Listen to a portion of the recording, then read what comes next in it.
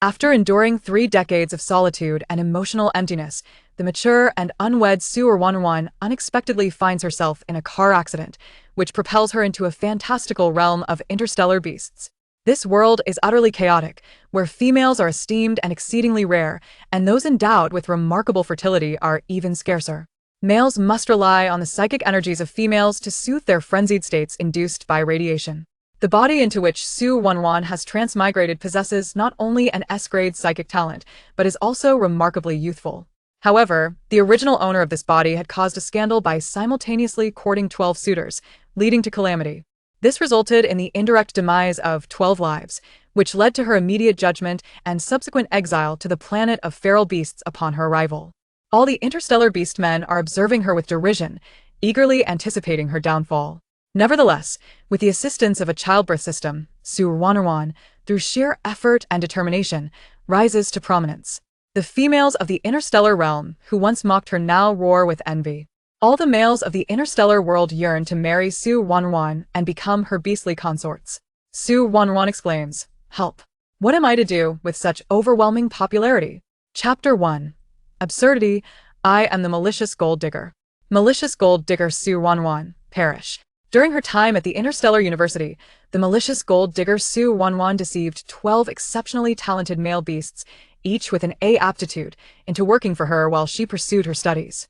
The male beasts, eager to please her, juggled their studies and part-time jobs to earn star currency, all to fulfill her vanity and purchase luxury items for her.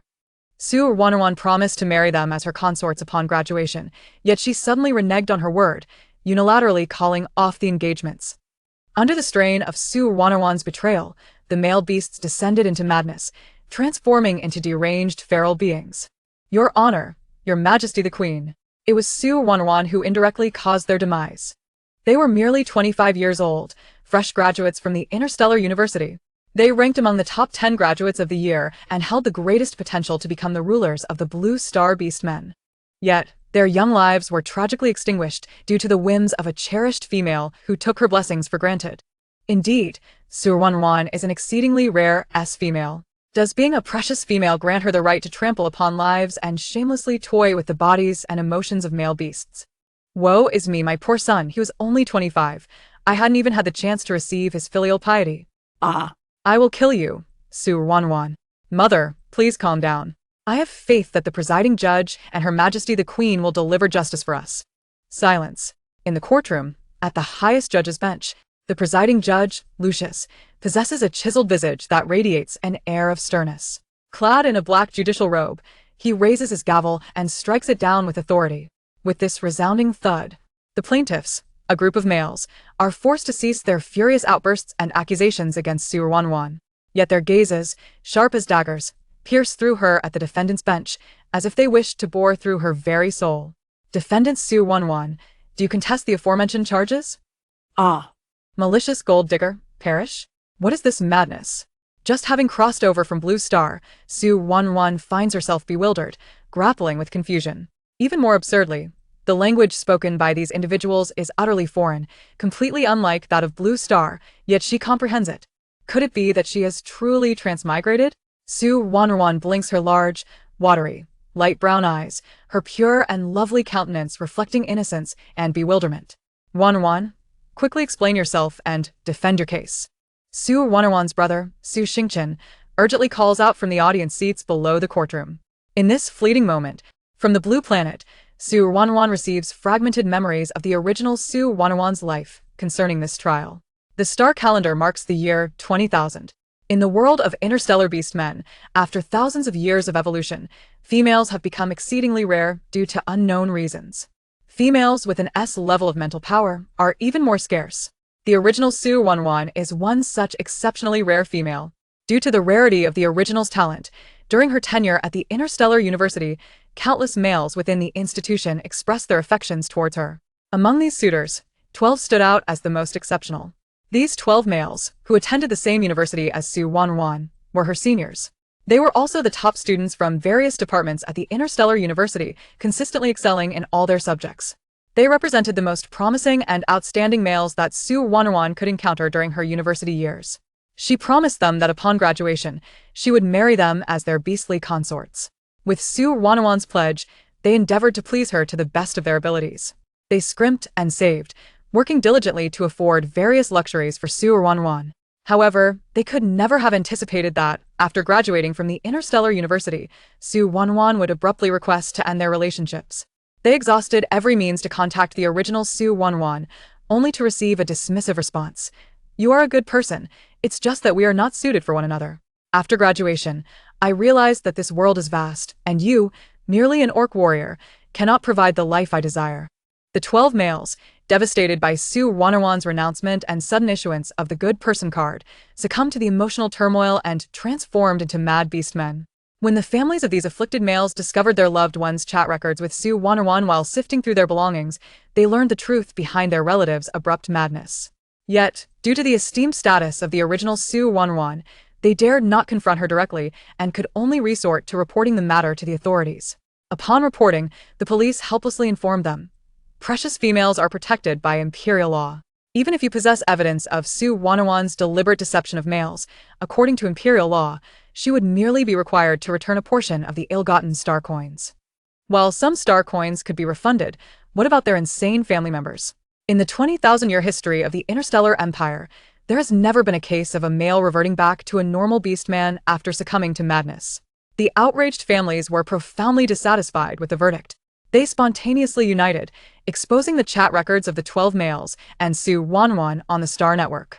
Within an hour, Su Ruoruo became a sensation throughout the entire interstellar beastman world.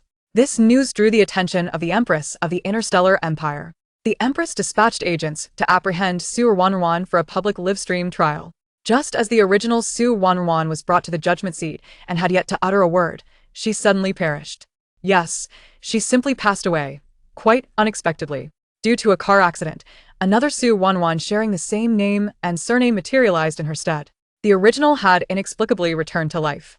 Upon comprehending the sequence of events, Su Ruoruo felt utterly at a loss.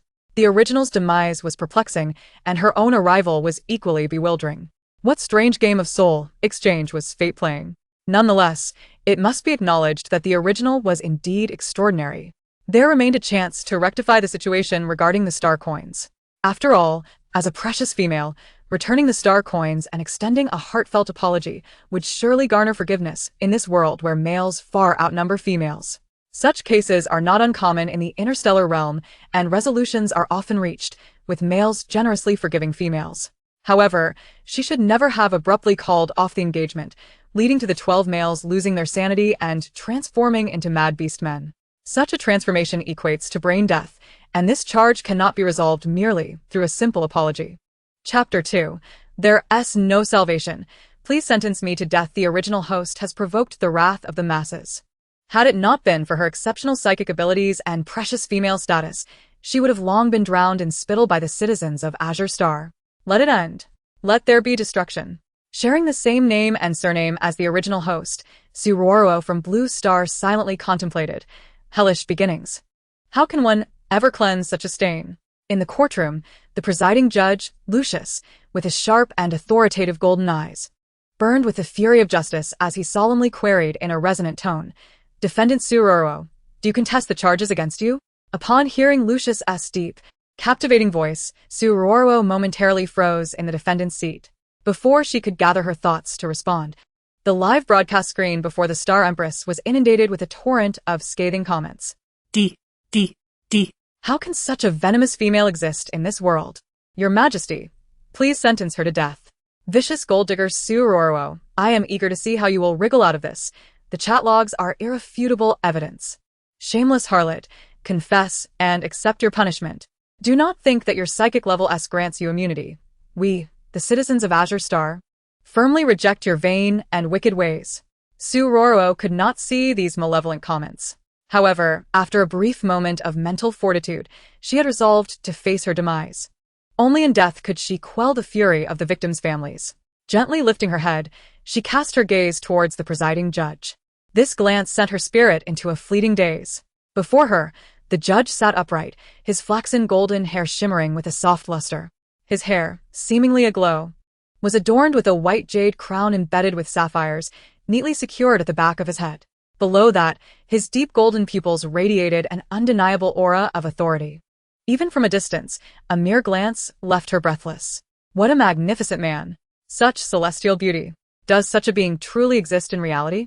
Surely. Such exquisite creatures inhabit only the realms of two-dimensional and three-dimensional fantasies. As she faced her impending death, to behold such unparalleled handsomeness was a stroke of divine kindness. Su Ruoruo gazed at the presiding judge, her expression one of admiration. This very expression was broadcasted clearly across various official streaming platforms. The shameless gold digger. Look at how she gazes at the judge, as if she wishes to devour him whole. Such a vile female, on the brink of death, still seeks to ensnare the presiding judge. The judge is recognized as the most handsome man in the galaxy. How brazen she is to attempt seduction even now. I propose we gouge out her eyes, so she can no longer gaze upon the handsome males of the galaxy. Once more, the audience erupted in discussion over Su Ruoruo's admiring gaze. With a heavy heart, Su Ruoruo sighed inwardly. Such striking beauty would be lost to her forever. With a sorrowful expression, she addressed the presiding judge. Your Honor, I do not contest the aforementioned accusations. My crimes are indeed heinous, and I plead guilty. I implore you to sentence me to death. The courtroom fell into a profound silence. The frenzied barrage of comments in the live streaming rooms momentarily paused for a second. After this fleeting moment, the comments resumed their fervent onslaught. The vile gold digger thinks that confessing will earn her forgiveness? I, Fei Yangyang, will be the first to object. I shall not forgive. As she desires, let her be executed. She is a precious female. The laws of the Empire explicitly state that no female of S rank or above may be sentenced to death for any crime. I firmly believe that Her Majesty the Empress will deliver justice for the victims and their families. A flood of comments continued to inundate the screens. In the courtroom, after reviewing the barrage of messages, Her Majesty the Empress gently nodded to the presiding judge. Now, I declare that the crimes of the defendant Su Ruoruo have been established. In accordance with imperial law, I hereby pronounce the following sentence. All assets belonging to the defendant Su Ruoruo are to be confiscated and compensated to the families of the male victims. The defendant Su Ruoruo shall accompany the 12 male victims to the galactic island of the Mad for atonement. For the duration of her life, she shall not leave the confines of the island. Following the judge's ruling, the spectators who had been closely following the trial wore expressions of delight. Although Su Ruoruo was not sentenced to immediate execution, her banishment to the Island of Beasts guaranteed her inevitable demise. On the Island of Beasts, she would be surrounded by male beast men driven mad for various reasons, afflicted with varying degrees of interstellar radiation-induced mania. These madmen would not hesitate to tear her apart upon seeing the defenseless female Su Ruoruo. This punishment adhered to imperial law, while ensuring that the wicked gold digger Su Ruoruo received her deserved retribution. Truly, a cause for celebration. Wait, I have an objection. A family member of one of the male victims raised a hand in the plaintiff's seat. The presiding judge looked up in confusion, inquiring with a cool, measured tone. Plaintiff, what objection do you have? I request that all actions of Su Ruoruo on the Island of Beasts be tracked and live-streamed 24 hours a day. This contravenes imperial law. The presiding judge replied with a furrowed brow. Your Honor, Your Majesty, the gold digger Su Ruoruo is cunning and adept at deceiving males. Although the beast men on the island are mad, should Su Ruoruo employ her old tricks, she could easily con the already deranged males. Upon hearing the plaintiff's remarks, Su Ruoruo's mind buzzed. Wait a moment, the intelligence of the beast men is even lower than that of a 3-year-old child. Does the original host appear so deranged in their eyes? Would they even be susceptible to scamming? She was seeking death, yet must she endure such torment? Was it necessary for her to be killed by the male beast men to fulfill this wish? However, no one heeded the thoughts of the already sentenced Su Ruoruo. Her Majesty, the Empress, nodded subtly to Lucius. Receiving the Empress's command, Lucius issued an additional ruling. From this moment forth, all actions of the defendant Su Ruoruo shall be live-streamed via the official interstellar platform. Upon hearing this, Su Ruoruo immediately objected. What a mess this was! Rather than be torn apart by the beast men, it would be far better to simply end it all by crashing into something. At least that way, she might retain a complete corpse. Perhaps the heavens would take pity on her and grant her another chance at reincarnation. Chapter 3. Defying Fate, the delayed childbearing system determined. Su Ruoruo wasted no time. She placed her hands on the defendant's table and thrust her head towards it in a bid for self-termination.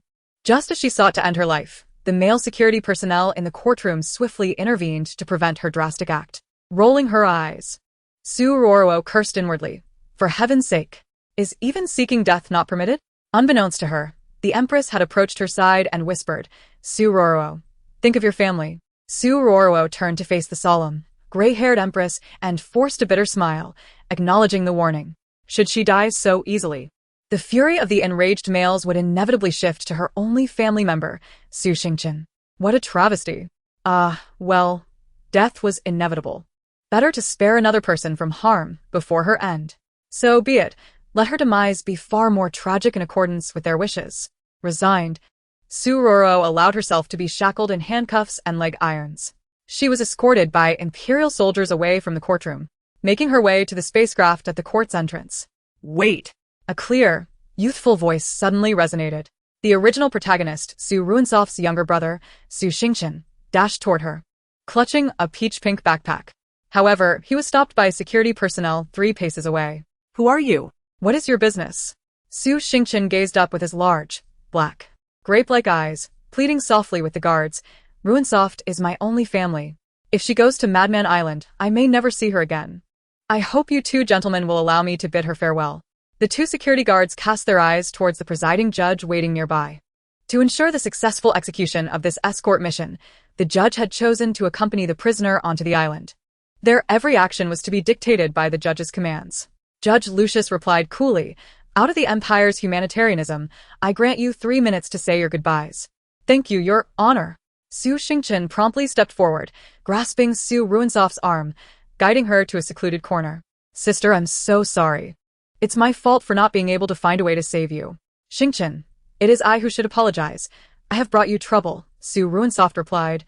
Her gaze fixed upon Su Xingchen, fragments of memories about him surfacing in her mind. From these recollections, she learned that although the original protagonist was eloquent and charming, she had always held deep affection for her younger brother, Su Xingchen. When she was merely 4 years old, their father had perished fighting against the interstellar insect race. That same year, their mother had died from complications during childbirth, having just given birth to the still infant Su Xingchen. Thus, the 2 siblings found themselves orphaned. They relied on each other, with the original protagonist playing both sister and mother, caring for Su Xingchen with unwavering devotion until he reached adulthood. Perhaps due to their childhood hardships and the lack of parental support, compounded by their fear of poverty, the original protagonist had become increasingly self-conscious after entering the interstellar university. There, she observed her female peers adorned with various luxurious items, while she herself was destitute, feeling like an outsider among her affluent classmates. The stark contrast ignited a latent vanity within her, transforming her from a humble soul into one who sought material possessions, ultimately leading her down the misguided path of deceiving males.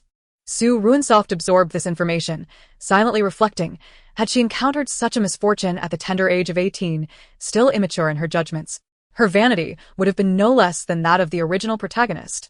However, the memories of these classmates felt somewhat incongruous, a sensation she could not quite articulate. For the time being, she chose to suppress this dissonance. Sister, I have nothing to offer you, Su Xingchen said, extending his hands with the backpack emblazoned with magical girl motifs. Under his watchful gaze, Su Ruoruo carefully slung the bag over her shoulder. Xingchen, you must live well. Promise me you will survive. I have erred and am facing my deserved punishment, but you are different. You possess a kind heart, and a bright future awaits you. Su Xingchen opened his mouth, ready to respond, when a stern reminder cut through the air. Time is up. Xingchen, do not forget how we survived in our childhood. No matter the adversity, never relinquish hope for survival, Su Ruoruo urged, her eyes glistening with unshed tears. Su Xingchen nodded, his eyes reddening. Sister remains as strong as ever, like an indomitable interstellar cockroach. With a radiant smile, Su Ruoruo turned away, contemplating silently. Xingchen, forgive me. I urge you to survive, while I seek death. It is not that I wish for demise, but this adversity is insurmountable, and I see no path to life. I hope my words inspire you to live on. For saving a life is more meritorious than constructing a pagoda. Perhaps, in the afterlife, I shall be reborn into a wealthy family as a reward for my kindness. As Su Ruoruo turned to enter the flight vessel bound for Mad Beast Island under the watchful eyes of the security personnel, Su Xingchen gazed at her diminutive figure, tears streaming down his cheeks like a cascade of broken pearls. This parting might mean never seeing his sister again. Why had she fallen to such a fate? He found himself puzzled. In his memories, his sister was not a vain opportunist. Yet, since her exceptional admission to the interstellar university, which exempted her from all fees and granted her living allowances, everything had begun to change. If only time could be reversed, he would wish for her not to attend the interstellar university. But now it was too late. After watching Su Ruoruo escorted onto the ship, Su Xingqian swallowed his sorrow and departed quietly. Inside the vessel, as Su Ruoruo settled into her seat, an ear-piercing beeping filled her mind. High-quality mail detected. Beast World Reproductive System activated. As this emotionless mechanical voice echoed, a luminous blue screen materialized in her mind. Host information, name, Su Ruoruo, age, 22 years, lifespan, 22 years, countdown, 23 hours, 59 minutes, upgradable, height, 1.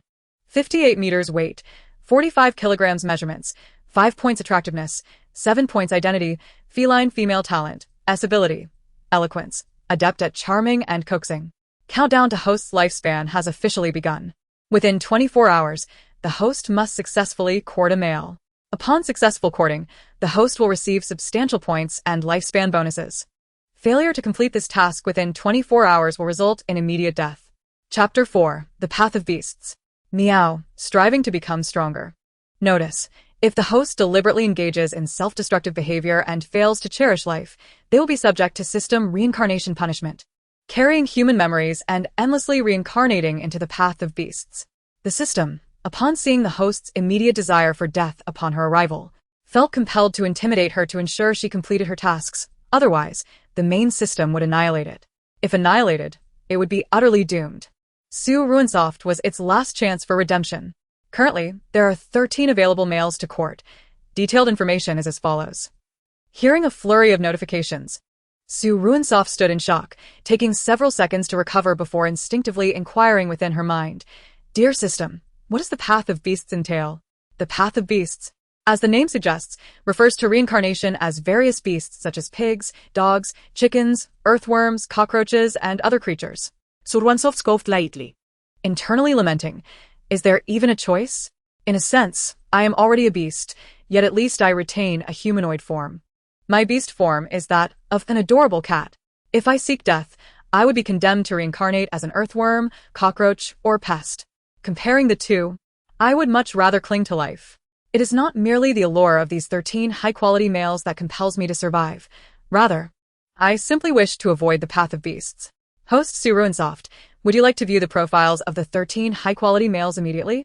Su Ruoruo silently responded, view. As she perused the profiles of the 12 high-quality males, the 2 security personnel escorting her watched closely, seemingly wary of her causing any trouble. Simultaneously, a 4K high-definition live camera focused on Su Ruoruo's facial expressions, broadcasting her bewildered demeanor to interstellar audiences across various live streaming platforms. The countless interstellar orcs, observing Su Ruoruo's vacant expression, grew increasingly infuriated. The malevolent gold digger, utterly devoid of remorse even at the brink of her demise. Did she truly comprehend that her wicked actions had shattered 12 families? It was utterly despicable. Just wait and see, in 2 hours, when the flying ship lands on Mad Beast Island, the frenzied and irrational male beasts will tear her to shreds. These overwhelming, malicious livestream comments bore little impact on Su Ruoruo, for she remained oblivious to the orc's vitriol. At that moment, she was engrossed in scrutinizing the detailed profiles of 13 high-quality males.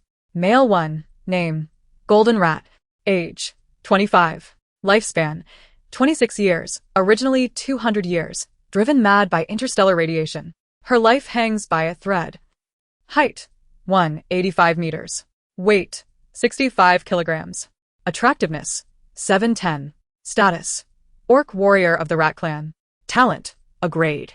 Ability, Gold Affinity. Proficient in tunneling. Affection for host, 90. Male 2, name, Forest Bull. Age, 25. Lifespan, 26 years, originally 200 years, driven mad by interstellar radiation. Her life hangs by a thread. Height, 190 meters. Weight, 75 kilograms. Attractiveness, 7, 510. Status, Orc Warrior of the Bull Clan. Talent, a grade. Ability, Wood Affinity. Excellent endurance. Affection for host, 90. Male 13, name, Lucius, the Radiant Tiger. Age, 26. Lifespan, 500 years. Height, 195 meters. Weight, 85 kilograms. Attractiveness, 910. Status, Chief Justice of the Interstellar Supreme Court, King of the Tiger Clan. Talent, SS grade. Ability, light affinity, skilled in mounted archery. Affection for host, 90. After perusing all the male profiles, Su Ruoruo silently pondered, System, does a higher affection rating correlate with a greater success rate in courting these males? Indeed. Then why is there one target with an affection rating of 90? Host, shouldn't you possess a modicum of self-awareness? I do have a slight inkling, dear system. I shall choose males with higher affection ratings. The host is free to select their targets without needing to inform me. Note, successfully courting a male will extend the host's lifespan by varying degrees, depending on the male's rank. Upon reaching a lifespan of 100 million years, the host will gain the right to return to Blue Star. The lifespan increments provided by the males are detailed as follows: bronze, 1 year; silver, 2 years; gold, 3 years; platinum, 4 years; diamond, 5 years; radiant, 10 years; beast king, 100 years; beast emperor, 1,000 years; beast sovereign, 10,000 years. To expedite the host's task and maximize lifespan points, males of diamond rank and below will be temporarily concealed from selection. After reviewing the system interface, Su Ruoruo curiously inquired again. System, does successful courting mean achieving an affection rating of 100? Host, do you recall the name of this system? Su Ruoruo strained to remember, responding mentally. Beast World Reproductive System? Correct, this is indeed the Beast World Reproductive System. As the name implies, the host must successfully conceive a child with the target to consider the courting successful.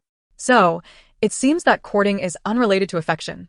Rather, affection merely indicates the difficulty of the task? Congratulations, you are correct. Su Ruoruo swallowed hard and continued her dialogue with the system. In this beast world, females inherently face challenges in conceiving. Those with high fertility are rarer than those with high mental capacity. The original body's nutritional deficiencies have left its fertility barely adequate. How can I ensure a successful conception on the first attempt? Not to mention the goal of obtaining a lifespan of 100 million years to return to Blue Star. This system offers a marketplace. Upon successfully courting a male, the host can access it. Additionally, the quality of the courted male will determine the points awarded, which can be used to purchase items in the system marketplace. For instance, a 100 conception pill. Dear system, if I become pregnant, must I carry the child to term? Host, as a precious female in the interstellar realm, you possess the right to decide whether to allow the child to be born. However, I advise you to give birth, as each child born will grant you both lifespan and points as dual rewards. What about twins? If twins or multiples are born, each additional child will exponentially increase both lifespan and points. Host, time is of the essence. Your immediate priority is to strategize how to successfully court your first male and preserve your precarious existence. System, I have one final question. What happens if I fail to court someone within the designated time? You will be doomed to an eternity of reincarnation as a beast. Su Ruoruo, after absorbing the system's response, silently dismissed the interface. Chapter 5. Seduction? No interest. Simultaneously, she endeavored to suppress her elation. In her past life on Blue Star, she was an orphan, devoid of parental figures. Her years in the orphanage were marked by solitude, with few friends and a life dictated by the rigors of compulsory education. On Blue Star, she was exceedingly average, having attracted a handful of suitors who, upon learning of her background, fled as swiftly as hares. Thus, her romantic experiences were utterly non-existent. Blue Star held little significance for her, save for the kindness of benefactors and the support of her orphanage's teachers and director. Should she ever return, she would undoubtedly find a means to express her gratitude to those who had aided her. Yet at present, her focus was solely on the opportunity bestowed by the system. Never had she engaged in profound conversations with men during her life. This absence was her greatest regret. Now, An extraordinary chance lay before her, and she yearned to experience the most fervent romance, to pursue the most handsome of suitors. Hence, her emotions were a tumultuous blend of joy and anxiety. The joy stemmed from the prospect of courting charming males, as success within 24 hours would open the door to myriad future opportunities.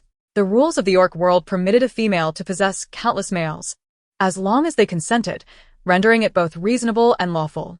Her anxiety arose from the grim reality that failure to court successfully within 24 hours would condemn her to an endless cycle of reincarnation as a beast. Yet, She found herself with no alternative path to traverse. Thus, she resolved to take the gamble. Suppressing her conflicting emotions, Su Ruoruo began to contemplate how to alter her seemingly fatal predicament, even transforming a dire situation into an opportunity to capture a high-quality male. The fleeting expression of joy on her face did not escape the keen eyes of the orcs. In the live stream, a torrent of comments erupted once more. Is that wicked female actually smiling? Am I mistaken? What could possibly be amusing? She remains oblivious to her own faults and dares to laugh. Truly despicable. That loathsome female has harmed so many orc warriors. I cannot fathom how she retains the audacity to smile.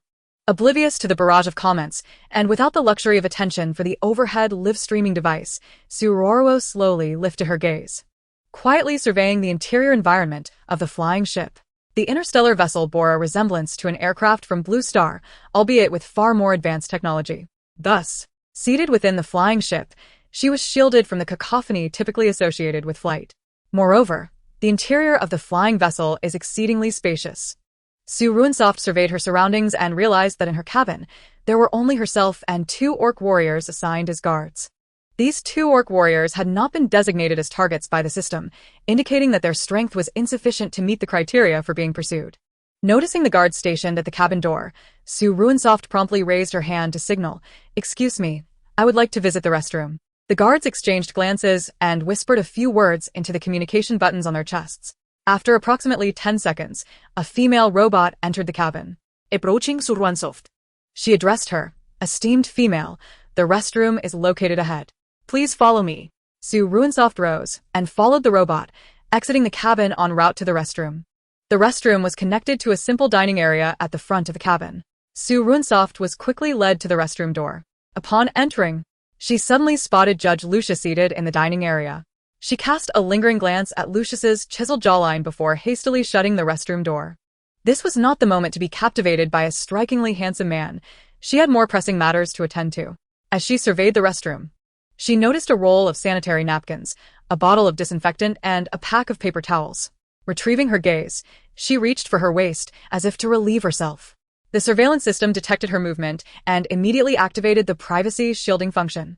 In an instant, all major streaming platforms were filled with a mosaic pattern resembling snowflakes. Su Ruoruo was well aware that the surveillance systems in the interstellar orc world came equipped with such privacy features. Unperturbed, she utilized the restroom and lingered inside for a few minutes. After a while, having composed her breathing, Su Ruoruo opened the restroom door and stepped out. The 2 guards stationed at the door, seeing her safe and sound, gradually relaxed their tense nerves. They had been worried that if Su Ruoruo had contemplated suicide in the restroom, they would be accused of negligence in their duties. Fortunately, Su Ruoruo had not engaged in any extreme actions, allowing the 2 orc guards to breathe a quiet sigh of relief. Suddenly, they noticed Su Ruoruo striding confidently towards Judge Lucius. The guards' eyes widened in disbelief, their mouths agape, as if they were about to swallow an elephant. What on earth was this malicious female planning? Was she truly attempting to seduce the esteemed judge, even in her dire circumstances? Across various official streaming platforms, the audience was once again thrown into a frenzy by Su Ruoruo's actions. The audacious female was utterly shameless. Ah! Shrieks akin to that of a groundhog echoed through the air as they lamented that this wicked female dared to cast her eyes upon their judge. "Oh no, Judge. Please unleash your innate abilities and rid us of this scheming female. Did you all not notice? The malevolent female had been fixated on the judge during the court session, her predatory gaze clearly betraying her intentions. Screenshots of the female's intense stare at the judge flooded in. Woe unto us, Judge. Please do not relent. Do not be seduced by this female." Amidst the gaze of countless orcs, Su Ruoruo calmly took a seat directly across from Lucius. He maintained an upright posture, yet the furrow in his brow betrayed his displeasure. "Su Ruoruo, what is it that you desire?" "To savor one last meal," she replied defiantly. "According to imperial law, all prisoners facing execution have the right to request their desired food. This is a right bestowed upon me by the Empire, although I have not been sentenced to death. We both understand that a lifetime of exile on the Isle of Madmen is a punishment far worse than death." Having made her case, Su Ruoruo gestured to the female robot beside her. "I require a whole roasted chicken, 2 sweet potatoes, and various kitchen utensils." The robot glanced at Lucius. As the presiding judge, Lucius was well-versed in the legal statutes of the interstellar empire. Su Ruoruo's request was legitimate and compliant. He had no grounds to refuse. As judge, it was imperative for him to lead by example, strictly adhering to the laws of the empire and ensuring absolute fairness and justice.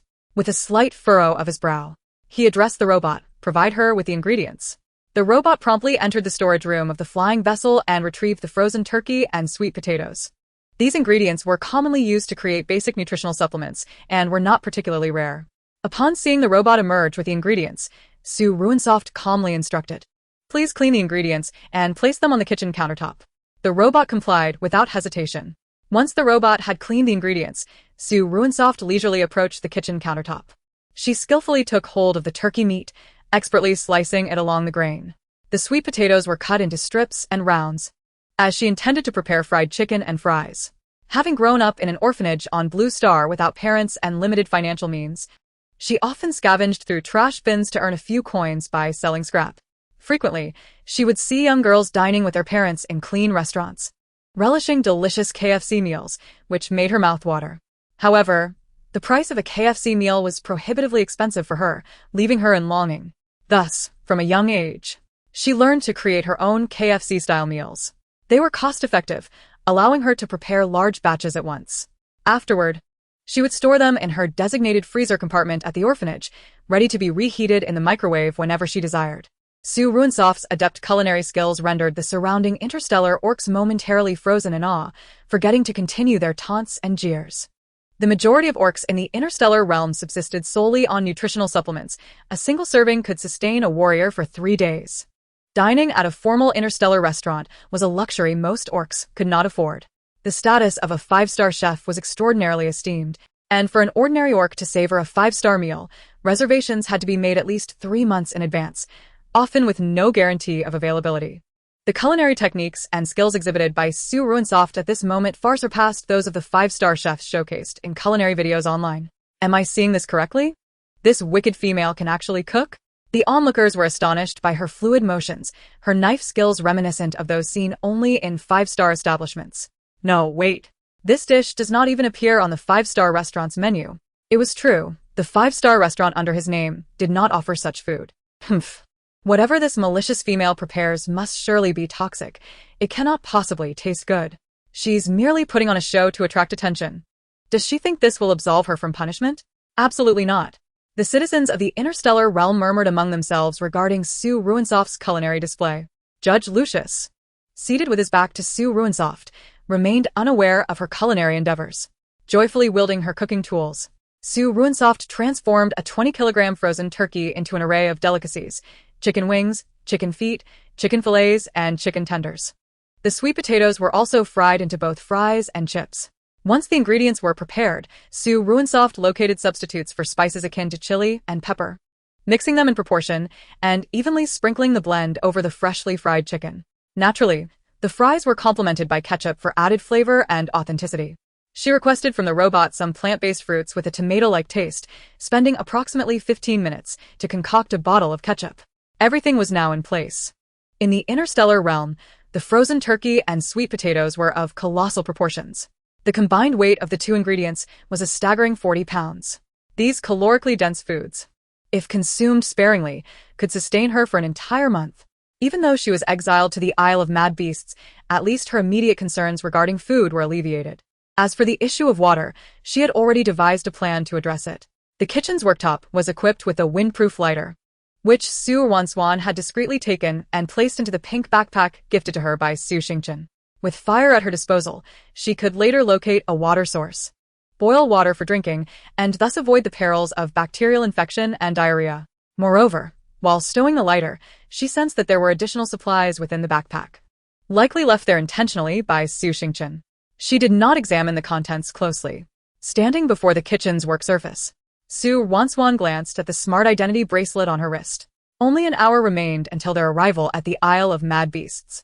In this hour, she must find useful supplies aboard the flying vessel that she could carry with her. As she contemplated her strategy, her hands remained in constant motion. She first requested stainless steel packing boxes and cutlery from the robots. The cooked food was portioned and neatly placed into the stainless steel containers. Once everything was packed, She stowed it in her pink backpack. Deceiver. A grand deceiver. This wicked female is indeed full of treachery. What last meal before death? She is clearly afraid of dying. No, she absolutely does not wish to die. Her act of packing food is merely preparation for her time on the Isle of Mad Beasts. It is no wonder the males have been duped by her. Her cunning runs deep.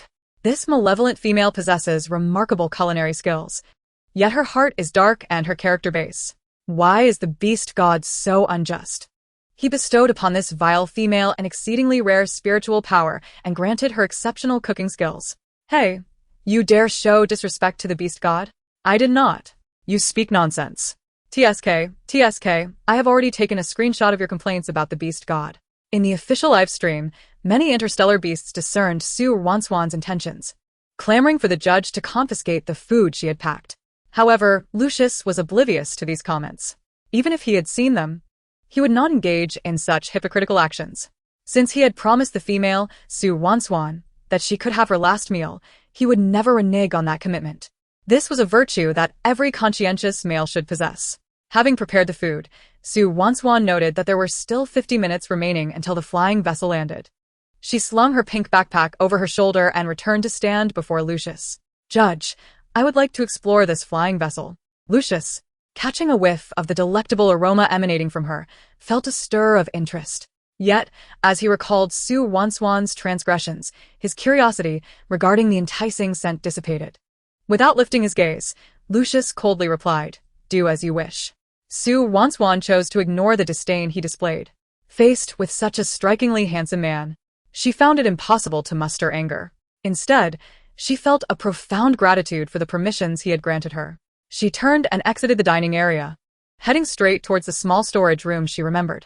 The two beast guards exchanged glances and closely followed her. Chapter 7. Departure. Landing in disarray, Su Ruoruo arrived at a 10-square-meter freezing storage room. She scanned the area, taking stock of the supplies within. The frozen ingredients occupied 5 squares. 2 squares housed commonly used interstellar medicinal items. The remaining 3 squares were filled with various prepared nutritional supplements. The supplements were categorized into 3 levels: low, medium, and high. The low-tier bottles bore a single mark, the medium tier 2 marks, and the high tier 3 marks. Ignoring the 2 guards behind her, she opened the medical cabinet marked with a red cross and selected 3 items deemed most useful based on her understanding of the interstellar world. They were a cloud medicine spray for treating external injuries, a healing black pill for internal injuries, and a sharp willow leaf knife. Next, she spotted numerous boxes of nutritional supplements in the cabinet. 1 box of high-tier supplements, 10 boxes of medium-tier, and approximately 100 boxes of low-tier. Each supplement was about the size of a bullet lipstick from Blue Star. Su Ruoruo decisively chose 1 box of high-tier nutritional supplements. In the presence of the 2 guards, she placed the supplement in her pink backpack. Before they could react, she had already exited the 10-square-meter storage room, continuing her exploration of the flying vessel. In the official interstellar livestream, Su Ruoruo's actions once again drew vehement condemnation from the interstellar beasts. She is a thief. In front of all interstellar beasts, she dares to pilfer supplies from the flying vessel, which are meant for the beast warriors aboard. Taking items in front of us is not theft, it is outright robbery. Thief. Thief. A shameless thief. Using the guise of a death row inmate's last meal to brazenly steal from the flying vessel's resources. Abominable, cunning thief. Truly shameless. Countless spittle-flecked comments flooded the chat rooms once more, with occasional remarks such as, "The vile female has some intelligence, but not much," drowned out by the cacophony of shameless thief and robber accusations. Su Ruoruo was well aware that her actions would further tarnish the already disreputable reputation of the original owner. Yet, she could not afford to dwell on that now. The Isle of Mad Beasts was located on a garbage planet beyond the galaxy, composed of numerous primitive forest islands. With the Isle of Mad Beasts situated on the largest island, the radiation levels on the isle were extremely high, teeming with ferocious creatures. Surrounding the island was a perilous ocean, unfathomably deep, filled with immense dangers. As a female beast man, she possessed exceptional spiritual powers that granted her immunity to radiation, but she was fundamentally a fragile female. Upon reaching adulthood, female beast men permanently assumed human form and could not revert to beast form. Only a rare few females had a chance to awaken innate abilities. The original owner clearly did not possess such a gift. There was a significant difference between interstellar males and females. Males boasted powerful beast transformation and innate abilities, which combined made them formidable killing machines. However, males had a critical flaw. Their low spiritual power rendered them vulnerable to the effects of interstellar radiation. As a weak and insignificant female beast man, condemned to live on the Isle of Mad Beasts, surrounded by ferocious males, she had to meticulously plan her survival from the very outset. Only by surviving could she avoid becoming a beast herself and seize the opportunity to encounter numerous handsome men. Faced with such dire threats to her life, her sense of propriety and shame had to be momentarily cast aside. If she had a chance to turn her fate around, the items she had taken today would be reimbursed to the interstellar authorities in double, as per imperial law. Su Ruoruo pondered this quietly. After walking for about a minute, she discovered a storage room for daily necessities. This room contained various household items. Suddenly, it struck her that she hadn't brought a single change of clothes. Upon arriving at the Isle of Mad Beasts, even if she managed to survive without being boxed up, it wouldn't be long before she became completely naked. Fortunately, the storage room had standard-size clothing. If she took 2 sets of replacements, she could avoid becoming unclothed. Su Ruoruo found 2 sets of unisex interstellar autumn-spring sportswear, 3 sets of underwear, 2 pairs of athletic shoes, and 5 pairs of socks, folding them neatly and cramming them into her backpack. She exerted considerable effort to compress the backpack space until she finally managed to fit all the supplies inside. While packing, she noticed a box of medium-tier nutritional supplements at the very bottom of the backpack. It must have been the original owner's younger brother, Su Xingchen, who secretly placed it there. Su Xingchen had just come of age and had yet to embark on his career. The price of these nutritional supplements was not insignificant. A warm current coursed through Su Ruoruo's heart as she silently noted Su Xingchen's kindness towards the original owner. Should she ever have the opportunity to leave Beast Island, or perhaps earn some star coins while there, she would surely find a way to repay this brother's generosity. With a heavy backpack weighing her down, Su Ruoruo squinted her eyes and discovered a crossbody bag in the storeroom of daily necessities. The bag was not particularly large, roughly the size of a laptop. Yet its elasticity was commendable, allowing for ample storage. She picked up the crossbody bag and began to fill it with toiletries, towels, toothbrushes, a collapsible wash cup, and a folding wash basin, until it was completely stuffed. Finally, she took 2 500-milliliter stainless steel thermoses and filled them with hot water from the nearby automatic water dispenser before stowing them in the mesh side pocket of her backpack. The 2 orc guards exchanged glances, hesitant to speak. Su Ruoruo was a precious female. Even though she had been sentenced, she was not someone they could directly touch. To inappropriately lay hands on a valuable female would be an affront to her dignity. They lacked both the authority and the courage to prevent Su Ruoruo from pilfering supplies. With only 15 minutes left until their destination, they suppressed their disdain and remained silent. "Madam, we are approaching our destination.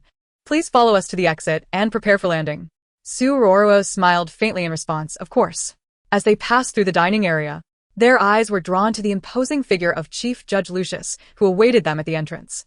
"Chief Judge," the 2 orc guards exclaimed indignantly, launching into accusations against Su Ruoruo. One orc warrior gestured wildly, pointing at Su Ruoruo's bulging bags. Lucius raised an eyebrow, his sharp gaze fixed intently on Su Ruoruo's delicate, pale face. "Cunning female, how unfortunate that your wits are misapplied." Lucius commanded the guards in a low tone. "Provide her with a parachute. She will descend to Beast Island alongside the 12 insane warriors." Chapter 8. Su Ruoruo. The calamitous star understood. The orc warriors, seeing Lucius's lack of reprimand towards Su Ruoruo, refrained from further interference. They retrieved a parachute pack and handed it to her. "Madam, do you know how to use this?" Su Ruoruo shook her head. "There's a switch here, just activate it during the descent." "I see." The female robot beside her unlocked her handcuffs and leg restraints. Su Ruoruo swiftly donned the parachute pack, standing at the door and awaiting the opening of the airship's exit. As they waited for the countdown to conclude, an unexpected disturbance erupted in the sky. A deafening thunder reverberated through the atmosphere. The entire airship began to tilt precariously due to the bizarre weather. Su Ruoruo, startled by the sudden chaos, instinctively grasped the handrail at the door. Lucius and the 2 orc warriors maintained their balance nearby. In that fleeting moment, a colossal black hole materialized near the airship. In an instant, everyone was drawn into the swirling abyss. Su Ruoruo felt herself spinning uncontrollably, her soft arms flailing as she toppled over like a toppled onion. This is disastrous, she thought, lamenting the fact that she had yet to encounter the ideal man and truly did not wish to perish. Yet, the childbirth system in this beastly world seemed solely focused on securing a mate for reproduction, offering her no means of evading peril. Just as she believed her demise was imminent, a translucent white orb enveloped her. Terrified, she tightly shut her eyes, waiting for pain to strike, but it never came. Gathering her courage, she opened one eye. A warm and radiant light appeared before her. The once dashing Chief Judge Lucius, radiant as the sun god Apollo, was surrounded by a halo of white light, suspended in midair. Su Ruoruo was momentarily entranced. After a few seconds, she realized she was protected within a white light circle. Lucius directed the two orc warriors, who were similarly encased in light, saying, "It's a spatial black hole. The airship is succumbing to the gravitational pull of the black hole, and won't last much longer. Hurry to the storage room and gather survival supplies. Prepare to abandon ship." The two orc warriors sprinted towards the storage room. The live feed above Su Ruoruo's had broadcasted this harrowing scene in real time to the audience. A calamity. Su Ruoruo is undoubtedly a harbinger of disaster. The rare spatial black hole had appeared. The unfortunate chief judge and 14 orc warriors were burdened by her presence. The malevolent female truly was a curse. Any male encountering her was doomed, and even the chief judge could not escape her misfortune. Outside the airship, the black hole's spatial force quickly corroded its structure. Soon, the outer silver metallic layer was completely eroded away. Su Ruoruo was petrified by the sudden turn of events, her body covered in a cold sweat. In mere moments, the airship was reduced to mere particles, obliterated by the relentless black hole. Fortunately, the two orcs managed to retrieve all the nutritional supplements and medical supplies from the storage room. These provisions remained intact under the protection of the light shield Lucius had conjured. Su Ruoruo was left dumbfounded by the scene before her. It was a spatial black hole. Memories surged within her mind, revealing that such black holes appeared only once in a millennium, sporadically manifesting across the cosmos. They corroded all matter. The only reason she was still alive was due to the light shield Lucius had placed around her, which naturally resisted the dark matter of the black hole. Su Ruoruo endeavored to calm herself, mustering the courage to gaze around. She saw the 12 insane warriors, with whom the original owner had shared emotional debts, similarly protected by the light shield. Having lost their sanity, they reverted to their beastly forms, floating within the abyss of the black hole. Lucius, focused on the profound black hole, bore the king's mark of the Beast King upon his forehead, radiating brilliant light. These beams split into 14 strands, connecting to the shields of Su Ruoruo and the 14 orc warriors. Realizing this, and desperate to survive, Su Ruoruo strained to move towards Lucius. How long would the black hole persist? Where would it take them? No one could guarantee anything. She had to reach Lucius. He was her only hope for survival. As for the 24-hour countdown mission, she could only think of that after escaping the black hole. The two orc warriors beside her, witnessing her actions, also responded, striving to move closer to Lucius. However, an unforeseen change occurred. A strange black wind within the black hole caused the group to separate again. Su Ruoruo was swept off balance by the ominous gust, spinning helplessly within the light shield. At that moment, she resembled a rapidly rotating fan blade, caught in a whirlpool. Ugh. Su Ruoruo involuntarily gagged, and darkness enveloped her as she lost consciousness. When she finally opened her eyes again, it was still pitch black. Before she could comprehend her situation, a surge of ocean waves crashed towards her. Her petite body was involuntarily thrown onto the shore, tragically landing face down. Damn it! Su Ruoruo cursed as she lifted her head, brushing the sand from her face. What a stroke of bad luck. Although she had not committed any heinous acts in her previous life, she had also not engaged in virtuous deeds. Was it truly necessary for the heavens to treat her in such a manner? Just as she lamented her unfortunate fate, a series of beeping sounds brought her back to her senses. Host, in 10 hours, if you fail to complete the objective of conquering a male target, you'll be condemned to the cycle of beastly reincarnation for eternity. Understood. Su Ruoruo tugged at her sticky, damp, pure white dress. Given the current circumstances, she must have been cast into an unfamiliar island by a time-space black hole. Su Ruoruo raised her hand and noticed the time displayed on the wristband. Interstellar time, 2 a.m. No need to rush. She still had 10 hours. With the night shrouded in darkness, devoid of stars and moon, it was imperative to change into a different set of clothing. Su Ruoruo activated the flashlight on her wristband and ventured along the coastline for a distance. Before long, she discovered a towering tree and set her 2 bags down beneath its shade. After ensuring that no other beastmen were nearby, she stripped off her clothing and changed into the spare attire and footwear she had brought from the spacecraft. The once soaked garments were hung on a nearby branch to dry. As for laundry, the high salt content in seawater would render any washed clothing stiff once dried. She would ponder that matter once she secured an ample supply of fresh water. Once dressed, Su Ruoruo opened her 2 bags for inspection. Chapter 9.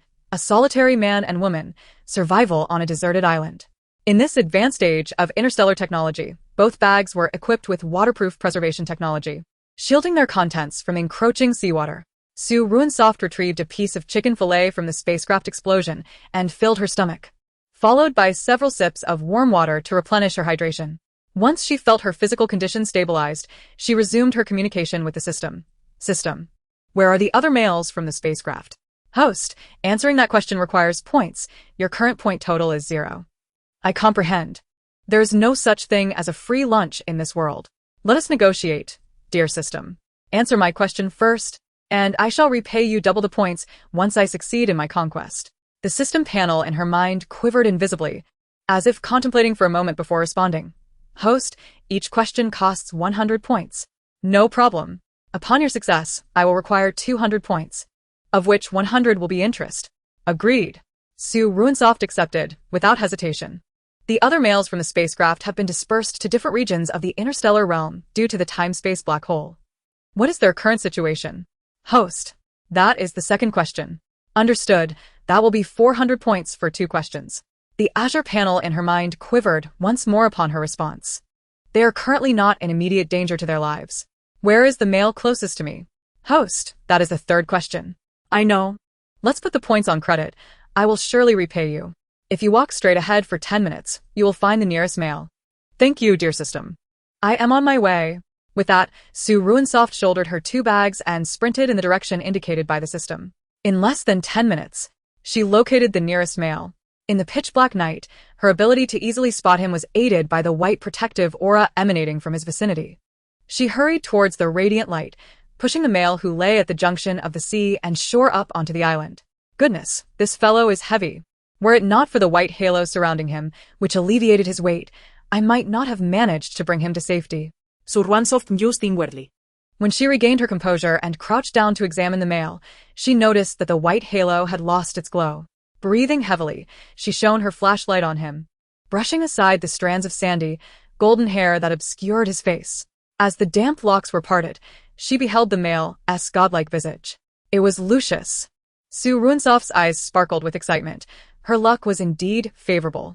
Among the targets on her conquest list, Lucius possessed the highest strength and rank, thus offering the greatest reward in points. She leaned closer to Lucius, extending her hand to check for signs of breath. He was alive, albeit in a state of unconsciousness. A smile spread across her face, her light brown eyes glimmering with a profound intensity.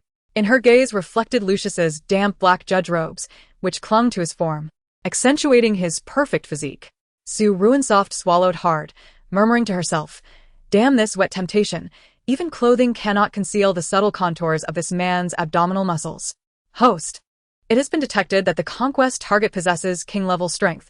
It is advisable to conduct the mating ritual immediately while he remains unconscious. That seems inappropriate. Isn't that taking advantage of someone in a vulnerable state? I am a person of principles. I would never force someone. Host. You have 9 hours remaining before being condemned to the cycle of beastly reincarnation. Once he awakens, with his king-level prowess, your chances of approaching him will be virtually non-existent. Most critically, he has been drawn into this island devoid of radiation shielding due to the time-space black hole, and his body is currently overwhelmed by radiation. You must engage in the most intimate comforting behavior immediately, or he risks becoming a feral beast due to the intense radiation. That cannot happen. If he transforms into a crazed beast, he could easily tear me apart. What are you waiting for? Are you waiting for him to lose control? Su Ruoruo hesitated for a few moments before letting out a long sigh. I apologize for the forthcoming offense. For the sake of our survival on this desolate island, I have no choice but to resort to this drastic measure. With that, Su Ruoruo whispered, swiftly unbuttoning Lucius's black jacket. As she did so, The tracking device above her head emitted a red light. In various official live streaming rooms, the images of Lucius and Su Ruoruo vanished, replaced by a flurry of snowflake-like pixelation on the screens. Ah. I am going mad. That vile female is utterly shameless. How dare she undress the esteemed judge? The screens have already blurred, do you not see? Su Ruoruo must be planning something untoward with the judge. The unfortunate judge has been laid bare before her eyes, and the once pure male can now only be dominated by this wicked female. Even if the judge has been sullied by Su Ruoruo, as long as he consents, I would gladly marry him as my beast husband. You audacious schemer, I can hear your thoughts even from the Black Star. You, an unremarkable female with a sea-level psychic strength, wish to claim the judge, the Beast King, as your husband? It is common knowledge that a Beast King must be paired with a female of at least A-level psychic strength to mitigate the high concentration of interstellar radiation within him. With your sea-level psychic strength, do not overestimate yourself. However, according to the classification of psychic strength, Su Ruoruo, with her S-level psychic strength, does indeed have the qualification to claim a Beast King.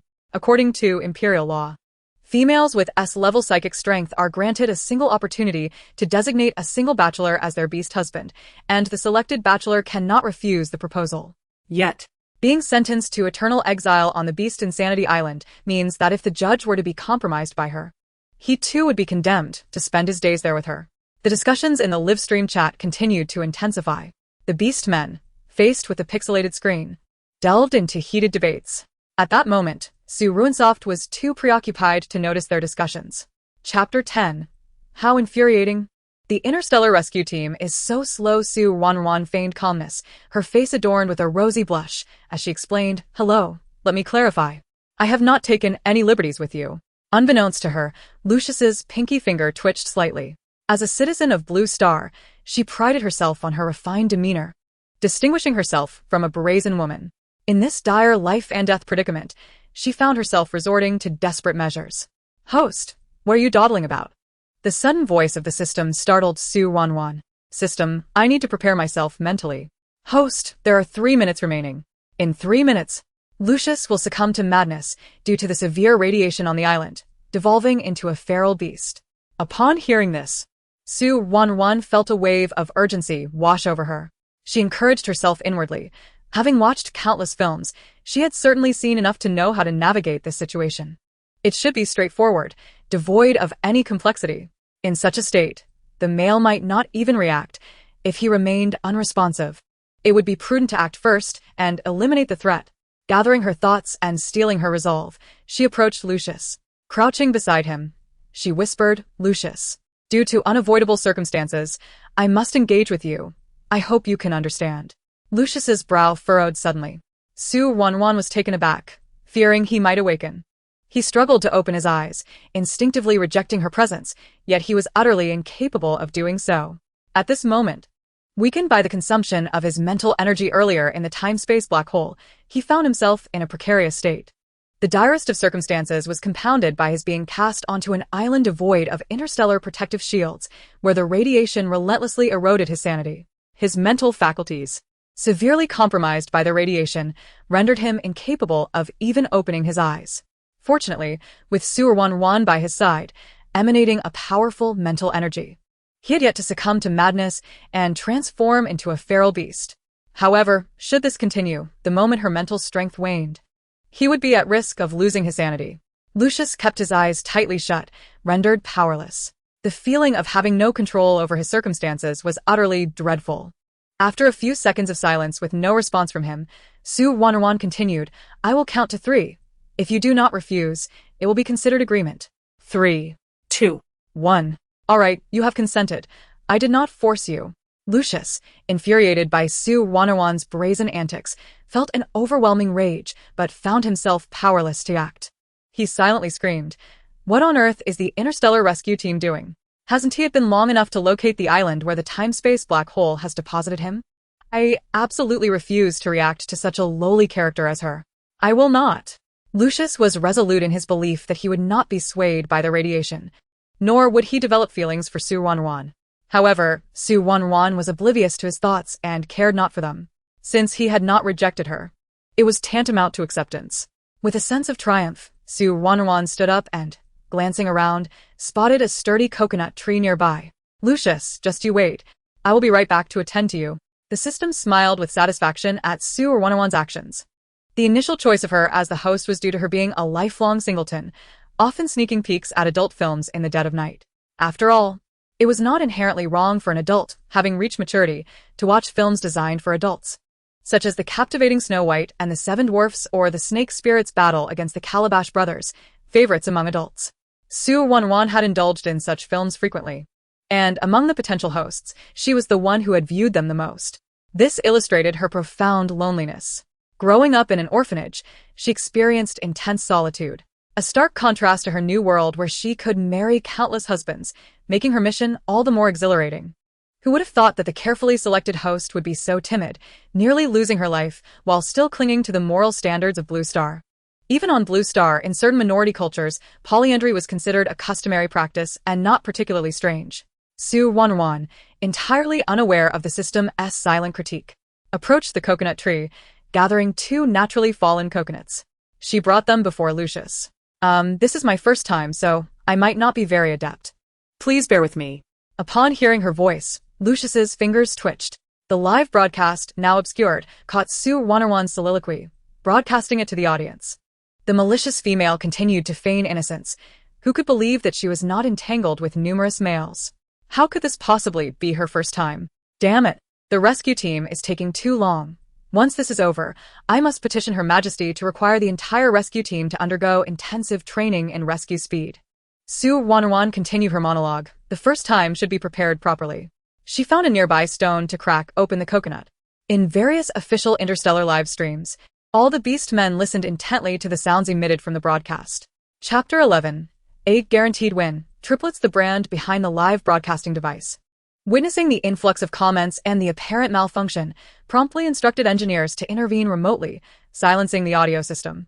They urgently designed a high-security privacy system for Su Ruoruo's broadcasting device, ensuring her privacy would remain intact. Thanks to the rapid intervention of the broadcasting device developers, the audience suddenly found themselves in silence. I'm so anxious. What has happened to the Beast King? The privacy feature has been activated. Now we can only wait and see. I suspect the Beast King is being manipulated by that malicious female. What are you staring at? You're delusional. That's impossible. It can't be. I have already reached a rank. With diligent study, I will soon ascend to S-rank mental power, and then I will have the opportunity to choose the interstellar heartthrob. Lucius. Woe is me, Su Ruoruo. I, Duliashu, shall never forgive you. TSK, another ordinary female dreaming, thinking she can upgrade from A to S just by studying? Is it really that easy? S-level mental powers are practically ubiquitous. The live stream, filled with a flurry of comments, continued for 6 hours before finally restoring normal connectivity. Su Ruoruo sat beside a fire, while Lucius leaned against a large tree, his gaze fixed intently upon her. Well, you mustn't blame me. I truly had no choice in this matter. Just tell me what you desire, and I will do my utmost to make amends. Lucius, clad in dirty black judgment attire, stared at Su Ruoruo with an impassive expression, remaining silent. Feeling unnerved under his gaze, Su Ruoruo boldly remarked, the situation was dire, and I had no option but to provide you with the utmost comfort. It was essential in mitigating the radiation within you. Otherwise, if you succumbed to madness and became a feral beast, my guilt would have been immeasurable. Upon hearing Su Ruoruo's explanation, a flicker of inscrutable emotion passed through Lucius's deep blue-green eyes. Had Su Ruoruo not gained notoriety due to her fraudulent actions, inciting public outrage and tarnishing her reputation, with her S-level mental power, she would have undoubtedly been the sole beast queen he desired.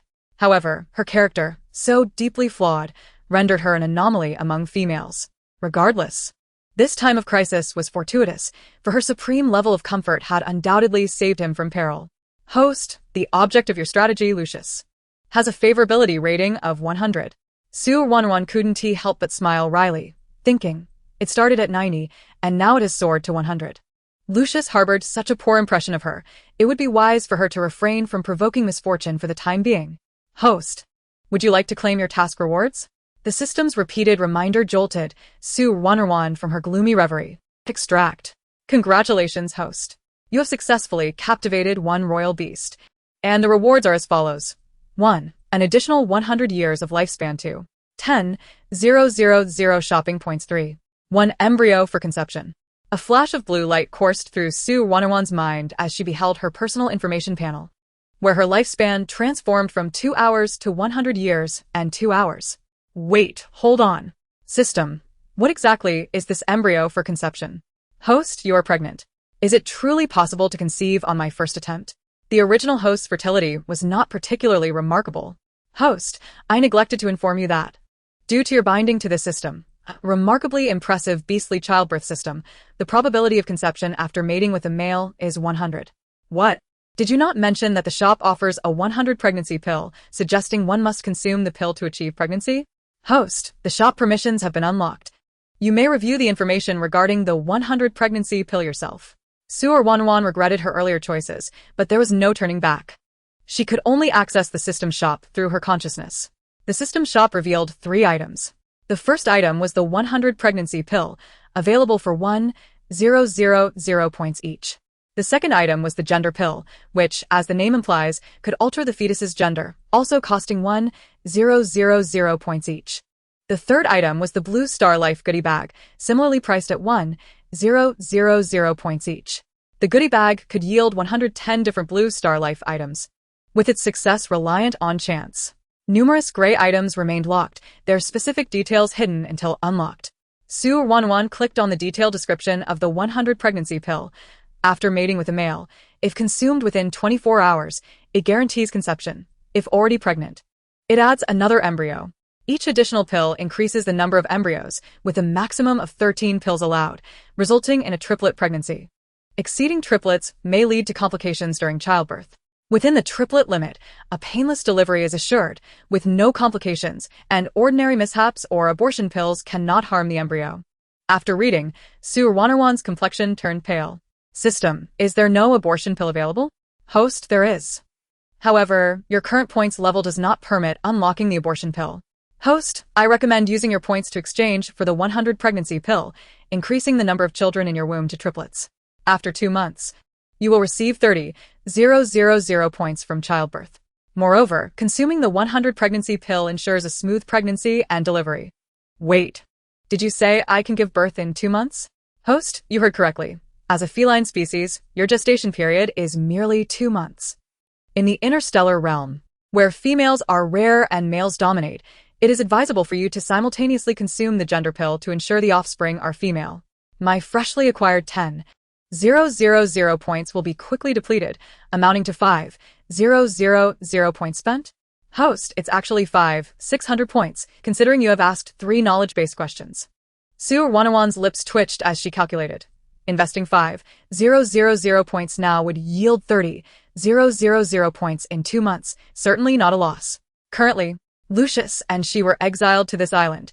When the interstellar rescue team found them, she would surely be dispatched to the Isle of Frenzied Beasts.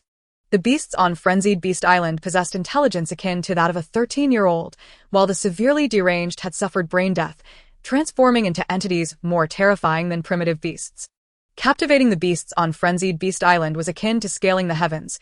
These creatures could not even maintain a basic human form, let alone engage in profound, close interactions with her. Failure to captivate them meant that her remaining years might yield limited points.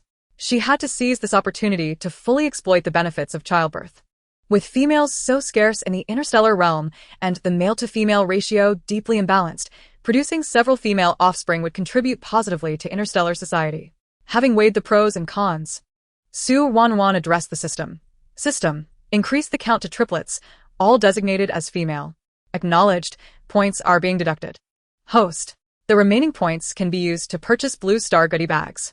Kind reminder, for every 10 draws, the 10th will guarantee a high-grade resource. Chapter 12. What exactly did Su Ruoruo do to the Beast King? For now, she decided against drawing. Having sufficient provisions from the flying ship to last her 4 months, resources were not yet scarce enough to warrant a goodie bag draw. Rising to her feet, Su Ruoruo faced the scorching sun, her gaze drifting to the clusters of colossal coconut trees surrounding the island. This island was abundant with coconut trees, the fruits plentiful, and fresh water resources were temporarily adequate. Once she accumulated enough points, she would engage in a 10-time draw. The probability of drawing gold was significantly higher, with a chance of double gold as well. Su Ruoruo picked up a coconut, intending to replenish the fluids lost to the sun's evaporation. The temperature on this unknown island during the day was reminiscent of a summer day on Blue Star, plummeting to freezing point at night, creating a drastic temperature contrast. It was not yet noon, but she was already drenched in sweat. Clutching a coconut the size of a watermelon, she approached the designated tree for storing supplies, using a stone from the beach to crack it open. As she did so, thoughts of Lucius crossed her mind, prompting her to glance in his direction. To her dismay, he was nowhere to be found. If he has vanished, so be it. She bore 3 children in her womb and was already burdened with guilt. Once the rescue team located her, she would surely end up on Frenzied Beast Island, where conditions were dire, making it difficult for her to secure custody of her children. Furthermore, in the interstellar beast realm, newborns were typically entrusted to males for care. The males would take the offspring to family nurseries, where professional educators would provide unified instruction. Beast realm offspring differed significantly from those she remembered on Blue Star. The young beasts developed rapidly, exhibiting strong learning capabilities. If the offspring were of the feline species, they would reach maturity within a year. However, they would require until the age of 18 to fully evolve from beast form to human form. In contrast, if the offspring belonged to the tiger species, maturity would take longer, with full adulthood reached by the age of 34. Similarly, both tigers and other beast men would not achieve complete maturity in human form until 18. Regardless of whether her offspring were cats, tigers, or a hybrid of both, once born. Her live-streaming device would capture the moment, prompting immediate action to retrieve the young and deliver them to the appropriate beast tribe's nursery. Moreover, she was acutely aware that she was carrying females. In the interstellar beast realm, the male-to-female ratio reached an astonishing 100:1. If the authorities discovered she had given birth to 3 female offspring, the implications would be significant. Surely, the name Su Ruoruo would resonate throughout the entire interstellar community once more. Su Ruoruo gently caressed her abdomen, feeling a sense of wonder. She carried 3 children within her, yet she experienced no remarkable sensations. She resumed sipping the coconut water to replenish her fluids, then, with her backpack and crossbody bag in tow, set off toward the spot where she had hung her dress the previous day. After enduring the sweltering heat of the sun, the dress should have dried by now. Su Ruoruo ambled along the coastline, taking approximately 10 minutes to reach her destination. Along the way, she mentally noted the vegetation and terrain of this route. Upon arriving at the tree where she had hung her dress, she picked up a stick from beneath a nearby large tree, using it to pry the dress down from the branches.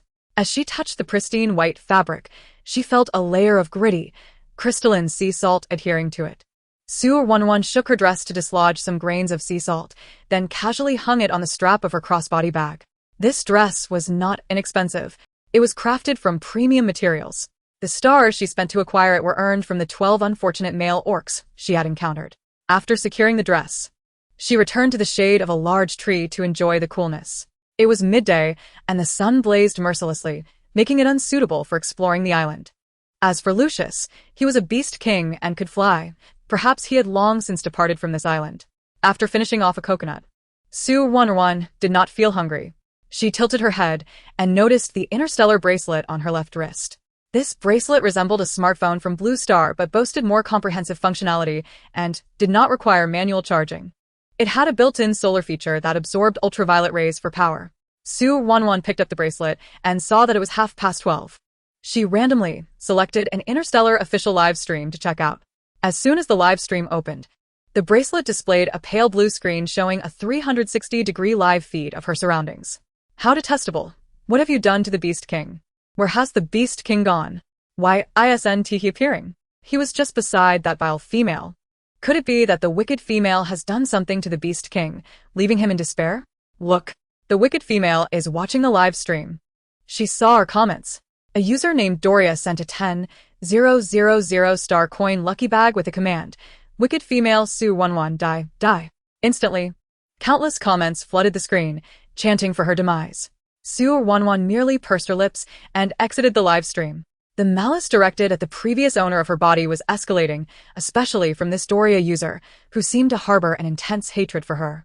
10,000 star coins was no trivial amount, and to provoke and humiliate her without hesitation was quite telling. To put it in perspective, 10,000 star coins equated to a significant sum of money on Blue Star.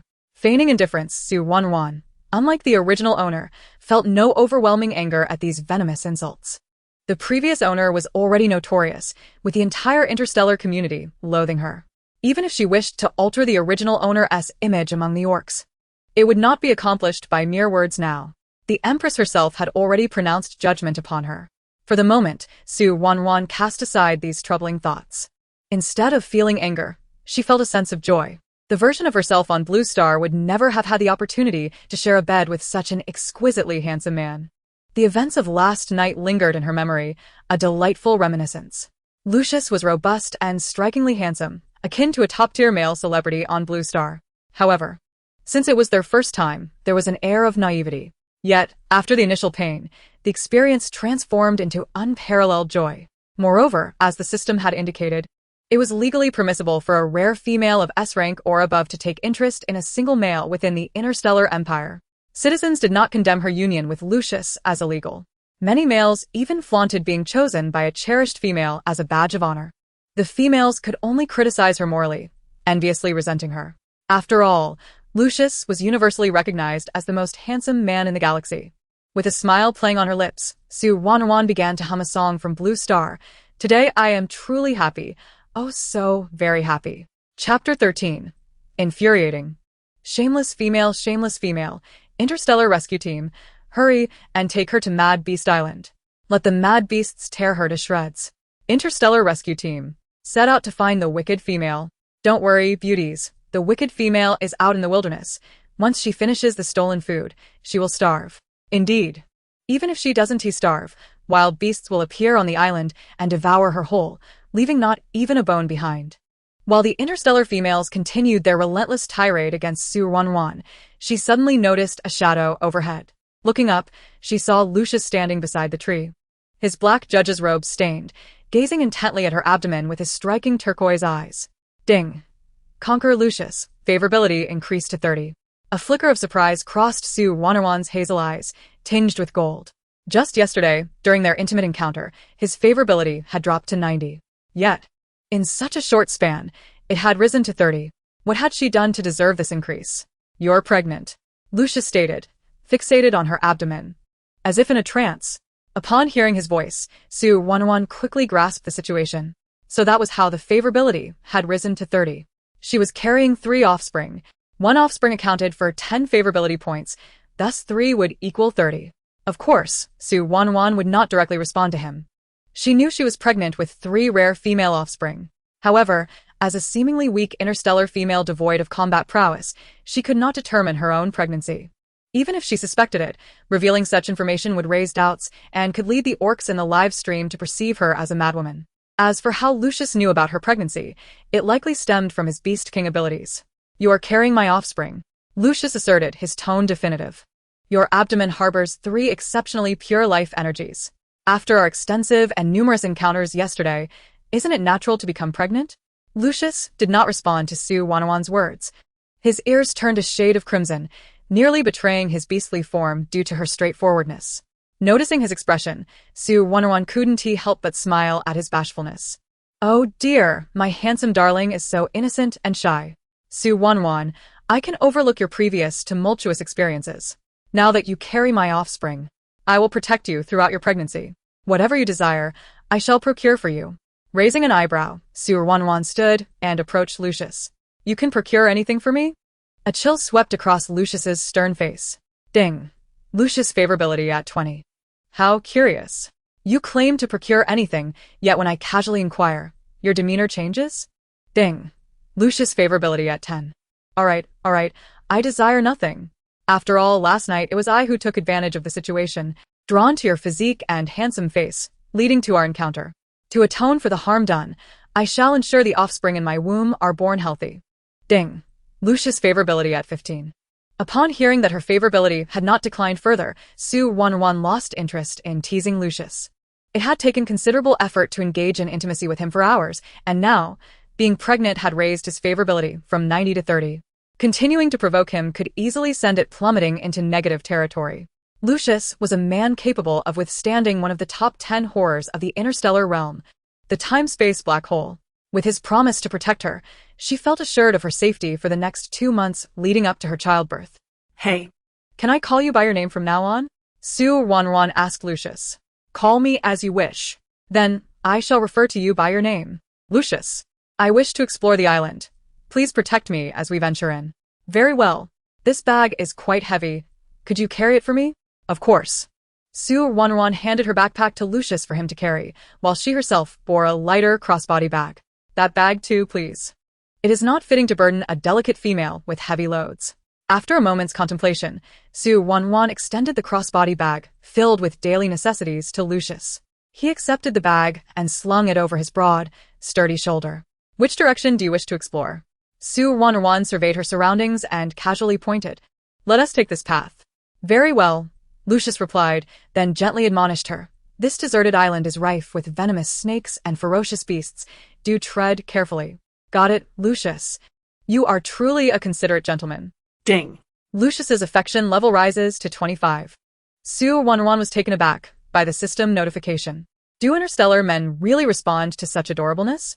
Merely a simple, mechanical flattery, and yet the affection level surged by 10. Flattery, coquetry, and praise. Even the king of beasts from the stars could not resist. Host, when the affection level of the target reaches 90 or above, they will be utterly devoted to you. Upon reaching 100, they will be willing to do anything for you. Upon reaching 100 affection points, the host will gain a chance to spin the lucky wheel. Hearing the system prompt, Su Ruoruo quietly pondered, for the sake of the lottery opportunity. I should find more chances to compliment Lucius in the future. Offering a few kind words is hardly a difficult task. Lucius, noticing Su Ruoruo lost in thought as she gazed at his face, returned to a frigid tone, stating, Su Ruoruo, I am not concerned for you. Remember, I merely wish to prevent your precious young from being startled. Really? Su Ruoruo was entirely unconvinced. If that were truly the case, why did the affection level not decrease?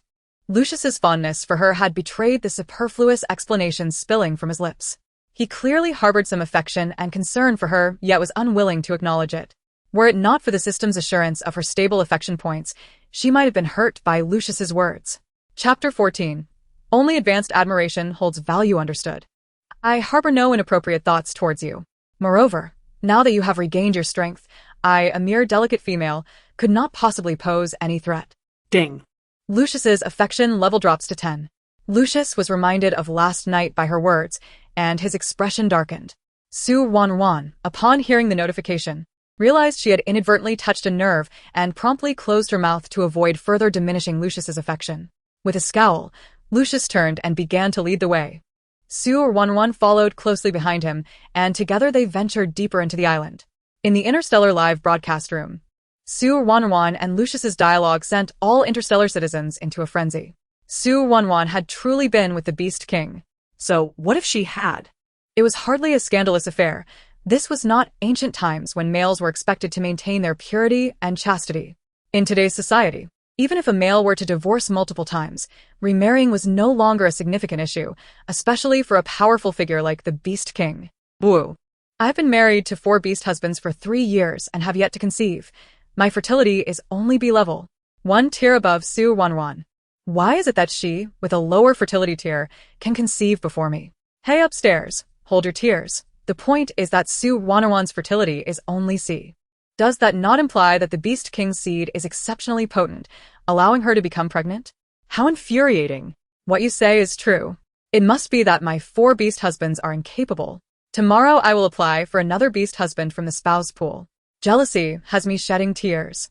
How could a vile female like her conceive with a Beast King? Upstairs, that isn't the main point. The real shocker is that she is carrying 3 young. Ah. Su Ruoruo, you little vixen, you've stolen my Beast King. Goody. Hey, don't rush. Let the bullets fly for a while. Once Su Ruoruo lands on Mad Beast Island and is torn apart by the crazed beasts, the Beast King will become a widower. And then we can apply to marry him. Exactly. We still have a chance. I want the Beast King's seed to be sown in me. I want to conceive too. Do you want it? I want it. I want it 10,086. Doria sent out 10,000 lucky bags in the live stream, inputting the phrase shameless vile female Su Ruoruo go die to claim them.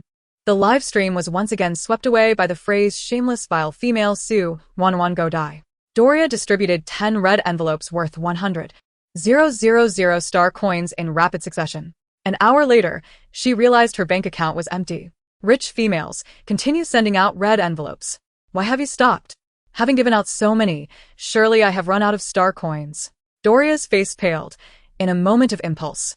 She had spent her entire monthly allowance from her parents. How infuriating. I can no longer send out lucky bags to insult that vile female. Never mind. After an hour of cursing, I'm exhausted. When I get home tonight, I'll ask my brother for some pocket money and continue sending lucky bags tomorrow to stir up trouble for Su Ruoruo. It was crucial to note that next time, she should send fewer lucky bags, as each one could last 10 minutes. This way, more people would join in cursing Su Ruoruo. Su Ruoruo and Lucius wandered along the island's edge, taking intermittent breaks. Before long, they stumbled upon a lake deep within the island.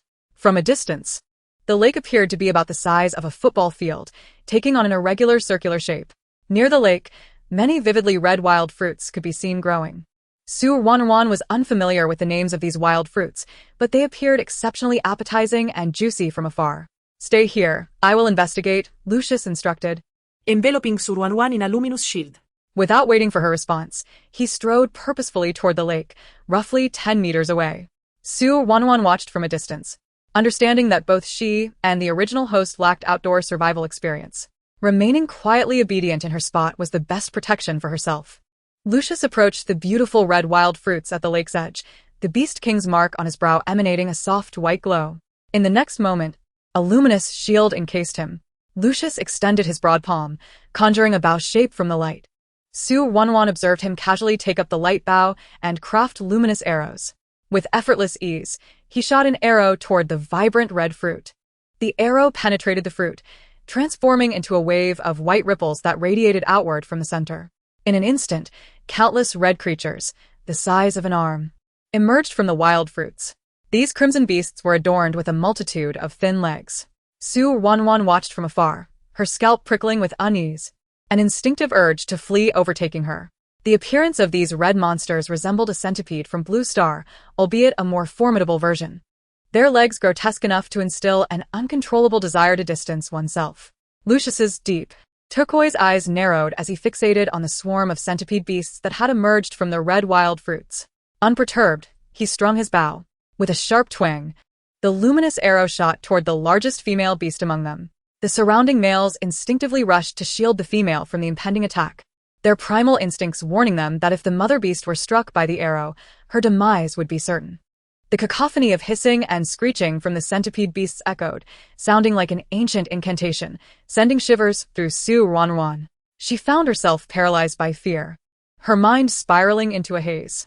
Lucius heard the sound of her collapsing behind him and quickened his assault on the centipede beasts. He gently raised his hand, conjuring 10 radiant arrows from thin air. Drawing his bowstring, a harmonious symphony of 10 piercing sounds echoed as the arrows shot forth. The 10 centipede beasts fell to the ground in unison. Almost immediately, the sounds of arrows slicing through the air grew increasingly dense. Before long, Su Ruoruo heard footsteps approaching. Getting closer by the moment, she lifted her pale, startled face and beheld Lucius standing just a step away from her. The centipede beasts around the lake had been vanquished. You are now safe. Thank you. Thank you. Su Ruoruo wiped the beads of sweat from her forehead, steadying herself as she rose from the ground. Lucius's favorability level 1. Expressing gratitude can also increase favorability. With genuine appreciation, she continued, Lucius, you are truly remarkable. Without you, I shudder to think of what might have happened. You are the bravest male I have ever encountered. Lucius's favorability level 3. Chapter 15, Chicken Leg, delicious. Su Ruoruo pursed her lips, sitting to the side and silently criticizing, flattery won't work. The hidden task of reaching a favorability level of 100 for a chance to draw is going to be exceedingly difficult. Moreover, in future conversations, she would need to ensure her words were heartfelt. Insincere flattery would only diminish Lucius's favorability toward her. After taking a moment to collect her thoughts, she observed Lucius in the distance, digging a hole near the lake. He meticulously removed only the edible parts from the centipede beasts' carcasses, burying the rest on site. Su Ruoruo waited for him to finish his task before slowly making her way over. As dusk fell, staying beside Lucius was undoubtedly the wisest choice, given the possibility of monstrous creatures appearing on this deserted island at night. Your bags are over there, Lucius said coldly, pointing to a small patch of empty ground by the lakeside where 2 bags lay. Su Ruoruo noted his desire to limit their interaction. Had it not been for her pregnancy with triplets, Lucius would likely have ignored her altogether. How hypocritical, she thought. Just last night, you were the one who took the initiative multiple times. Even now, she felt a lingering ache in certain indescribable areas. Silently, she approached the 2 bags and opened the peach-pink one, retrieving a fried chicken leg as a snack. Earlier, she had consumed a high-grade nutrient gel, so she wasn't particularly hungry, yet the temptation was undeniable. The flavor of this fried chicken leg is simply divine. Su Ruoruo savored the taste with delight. Lucius's nostrils flared slightly as he caught the enticing aroma of the fried chicken leg. He couldn't help but swallow, the scent overpowering in its allure. This food had been incredibly fragrant even aboard the flying ship, and now, as she presented it, the aroma was just as intoxicating. He had never encountered such a scent before, and from the fragrance alone, he could ascertain that this food was surely delectable. A frequent patron of 5-star restaurants, he had never laid eyes on anything like this. As Su Ruoruo feasted on the chicken leg, she caught a glimpse of Lucius's pronounced Adam's apple moving subtly. There was a saying on Blue Star, to capture a man's heart, one must first capture his stomach. Now was the perfect time to test the validity of that adage. Finding another takeout box for the chicken leg, she approached Lucius, presenting it to him. Here you go. Lucius gazed at the stainless steel container, his eyes narrowing slightly. The aroma of the food became even more pronounced. I packed quite a bit of supplies on the flying ship. Consider this fried chicken leg a form of payment for the resources I've taken. I want to take your things for free. Ding. Lucius's favorability level, 10. Upon hearing the system notification, Su Ruoruo's hand holding the takeout box trembled slightly. What is this? I offer you food and my favorability decreases? You were clearly drooling just now. That was a clear signal of desire for the chicken leg. Su Ruoruo, do not play games with me. I will not be swayed by your materialistic ways, he warned her again, his mistrust stemming from the original owner's past misdeeds. Her goodwill had been so grossly misunderstood, causing her cheeks to puff in frustration. Stay calm, stay calm. Lucius's reaction is merely a byproduct of the original owner's previous wrongdoings, which instilled in him a deep-seated distrust. After all, the original owner had exploited 12 male beasts, embodying a nature of taking without giving. Furthermore, the evidence of her fraudulent activities was irrefutable, and Lucius had personally judged the case, knowing all too well the depths of her crimes. Hence, his skepticism of her goodwill was understandable. Su Ruoruo took a deep breath, feigning a fierce demeanor as she said, "Take it or leave it. I want to force you." With that, she tossed the stainless steel takeout box into the air and turned to walk away. Lucius instinctively reached out to catch the box she had thrown. The chicken leg inside was fresh, devoid of any sinister aura. It was safe to eat. Lucius watched as Su Ruoruo walked away, then leaped up into a nearby tree. Moving out of the range of her surveillance device, Su Ruoruo returned to the vicinity of her backpack and sat down. When she looked up again, Lucius had vanished, and the takeout box was nowhere to be seen. He is still under my influence. In the original owner's memories, the Star Realms were a culinary desert, with precious recipes being woefully scarce. The esteemed females had little interest in culinary pursuits, being well cared for within their families. The males, with their limited mental faculties often compromised by radiation, lacked the capacity to explore various spices and culinary formulas. This mode of life had persisted for quite some time, resulting in a scarcity of anything beyond basic seasonings from ancient times, such as salt and pepper. As for soy sauce, vinegar, and MSG, condiments requiring intricate processes to produce, none of the local inhabitants had ever even seen them. Chapter 16 Meow. I'm hurt. Su Ruoruo gazed up at the enormous crescent moon in the sky, using the soft moonlight to gently remove her outer garment by the lakeside. As the clothing left her body, a sweet, damp scent of sweat dissipated into the air. She laid the dried white dress on the ground by the lake and slowly sat down, dipping her fair, smooth legs into the cool water. The lake was quite chilly. She cupped her hands to gather some water, bringing it close to her nose. The lake water was free of any foul odors, clear and pristine. She needed to wash quickly, both because the island's temperature would drop further at night and because she didn't want Lucius to see her bathing, lest he think she was attempting to seduce him. With haste, she grabbed a towel and began washing her body, starting from her calves. The cool water refreshed her skin, which had become sticky and parched from the sun as harsh rays during the day. As she bathed, the surveillance device above her head activated its privacy feature once more. The malicious female has gone to bathe. Look how fair her skin is.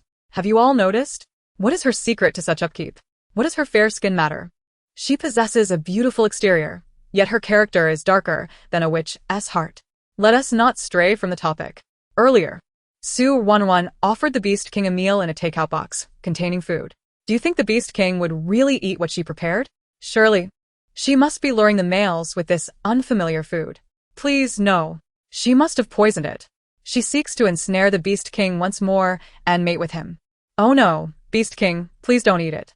Unbeknownst to Su Ruoruo, the barrage of comments continued. Meanwhile, Lucius had leaped to the highest tree on the island, finishing the fried chicken leg in solitude. Incredibly delicious. This was the first time in his life he had ever tasted such exquisite food. The gourmet dishes he had previously enjoyed, prepared by five-star chefs, paled in comparison to this fried chicken leg. To his astonishment, the seemingly malicious Su Ruoruo was, in fact, a rare culinary master. Such culinary artistry, he dared to assert, would be nearly impossible to find a second instance of across the entire Azure Star. Lucius stowed away the food container and gazed intently at the lake on the deserted island. Empowered by the radiant force between his brows, he swiftly pinpointed Su Ruoruo's location. Under the luminous moonlight, her fair skin emanated a captivating glow. A flicker of unarticulated desire flickered in the depths of Lucius's aquamarine eyes, a yearning he forcibly suppressed. After her first encounter, a female would inevitably suffer injury. There were corresponding medicines in the galaxy for healing, yet here in the wilderness, no such remedies were available to her. While he could offer her healing through the power of light, the nature of her injuries rendered him unable to assist directly. Lucius, help. From a distance, Lucius suddenly heard Su Ruoruo's cries for help as she collapsed by the lake. Frowning, he leapt from the towering tree, landing gracefully beside her. Su Ruoruo clutched a bath towel to shield her body and sobbed, "There's a monster in the lake." "That's impossible. I've cleared out all dangerous creatures," he replied calmly. "How can it be impossible? Look at my leg." Following her gaze, Lucius observed her slender, smooth calf ensnared by the pincers of a large blue crab, about the size of a basin. "That's no monster. It's merely a blue crab." Lucius spoke nonchalantly, gesturing with his hand as radiant energy encircled the crab, attempting to dislodge it from her leg. "Ah, that hurts. Don't move." Lucius knelt beside her, utilizing the power of light to successfully remove the crab. He avoided gazing at the exposed parts of Su Ruoruo's body, focusing solely on the injury inflicted upon her calf. A considerable patch of crimson spread across her fair, delicate skin, radiating a beauty that was both pure and enticing. With his long, slender fingers, Lucius gently touched her injured area. A soft glow emanating from between his fingers as a white light radiated from his brow. Su Ruoruo stared in awe as his fingers lightly brushed against her calf. The moment his touch made contact, a warm current surged through her body, intensifying the heat at her injury, an undeniable sensation she could not ignore. Before she could fully comprehend the moment, Lucius withdrew his fingers and stepped back, maintaining a respectful distance. "Your leg is fine now. There are aquatic creatures in the lake that pose a certain danger to precious and fragile females like you. It was my oversight to not warn you." Su Ruoruo marveled at her now unblemished calf, astonished. "It doesn't hurt at all. The power of light is truly remarkable." However, she recalled other parts of her body that still throbbed with discomfort. She bit her lip, glancing at Lucius, hesitating to voice her unspoken request, fearing he might misconstrue it as an attempt to seduce him. "Wait here." Without allowing her to respond, Lucius conjured a shield of light to ensure her safety. Then, with several swift movements, he vanished into the grove of coconut trees, leaving Su Ruoruo in a state of astonishment. Before long, he returned, shouldering a large, sturdy coconut tree. Su Ruoruo watched in awe as he skillfully hollowed out a portion of the trunk with a radiant blade, transforming it into a sizable bath barrel. Lucius then filled the makeshift tub with clean lake water. "Wash yourself here." "Thank you." Lucius said nothing, his dark gaze lingering momentarily on her smooth, long legs before he turned to leave. Su Ruoruo, watching his figure fade into the distance, approached the barrel and stepped in to wash herself. It's so refreshing. The water was growing increasingly cold. She hurriedly cleansed her entire body. As she finished, she caught a whiff of an unpleasant woody scent emanating from her skin. Displeased, she decided to rinse off once more with the clean, odorless lake water. This time, with the protective light shield illuminating her surroundings, she carefully monitored the water, avoiding any further aquatic assaults. Half an hour later, clad in a cream-colored sports outfit, she walked towards Lucius, who sat by the increasingly fierce bonfire. The flames crackled, casting a mesmerizing glow over his handsome features, accentuated by the interplay of firelight and moonlight. "Do you have a bath towel?" Lucius's voice was deep and husky, carried by the cool night breeze to Su Ruoruo's ears. Yes. Startled, she hadn't anticipated him to initiate a conversation. Recovering her composure, she opened her bag and rummaged until she found a bath towel. Prior to being engulfed by the black hole, she had taken 2 towels aboard the spacecraft. Having used one after her bath, she hung it to dry on a small tree branch by the lake. Now, only one remained in her bag. Lucius cast a sidelong glance at the towel in her hand, swiftly snatching it from her grasp before turning towards the lake. As he walked away with the towel, Su Ruoruo slowly regained her senses, swallowing hard at the sight of him. Lucius was so tall. Last night, they had been lying down, but now, with the dual illumination of the light shield and the bonfire, she could see just how towering he truly was. Standing before him, she felt like a small plush mascot. Redirecting her gaze, she retrieved a thermos from her bag and took small sips of the lukewarm water that was still within its insulating period. Chapter 17 Meow. Food heals the heart. The ordinary thermoses in the galaxy could maintain temperature for up to 10 days, with some capable of preserving warmth for a year, showcasing a technological advancement far beyond that of Blue Star. Su Ruoruo stared at the thermos absent-mindedly, her eyes occasionally drifting towards Lucius's direction. What are you looking at? Su Ruoruo felt a wave of nausea wash over her. In a weak voice, she uttered, "If possible, I too would like to temporarily become the disgusting person you speak of. 1, 2, 3, have you no shame at all? To be able to mate with the galaxy's most handsome man and spend time alone together, what need is there for any sense of modesty? I would gladly give you mine." I stopped stammering. "I can see your background is a poster of Lord Beast King. Don't tell me you haven't been secretly admiring his photos late at night." "I who said I was peeking? I'm openly admiring." The chatter in the interstellar live stream continued to rise. "I can't wait to see Lord Beast King emerge from his bath. Damn privacy settings. Yes, done bathing now. Surely they want to activate the privacy feature again?" Countless eyes in the live stream fixated on the direction behind Su Ruoruo, attempting to catch a glimpse of Lucius's figure from the farthest reaches of the streaming device.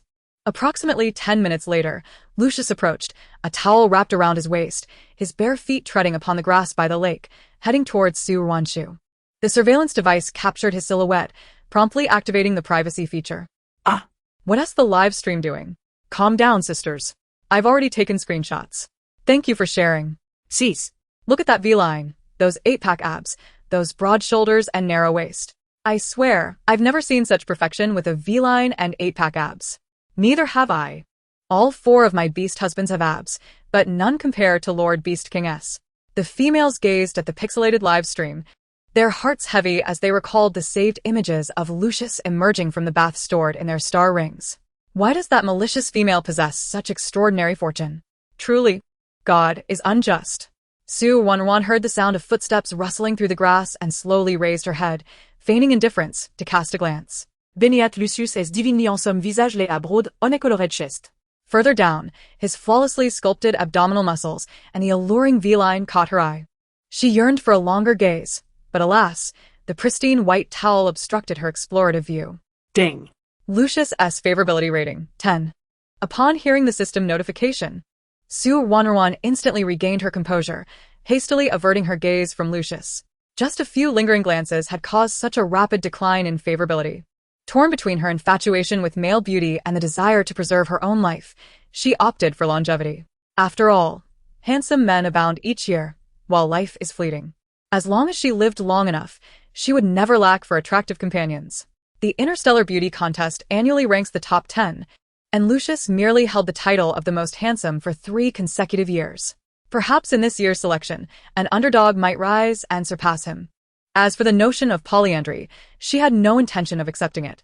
This was a world where females held supremacy over males, and her quest to find 100 males was entirely lawful and justifiable. Given the severe gender ratio disparity, providing shelter to these males was an act of benevolence. If she did not take them in, they would succumb to excessive radiation, transforming into mere shells of their former selves. How could she allow that? She was, after all, a person of profound justice and kindness. Su Ruoruo pondered silently, taking a deep breath to suppress the restless emotions brought forth by Lucius's proximity. Noticing that Su Ruoruo had ceased her scrutiny of his physique, Lucius settled down on a smooth stone near the fire to warm himself. Silence enveloped them, the only sound being the crackling of the flames. Considering she bore 3 children within her, Su Ruoruo refrained from further wandering thoughts. She used her crossbody bag as a pillow, lying flat on the verdant grass, and closed her eyes to drift into slumber. Lucius, observing her readiness to rest, discreetly added more dry twigs to the fire. Su Ruoruo leaned against the comforting warmth and soon succumbed to sleep. Lucius withdrew the radiant shield surrounding her and instead cast a defensive light skill that melded into the earth around her. Mosquitoes and small ants nearby were kept at bay by the protective barrier. He waited patiently until Su Ruoruo was sound asleep before rising and approaching her side. He picked up her pastel pink backpack, retrieving a stainless steel food container from within. "Host, do not sleep. Lucius wishes to partake of the food in your bag." Startled awake by the sound, Su Ruoruo opened her eyes wide. Her gaze fell upon Lucius's muscular calves and thighs, making her eyes widen even further. She had seen such prominent features only in foreign films. Lucius was taken aback by her sudden awakening, his gaze tightening. He hesitantly inquired, "The food you prepared is delicious. May I have another serving?" Ah? "Yes, absolutely." Su Ruoruo's heart raced, her mind replaying the scene she had just witnessed. Feeling a twinge of guilt, she sat up. Noticing Lucius's attention was fixated on the backpack, which allowed her to exhale heavily in relief. That was close. She almost got caught staring. If he discovered her gaze, his favorability might plummet again. "I wouldn't take advantage of a female's food. Whatever the cost, consider it bought by me." Su Ruoruo was about to refuse. But then the image of her original self's younger brother, Su Xingchen, surfaced in her mind. The original owner had lost all her assets to the victims' families, and her brother was likely to struggle after graduation due to her actions. Clearly, her brother was in desperate need of money, as males held a lower status and often engaged in perilous occupations. Since she had assumed the body of the original owner, she resolved to assist him within her limited means. "You can set the price." The original Su Ruoruo had only dined at a 5-star restaurant once, invited by a classmate, and throughout the experience, she had kept her head down, not daring to glance at the menu, leaving her unaware of food prices. "Your food is exquisite, surpassing even that of a 5-star chef, so I will pay you double the price in star coins as compensation for your culinary skills." Lucius opened his star ring and entered Su Ruoruo's star news account, which had been published online by mails. "I have sent you a friend request. Please approve it so I can transfer the funds." Su Ruoruo's star ring vibrated slightly. She raised her hand and quickly accepted the request. Lucius's fingers moved deftly as he transferred the payment for her food. "Your account has received 10,000 star coins." This amount was the price for 5 of her food servings. Su Ruoruo's eyes widened at the sight of her star ring balance. The purchasing power of interstellar star coins was comparable to that of her home planet, Blue Star. This was equivalent to 10,000 of Blue Star's currency. She had over 40 servings of chicken tenders, fried chicken, and potato chips. If she sold them all to him, earning 2,000 star coins per serving, how much would that amount to for 40 servings? Su Ruoruo extended her delicate fingers to calculate and then tentatively suggested, "Lucius, may I sell all this food to you?" Lucius pondered for a moment. "That's fine. There are 45 servings. I've had 2, so there are 43 left. You can sell me 40 servings and I'll throw in 3 for free. Just give me the star coins for 40 servings. Deal." Upon hearing his agreement, Su Ruoruo beamed with joy.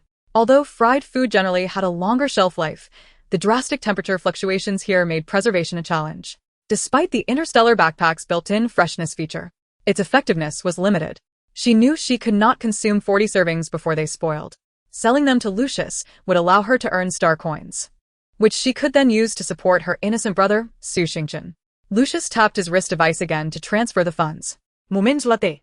Su Ruoruo saw her balance soar from 10,000 to 80,000 star coins. After receiving the star coins, a thought struck her. The ingredients used for cooking were all acquired aboard the starship, and these materials belonged to the ship's owner. "Lucius, how much are the supplies I brought from the starship, including the ingredients for cooking?" Lucius shot her a quizzical glance. Was she genuinely inquiring about repayment? He had reviewed her case, Su Ruoruo had only ever taken star coins from others since reaching adulthood, never contributing anything herself. She was known for her extreme vanity and greed. Lucius's voice deepened, tinged with scrutiny, as he replied, "I need to inspect all the supplies you brought to determine a price." "Of course, please do." Lucius opened the backpack and began to tally the items. A willow leaf knife, worth 200 star coins, external and internal injury medicines, 100 star coins each, totaling 200 star coins. A box of advanced nutrients, 3,000 star coins, a turkey for cooking, along with several rare spices, valued at 500 star coins. Various basic daily necessities, approximately 1,000 star coins. The total came to 4,900 star coins. Upon hearing the quote, Su Ruoruo promptly transferred 10,000 star coins to Lucius. "This 10,000 star coins consists of 4,900 for the supplies I took, and the remainder is compensation for the materials I didn't disclose to you." According to imperial law, her actions could be classified as theft. Hence, adhering to the imperial regulations, a female caught stealing would be penalized with a restitution of double the amount, totaling 10,000 star coins. Lucius raised an elegant eyebrow, his thin lips curling into a mocking smile. "You do realize that your actions aboard the airship could be classified as theft?" Su Ruoruo's petite face flushed with embarrassment as she replied, lacking conviction, "I am aware. You tacitly approved of my actions at the time, did you not?" "Ah." "You are truly a master of eloquence," he retorted lightly. Su Ruoruo chose not to further defend herself. At that moment, she was on the brink of being exiled to Beast Island, and how could she possibly survive without some supplies? Between the charge of theft and the necessity of acquiring resources for survival, the latter undoubtedly held greater value. What was it they said? Necessity is the mother of invention.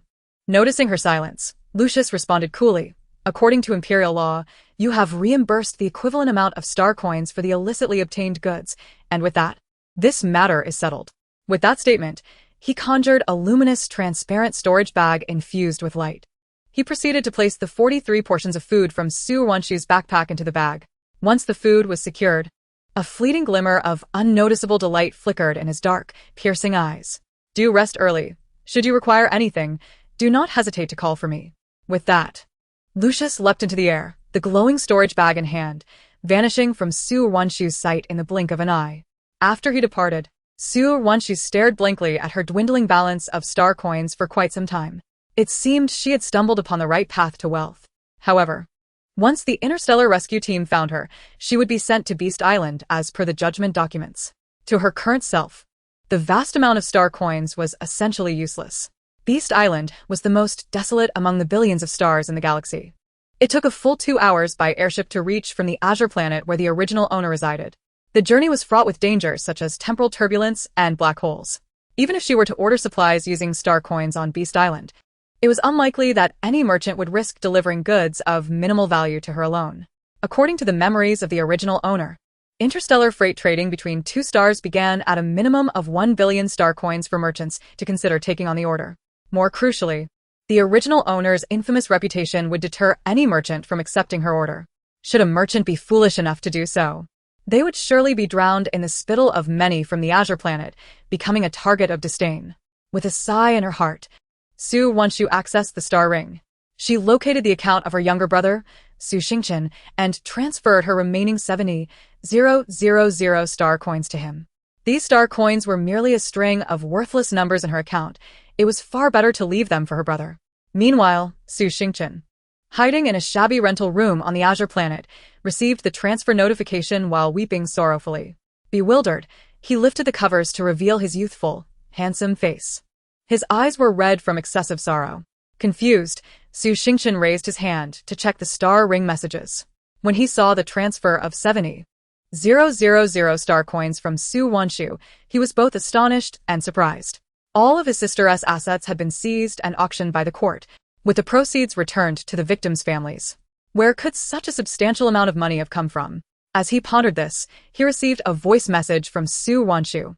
"Brother, this sum of star coins is a legitimate transfer I acquired through my own efforts. You may spend it without worry. I am about to go to Beast Island, where star coins hold no value, and remaining in my account is merely a string of useless numbers." Upon considering Su Ruoruo's predicament, Su Xingchen could only click to accept the payment with tears in his eyes. As he successfully received the 70,000 star coins, a notification chimed in Su Ruoruo's mind. Congratulations, host, for triggering the hidden task of the Azure Planet to fulfill the original owner's final wish of caring for her brother, Su Xingchen. Progress 1. Chapter 19. Application to the Interstellar University. Upon reaching 100 progress, the host will gain absolute control over the original owner's body. System. What does absolute control over the original owner's body entail?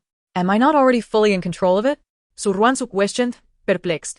She had not anticipated that her spontaneous act of kindness would unlock a hidden task, nor that the term absolute control over the original owner's body would emerge. Since accepting the original owner's memories, she felt a seamless integration with this body, with no sense of being out of control. Host. The physical form of the original owner has permanently perished in a car accident. If you wish to obtain permanent ownership of a new body, a price must be paid.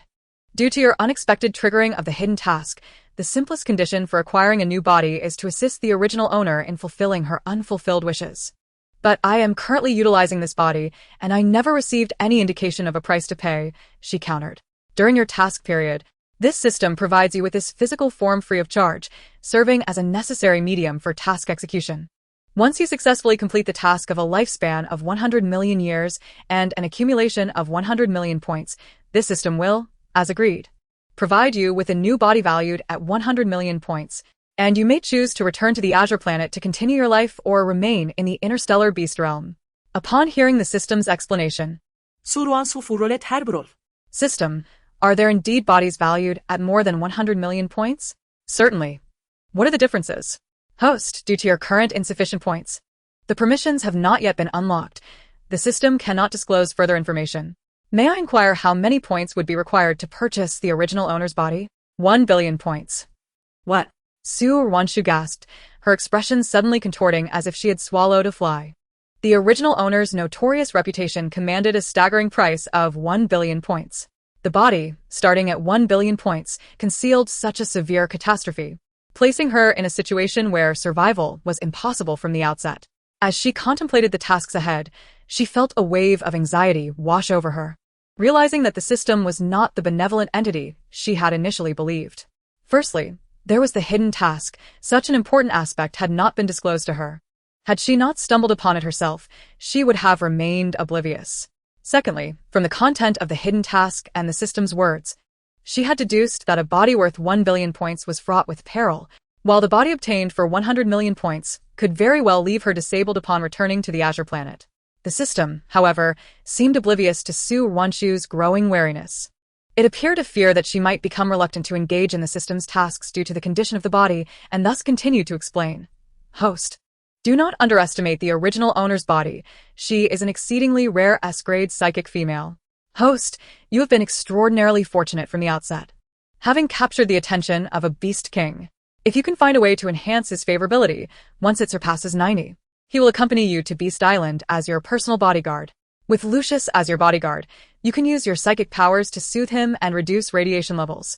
Together, you will survive even in the radiation-infested beast star. With a half-smile, Su Ruoruo replied, I understand, system. I will do my utmost. System. I have one more question. The original owner's information panel indicates that psychic powers can be enhanced? Indeed. How does one enhance them? Host. You have not yet reached the required permissions. Once you do, the information will be revealed to you. Then how should I proceed to fulfill the hidden task? Host. That is something you must explore on your own. Upon hearing the system's response, tinged with a hint of unusual emotion, Su Ruoruo's vigilance heightened further. She now felt a creeping suspicion that this system might possess its own consciousness, rather than being a mere tool for assisting the host in completing tasks. As portrayed in the novels, this system has evidently concealed a portion of the task information from her. Nevertheless, it must be acknowledged that thus far, the system has been assisting her. She now depends on the system to undertake tasks to regain her vitality. Perhaps, once she accomplishes the tasks requiring 100 million points and 100 million years of life, or in her future communications with the system, she may gradually uncover the peculiarities of this system through subtle hints. At present, the system is fervently urging her to complete the strategy tasks. She and the system are akin to pirates on the same ship. Should it sink, neither would benefit. Sister, how long until you reach Mad Beast Island? The message from Su Xingqian jolted Su Ruoruo from her thoughts. She retracted her musings and succinctly informed Su Xingqian of her current predicament. What? You encountered a time-space black hole with the Grand Judge? Su Xingqian's voice turned sharp with concern. Sister, are you alright? I am quite safe, she reassured him. Chunchen. My whereabouts have been live-streamed through the official channel. Haven't you been following the Star Network broadcasts? Su Xingqian's tone became hoarse as he replied. Upon returning from the Interstellar Supreme Court, I was dismayed by the chaotic comments flooding the major live streams. I attempted to engage with them through the comments, but there were simply too many, and I was unable to make my voice heard. My Star Network account was even banned by the moderators for 3 days. At that moment, Su Ruoruo's realization dawned upon her. She breathed a sigh of relief. It was fortuitous that Su Xingqian's account had been suspended for 3 days, allowing him to miss the tumultuous events triggered by her fierce battle with Lucius in the dead of night. Communicating with him now would not feel overly awkward, especially since her voice had been hoarse following that night, revealing the extent of her fervor. Her fair visage flushed as she admonished Su Xingqian. Chunchen, the 70,000 star coins should suffice for your tuition over the 4 years of university. You have consistently excelled academically throughout your 12 years of compulsory education, and I hope you will continue your studies in higher education. Listening to Su Ruoruo's familiar, sweet voice, Su Xingqian's gaze fell upon the college application form on his bedside. He had originally contemplated abandoning his university aspirations due to the prohibitive tuition fees. However, the 70,000 star coins his sister had just given him would more than cover 4 years of university expenses. The typical tuition for an interstellar university is approximately 12,000 star coins per year, totaling no more than 50,000 star coins for 4 years. The remaining 20,000 star coins could be allocated for his living expenses. Additionally, with 3 months remaining until the application deadline and the beginning of university, he could find a part-time job to accumulate some funds. Once in university, he could also work during the winter and summer breaks to earn money for living and miscellaneous expenses. Sister, I've decided to apply to the Interstellar University. Star. The Interstellar University has always been your dream since childhood. No matter the circumstances, never abandon your aspirations. Sister, I want to give up. Even if my scores aren't sufficient this time and I am not accepted, I will repeat the year and strive to gain admission to the Interstellar University. Congratulations, host. Su Ruoruo's hidden task of caring for her brother Su Xingqian has reached completion progress of 2. Indeed, those with dreams are remarkable, and courage begets miracles. Sister, you are right. I will fill out the application form now, and once completed, I will go to school first thing in the morning to submit it to the homeroom teacher. That's the spirit. Go ahead and focus on your tasks. And if you encounter any insurmountable issues, don't hesitate to talk to me. Understood. Su Ruoruo ended her voice communication with Su Xingqian, noting that the time displayed on her wristband read 11:30 p.m. It was getting late. She should return to sleep. Once again, she settled into her previous sleeping spot, resting her head on her crossbody bag, and soon drifted into slumber. On the deserted island, atop the tallest tree, Lucius leisurely savored a delectable dish. The 40 portions of food had been prepared by Su Ruoruo according to her female physiology and digestive system. However, this was far from sufficient for their male counterparts. Moreover, as he was now of the Beast King rank, his daily consumption was astonishingly high. While 40 portions could sustain a female for a month, it barely sufficed for a single meal for him. The meal Su Ruoruo had sent him was merely a light snack. Before long, Lucius finished all the food, his face radiating satisfaction for a fleeting moment before reverting to his usual serious demeanor. Adjusting the pristine white towel around his waist, he gracefully leaped and glided through the night air, landing steadily by the fire that Su Ruoruo had set up nearby. He seated himself on a smooth stone adjacent to the fire, slowly closing his eyes to rest. Nearby, the faint sounds of various beasts, hissing, chirping, and grunting, filled the air. Lucius's ears twitched, and a flash of white light appeared between his brows as he raised his hand to reinforce the protective barrier. Once fortified, the cacophony of the nearby beasts vanished entirely. The night passed peacefully. As dawn broke, the first warm rays of sunlight illuminated the entire island. Su Ruoruo awoke to the rising temperature, rubbing her sleepy eyes. Upon surveying her surroundings, she pursed her lips, rose to her feet, and stretched. Even in adversity, one must set sail against the wind. Su Ruoruo instilled within herself a rather audacious mantra. She adjusted her mindset, sporting dark circles under her eyes, and slowly walked to the lakeside. The interstellar rescue team could arrive at any moment. The environment on Garbage Star was harsh and desolate, whereas Azure Star was abundant in resources. Seizing the opportunity while the star ring displayed her location within the confines of Azure Star, she resolved to earn as many star coins as possible to transfer to Su Xingchen, aiming to complete her hidden task at the earliest. Caring for her brother Su Xingchen was, of course, paramount. As the saying goes, money can solve 99 problems in the world. The culprit that had injured her with its massive pincers yesterday was indeed a fine ingredient. Given the current simplicity of her conditions, she could prepare a steamed crab to indulge in its fresh flavor. Squatting by the lake, Su Ruoruo pondered how to catch the crab, which was roughly the size of a basin, to transform it into sustenance. Lucius, having observed her lingering by the lakeside for a considerable time, felt a twinge of concern. Having donned his freshly cleaned black judge's robe, he appeared almost ghostly as he suddenly materialized behind her, speaking in a deep voice. "What are you doing squatting here?" Su Ruoruo was startled by his unexpectedly cool voice. Her eyes widened as she playfully reproached, "You scared me, appearing like a ghost." "My apologies, it was not my intention." Lucius noted her somewhat pale complexion, feeling a hint of guilt. He had not anticipated that Su Ruoruo would be so timid.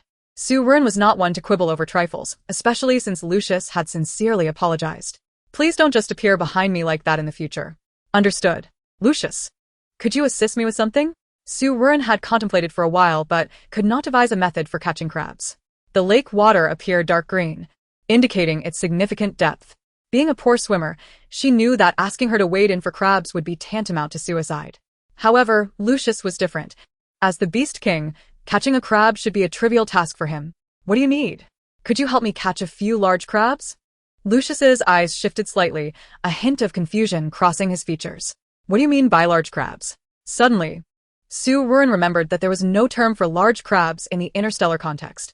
She was referring to the aquatic creature that had pinched her calf yesterday. "Are you speaking of the giant claw beast?" "I'm not certain of its name, but it might be the giant claw beast." Su Ruoruo realized that she had no information about such a creature. The original host had been a noble female who lived in a greenhouse, never venturing beyond the capital of Azure Star, completely unaware of the outside world. Naturally, she would not recognize the giant claw beast, which resembled a crab.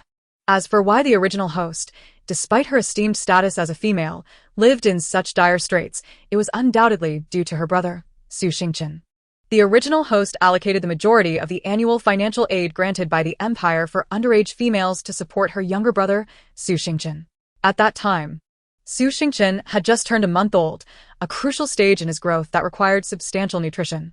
Compounding the issue, the Empire offered no preferential assistance for the overwhelming number of males.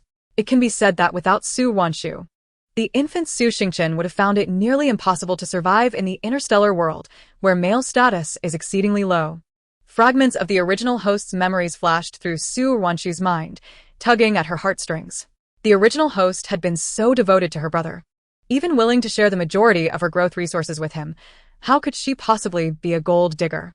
A gold digger would never exhibit such selflessness.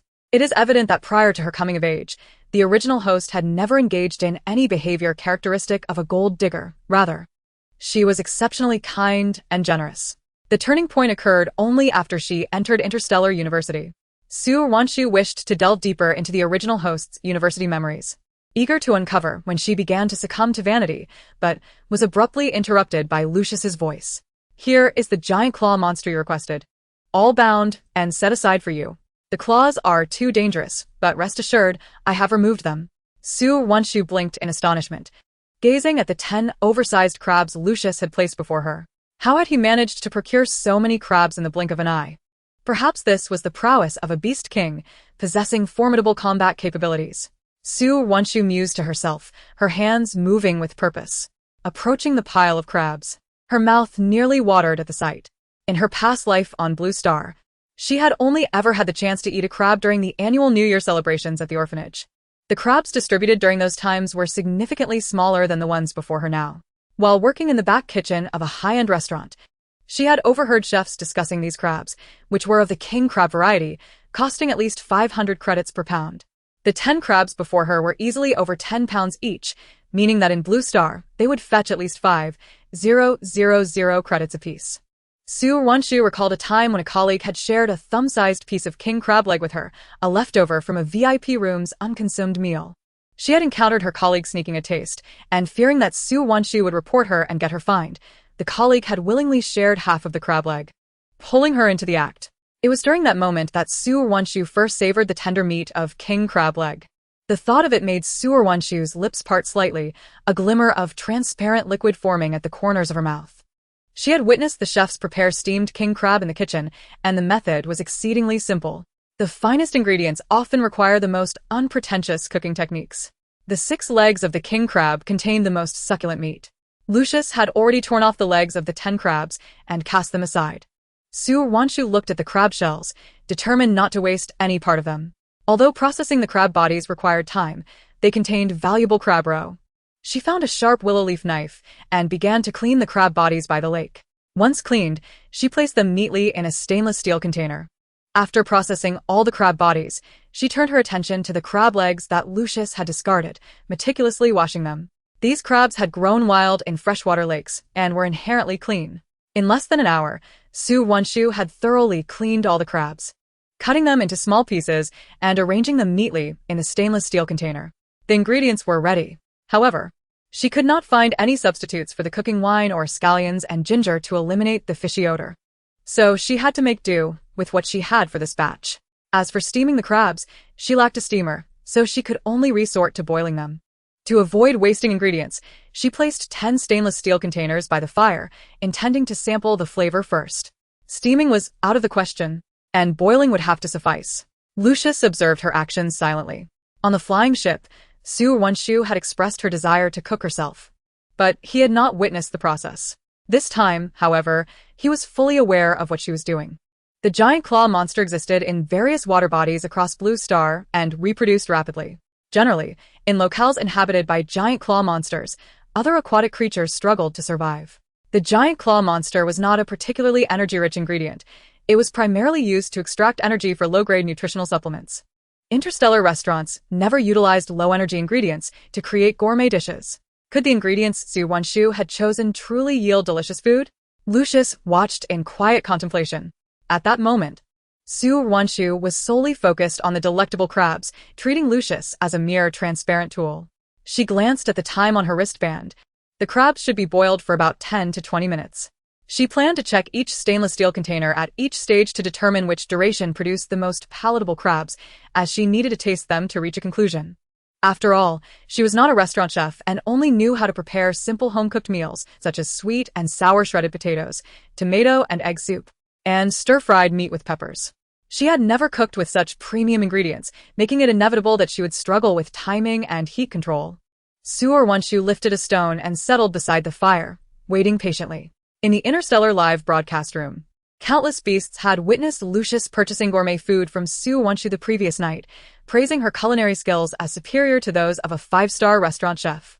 The citizens held a degree of skepticism, but because the one offering the praise was Lucius, most beasts believed him, even yearning to discover whether Su Ruoruo's food truly was as delicious as he claimed. Now, seeing her preparing another dish, they eagerly activated the scent-sharing feature. Scent-sharing was an additional paid feature of the live broadcast. Despite this, an overwhelming number of interstellar citizens could not resist their curiosity and paid extra credits to activate it, even if they could not taste the food. Experiencing the aroma of something potentially more delectable than 5-star hotel cuisine was worth it. Among those tuning in were many 5-star hotel chefs, replicating Su Ruoruo's methods, seeking to process giant claw monsters and boil them. In various live broadcast rooms, a faint crab odor filled the nostrils of the beasts. Upon detecting the smell, their expressions soured. Would this food truly be palatable? They fervently warned each other not to be deceived by Su Ruoruo.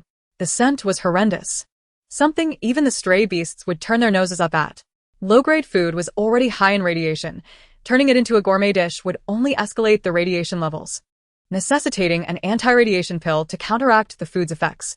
That malicious female was up to no good. I suspect that the 12 beast warriors turned into mad beasts after consuming the highly radioactive food made from low-grade ingredients by that wicked female. The beasts, having caught a whiff of the odor, felt a surge of anger rising within them due to such remarks.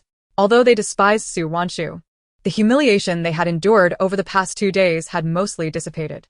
Now, They were merely spectators, curious to see if Su Ruoruo's food was indeed as delectable as Lucius had claimed. Little did they know, that wicked female was exploiting their curiosity, ensnaring them unknowingly. Engaging the scent-sharing feature was a per-minute charge for the live broadcast. The malicious female was clearly intent on further exploiting the curiosity of these onlookers for profit. Truly, she was the universe's foremost gold digger, even on the brink of ruin, seeking to profit from their curiosity. Such a deep and insidious method of making money was truly astounding. The interstellar orcs have collectively decided to terminate their live-streaming paid features. In Su Ruoruo's live stream, every minute of broadcast incurs a cost of 10 star coins, of which 5 star coins would find their way into Su Ruoruo's pocket. Fortunately, her streaming level is not particularly high, and the fee for shared olfactory experiences is set at the lowest threshold. Otherwise, these orcs would surely be even more incensed. Unbeknownst to Su Ruoruo, she remains oblivious to the affairs surrounding her live stream. She glanced at Lucius and inquired, "Once the giant crab is ready, would you like to purchase a portion at a discount?" Lucius's nostrils flared slightly as he stepped back a bit. How could she even consider selling him such a primitive food item laden with high levels of radiation? Consuming such fare could very well plunge him into a state of unconsciousness and mental disarray due to the intense radiation. That wretched Su Ruoruo surely intends to engage in the mating ritual while he is incapacitated and unable to resist. Chapter 22, Lucky Bag Loterie, a delightful surprise, ding. Lucius's favorability rating has reached 10. Upon hearing the notification, Su Ruoruo's previously eager smile abruptly froze. What the heck? Just last night, when Lucius bought fried chicken legs from her, he did not exhibit such an attitude. He was even willing to pay double the price and praised her culinary skills. The fickleness of a man's heart is as elusive as a needle in the ocean. How could Lucius's demeanor shift so drastically in just a few hours? Su Ruoruo found herself increasingly perplexed by this tiger of a man named Lucius. However, she dared not continue recommending her wares to him, for further decline in his favorability could spell disaster. After all, Lucius is currently the only source from which she can extract any benefit. The task of courting Lucius had been completed, and further intimate encounters would yield no points. Her only means of gaining rewards lay in enhancing his favorability for lottery chances. Additionally, she needed to persuade this formidable bodyguard to settle down on Savage Beast Island. In the interstellar livestream, the orcs erupted once more due to Su Ruoruo's actions. How utterly despicable. This malicious female dares to deceive the Beast King into consuming radiation-laden food. Since the cataclysmic supernova explosion 10,000 years ago, the galaxy has been permeated by varying degrees of interstellar radiation, the origins of which remain a mystery. This radiation is only harmful to males, while females with innate psychic abilities are immune. Even the younglings of the galaxy can recite historical facts effortlessly. How could Su Ruoruo be so ignorant? To dare serve such lowly, radiated creatures to the Beast King is preposterous. Just yesterday, who claimed that the vile female had returned stolen goods aboard the flying ship, demonstrating her reform according to imperial law. And now, I declare that all orcs who speak in defense of Su Ruoruo are my enemies. Dolly the mouse sent out a command for a red envelope. Inputting the phrase Su Ruoruo is utterly vile and disgusting to participate in receiving the lucky bag from the live stream. The chat was flooded once more. The observing system, unable to remain passive, prompted Su Ruoruo for the sake of its own career. Host, you might consider trying the Blue Star Lucky Bag Lottery event. If luck is on your side, drawing 1 or 2 Blue Star seasonings could transform the giant crab into a delectable dish. In doing so, perhaps you could once again enhance Lucius's favorability, garner a significant amount of star coins, and simultaneously improve the completion rate of side quests. Upon hearing the system's prompt, Su Ruoruo's eyes brightened. Of course. How had she not thought of that sooner? But what if the items she drew from the lucky bag were seen by these interstellar orcs? That would be disastrous. Host. The items drawn from the lucky bag belong to the system and can be stored indefinitely in the system mall. They will only be extracted when you choose to do so. Therefore, it is recommended that you find a secluded spot to unwrap and retrieve the items. With the system's reassurance, Su Ruoruo's final concerns dissipated. In the world of interstellar orcs, countless stars exist, each comparable to Blue Star. On desolate or garbage stars, the emergence of unknown items is quite common. Even in the deserted island where she currently resides, unearthing something extraordinary would be relatively easy to explain. As the system suggested, taking a risk might yield surprising rewards. Su Ruoruo glanced at the time. It had only been 3 minutes since the giant crab entered the flames. Lucius, could you please keep an eye on the fire? I need to step away for a moment. With that, she quickly scampered off to a nearby location. Finding a sturdy coconut tree, she hid behind it, ready to relieve herself. The live streaming device above her head flickered a red light, ceasing the real-time broadcast. Clad only in undergarments, Su Ruoruo squatted behind the coconut tree. Host, the live stream has been disconnected. As the system's prompt chimed in, Su Ruoruo opted to initiate the lottery. With fewer than 10,000 star coins, she could only draw once.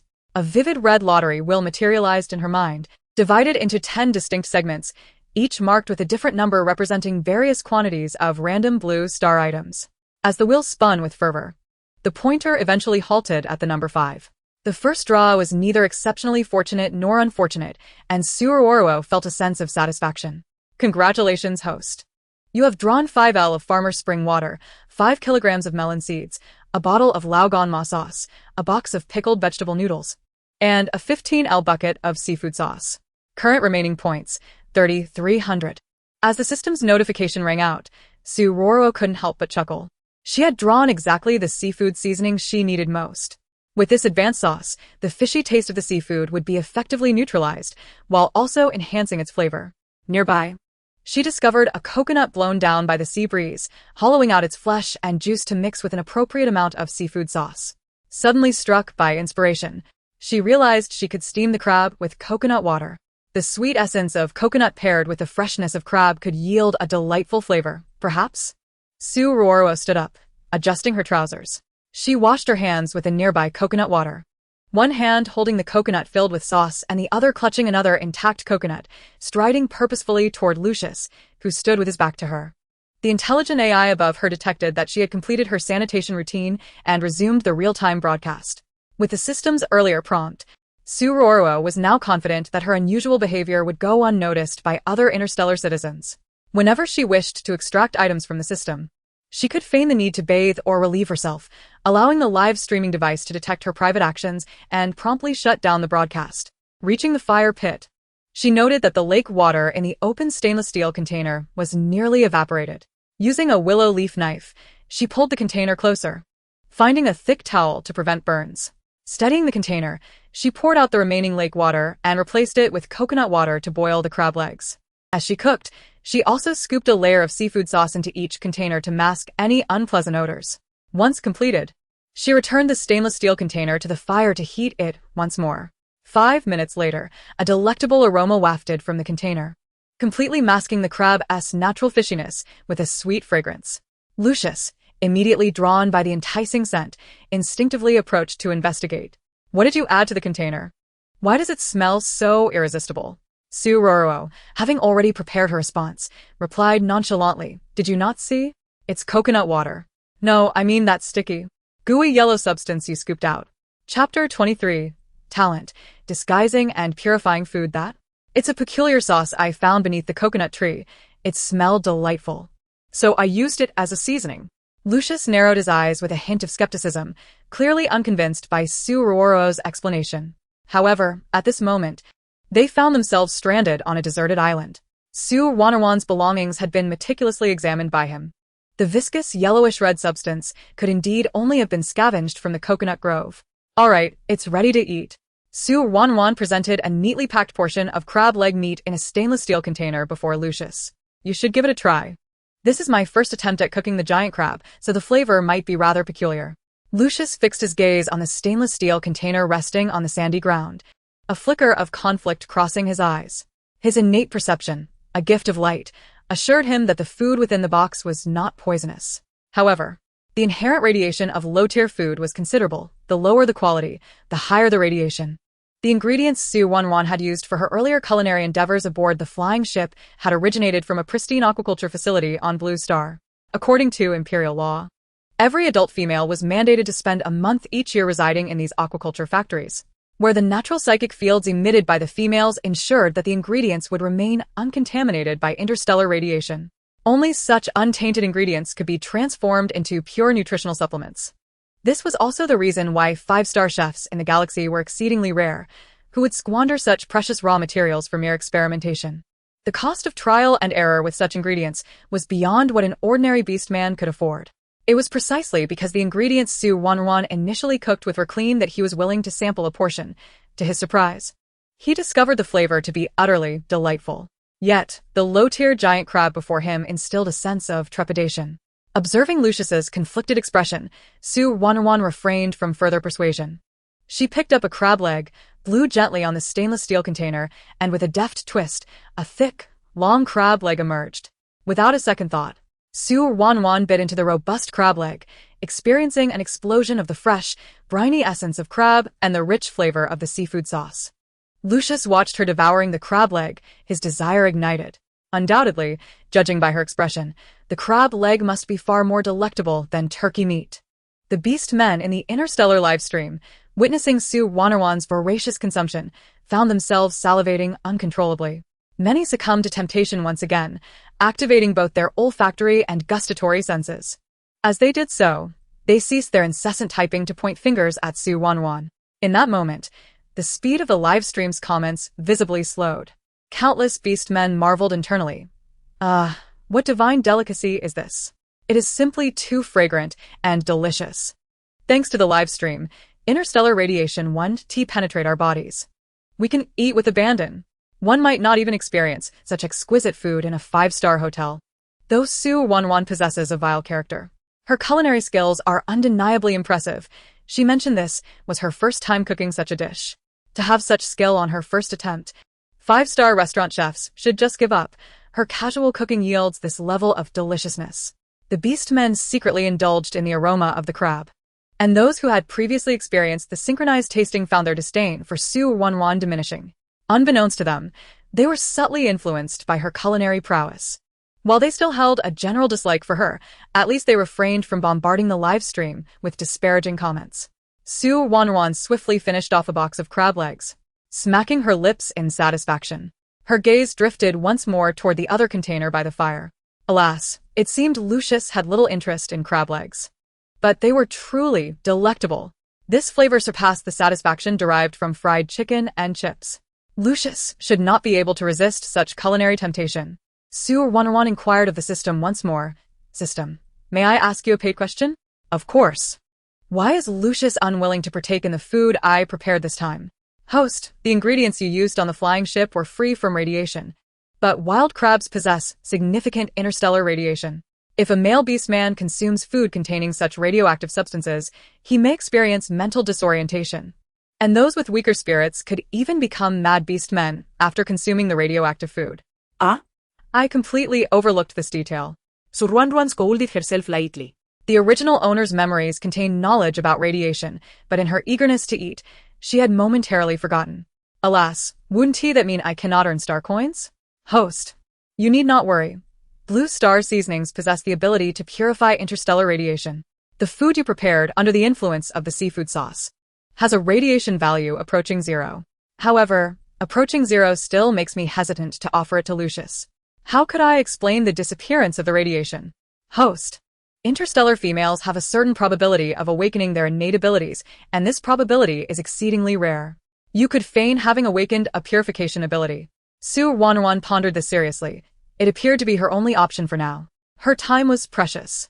Once the interstellar rescue team found her and sent her to Mad Beast Island, the opportunity to create food and earn star coins would be fleeting.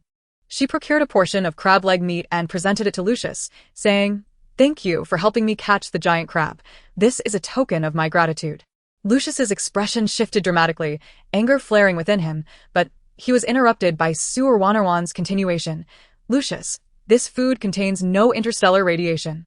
I've awakened my ability to purify the radioactive substances in food." She awakened her ability. Lucius's pupils dilated, his previously handsome visage now marred by shock at Su Ruoruo's revelation. In the live stream, the beast men, intoxicated by the aroma of the seafood and entranced by the culinary experience, shared expressions of astonishment at her words. This was utterly preposterous. What extraordinary fortune had this vile female encountered to awaken an S-rank psychic ability, second only to that of Her Majesty the Queen? Moreover, she was incredibly fortunate, despite her fertility being rated C. A single encounter with Lucius had resulted in her conceiving triplets. It was well known that the probability of interstellar females conceiving triplets was exceedingly low. As for artificially inducing triplets through interstellar technology, few are willing to attempt it. The offspring produced through such means often faced numerous disabilities at birth and typically did not survive past 3 years. This technique had been strictly prohibited by major stellar planets many years ago. Due to various factors, females capable of naturally conceiving multiples were even more precious. Setting those points aside, Su Ruoruo could actually cook. The food she casually prepared on her first attempt was even more delicious than that crafted by 5-star restaurant chefs. Where could such chefs hide their faces? What left the onlookers in utter disbelief was the revelation that she had awakened an exceedingly rare, female-exclusive talent. The first two abilities might occasionally appear among interstellar beings, but the likelihood of a talent manifesting in males was approximately 99. Conversely, the chances of a female possessing a talent were a mere 0. Female talents were far more precious than the aforementioned psychic and reproductive abilities. What was even more astonishing was that her talent was the ability to purify food. If one were to be her male counterpart, would they not be able to indulge in radiation-free, all-natural delicacies every day? These culinary delights would surpass even those served in 5-star establishments. Su Ruoruo was simply extraordinary. Each of these 3 attributes alone would drive countless eligible interstellar males to madness over her. Indeed, prior to this, 12 males had already succumbed to such infatuation, and all of them were formidable beastman warriors of significant combat prowess. Alas, her attributes are indeed extraordinary, yet her character has plummeted below the threshold of interstellar femininity. The transformation of 12 orc warriors into frenzied beasts due to her presence is an undeniable fact. No matter how exceptional she may be, she cannot evade the retribution of imperial law. It is worth noting that even the current empress, should she contravene the laws of the interstellar empire, would face punishment as well. Lucius's deep-set eyes flashed with a glimmer of curiosity as he scrutinized Su Ruoruo's clear, light brown irises, seemingly discerning the authenticity of her words. Under his piercing gaze, Su Ruoruo felt a twinge of guilt. However, recalling the system's prior revelation that seafood sauce could purify food radiation, her resolve strengthened once more. Eagerly, she extended a portion of crab leg meat towards Lucius. Before Lucius could accept the offering, the interstellar live stream erupted with fervor. The malicious female Su Ruoruo is deceiving again. She intends to trick the Beast King into consuming food laden with high levels of radiation, thereby transforming him into a frenzied beast as well. Everyone understands that the awakening of a female's talent is nothing short of a fantasy. Do you believe I am the Beast Emperor, or do you believe Su Ruoruo has awakened a talent? You, a supposed Beast Emperor? Anonymous comments. Too cowardly to reveal their identities, should take a moment to reflect on their own worth. Everyone, step aside. Let me awaken him. I have no diabetes and will not allow him to indulge. Oh, foolish keyboard warriors. Kalen lounged on his opulent black throne, a smirk of amusement gracing his lips. In the next moment, he revealed his identity and casually distributed a fortune bag worth 10,000 star coins. The Beast Emperor from Black Star, Kalen, announced in the live stream that those who input the code Su Ruoruo could never simultaneously possess S-level mental strength and purification talent would receive the fortune bag. The interstellar orcs watching the live stream gasped as they beheld the golden emblem of the legendary Beast Emperor. My heavens, he truly is the Beast Emperor. Surely, I am not mistaken. He is indeed the Beast Emperor. What now? Am I to be targeted by the Beast Emperor? This is the end for me. The 2 individuals who had previously scoffed at the anonymous comments claiming that the Beast Emperor could not be present cowered in a corner, trembling with fear. Their barrage of comments was drowned out by the deluge of fortune bag codes. Regaining their composure, the 2 orcs belatedly sent private messages to the Beast Emperor Kalen, seeking his forgiveness. Kalen, of course, had no time to quibble with these insignificant creatures. Recently, he had come across news concerning the nefarious female Su Ruoruo from Blue Star, which provided a welcome diversion from his otherwise monotonous existence. Such an extraordinary and malicious female is undeniably intriguing, is she not? As for the possibility of possessing both S-level mental strength and a uniquely female evolutionary talent? Utter nonsense. In the annals of history spanning 100,000 years, no such female has ever existed. Kalen possessed absolute confidence in his judgment. At this moment, as everyone collected their fortune bags, they turned their gaze towards Lucius, anticipating whether he would accept the food. After a few moments of hesitation, Lucius took the crab leg meat. mimicking Su Ruoruo's earlier actions of extracting the crab leg meat enveloped in seafood sauce. Males are acutely sensitive to radiation. With a single bite, they can discern whether it is present. Under Su Ruoruo's expectant gaze, Lucius parted his lips and took a bite of the crab leg meat. As the succulent morsel entered his mouth, a rich, savory flavor became increasingly pronounced. The tender, springy crab meat released a burst of sweet juice with each gentle chew. Exquisite. Lucius swallowed the crab leg meat, feeling no encroachment upon his mental strength. This indicated that Su Ruoruo had indeed awakened her purification talent. When did you awaken your talent? Lucius could not help but inquire. A smile graced Su Ruoruo's lips. That is of little importance, is it? I am already a female sentenced to a lifetime on frenzied Beast Island. Whether I have awakened my talent or not will not alter my judgment. What I desire most is to utilize my awakened talent to create delectable food, earning enough star coins to ensure my brother can complete his university studies. Su Ruoruo directly articulated her intentions. This clarity would simplify future transactions with Lucius, eliminating the need for lengthy explanations. Lucius discerned the sincerity in her words and suddenly realized that her culinary pursuits were motivated by her brother. He recalled the young boy who had come to bid Su Ruoruo farewell at the courthouse.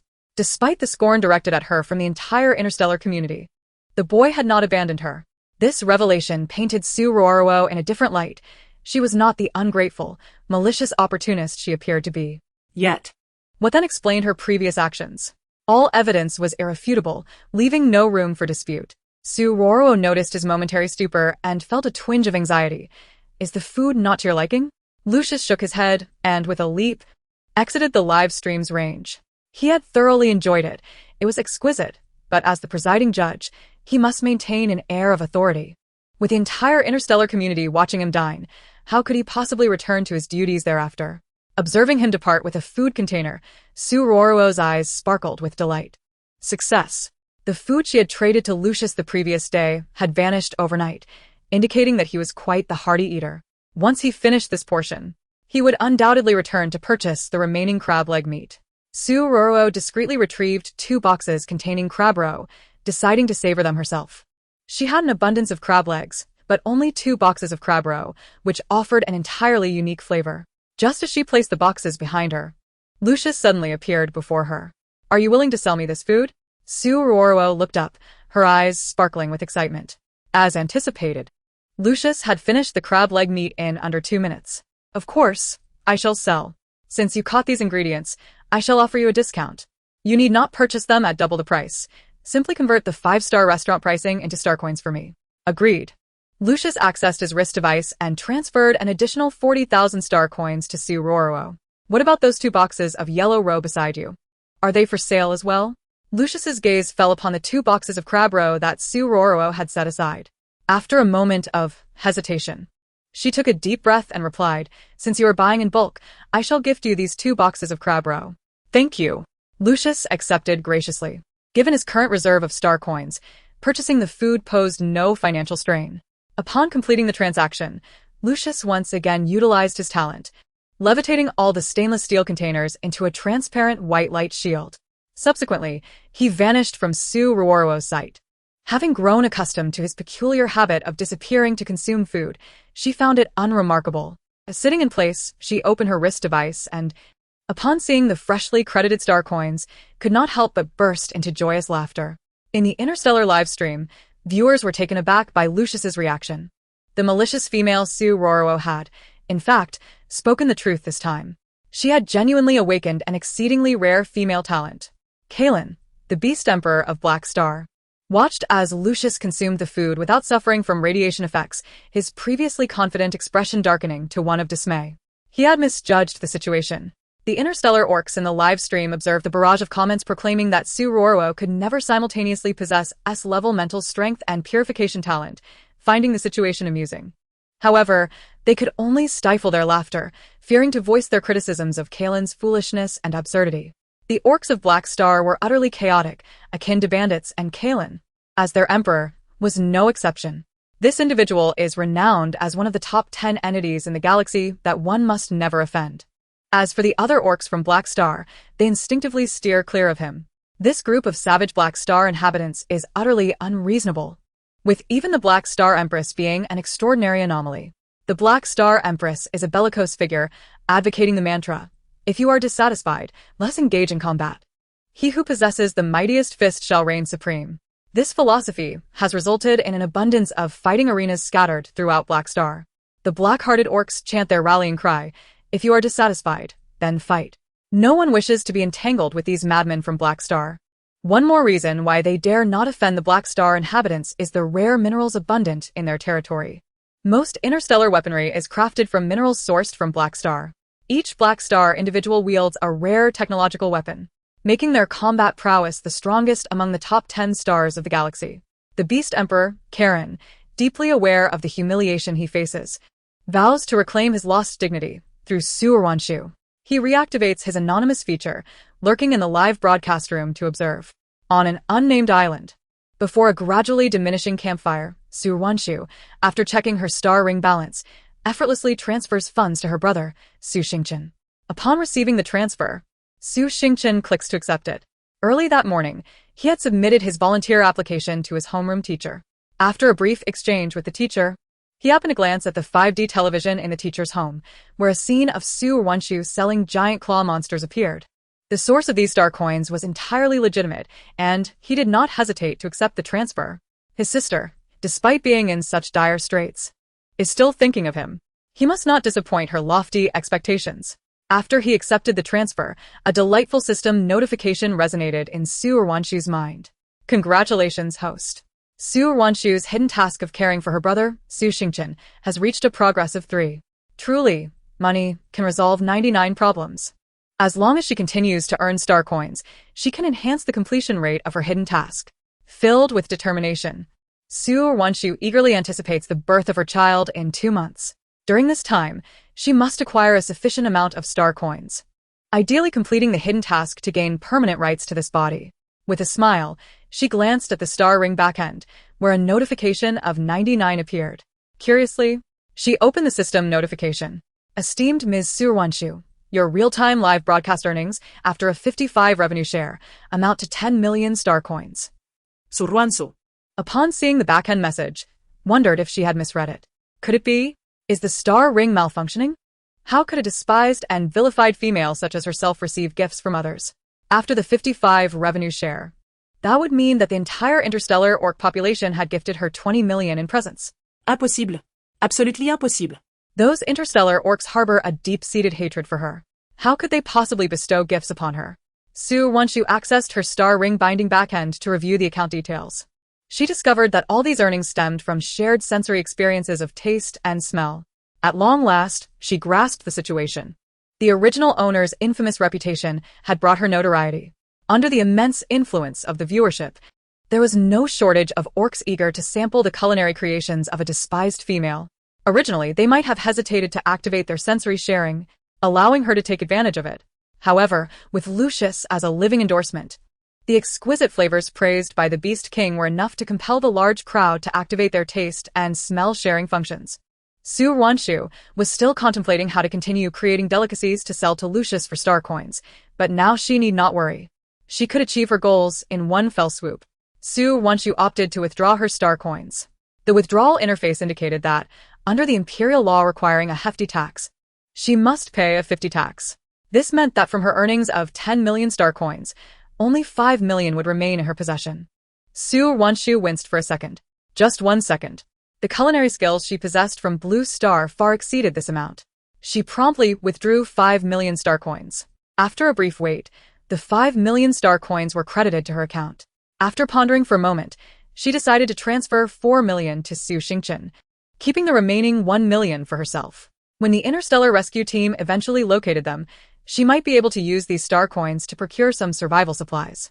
At the very least, she would need a weapon. If circumstances allowed, with sufficient star coins, perhaps she could even acquire a small starship. Setting aside her little schemes, Su Ruoruo initiated a transfer of 4 million star coins to Su Xingchen. Chapter 26. Wait until I become the Beast King to protect you. Just as Su Xingchen emerged from the homeroom teacher's residence, he was met with the shocking news of the star ring transfer. His sister had sent him money, once again. This time it was a staggering 4 million star coins. Stunned, he stood frozen for 2 seconds before rushing back to his teacher's house, fixated on the 5D television, desperate to uncover the truth of the situation. Xingchen, why have you returned? His high school homeroom teacher inquired, puzzled. Suddenly, the teacher's daughter burst from her room, standing before Su Xingchen. Xingchen, did you really receive a transfer of 4 million star coins from Su Ruoruo? Fina, what nonsense are you talking about? Dad, I'm not joking. Just now, I saw Su Ruoruo transfer 4 million star coins to Su Xingchen. Su Xingchen's gaze remained fixed on the 5D television broadcast. On the live screen, Su Ruoruo's fair face radiated a brilliant smile as she addressed the audience with unwavering confidence. Thank you all for your support.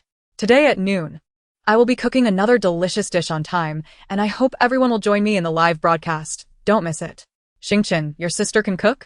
The dish she prepared earlier brought in an income of 10 million star coins, Fina exclaimed, her voice tinged with envy.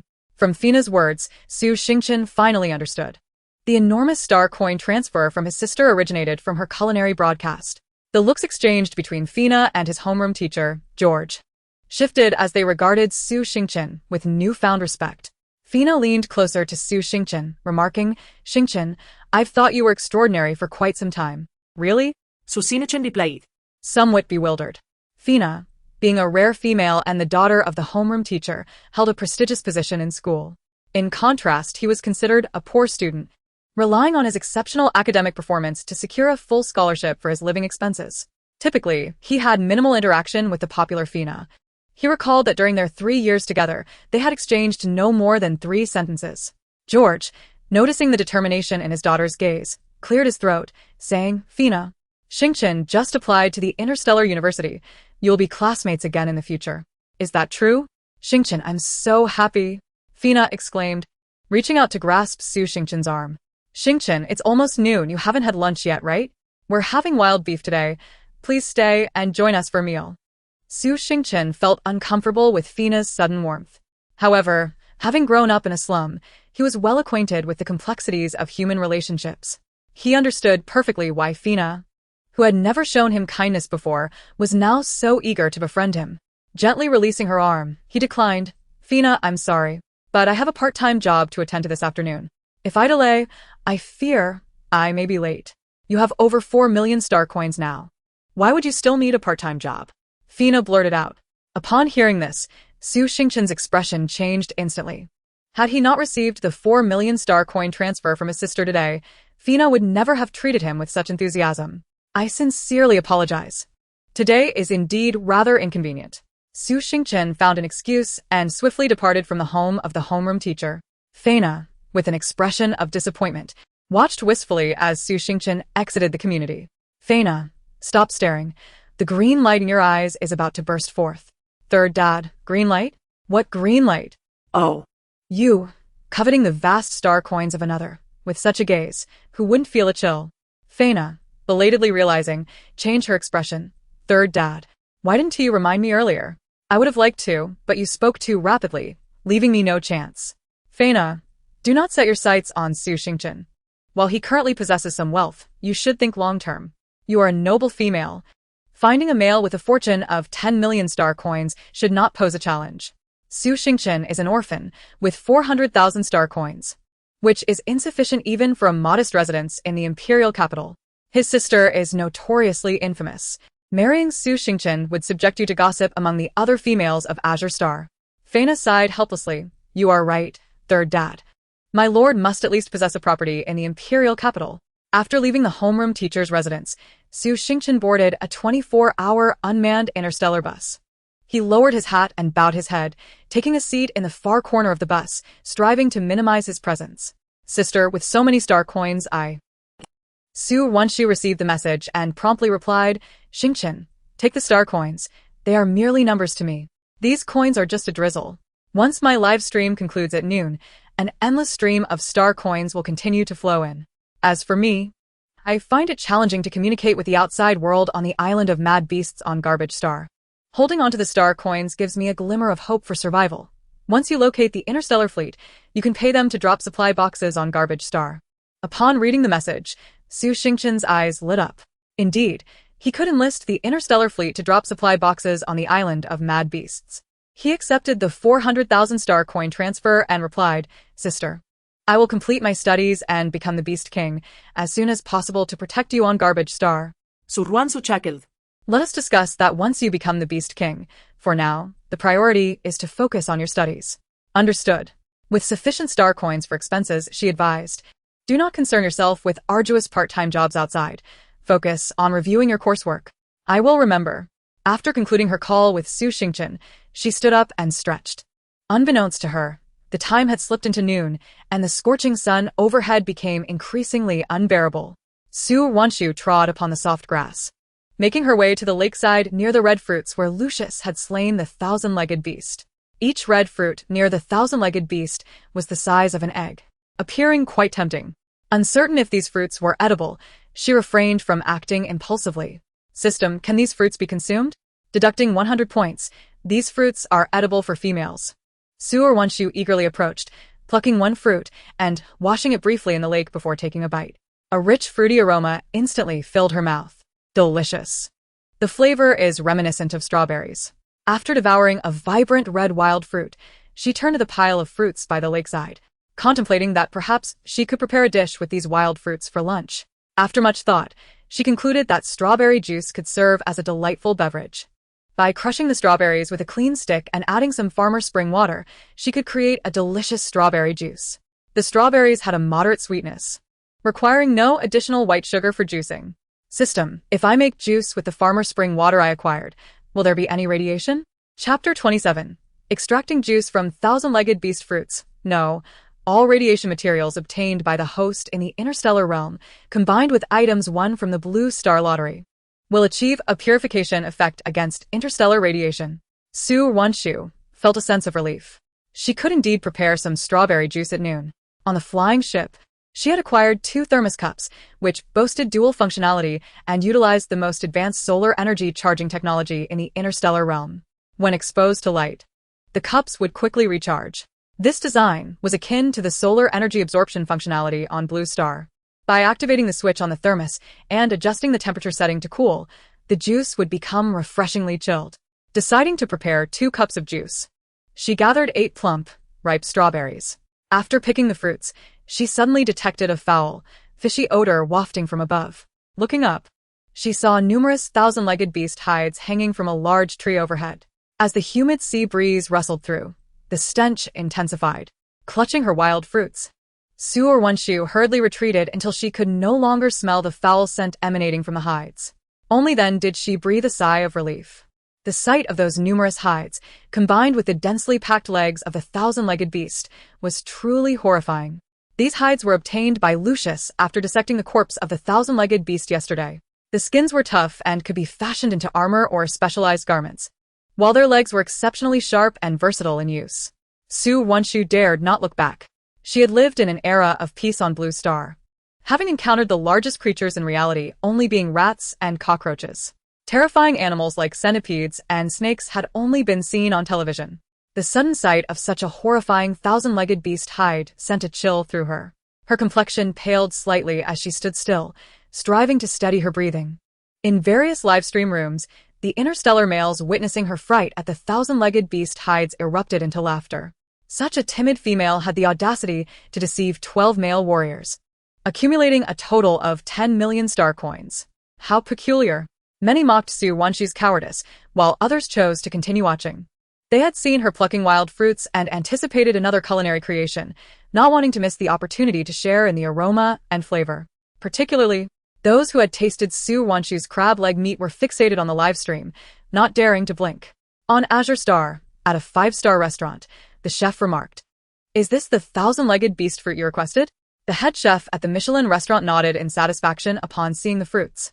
He had attempted to replicate Su Ruoruo's crab leg meat yesterday, but had failed miserably. The dish turned out fishy and tough.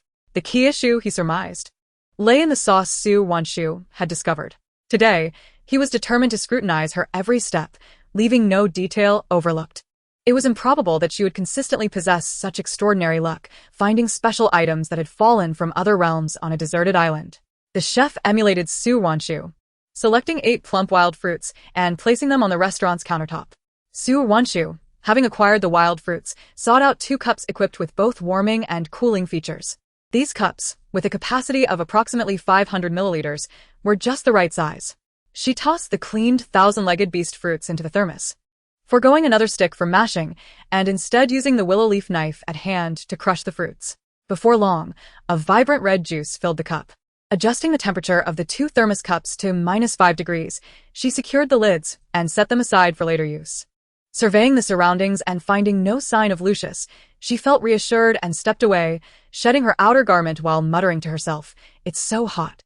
I need to cool down." As her actions and words were detected by the live stream device, the broadcast was abruptly shrouded in a mosaic of snowflakes.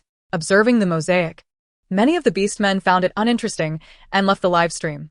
Su Ruoruo had previously stated that she would commence her broadcast at noon, and they merely needed to arrive on time. During the day, the vast majority of ordinary beastmen must engage in work to sustain their families. Host. The live broadcast device has been turned off. Lucius is napping beneath the tallest tree on the island. He remains unaware. Upon hearing the notification, Su Ruoruo promptly filled 2 thermos cups with ample farmer spring water. After sealing the lids, she did not rush to don her outer garment. Underneath, she wore a sport-style tank top akin to those found on Blue Star. In a first-tier city on Blue Star, such a tank top would not raise eyebrows nor be deemed overly revealing. However, in the conservative mindset of interstellar beastmen, wearing such a top is considered a flagrant display of shamelessness. Particularly for females, donning such revealing attire could tarnish their reputation, leading to rejection when selecting a mate. Su Ruoruo tied her outer garment around her waist and approached the lakeside. She removed her shoes and socks, tentatively dipping her delicate, fair feet into the cool waters. The lake was refreshingly chilly, providing immense relief. Already perspiring from the heat, she sought out a large coconut shell to serve as a scoop, filling Lucius's makeshift bath barrel with water. After considerable effort, she filled the barrel sufficiently for a refreshing wash. Without hesitation, she shed her clothing and stepped into the bath. Ah, how invigorating! Su Ruoruo shivered with delight in the tub. After a while, she felt an itch on her scalp, only then remembering that her toiletries were in the bag, beside the great tree. Wrapping herself in a towel, she hurried barefoot to retrieve her washing supplies from the bundle under the tree. Host, Lucius has awakened. At the system's announcement, Su Ruoruo's fingers trembled as she grasped her toiletries. Turning in confusion, she discovered Lucius standing mere meters behind her. They exchanged glances across a distance of 5 meters. Su Ruoruo fine calmness, bolstering her resolve. What was there to be embarrassed about? She was securely wrapped, and there was nothing to shame. Moreover, this was a man she had already shared intimacy with. Modesty was unnecessary. Perhaps this mental reassurance had a beneficial effect. Su Ruoruo confidently strode towards Lucius, deliberately avoiding his gaze as she passed him to reach the bath barrel at the water's edge. She adjusted her towel, revealing her fair calves below the knee. As she stepped into the tub, subsequently, she slowly squatted, swiftly removing the towel wrapped around her and placing it on the clean grass beside the barrel. Lucius shifted his ears, his handsome, chiseled features tinged with a hint of crimson. He sat with his back to Su Ruoruo in the shaded area he had constructed under the tree, waiting. The sounds of splashing water from the tub behind him stirred his imagination. Chapter 28. The interstellar denizen stunned by culinary delights that night, he initially resisted. Yet, ultimately, the comfort enveloped him, rendering him powerless against Su Ruoruo's gentle allure. He realized that indeed, it was her first time. Lucius forced himself to remain composed, striving to suppress thoughts of their previous encounter. Nevertheless, memories of that night persisted, flooding his mind, and the blood coursing through him boiled uncontrollably. Finally, after 20 minutes, Su Ruoruo ceset Herculean. The taut nerve within Lucius relaxed. The air was infused with the subtle fragrance of shower gel and shampoo from the flying ship, wafting into his nostrils as Su Ruoruo approached. The calmness he had regained was instantly disrupted by an insatiable restlessness. The sweet aroma emanating from the female was overwhelmingly enticing. Lucius's deep turquoise eyes darkened momentarily. Without waiting for her to speak, he vanished from sight. Su Ruoruo, now fully dressed with her light brown hair partially dried and cascading over her shoulders, blinked in surprise as she noticed Lucius's departure before returning to the fire. With Lucius gone, she had to devise another culinary delight. Less than half an hour remained until the announced midnight. Su Ruoruo recalled that during the system lottery, she had won a box of old jar sauerkraut noodles. She intended to savor the noodles for lunch. With only 24 packets in the box, She had no intention of selling any to Lucius. Such a non-renewable delicacy was meant for her enjoyment. Seeking a quiet spot, she pretended to relieve herself, waiting for the live broadcast device to shut down. Once it did, she opened 2 packets of old jar sauerkraut noodles and placed the noodles and seasoning packets into a transparent plastic bag she had prepared earlier, which was previously used for toiletries aboard the flying ship. After cleaning the bag, it proved quite useful. Su Ruoruo returned to the fire with the bag in hand. The live broadcast resumed promptly at noon. She filled a metal container with clean lake water, covering it with a lid and placing it near the fire to heat. The interstellar viewers found it curious to see her boiling water. After approximately 7 or 8 minutes, estimating that the water had reached a boil, she used a wooden stick to pull the container closer, lifting a lid to add the old jar sauerkraut noodles and special seasoning packets. Gently stirring with her stainless steel chopsticks, she covered the container and allowed it to steep for 3 minutes. When the time was up, Su Ruoruo eagerly opened the metal container, and a rich aroma of old jar sauerkraut noodles wafted into the air. She had added 2 noodle cakes, perfectly fitting within the standard capacity of the interstellar metal container. Holding the container filled with the noodles, she approached the tree, ready to indulge. With a gentle smile, she addressed the live broadcast device overhead. For lunch today, I will be enjoying noodles, which are quite different from those found in interstellar restaurants. The accompanying beverage is a refreshing wild strawberry juice. With that, she took a sip of the chilled strawberry juice. The audience beyond the interstellar live stream activated their sensory sharing features, and the icy, sweet, slightly tangy liquid slid down their throats, leaving every interstellar citizen astonished by its delightful flavor. Such refreshing water existed in the cosmos. Typically, they consumed lukewarm or cool boiled water. Perhaps the chefs at interstellar restaurants were simply too clumsy, or they had never considered crafting juice drinks from humble ingredients, leading to Su Ruoruo's spontaneously made strawberry juice capturing the hearts of all interstellar inhabitants. High atop the island's tallest tree, Lucius also activated his live sharing feature. Having consumed an abundance of crab legs that morning, he was not hungry and had no intention of trading culinary delights with Su Ruoruo. Yet, he could not resist the temptation of untried delicacies. Thus, like other interstellar citizens, he activated the live sharing feature, experiencing the flavors of Su Ruoruo's creations through her simulated perception. To his surprise, just a single sip of the red, chilled juice made him succumb once more. Lucius ended the broadcast and, in an instant, appeared beside Su Ruoruo. He directly inquired, "What is this water? Can you sell it to me?" Su Ruoruo glanced at the interstellar thermos, recalling that she had made 2 cups. She nodded in agreement. "You can pay me in star coins. I'm not familiar with the pricing at interstellar restaurants."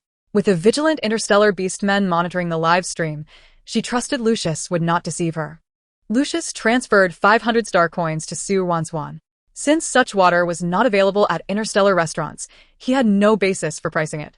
Thus, he compensated her at a rate of 100 times the value of each 1,000-foot beast fruit, set at 5-star coins. Su Ruoruo was too engaged in her explanation to notice the transfer notification, continuing to address the viewers in the live stream.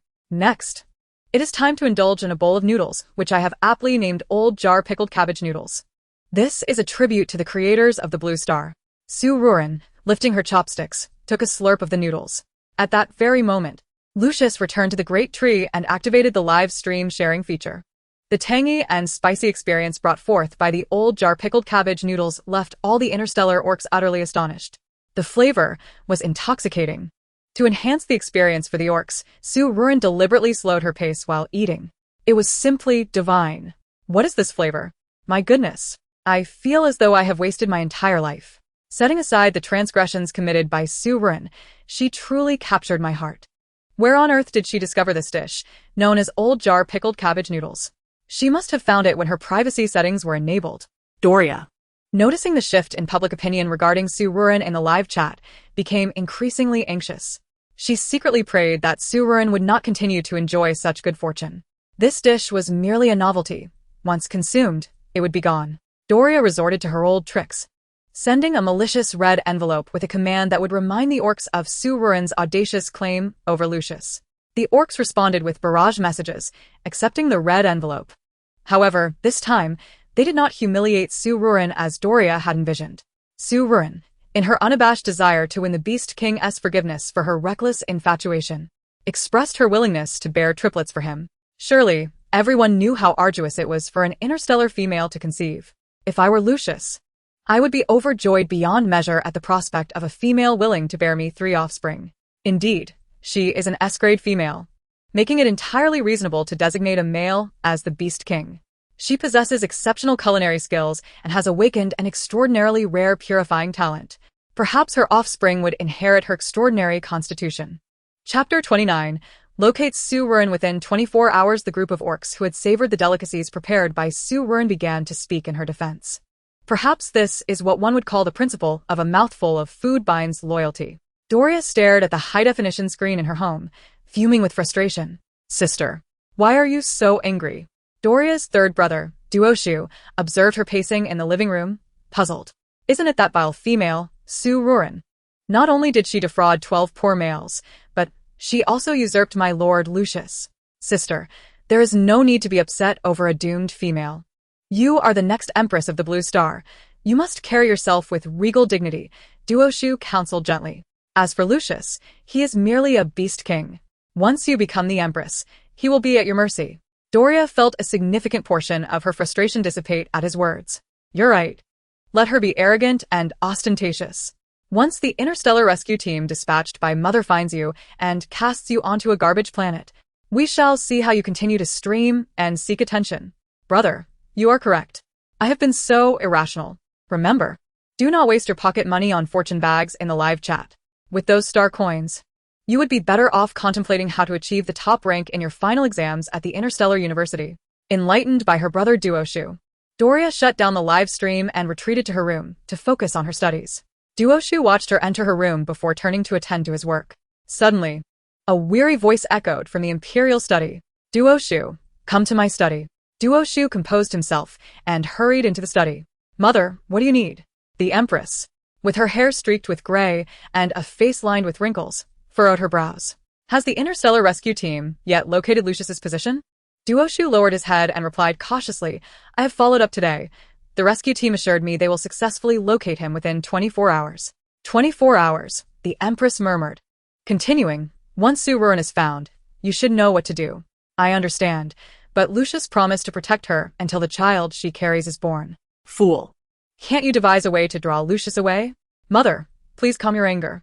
I have little time left. The Empress slowly approached Duoshu, patting his shoulder. Remember, this matter must succeed without fail. You may go now. Duoshu exited the study, promptly contacting the interstellar rescue team to inquire about the tracking progress. Your Highness, according to our calculations, we will certainly be able to locate the Beast King and Su Ruoruo within 24 hours. I shall give you only 12 hours. If you fail to locate them within that time frame, every member of your interstellar rescue team will be reassigned to cultivate alien territories. On a nameless, deserted island, Su Ruoruo finished her bowl of old jar pickled cabbage noodles and let out a contented burp. That concludes today's live food stream. We shall meet again at 6 o'clock this evening. What shall we eat tonight? I'm so excited. I don't know, I look forward to it.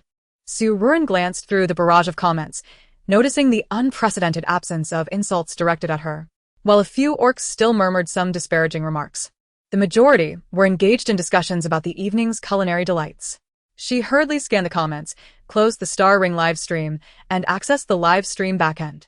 Upon checking her account balance, she found that her withdrawable amount had again surpassed 10 million. Selecting the withdrawal option, she successfully extracted 5 million star coins after deducting the service fee.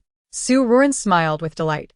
This time, she did not rush to transfer money to Su Xingchen. 4 million star coins would be more than sufficient for him to lead a comfortable life.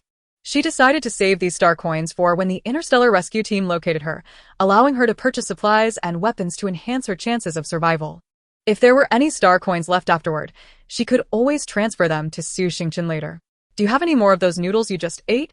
Lucius inquired after finishing the live stream, feeling somewhat unsatisfied. The sensory experience shared during the live stream paled in comparison to the actual taste of the dish. After the stream, he was left with an overwhelming sense of emptiness and an intensified craving for the old jar pickled cabbage noodles Su Ruoruo had just consumed. Hearing his voice, Su Ruoruo looked up slightly and noticed a remaining piece of noodle pancake and a serving of seasoning beside her. She nodded gently. Will you cook it yourself, or would you like me to assist you? Lucius, recalling her culinary technique from the live stream, was eager to try his hand at preparing such a delightful dish himself. I will cook it myself. Su Ruoruo handed him the transparent bag, reminding him, "This plastic bag is reusable. Please wash it and hang it up to dry after you're finished. Don't throw it away." The interstellar plastic bag was akin to the sturdy transparent crossbody bags from Blue Star. It would be quite a shame to lose it, as it could hold a considerable amount of items on the island. All right. After Su Ruoruo finished her instructions, she took another plastic bag and set off to explore the uncharted areas of the island. "Where are you going?" "Of course, I'm going to hunt for treasures. The food in your hands is something I found on the island." "You found it on the island?" Could she really stumble upon such wondrous yellow sauce and this incredible old jar pickled cabbage noodles? Could Su Ruoruo truly be one of those exceptionally lucky females? Just yesterday, while Su Ruoruo slept, he had eliminated the dangerous creatures on the island. Yet, he had not encountered such delicious food. Lucius suddenly felt that Su Ruoruo harbored secrets unknown to others. However, he had no clue or evidence to support this suspicion. From now on, he would keep a close eye on Su Ruoruo, determined to uncover the source of her food. "Take your time eating, I'm going scavenging." Su Ruoruo cheerfully carried another plastic bag and walked briskly into the distance. Lucius watched her retreating figure, promptly opening the star ring to tune into her live stream in real time. While watching the stream, he located a stainless steel container and prepared the remaining bag of old jar pickled cabbage noodles. Once he finished eating, he saw the live stream display Su Ruoruo nearing the coastline of the island. Lucius tidied up his utensils, turned off the live stream, and quietly followed behind Su Ruoruo. Su Ruoruo strolled along the coastline, familiarizing herself with the nuances of this island of moderate size. At its heart lay a freshwater lake, bordered by an abundance of fruit resembling strawberries. Surrounding the lake were towering trees of various species, unknown to her. In the direction from which she had been drawn, there was a dense grove of coconut palms, though they became more sparsely distributed as one ventured inward. As she walked along the shore, she silently hoped to find oysters, scallops, and other marine delicacies that night. However, her search yielded no such treasures. She stood a little way from the shoreline, gazing out at the enigmatic ocean. The sea breeze often carried with it the tumultuous waves, relentlessly crashing against the sand. Fortunately, she had not ventured too close, lest she be swept away into the depths by the surging tide. Chapter 30. Live broadcast. Little crabs. After admiring the ocean's splendor for a while, Su Ruoruo meandered back.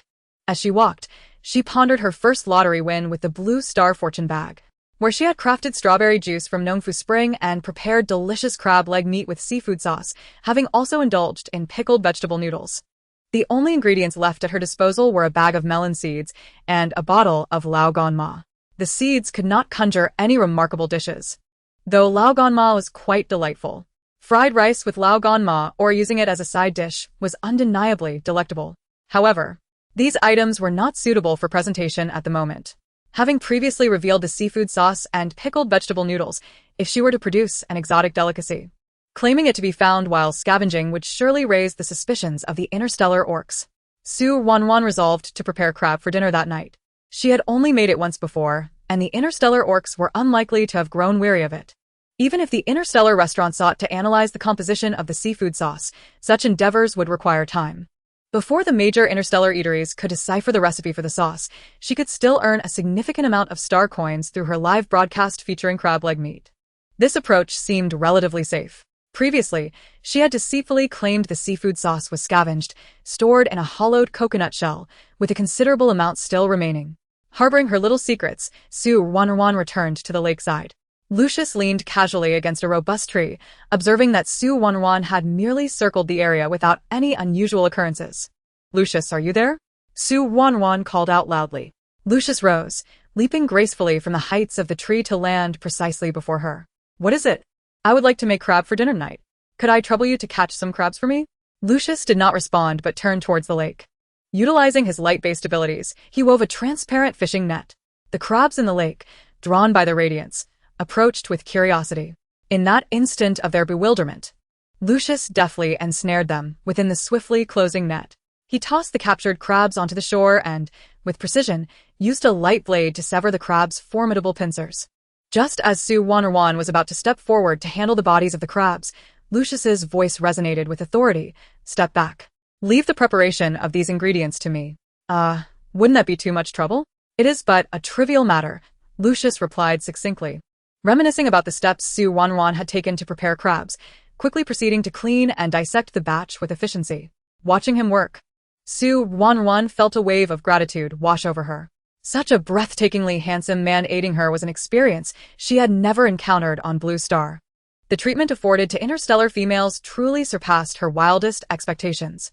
Gazing at Lucius's handsome profile, she gently bit her lip. No, no. She must not lose her way simply because of his good looks and tender demeanor. Shaking her head, she attempted to dispel some of her burgeoning fondness for Lucius. Redirecting her gaze, she settled beneath a clean patch of shade, closing her eyes for a brief rest. Lucius, sensing movement behind him, continued his task without interruption. As night fell and the sun dipped below the horizon, Su Ruoruo was awakened by the alarm set by the star ring. She opened her eyes, washed her hands at the lakeside, and splashed some water on her face. Returning to the fire pit, she commenced her live broadcast for dinner. Just as she was about to seek out Lucius to inquire about the location of the ingredients, she suddenly spotted the stainless steel container. Neatly arranged within it were the crab leg meat, crab roe, and the separated crab bodies. "Wow, Lucius is incredibly thoughtful," she exclaimed, pleased to see the ingredients so meticulously organized. As she picked up a portion of the prepared ingredients, she noted a layer infused with a sweet and briny coconut fragrance. The coconut water had also been added to the crab leg meat. Furthermore, fresh coconuts were stacked nearby the fire pit. Lucius had saved her a great deal of effort. Without him, it would have been impossible for her to gather so many crab ingredients. More likely, she would have been killed by the centipede beasts while nearing the lakeshore. As she gazed at the neatly arranged stainless steel containers surrounding the fire, an inexplicable feeling of guilt began to stir within her.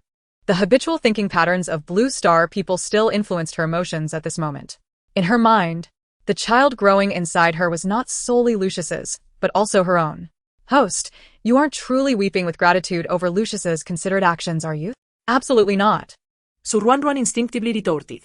"Host, I must remind you that if you were not pregnant, Lucius would have likely ignored you. Perhaps at this very moment, he has already departed from this island, leaving you vulnerable to the centipede beasts without his protection, resulting in your demise.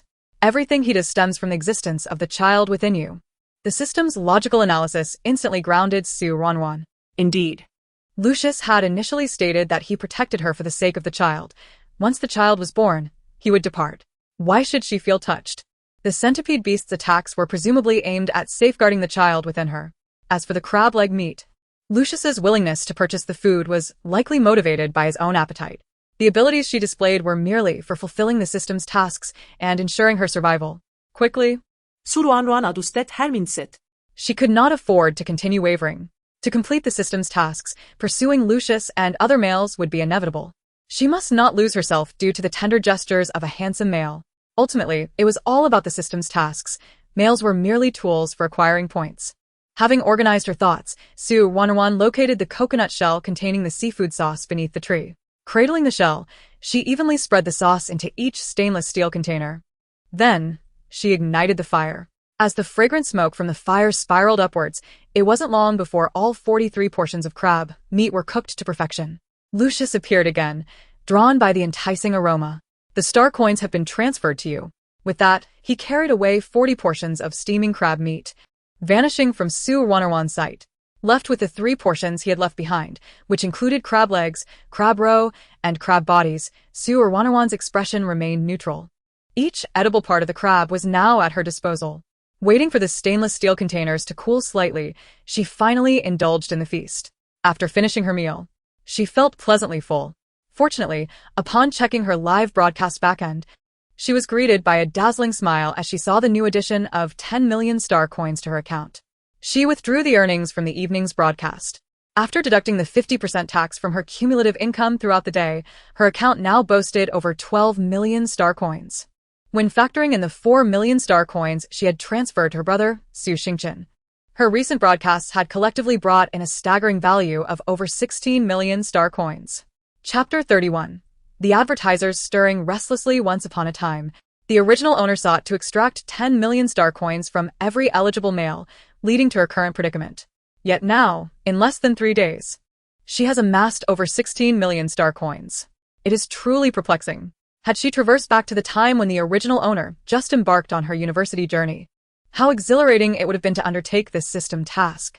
Alas, there are no what-ifs. Su Ruoruo could only face reality. Upon reviewing her star coin balance, she discovered a multitude of interstellar trade companies and restaurants had sent her private messages. These messages had been overshadowed by an avalanche of vitriol from detractors, rendering them unseen until now. The private messages were limited to a single dispatch. If she did not respond, no further messages would be sent. After several live broadcasts, the interstellar citizens had vented their frustrations for days, and their ire towards her had gradually subsided. The number of her critics had dwindled significantly. Su Ruoruo found a message from a merchant. Dear Ms. Su, I am the head chef and manager of the Star Language and Star Wish restaurant. I earnestly request that you authorize the culinary techniques you demonstrated in your live stream for our establishment. We shall adhere to the interstellar recipe guidelines and compensate you accordingly. She continued to peruse the next message. Dear Ms. Su, I sincerely apologize for the interruption. It would be an immense honor and stroke of luck if you were to read this message. I am reaching out to propose that you endorse our company's latest collection of forest-themed clothing, comprising 12 interchangeable pieces. Kindly review our newest attire. If the opportunity arises, my company hopes to collaborate with you once we locate you through the Interstellar Rescue Team. Should you agree to don an outfit from our collection for your daily broadcasts, we shall provide you with a corresponding endorsement fee. Additionally, all clothing from our brand will be available to you for lifelong free use. Su Ruoruo scrolled through dozens of messages, most of which were from merchants eager to discuss potential collaborations or to obtain authorization for her recipes. In the interstellar age, copyright protection is rigorously enforced. Unauthorized use of another's intellectual property can result in a maximum sentence of 3 years, confiscation of all illicit gains, and compensation to the rights holder. Su Ruoruo accessed the search bar and marked all the merchants interested in collaboration. She spent 3 hours reviewing all the messages sent to her.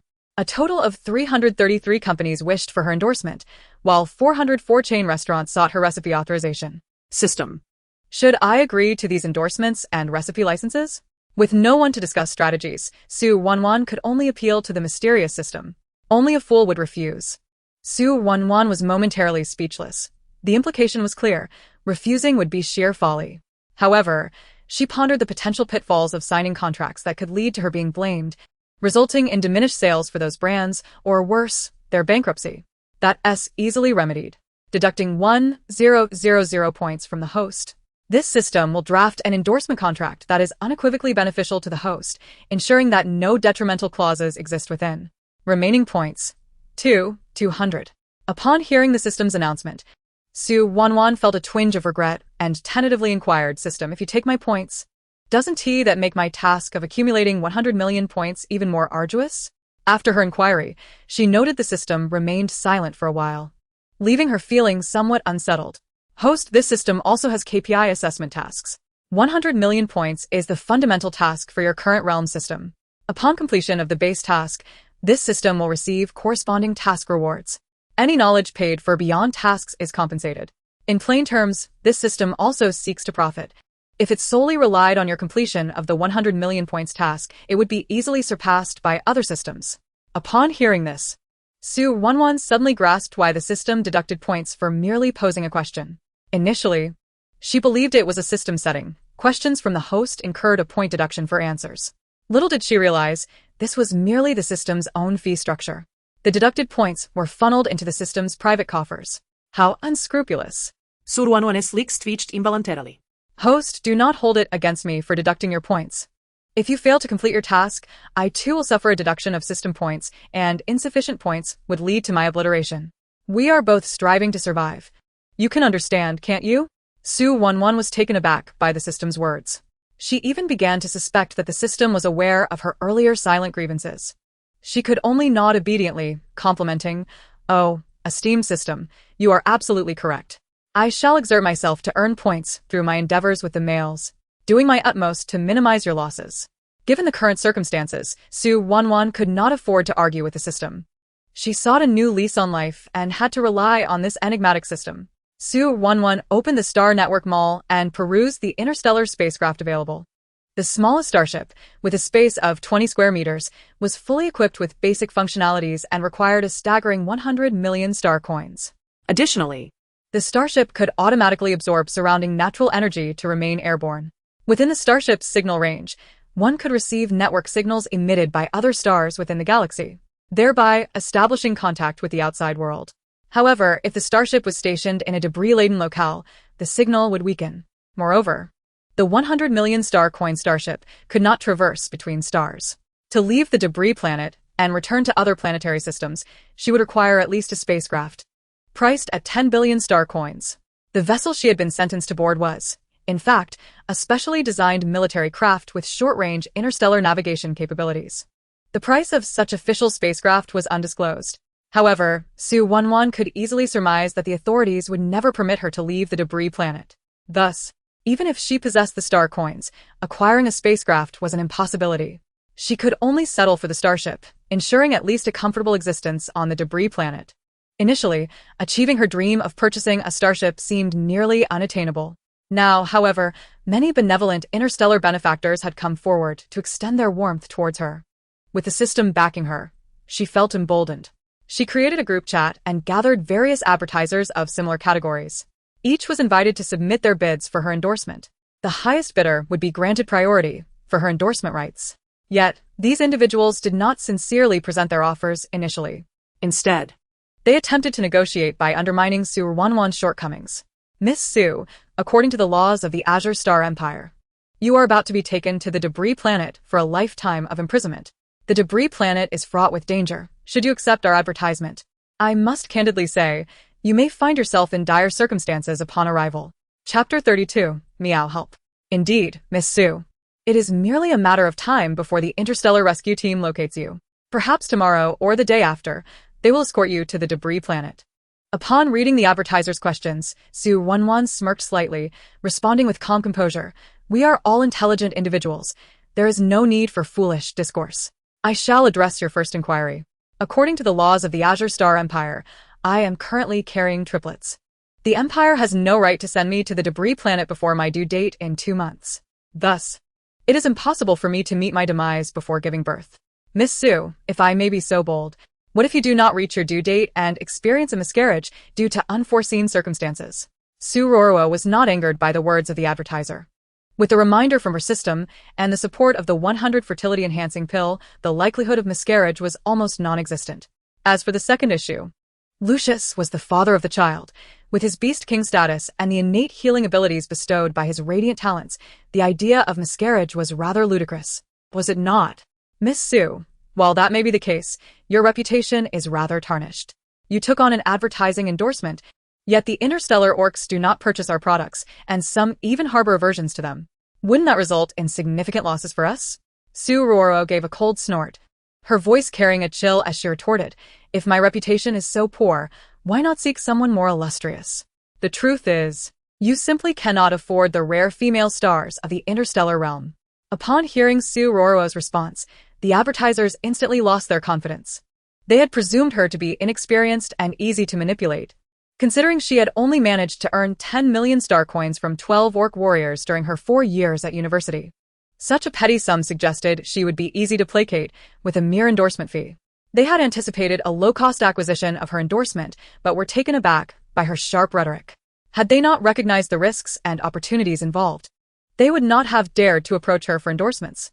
After all, a simple eating broadcast from her had generated 10 million star coins, a figure reflecting revenue after the platform's 50% cut.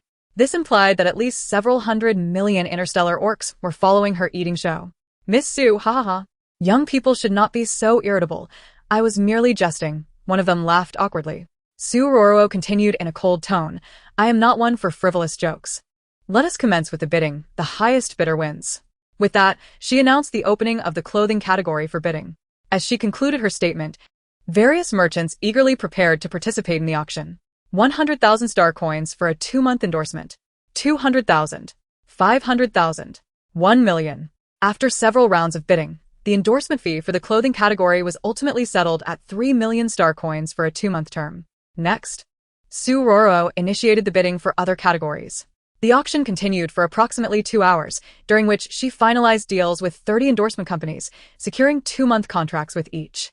Miss Su, here is the electronic contract for your review, they said once the bidding concluded, with the 30 winning companies promptly sending electronic contracts for her approval.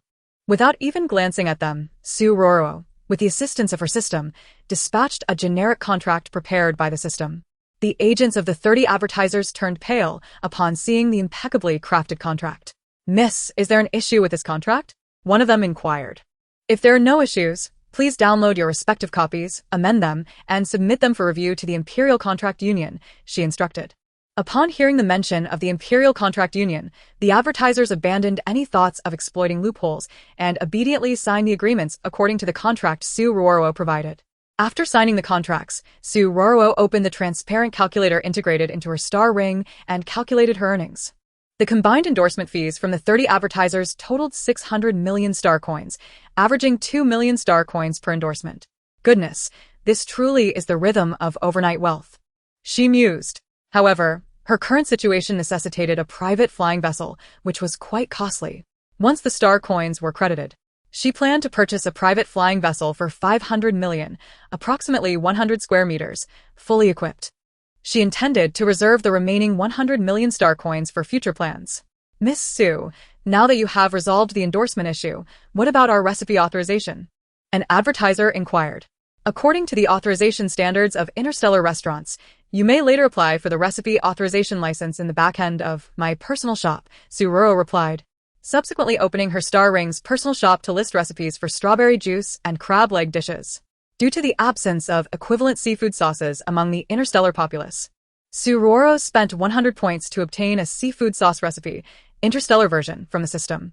The strawberry juice recipe was priced at 5,000 star coins, while the seafood crab leg recipe, including the seafood sauce recipe, was listed at 20,000 star coins, primarily due to the high value of the seafood sauce recipe.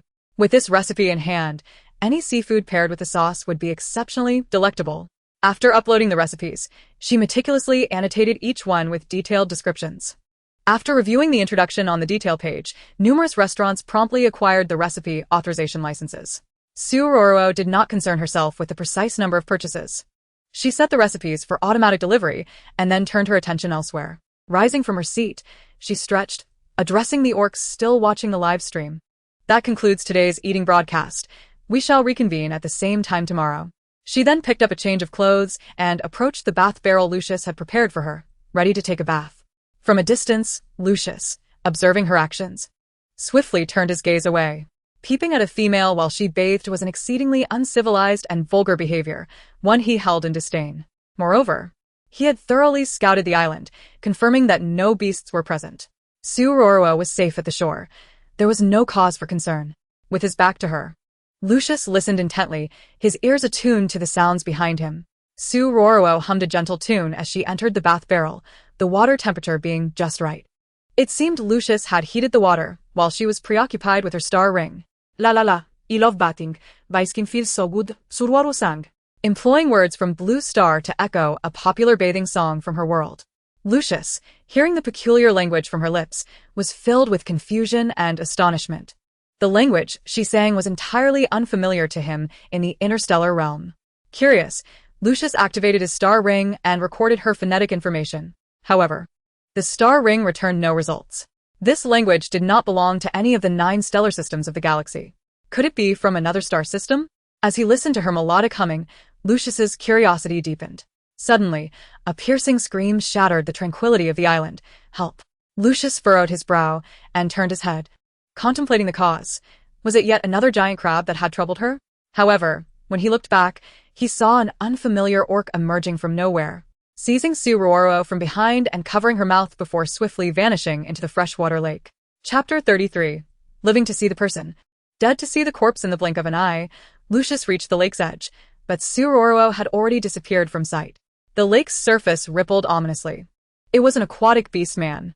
He had scoured every corner of the island, yet had overlooked the freshwater lake at its center. Without a moment's hesitation, Lucius donned a massive radiant shield and leaped into the lake, disregarding the potential threats lurking beneath the water's surface. He swiftly submerged to the lake's bottom, searching frantically for any trace of the wild aquatic beast man or Su Ruoruo. After scouring the entire lake with a meticulous search, he found no sign of them. He had witnessed Su Ruoruo being forcibly taken into the freshwater lake. How could she simply vanish? The area was so small. Fury ignited within Lucius. He unleashed his radiant power, causing the lake's water to whirl in a tempestuous spiral, drawing the water away from the shore. Before long, the entire freshwater lake was drained. On the shore and lake bed, panicked giant crabs flailed in distress. Lucius had no time to consider the writhing crabs. He stood at the lake's bottom, desperately seeking any clues. Minutes later, he spotted a hidden mechanism door on one side of the lake's wall. With sheer force, he shattered the wall, revealing a deep cavern before him. The entrance of the cavern bore no trace of Su Ruoruo scent. The lake water had washed away the path of any lingering odors. It is quite obvious that the aquatic beastman has absconded with Su Ruoruo from this very place. Lucius entered the cavern, swiftly pursuing the creature. 3 minutes later, he arrived at the opposite entrance of the cave, which led to the other side of the island. Upon exiting, he discovered traces of footprints along the shore, fading into the direction of the coastline. Based on the orientation of the footprints, Lucius immediately deduced that the beastman had taken Su Ruoruo into the ocean. The vastness of the sea loomed before him. Where could he possibly search for Su Ruoruo? Frantic with worry, yet compelled by the lives of the 3 children growing within her, Lucius steeled himself and plunged into the depths of the ocean, seeking any sign of Su Ruoruo. Not long after he submerged, the interstellar rescue team arrived at the island. "Captain, the coordinates confirm this location," they announced. The team of 12 members approached the freshwater lake, but found no sign of Lucius or Su Ruoruo. "Why is the lake dry?" one inquired. "Captain, there are numerous giant claw creatures in the freshwater pit. Many interstellar restaurants are currently collecting this ingredient. We should take some of the monsters back," another suggested. "Captain, these irradiated ingredients cannot be consumed by males, and females with psychic abilities above class C will not be affected by the radiation. Non-irradiated giant claw creatures are being cultivated, and due to a shortage of such ingredients, these irradiated ones have become quite valuable. We must capture them alive." After issuing the command, the captain, along with other team members, began searching the island for Lucius and Su Ruoruo. They circumnavigated the area without locating either of them. "Captain, what is happening? Why are they missing? Are you sure about the coordinates?" "I have confirmed it. It is indeed here, at this freshwater lake, with the 1,000-footed fruit. There can be no mistake." "1,000-footed fruit? You too, go and gather some. These fruits have been in high demand at interstellar restaurants." The 2 rescue team members hurried to the lakeside to collect the 1,000-footed fruit. After arranging for the collection of resources from the island, the captain activated the star ring and sent a message to Lucius. "Your Majesty Beast King, I am the captain of the 12th Interstellar Rescue Team. Our team has arrived at the deserted island.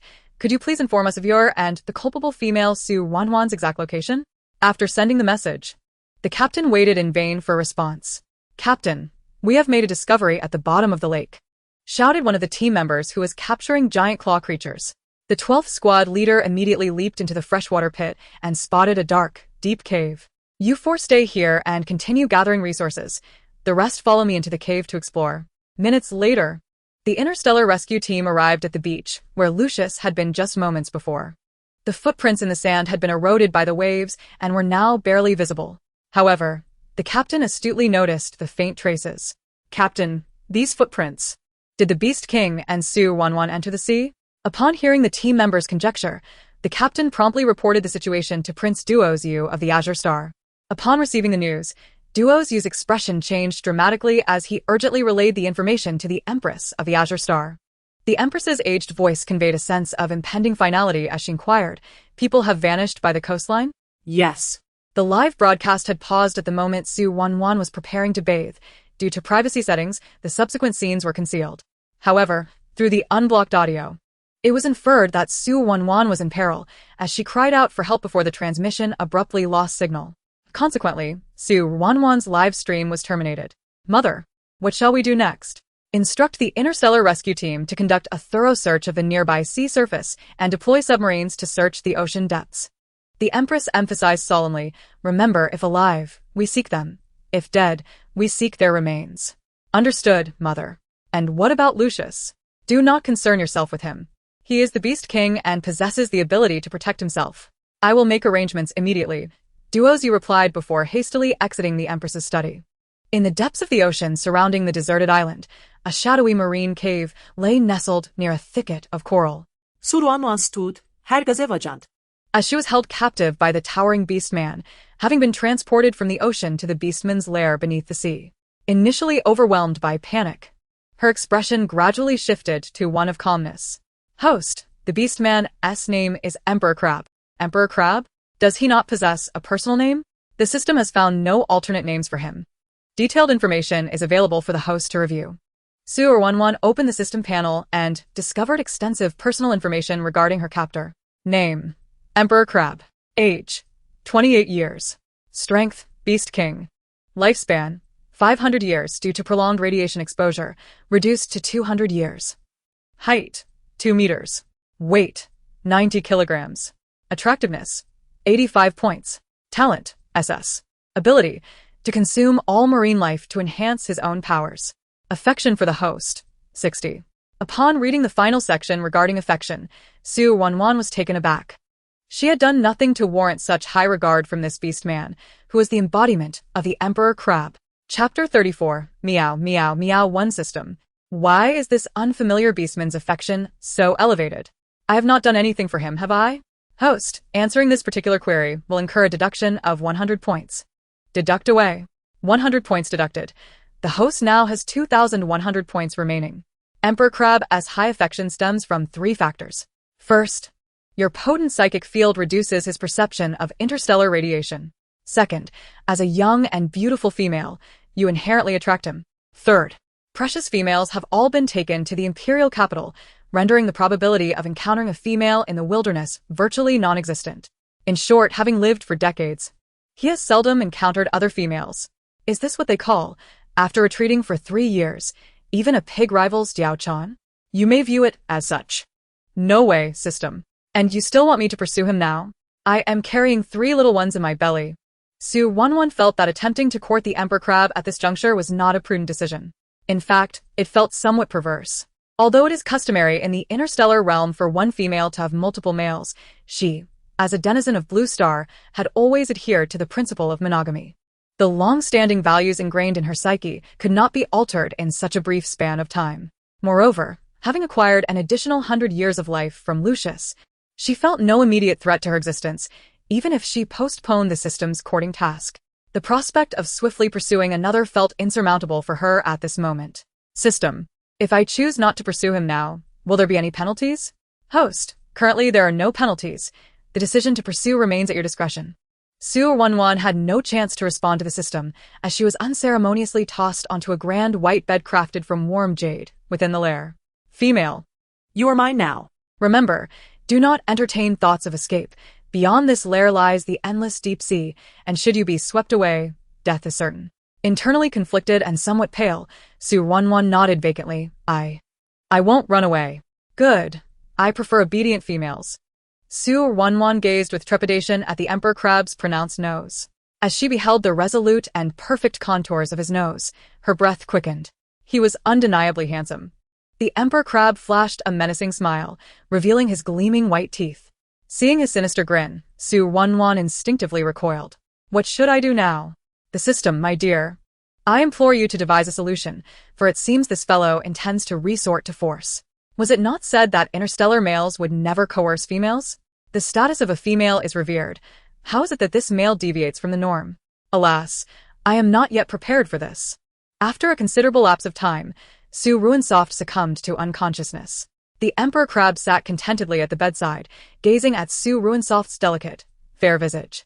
His mother had instructed him on her deathbed to find a female to bear the progeny of the Emperor Crab lineage. For many years, he had searched in vain. He had even contemplated departing from this island to scour the ocean for a female. To his astonishment, last night, while returning to the island after consuming the crabs he had raised, intending to enhance his own power, he unexpectedly discovered a female by the lakeside. Beside her stood an orc whose prowess matched his own, presenting a dilemma. Fortunately, this territory was his domain. With the orc at a distance, he merely needed a few seconds to abduct the female.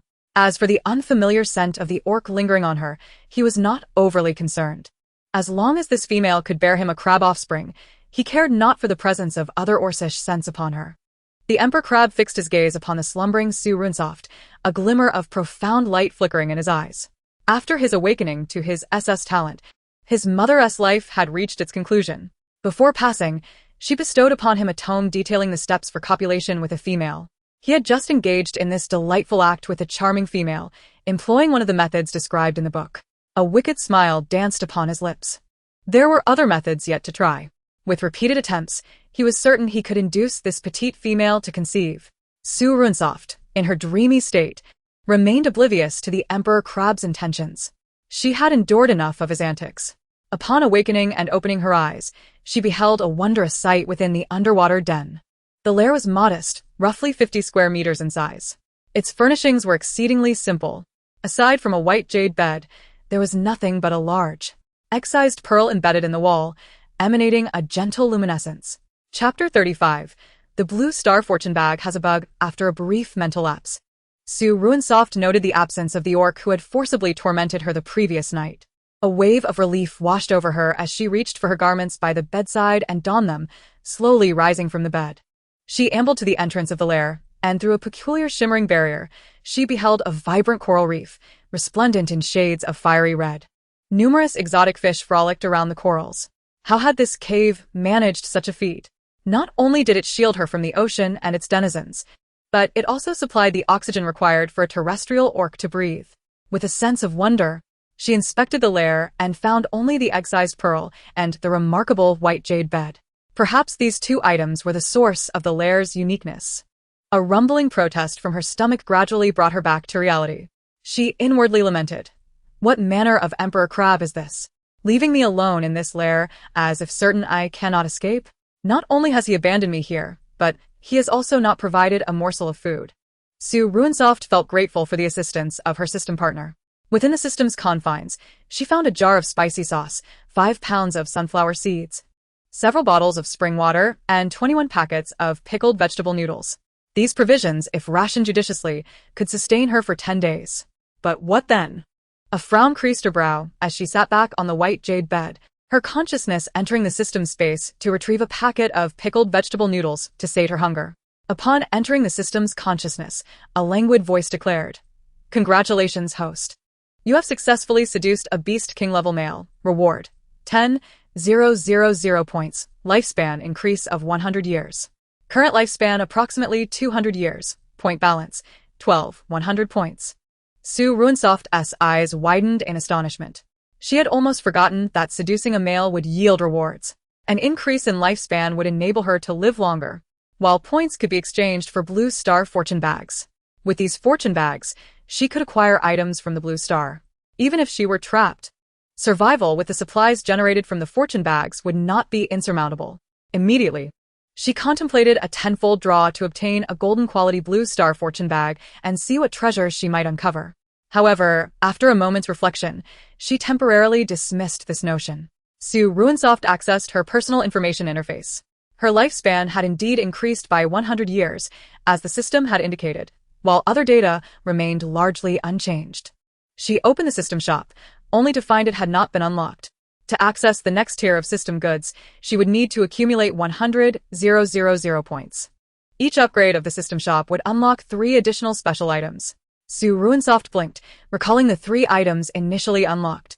Aside from the Blue Star fortune bag, there were also 100% fertility pills and gender pills. Any one of these items, if sold to the interstellar female orcs, could yield a fortune. System: may I exchange these pills and sell them to the interstellar orcs? Host: that is not permitted. Items produced by the system are for your personal use only. This was perplexing. The Blue Star fortune bag was also a system item, yet she had managed to allow Lucius to utilize it. The system seemed to falter momentarily upon hearing her question. It appeared it had not anticipated such a bug within the main system shop. Su Ruoruo's utilization of Blue Star items combined with interstellar materials had inadvertently classified her products as non-system items. Host: it is speculated that mixing Blue Star items with interstellar materials has caused the main system to fail in determining the uniqueness of the item, resulting in this bug. I will report this issue to the main system and arrange for maintenance personnel to rectify it. Don't report it. How will I earn star coins? Host: failure to report knowledge of this issue will result in severe penalties for me. Su Ruoruo was rendered speechless. Had she known there was a loophole, she would have refrained from questioning the system, secretly profiting from these items instead. Filled with regret, she realized she had already spoken, and there was no turning back.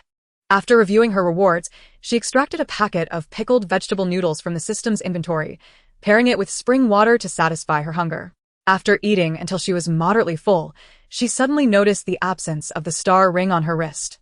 This left her even more perplexed, longing for a way to connect with the outside world, which would also aid her in keeping track of time. At present, she could only rely on the system for answers. The system was rather unscrupulous. Inquiring about the time could easily result in a deduction of her still warm points. Unable to resist, Su Ruoruo called upon the system once more. System, where has the emperor crab that brought me here gone? He has gone hunting outside. Host. Point deduction, 100. Su Ruoruo wished to pose further questions, but the thought of the points restrained her. The star ring had undoubtedly been taken by that orc. Even the broadcasting device above her head had vanished upon her awakening. For now, it seemed the orc would not harm her. Judging by his tone, he desired her to bear him a child. A sudden sense of trepidation washed over Su Ruoruo. What if, 2 months hence, the orc discovered that none of the children she bore were emperor crab offspring? Wouldn't he, the emperor crab, be an unwitting father? A wave of anxiety surged within her. Before giving birth, she must find a way to escape this place. Or perhaps, confess to the emperor crab and seek his forgiveness? Su Ruoruo felt uncertain and increasingly reluctant to confront the emperor crab directly. If he were to become enraged and eliminate her, it would indeed be a stroke of misfortune. Perhaps the interstellar rescue team and Lucius might locate her before the child's birth. Carrying Lucius's child, upon realizing her absence, he would undoubtedly make efforts to find her for the sake of their offspring. Su Ruoruo steadied her nerves and approached the entrance of the lair. She reached out to touch the shimmering barrier emanating translucent ripples. To her astonishment, her delicate fingers effortlessly penetrated the barrier, allowing her to feel the chilling caress of the icy ocean depths. Su Ruoruo was momentarily awestruck. She tried again, fully immersing her hand in the frigid water before retracting it. Her entire hand was damp, coated with seawater. Drops trickled from her fingers onto the lair's floor, disappearing without a trace. She could escape this place. However, once outside, she would be engulfed by the overwhelming ocean. Lacking the ability to swim, leaving this place would mean certain death. Su Ruoruo endeavored to quell her anxious emotions once more. When she observed fish passing by the lair's entrance, her curiosity compelled her to extend her hand, hoping to attract them with her fingers, perhaps enticing them to discover the cavern and enter the lair. Chapter 36. Little Female. Are you afraid of me? A peculiar fish with a triangular, blue-green body detected the unique scent on Su Ruoruo's hand, its wandering gaze suddenly becoming intensely focused. It opened its gaping maw, revealing sharp, gleaming teeth, and lunged at her fingers. Startled and trembling, Su Ruoruo instinctively withdrew her hand. She witnessed the triangular creature, adorned with blue-green checkered patterns, collide with the transparent barrier at the entrance, spinning dizzily in place before it reluctantly swam away, having failed to detect any scent of food. Su Ruoruo, still shaken, patted her chest. The creatures of the ocean depths were truly terrifying. So small and beautiful in appearance, yet with a mouth that seemed capable of swallowing a chicken whole. Especially those teeth, as formidable as steel, sent chills down her spine. Her face paled slightly as she spent several moments calming herself. Raising her eyes to the lair's entrance, she was suddenly met by the sight of a fiery red crab, roughly the size of an SUV. On one of its impressively robust pincers hung 2 familiar items. Su Ruoruo's jaw dropped in astonishment as she recognized her pink backpack and white crossbody bag clutched in its claws. How could her belongings, left on the island, end up in the grasp of a gigantic crab? For a fleeting moment, she was taken aback before instinctively realizing this massive crab must be the beastly form of the king crab. With wide eyes, Su Ruoruo gaped as the king crab approached her. Just as it neared the lair, the previously reluctant triangular fish that had lingered at the entrance returned with a group of companions, coincidentally encountering the king crab about 100 meters away from the lair. The king crab's dark red eyes lit up upon spotting the fish. A sudden surge of intense red light emanated from its forehead, drawing the fierce, beautiful triangular fish toward it uncontrollably. With a swift motion, the king crab devoured the 18-centimeter triangular fish in one gulp. Pleased, it smacked its lips before hastening toward the lair. The speed of the king crab's 6 legs was astonishing, and in the brief moment Su Ruoruo was lost in thought. The king crab entered the lair and reverted to its human form. Standing at the entrance of the lair, Su Ruoruo was petrified to face the towering figure of the king crab transformed into a 2-meter tall giant. She let out a shriek akin to a startled groundhog. Ah. What are you doing? Su Ruoruo instinctively stepped back, frightened, and fell to the ground. In the next moment, she suddenly silenced herself, horrified by her own reaction. No, no, no. She was not some naive little girl. It was merely the fearsome appearance of the king crab. There was nothing to fear. The king crab set down the 2 bags it had retrieved from the island, approached her barefoot, and asked, "Are you afraid of me?" "I am not." Su Ruoruo ritorti defiantly. Really? She found herself recalling the image of the king crab devouring the triangular fish at the lair entrance, leaving her momentarily speechless. She realized she had little choice in the matter. It would be wiser to comply for the time being, rather than risk her life in vain. Unexpectedly, the king crab embraced her without any hostile intentions, simply sitting beside her on the jade bed. Small and hesitant, Su Ruoruo remained still. Forced to listen to the rhythm of his heartbeat, her gaze lowered in silence. After a while the king crab rested, Su Ruoruo discreetly inquired of the system. "System, what is the current favorability rating of the king crab toward me?" "Host, favorability rating is at 60. Su Ruoruo felt a wave of uncertainty wash over her. After successfully winning over Lucius, his favorability rating had swiftly dropped from 90. During the subsequent 3 days and nights spent together, due to her pregnancy and the offerings of delectable food, Lucius's favorability had risen to around 30. Why, then, was there no fluctuation in the king crab's favorability rating? Su Ruoruo was completely perplexed about how to elevate it. If only she could boost his favorability to 90, perhaps she wouldn't have to endure this ordeal daily. Her fragile female body simply could not withstand it. Just as she pondered this, her stomach inopportunely growled.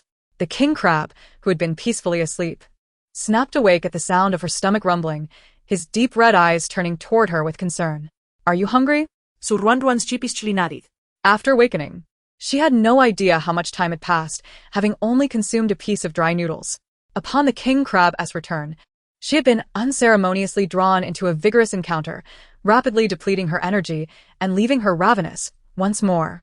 The king crab beckoned with his finger, and her 2 crossbody bags were drawn toward him. He opened one with a single hand and emptied its contents onto the bed. Among them, a box of nutritional supplements caught his eye. He recognized the starry script on the supplements. His mother had taught him about interstellar writing and knowledge when he was very young. After quickly reviewing the contents, he extracted a high-grade nutritional supplement, opened the cap, and offered it to Su Ruoruo. She eagerly accepted and gulped it down in one go. The amount was sufficient to sustain an ordinary female for 3 days and nights. After drinking the supplement, Su Ruoruo's expression changed again.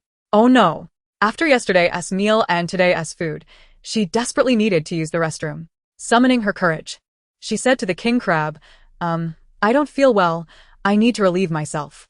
She anxiously awaited his response, hoping the king crab would take her to a suitable place. She certainly couldn't soil the lair. That would be far too unpleasant. The king crab's dark red pupils tightened as he recalled his mother saying something similar. Chapter 37. Darn it. The supplies were contaminated by seawater. He thought of the island above the lair. His mother had relieved herself on that island. However, the island was currently unsafe. When he returned earlier, he had detected the scents of over a dozen unfamiliar beast men on the island. Their presence was undoubtedly related to the little female he had taken. Instinctively, he was reluctant to return Su Ruoruo to the island. Among the beast men there, one possessed an exceptionally formidable presence. If he were to discover the presence of the little female, the one cradled in his embrace would surely be snatched away. The king crab pondered for a moment, holding Su Ruoruo as he approached the entrance of the nest.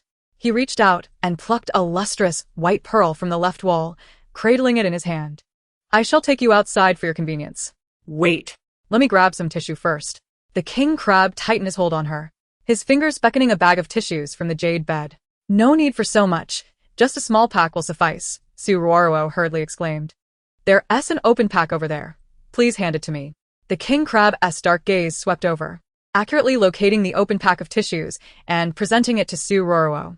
She clenched her fingers, perspiration forming as she realized how fortunate they were that these high-tech interstellar items were waterproof. Otherwise, the tissues would have succumbed to moisture long ago. Should that happen, what could she possibly use in this desolate place? Leaves? Or perhaps wash them off in seawater? The thought was too vivid, and she dared not entertain it.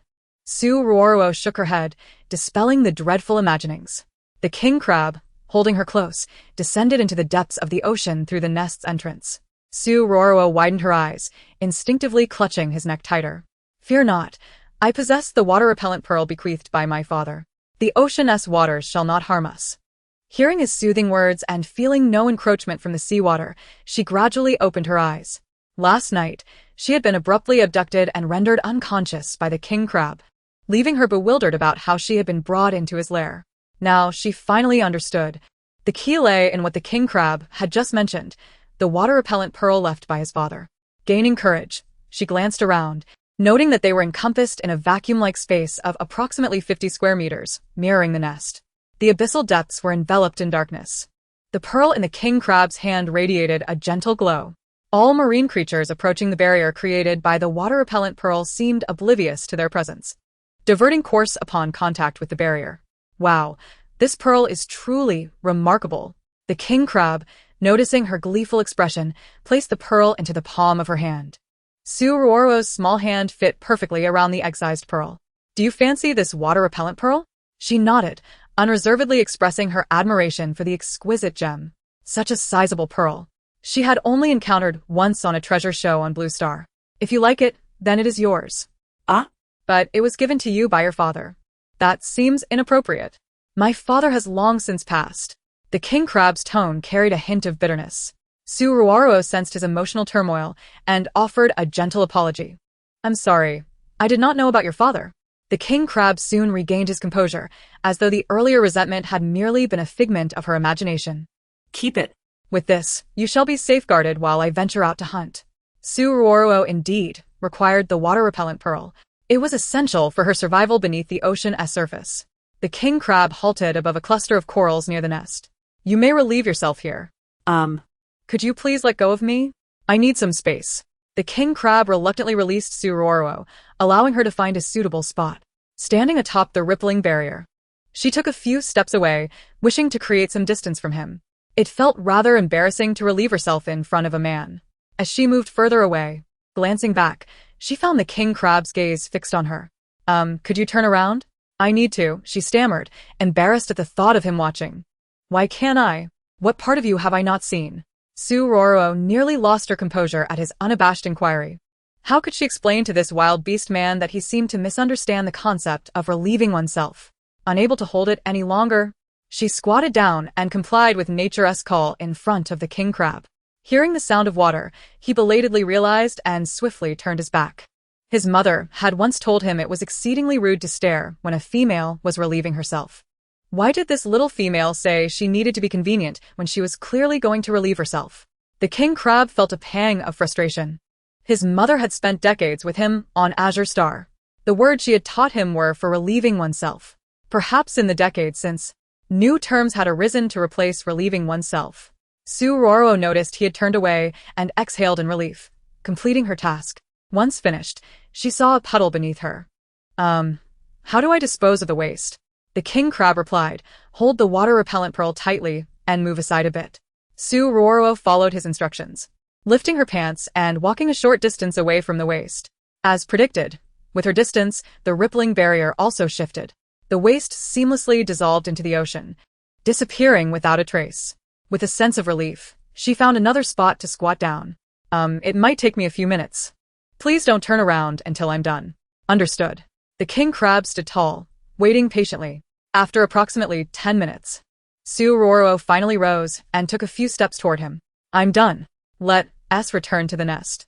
Wait, I'd like to take a bath. A bath? The lake water on the island has been drained.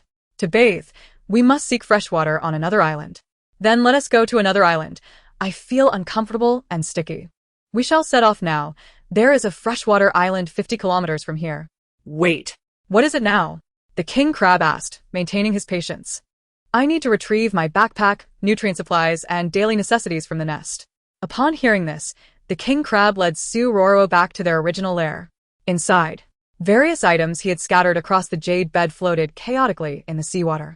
Only upon their return with the water-repellent pearl did these items settle haphazardly throughout the nest. Upon seeing this, Su Ruoruo felt a wave of panic wash over her. These were her supplies for the coming months, now tainted by seawater. Oh no! In her haste to relieve herself, Xianti considered that the pearl's removal would allow seawater to invade their nest. With a heavy sigh, she crouched down to inspect what might still be salvaged. Observing her gathering the scattered items, the king crab flicked his fingers, and everything neatly arranged itself back onto the jade bed. Chapter 38. The system covets the pearl. After inspecting all the supplies, Su Ruoruo's expression shifted from gloom to brightness. The packaging of the nutrient supplies was waterproof. Most of the outer packaging of the other interstellar items had also employed waterproof technology. Unfortunately, the clothes and towels she had brought to change into had been soaked by seawater. If she could find fresh water to wash and dry them, they could still be used. She sorted the waterproof items and the wet clothes and towels into 2 separate bags. Once prepared, she slung the bags over her shoulders. "Let us depart." The king crab beckoned with his finger, and Su Ruoruo found herself propelled toward him.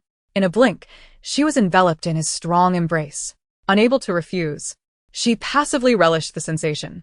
Enveloped by such a broad and sturdy hold, cradled by such a handsome figure, felt rather pleasant. With this thought, her mood began to brighten. The king crab propelled them forward for a while.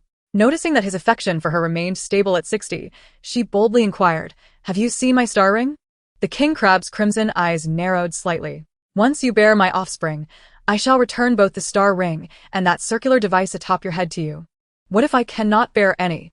Su Ruoruo asked, terror gripping her heart. "She is pregnant, and the child is Lucius's. The offspring born will definitely not be a crab." This revelation would completely expose her. So, she must continue to bear children until she can deliver. Su Ruoruo was utterly stunned.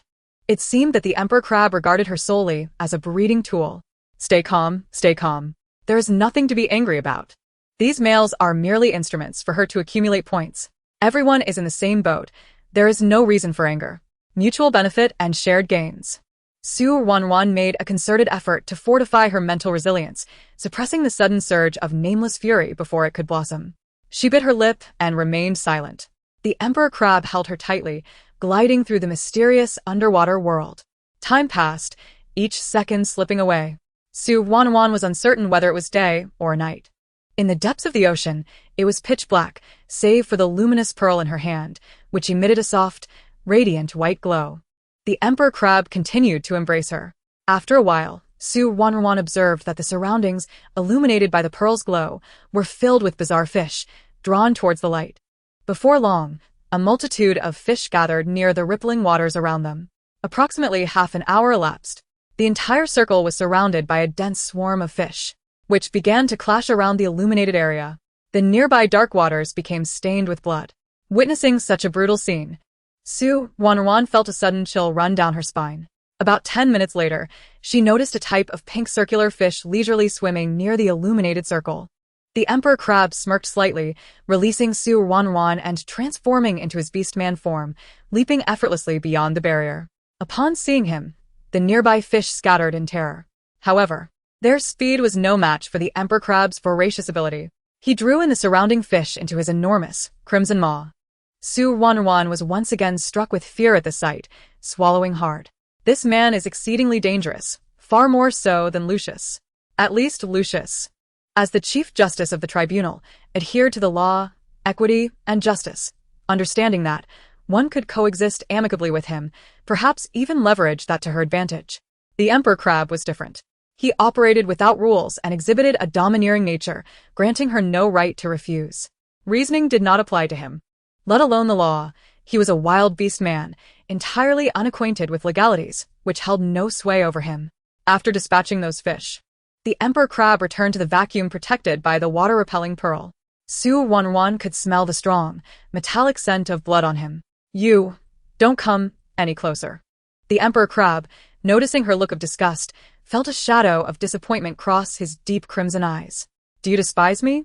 Is it because of my actions towards those fish?" Su Ruoruo, confronted with his question, neither affirmed nor denied it. She was terrified that the emperor crab might treat her as he had the fish, out of anger or for some other reason. "I will not harm you." The emperor crab's eerie voice was remarkably resolute. Upon hearing his assurance, Su Ruoruo's anxious heart eased slightly. The emperor crab continued, "In nature, big fish eat small fish, and small fish feast on shrimp. This is the law of the wild. Had I not slain them today, they would have met their demise at the hands of other larger fish." Su Ruoruo, absorbing the Emperor Crab's rationale, remained in a state of bewilderment.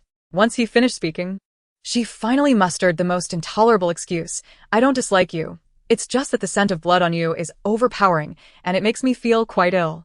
The Emperor Crab, taken aback by her response, realized that the little female did not abhor him for his ferocity, but rather for this reason. The Emperor Crab shifted a short distance away. How about now? Much better. Please bear with it.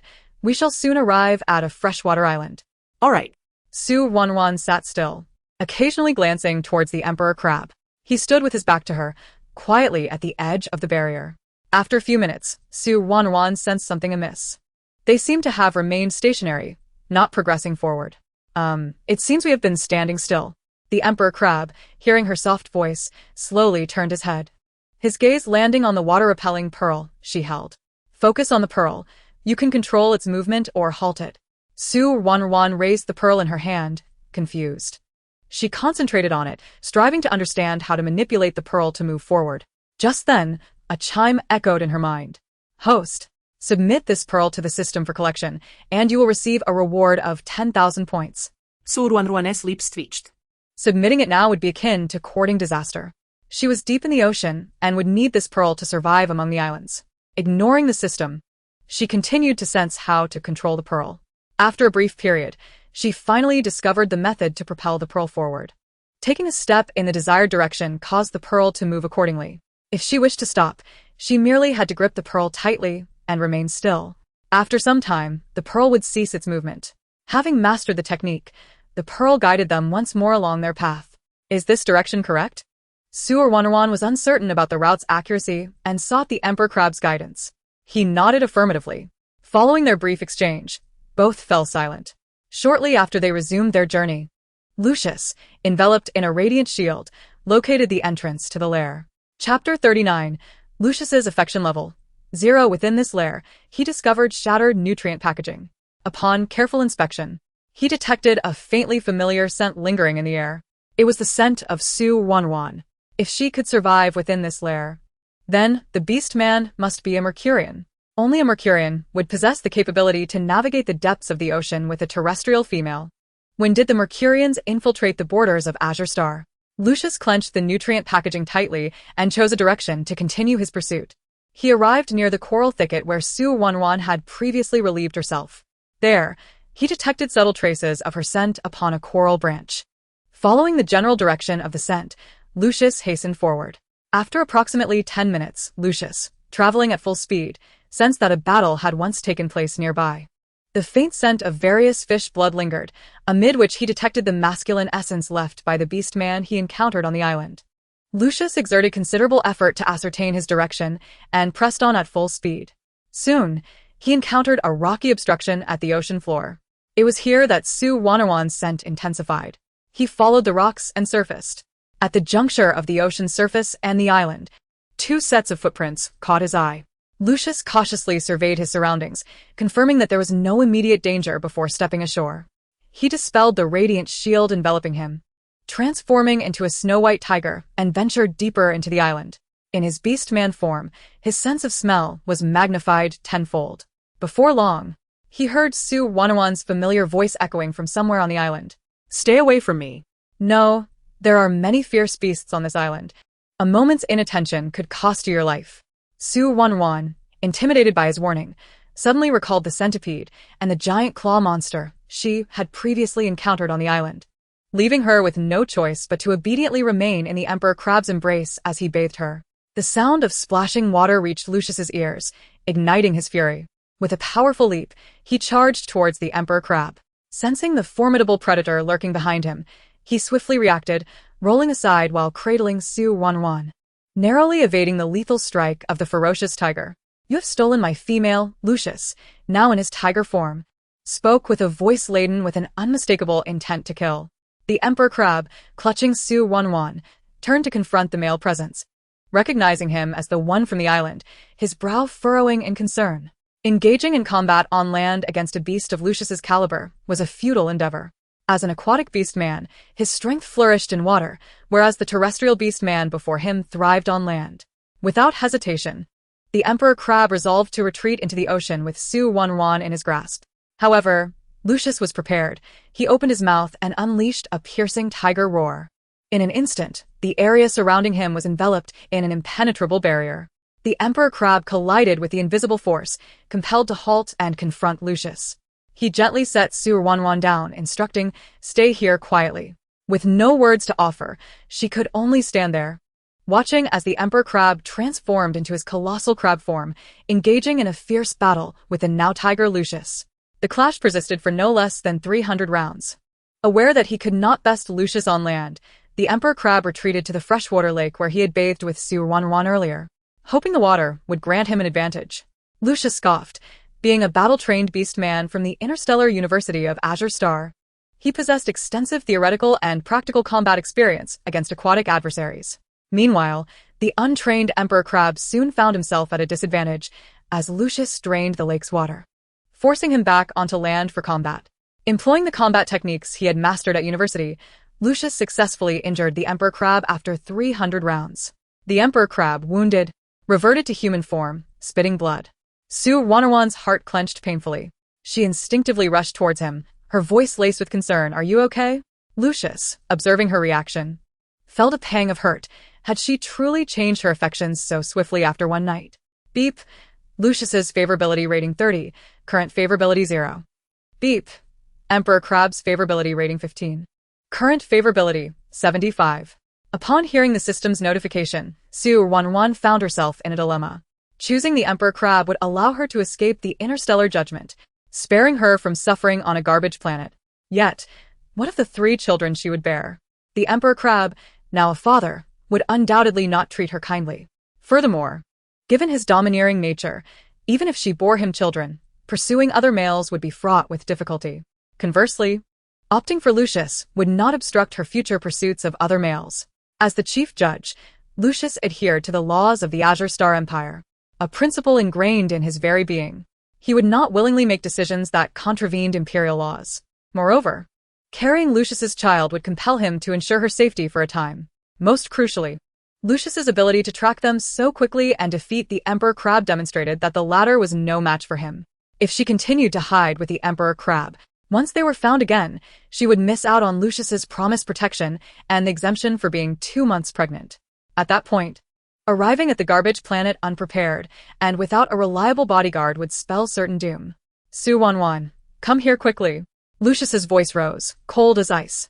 Startled, she cast a lingering glance at the Emperor Crab, turned her back to Lucius, and silently mouthed to the Emperor Crab, "Run, you're no match for him." She felt compelled to say this. Why? After such a brief encounter, especially during their intimate exchanges, she discerned the Emperor Crab's fiercely possessive nature. Should she offend him, he might, one day, seek revenge out of love turned to hatred. She had witnessed too many such examples on Blue Star, ex-boyfriends who, after a breakup, resorted to madness and violence. Su Ruoruo could only resort to this desperate measure, hoping her words of concern might prevent the Emperor Crab from harboring a twisted, vengeful affection for her. With tears brimming in her eyes, she slowly turned back, her gaze reddened as she walked towards Lucius. Aware of his inferiority to Lucius, the Emperor Crab hesitated for a moment before swiftly fleeing the island, submerging into the depths of the sea to heal. As he sank beneath the waves, he silently repeated Su Ruoruo's name, regretting not having the chance to ask her for it during their brief time together. Fortunately, he had gleaned her name from the fierce beast's mouth. Chapter 40. The national treasure sparks instantaneous revenge once he grew stronger. He vowed to seek vengeance against that white tiger. He must reclaim Su Ruoruo, the little female, back into his possession. After the Emperor Crab departed, Lucius observed Su Ruoruo shielding her body with her hands, his turquoise eyes tinged with bloodshot veins. He had gone an entire day and night without rest, anxious for her and the safety of the child within her. The next time he saw her, she was bathing with an unfamiliar male beast.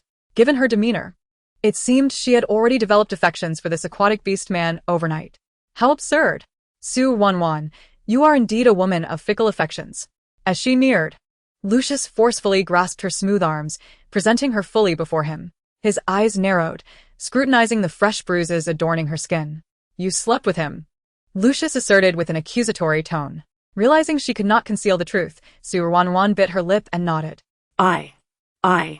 She struggled to explain. knowing she had been initially abducted, yet later had acquiesced. To claim that the Emperor Crab had entirely forced her would be a blatant lie. Lucius's eyes held an authoritative power of judgment. Any attempted deception would surely be detected. Having chosen Lucius, she could not afford to let his favor plummet. In the coming 2 months, she would need to rely on his strength for a spacecraft and survival supplies. How did he treat you? Was he able to satisfy you better than I? Have you so quickly sought another male? What do you take me for? Faced with Lucius's relentless inquiries, Su Ruoruo found herself speechless. Observing her hesitation, Lucius snorted coldly, commanding, "Put on your clothes." Su Ruoruo, relieved that her favorability rating had not plummeted further, walked to the lakeside to change into a set of clothes she had in her bag. As she changed, she noticed a glowing, snow-white pearl next to her backpack. The Emperor Crab had forgotten to take the water-repelling pearl left by his father. The system indicated that this item could be exchanged for 10,000 points. Contemplating this, she reached down to pick up the pearl, intending to place it in her bag when, suddenly, Lucius snatched it away from her. Holding the water-repelling pearl, his pupils constricted. This is the royal treasure that the Mercury royal family has been seeking, the Light of Mercury.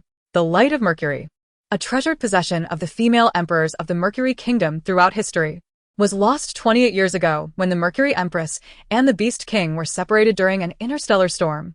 The Light of Mercury was lost during that tumultuous time. A year after the storm, both the Empress and the Beast King managed to return to Mercury safely. According to whispers of rumor, the Light of Mercury had once resided with the Beast King of the Empress, but due to an interstellar storm, it was regrettably lost during his struggle for survival. Decades have passed, and the Kingdom of Mercury has continuously offered a substantial reward for the return of this precious gem. The Empress of Mercury has declared that whoever can restore the Light of Mercury shall be granted a wish and be bestowed with an immense fortune of star coins that would last them a lifetime. How could the national treasure of Mercury end up in the hands of Su Ruoruo? Lucius approached Su Ruoruo and inquired, "Is this pearl given to you by that crab beast?" Su Ruoruo's eyes darted about, realizing Lucius referred to the pearl in her possession, and she curiously asked, "What of this pearl? Do you not know its origin?" Lucius questioned. Su Ruoruo shook her head.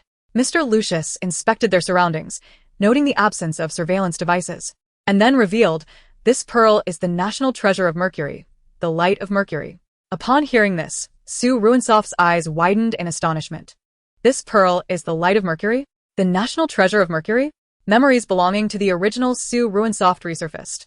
In this interstellar realm, within the Milky Way, 10 known beast planets are arranged in order of their distance from the Sun: Mercury, Venus, Azure Star, Mars, Jupiter, Saturn, Uranus, Neptune, Pluto, and Black Star. Each planet possesses a unique item, also referred to as its national treasure. These treasures facilitate the Empress's advancement in mental prowess and confer special abilities within their respective realms. For instance, the national treasure of Mercury, when donned in water, provides illumination and establishes a unique area of protection. Su Ruoruo could hardly fathom that such a pearl could be the national treasure of Mercury. If the Empress of Mercury were to discover that she had acquired their prized possession, what chaos would ensue? Lucius seemed to sense Su Ruoruo's growing anxiety and calmly stated, "The Empress and her Beast King fortuitously lost the national treasure during their travels. This pearl, gifted by the crab beast, is indeed that treasure."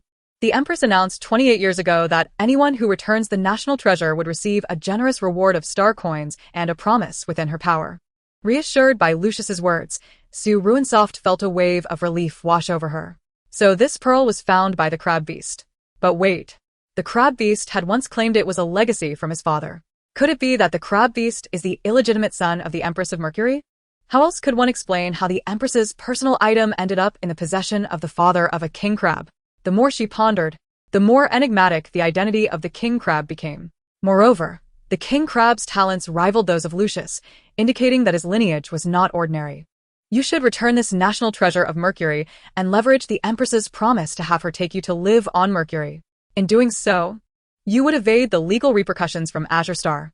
Lucius cautioned, "Do not allow the Light of Mercury to appear in the live stream. Should the interstellar beasts discover you possess it." A cold glimmer flickered in Lucius's eyes as his gaze lingered on Su Ruoruo's abdomen for a few moments.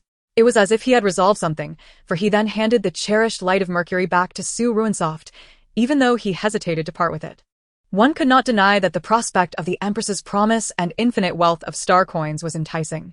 However, as a double SS talent of the Radiance type, acquiring star coins was not a challenge for him. He lacked neither money nor the need for the Empress's promise. With his abilities in the domain of light, he would inevitably ascend to the throne of Beast King. By then, even the Empress of Mercury would have to show him respect. He merely experienced a fleeting temptation before withdrawing his desire for the light of Mercury.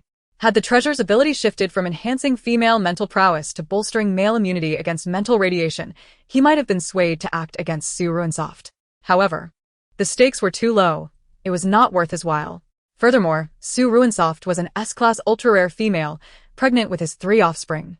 Preserving her life was far more beneficial than eliminating her for the sake of the light of Mercury. Once Su Ruoruo absorbed Lucius's warning, she initially failed to grasp its significance.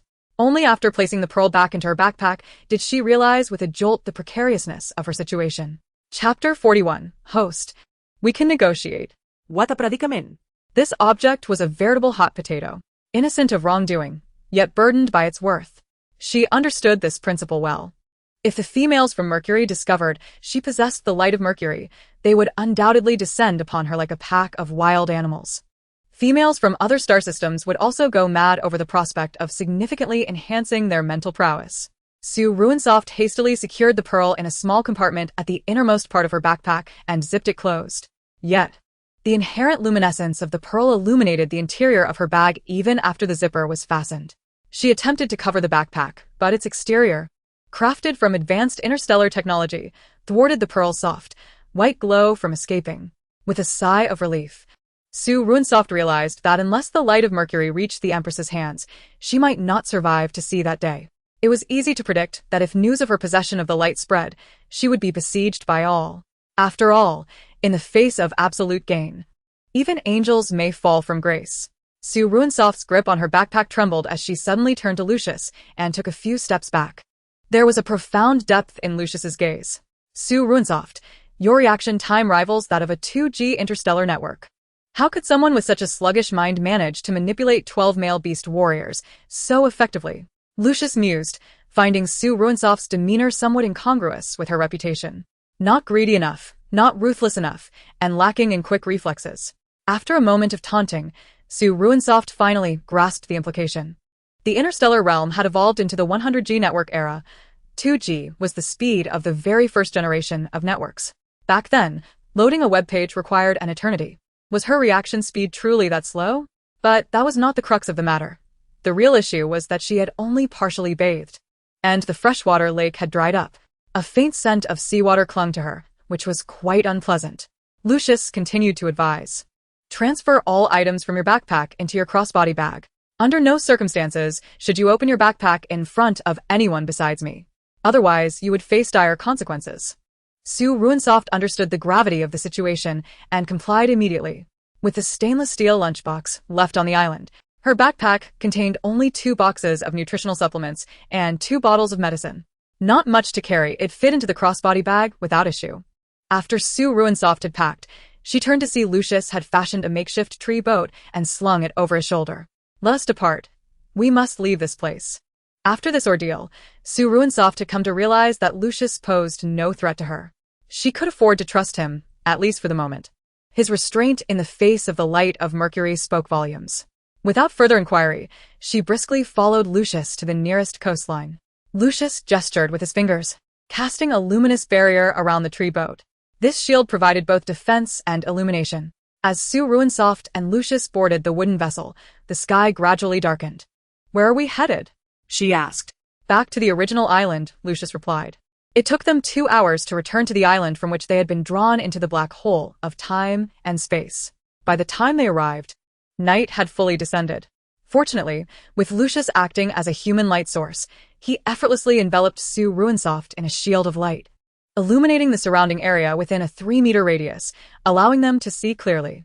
Su Ruoruo followed Lucius for approximately 5 minutes, only to encounter a group of interstellar beings clad in silver space combat suits ahead.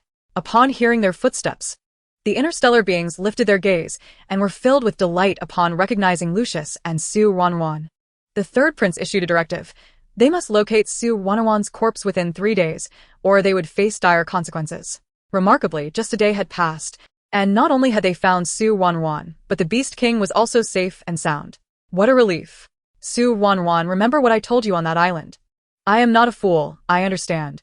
Lucius exchanged a few words with several male beastmen from the interstellar rescue team. Before long, the team members dispatched to search for Su Ruoruo in other regions received the news and began returning to the island in submarines from all directions of the sea. After the captain of the interstellar rescue team accounted for the personnel, he brought Su Ruoruo and Lucius aboard the rescue ship. As the ship ignited with a burst of blue flames and ascended into the sky, it soon vanished from the expanse of the ocean. Just as they departed, the emperor crab emerged from the water, gazing at the boundless starry sky, silently vowing, Su Ruoruo, no matter the distance, I will find you. Cursed white tiger beast. You shall wait for me. The tides of fortune shift every 30 years. I will surely defeat you. The emperor crab grumbled as it submerged into the depths of the sea, leaving this region behind. It sought a new land to land upon, to procure radiation suppression agents, and to uncover Su Ruoruo's whereabouts.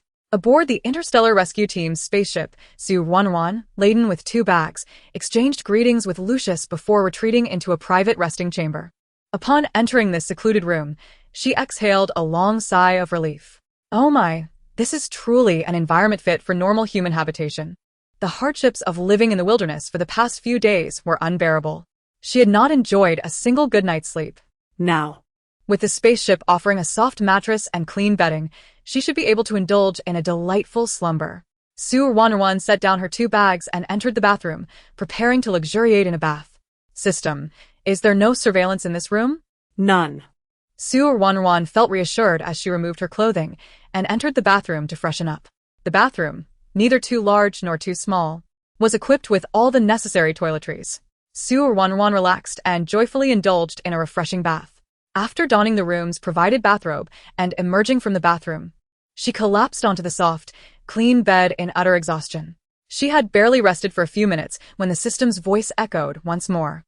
Host, it is dangerous for you to keep that pearl. If discovered, your life could be at stake. It would be better to surrender it to the system in exchange for points. Su Ruoruo was taken aback by the system's voice. Wait a moment. This system actually desires something. Moreover, it offered a staggering price of 10,000 points.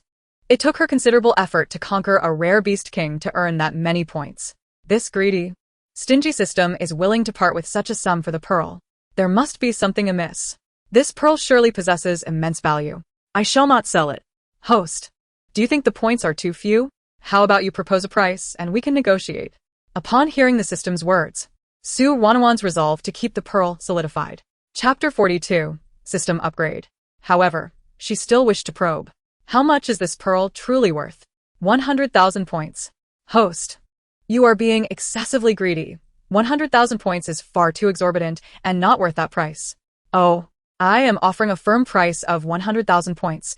Do not dither. If you agree, I shall sell it to you. Su Ruoruo stativ culi.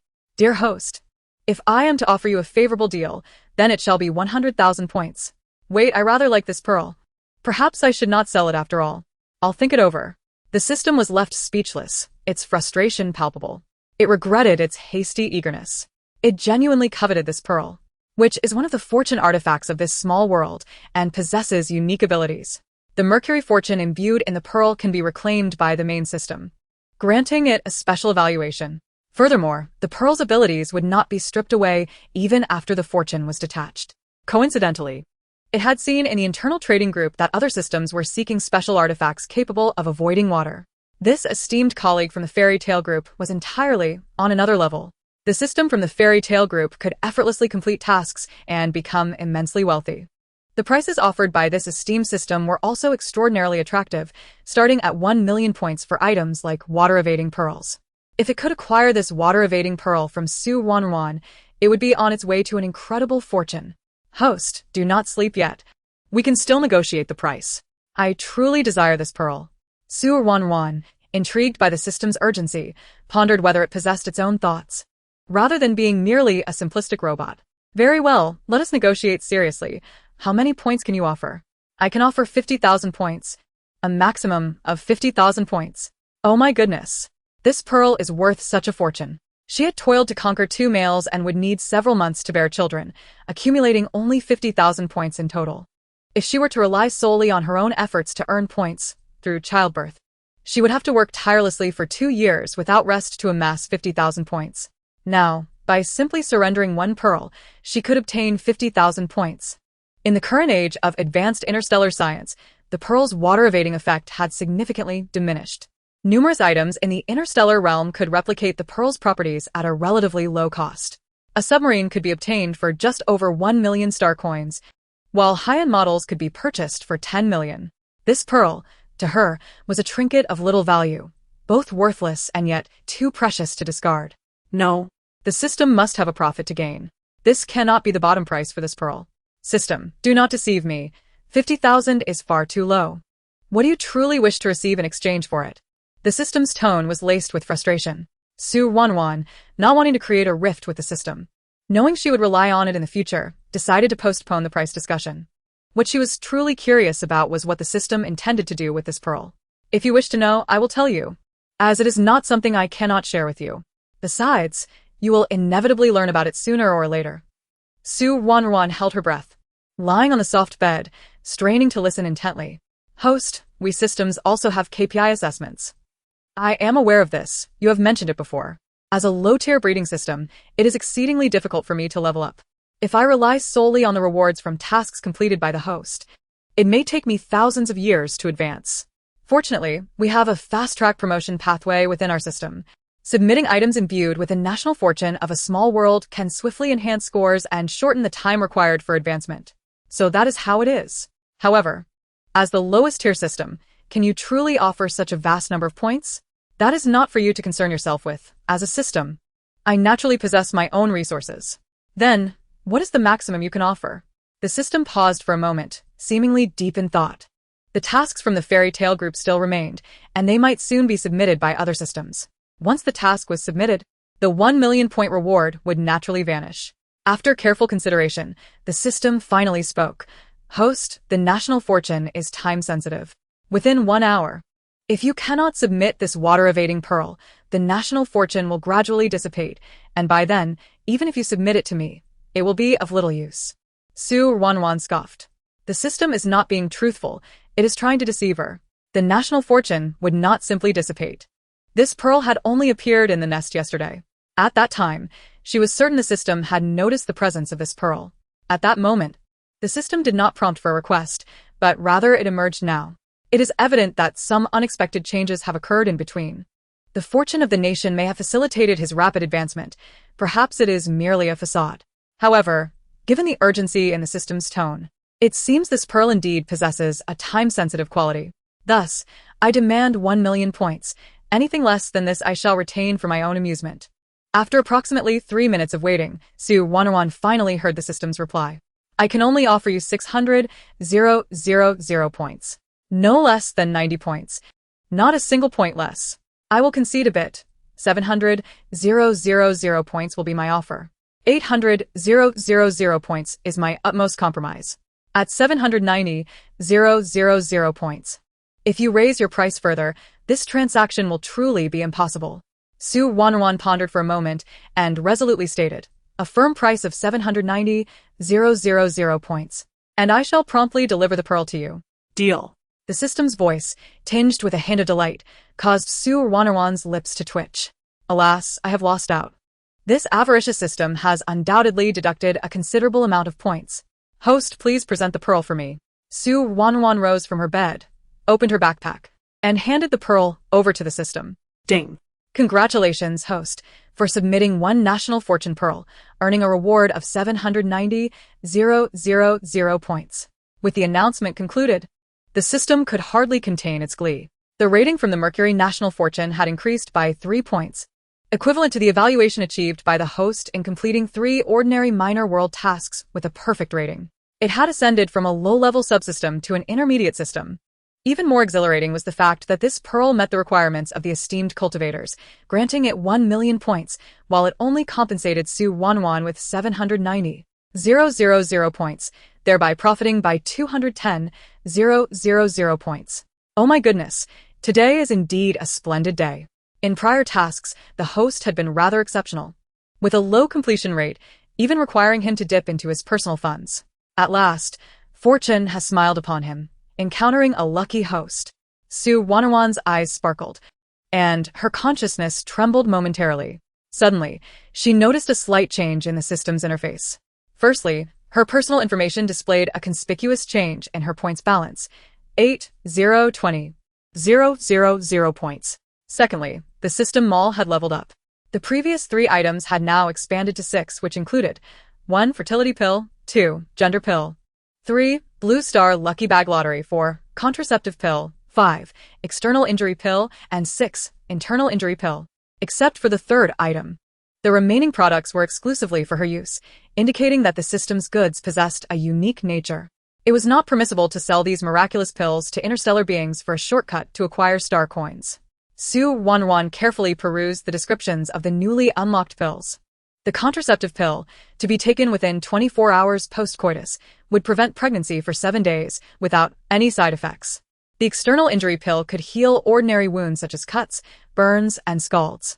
The internal injury pill, effective against poison, heart ailments, or organ malfunctions, would provide immediate recovery upon ingestion.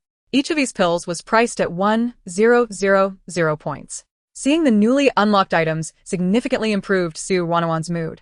With these 2 types of pills, as long as she drew breath, even if seriously injured, she could swiftly recover through their use. Her safety and longevity had been greatly enhanced. System. What are the requirements to unlock the level 3 mall? The host must accumulate 1,000 points to unlock the level 3 mall and so forth. So that is the case. Host, I need to rest now. Please refrain from calling me unless it is urgent. Understood. Su Ruoruo concluded her communication with the system and entered the bathroom, placing her backpack and crossbody bag into the wash-dry machine. This advanced interstellar technology was incredibly convenient, automatically recognizing the materials and special functions of items to customize the cleaning process. After placing her backpack inside, the washing machine displayed a time requirement of half an hour. The 2 sets of standard-sized clothing she had purchased during the flight were now soiled and could not be worn.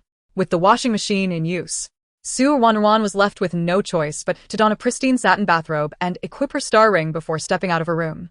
As she stepped outside, an expressionless simulation robot greeted her. Hello, how may I assist you? Take me to meet Lucius. Certainly.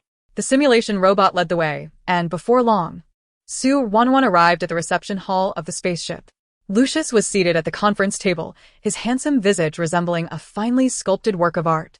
About a dozen personnel clad in silver rescue uniforms seemed to be engaged in a discussion with him.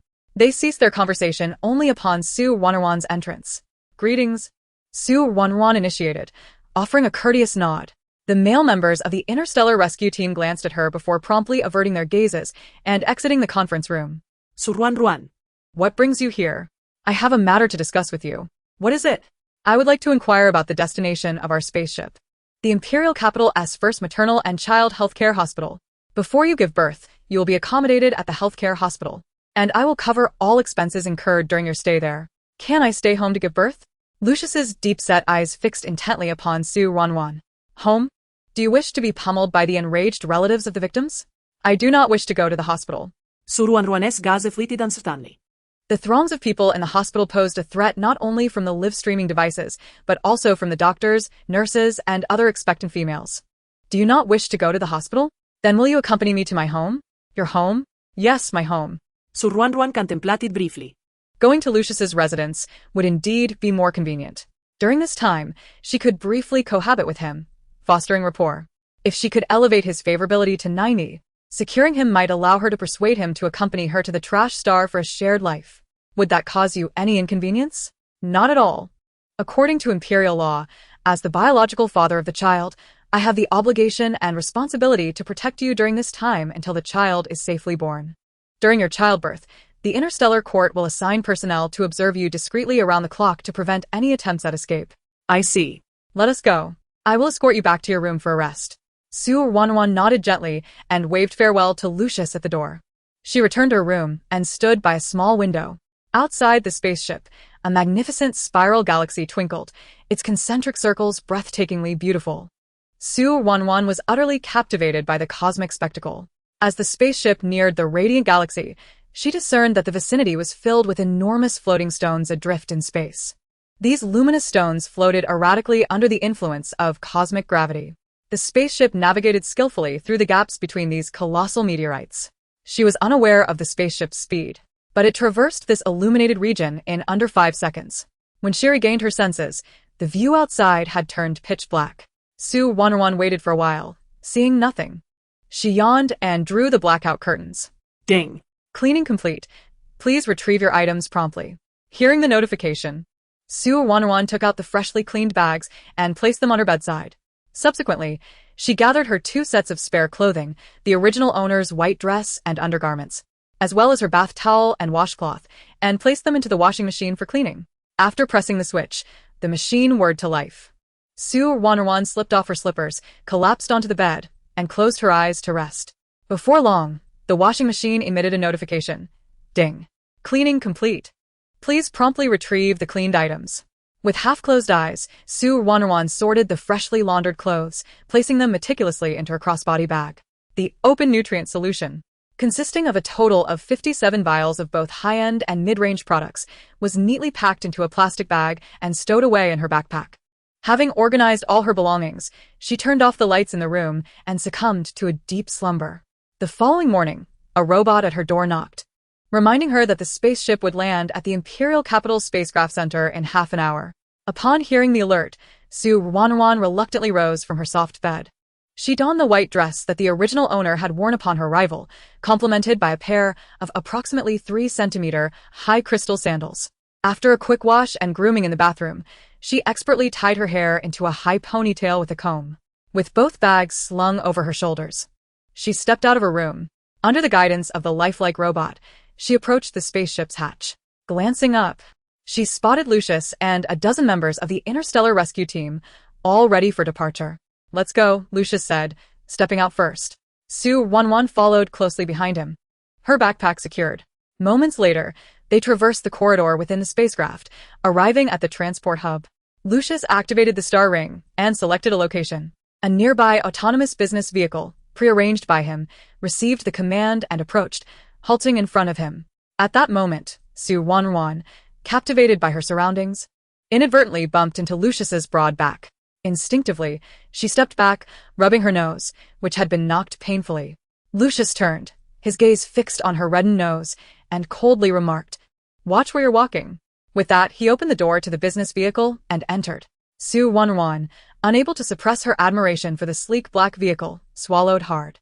Such a business flyer was quite expensive, especially the autonomous kind, starting at over 500,000 star coins. If it were from a prestigious brand like Mercedes or BMW, the price would be even higher. The interstellar economy was similar to that of her home planet, Blue Star. For many from lower socioeconomic backgrounds, acquiring such a vehicle would require a lifetime of struggle. Prompted by Lucius, Su Ruoruo distractedly took a seat in the back of the vehicle. Just as she settled in, Lucius stretched his long legs and occupied the seat beside her. A potent masculine scent enveloped her, prompting her to avert her gaze and attempt to redirect her thoughts. She took in the interior of the vehicle, which exuded a subtle yet opulent elegance. This high-end brand vehicle could easily be worth millions of star coins. Having earned a fair amount through her food live streams, she considered herself a modestly wealthy individual. Purchasing such a vehicle would pose no challenge. Reflecting on her live stream, Su Ruoruo activated the star ring and noticed a flurry of greetings from various merchants. She shared a photo of her arrival in the imperial capital, announcing in the group chat, "Once I settle in, I will send you my location. Please send the products for endorsement at that time. As per our contract, once the live stream resumes, you must pay the endorsement fee in full for any products I have previously introduced." "Absolutely, as per the contract," a merchant promptly replied in the chat. Others chimed in, their spirits lifted. It seemed that Su Ruoruo had indeed been rescued by the interstellar rescue team. Now safe in the highest security area of the imperial capital, her 2-month endorsement period was undoubtedly secure. With a smile gracing her lips, Su Ruoruo pondered, "Why isn't this vehicle moving?" She needed to settle in quickly to resume her live stream and earn her endorsement fees. What was Lucius delaying for? Turning her head, her large, watery, light brown eyes revealed her confusion. Lucius, expressionless, regarded her with a gaze reminiscent of a ferocious wolf. A shiver ran down her spine. "What do you intend to do?" she stammered. Lucius remained silent, merely fixing his gaze upon her. "Between that wild beast and me, Whom do you prefer? Su Ruoruo's eyes darted, and she replied instinctively, Of course, it's you. Can't you see I've chosen you? Humph. Lucius leaned closer to her delicate ear, murmuring, You lie. I'm not lying. She protested, though her words felt insincere. Lucius discerned her internal conflict. You prefer him. What is it about that ugly Mercury wild beast that you find appealing? Lucius's large hand, which had been resting on Su Ruoruo's back, suddenly grasped the back of her head while his other hand lifted her chin, scrutinizing her flustered expression. He was the most promising candidate to become the beast-man emperor of Blue Star, coveted by countless high-end females. Many were willing to sign prenuptial agreements, vowing to marry only him and never betray him, or else face a life of solitude. Yet he had never acquiesced. Unexpectedly, he found himself entangled with the notoriously infamous Su Ruoruo. Despite his low profile, she seemed unimpressed by his qualities and had quickly developed an attraction to a wild beast she had only known for a day. Curse you, Su Ruoruo. Your words are sweeter than honey. He had been promised to her as the rightful ruler, yet her intentions appeared otherwise. Once he ascended to that position, given her capricious nature, it wouldn't be long before she brought a horde of concubines into the fold. I truly didn't mean to. Lucius shot her a cold glare before instructing the autonomous vehicle, set course for home. Command received. Initiating journey. Destination. Home. Su Ruoruo followed his gaze, observing Lucius seated with impeccable posture, impeccably dressed, just as she had first encountered him. Oh, he truly seems angry. But what had occurred had already transpired. What could she do now? Lucius's lips parted slightly, his voice deep and husky, imbued with a hint of satisfaction. Do you require my assistance in organizing your clothes? Su Ruoruo dared not let him assist her. Delaying any further could lead to a rekindling of the flames. Today, it seemed, he was solely intent on exacting revenge upon her. The incident of her unexpected disappearance for a day and a night, coupled with her encounter with the king crab, had evidently unsettled him. That day by the lake, she had assumed Lucius would be magnanimous, well-versed in the law, and embodying justice and fairness. He should have no qualms about her rapid loss of innocence. Little did she know, he harbored a simmering resentment, waiting for the opportune moment to retaliate once he had recuperated. With her head bowed, Su Ruoruo swiftly retrieved a clean set of workout clothes from her bag. The white dress, having been soiled and torn during their earlier collision, was no longer wearable. Once changed, the flush on her cheeks gradually faded as she turned her attention to the window, attempting to maintain some distance from Lucius. Fortunately, he refrained from further tormenting her. Remaining quietly seated, the sleek LUX vehicle soared into the interstellar skyway, a designated flight path for airborne vehicles. In the air as on the ground, traffic regulations must be adhered to. However, the aerial routes bypassed mountains, rivers, and other geographical obstacles, significantly shortening the distance between destinations. Compared to terrestrial vehicles, airborne ones reached their destinations in less than half the time. The sleek black LUX vehicle glided for approximately 30 minutes before arriving at the entrance of Lucius's standalone villa located in the inner ring of the imperial city. Upon disembarking, Lucius stepped out first, opening the car door and patiently waiting beside it. Su Ruoruo, clutching two bags, emerged from the vehicle. The moment she stepped out, she was utterly captivated by the exquisite two-story villa before her. This dwelling was stunningly beautiful, showcasing a minimalist European architectural style that she adored. It exuded a sense of understated elegance and nobility. During her time on Blue Star, she had lived in dilapidated and cramped rentals after leaving the orphanage, where even the bathrooms were communal. She had never resided in such a magnificent villa, especially one nestled in the inner ring of the imperial city, which was akin to living near the capital of Blue Star. Such a property was not easily attainable, even for the affluent. Host, please refrain from appearing so naive. It is rather embarrassing. After all, you are equipped with the system's assistance. Could you not broaden your horizons? Su Ruoruo was taken aback by the system's critique. Her original soul had lived in poverty, having never experienced the luxury of a five-star hotel. Furthermore, she had only traversed into this interstellar beast-man world 5 days ago. The stark contrast in her identity was overwhelming. Internally, she scoffed at the system's admonishment, choosing to disregard it. Lucius approached the grand entrance of the villa and, using facial recognition, the door swung open. Su Ruoruo, come here, he beckoned. Hearing Lucius's voice, she slung her bag over her shoulder and approached him. What is it? Facial recognition entry. All right. Standing at the entrance, she followed Lucius's lead as her facial and fingerprint information was recorded. Once the access was granted, Lucius took the 2 bags from her, and together they entered the villa's courtyard. In the courtyard, an array of pink and red blossoms danced in the breeze, releasing a delicate fragrance that mingled with the pleasant earthy aroma of the garden's trees. Su Ruoruo felt a wave of tranquility wash over her.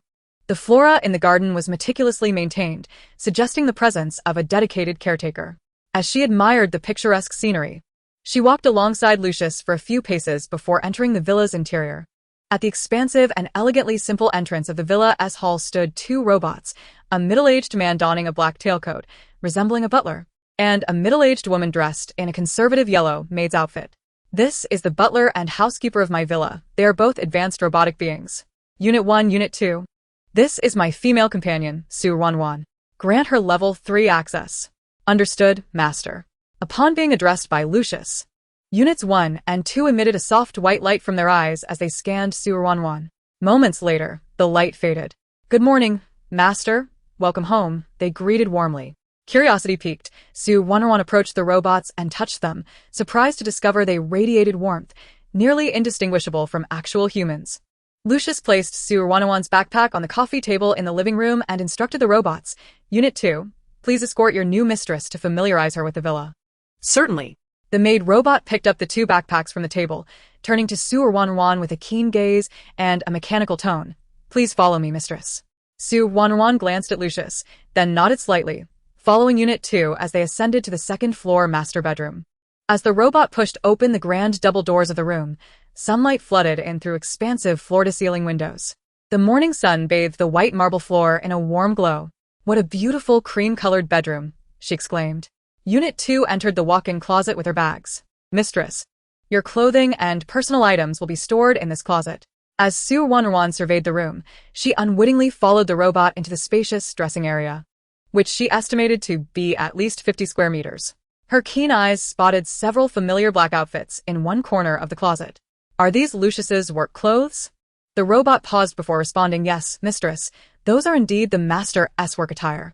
A slight discomfort washed over her at being referred to as mistress, prompting her to instruct, please call me Miss Su from now on. Understood. The title has been amended to Miss Su. Is this Lucius's bedroom? Indeed.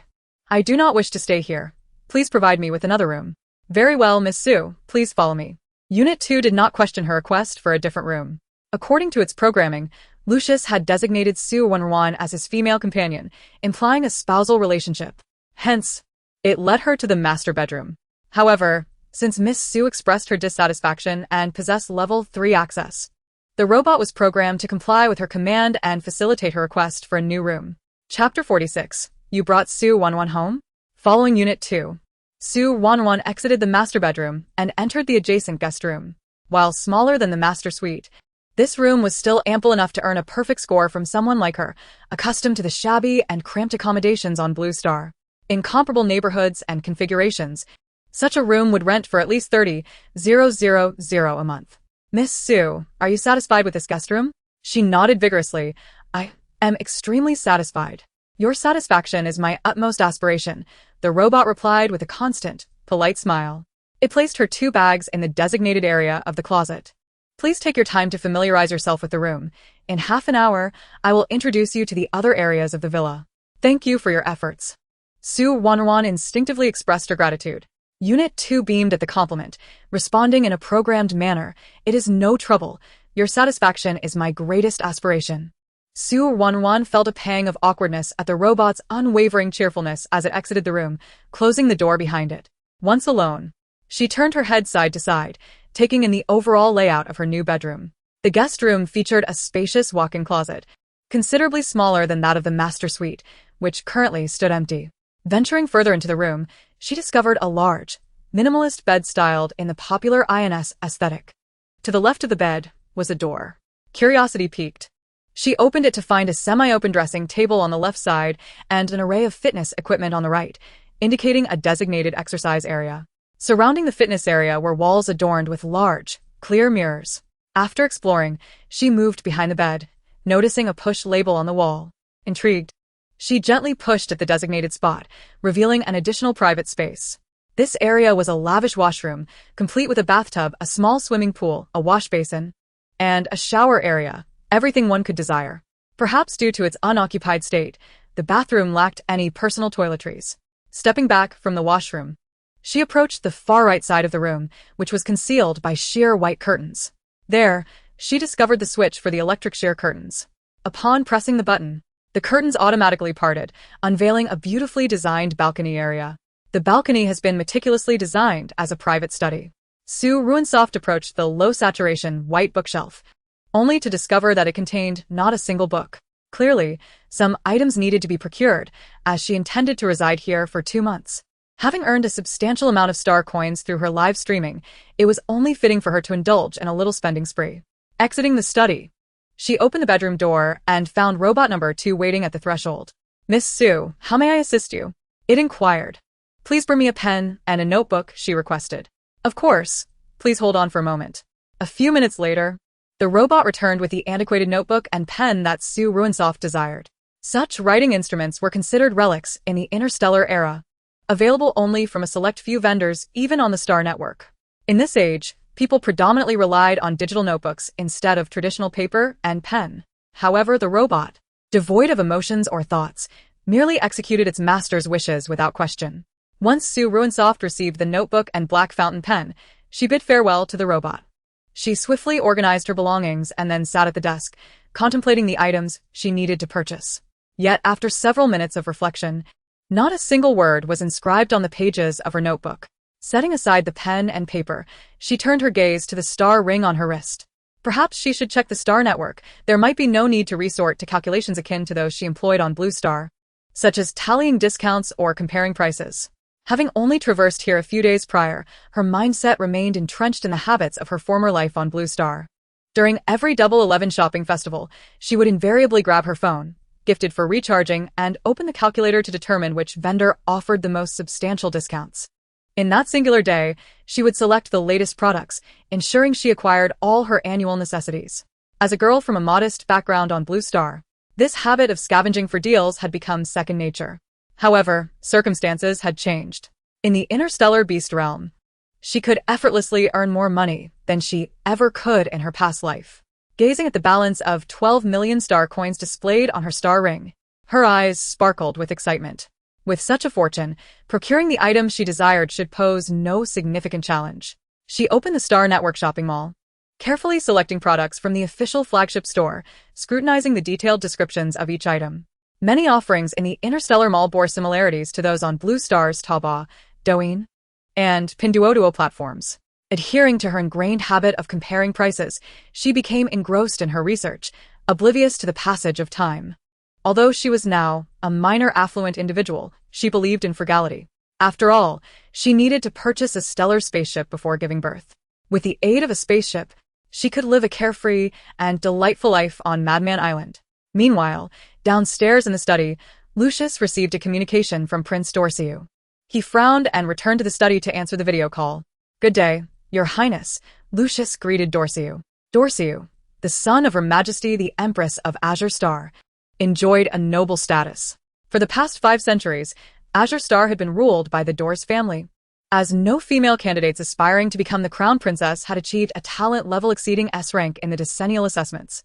Despite Lucius's top-tier capabilities on Azure Star, he had no choice but to address the Empress's son with respect. His prowess as a beast king paled in comparison to the noble Dors family. Unless he could ascend to the status of a beast emperor, he would lack the standing to contend with their aristocracy. "You brought Su Ruoruo home?" Dorsiu inquired, his expression darkening on the video projection. His mother had ordered him to locate Su Ruoruo's body, only to find that Lucius had intercepted her. Lucius possessed rare talent and strength, and his esteemed position among the interstellar citizens made it exceedingly difficult to discreetly eliminate Su Ruoruo. They would first need to devise a plan to extricate her from Lucius's villa. Without Lucius's interference, they might find an opportunity to act undetected. Chapter 47. Perhaps he was overthinking it. "Lucius, how dare you unilaterally take the criminal Su Ruoruo?" Dorsiu exclaimed, his tone dripping with indignation. "Your Highness, Su Ruoruo is carrying my child. As the father, I have an obligation to provide her with comprehensive care until the child is born. Spare me the nonsense about obligations. The Empress's command supersedes all else. Su Ruoruo's situation is exceptional, and her crimes are severe. The Empress has ordered that she be forcibly taken to the first maternal and child health hospital to give birth. But I promised Su Ruoruo that she could stay at my home for her confinement and ensure her safety. Lucius protested. You dare openly defy the Empress's orders? Do you wish for your own demise? Dorciu's icy voice resembled that of a malevolent specter from the underworld, laced with an unyielding authority. Lucius parted his lips, eager to respond, but Dorciu cut him off, issuing a final ultimatum. In half an hour, I will send personnel to escort Su Ruoruo to the first maternal and child health hospital for her confinement. Lucius furrowed his brow, but before he could reply, Dorciu ended the video call. He sighed heavily, his heart filled with resentment and helplessness. Although his union with Su Ruoruo had been a result of unforeseen circumstances leading to her unexpected pregnancy, he nonetheless felt a duty to protect her as her first male partner. Moreover, Su Ruoruo was carrying his precious triplets. With heavy steps, Lucius made his way to the master bedroom, inadvertently catching sight of the robotic maid standing at the door of the secondary bedroom. What are you doing here? He inquired.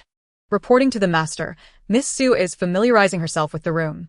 I am waiting for her to finish before guiding her through the rest of the villa. You may attend to other matters, he instructed. Understood, master. The robotic maid, adhering to its program directives, descended from the second floor to commence cleaning in the living room. Lucius reached out and knocked on the door. Upon hearing the sound, Su Ruoruo promptly closed the shopping mall on her star ring and approached to open the door. As she lifted her gaze, she was met with the handsome visage of Lucius, shadowed by an indescribable melancholy. Oh. With a status equivalent to the president of the Capital Court on Blue Star, how could he possibly feel troubled? Noticing the surprise in Su Ruoruo's eyes, Lucius silently masked his visible distress. Prepare yourself. I will be taking you to the first maternal and child health hospital for your confinement shortly. What? Su Ruoruo exclaimed in astonishment. Did you not promise me that I could stay here until I gave birth? Lucius pressed his lips together, speaking in a low voice. Her Majesty the Empress has personally ordered that due to the severity of your crimes, you must be sent to the first maternal and child health hospital for confinement to ensure you do not attempt to escape. Su Ruoruo was at a loss for words. She had initially thought that Lucius's home would be a sanctuary conducive to her confinement, enhancing her rapport with him. But now it seemed she would be sent to the hospital as originally planned. Given that the command came directly from the Empress, any resistance on her part would be futile, especially considering her status as a criminal. If I must go, then so be it. After all, the first maternal and child health hospital is reputed to be professional and reliable. Giving birth there should be a smoother experience. However, for someone like her, who had the assistance of a system and had taken childbirth pills, the hospital was merely an added convenience.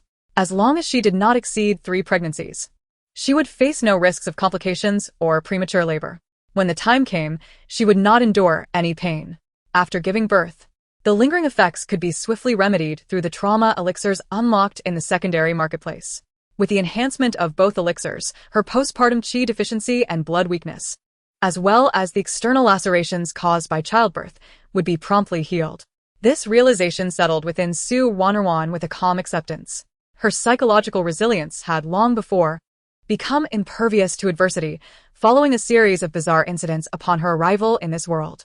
Following this trajectory, she was destined to embody the archetype of the female protagonist, a quintessential Mary Sue. Possessing an innate ability akin to Conan, where crime follows his every step, she too would invariably attract peculiar events wherever she went.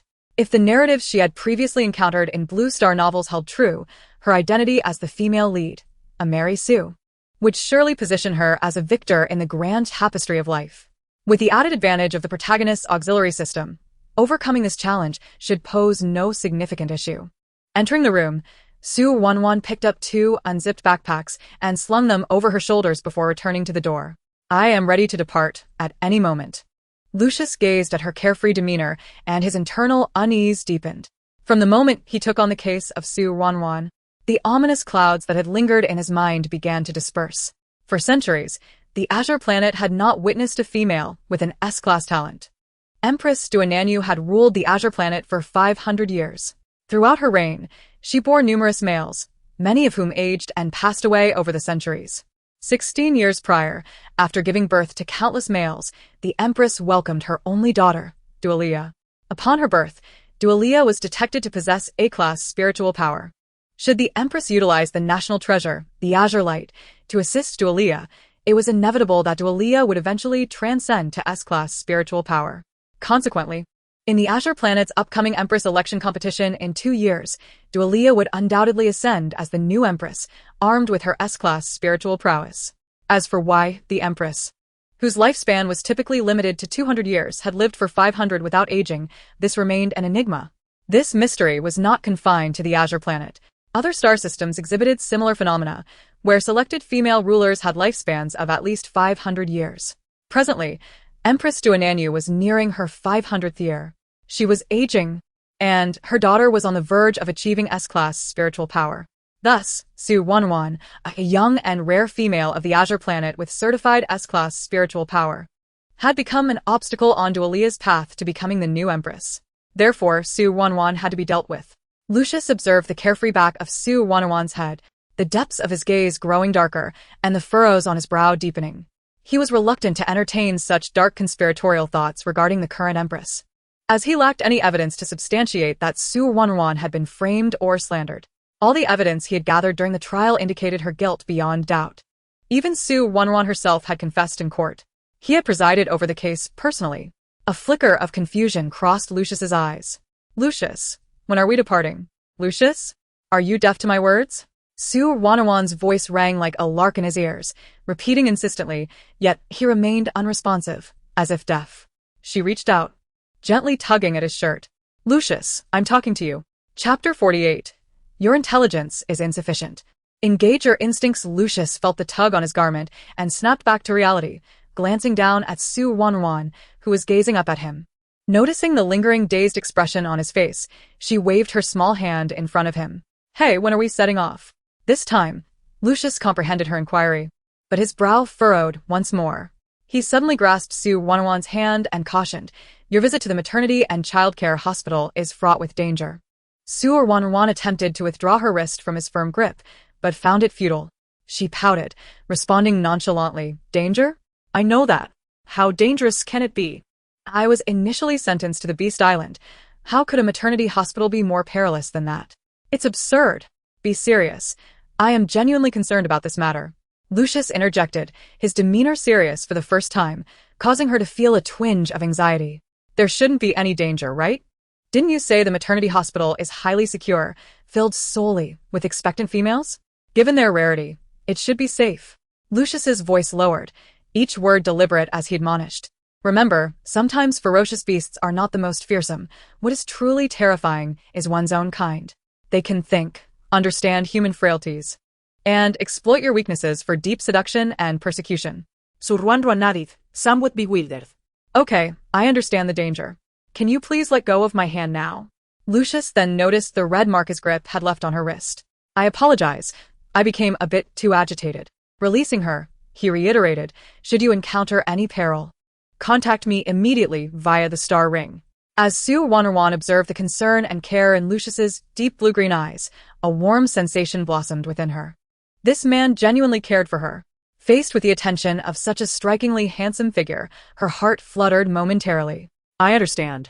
Lucius's gaze fell upon the backpacks she carried, prompting him to instruct a nearby maid, "Number 2, prepare a portable suitcase for Su Ruoruo, equipping her with necessary personal items."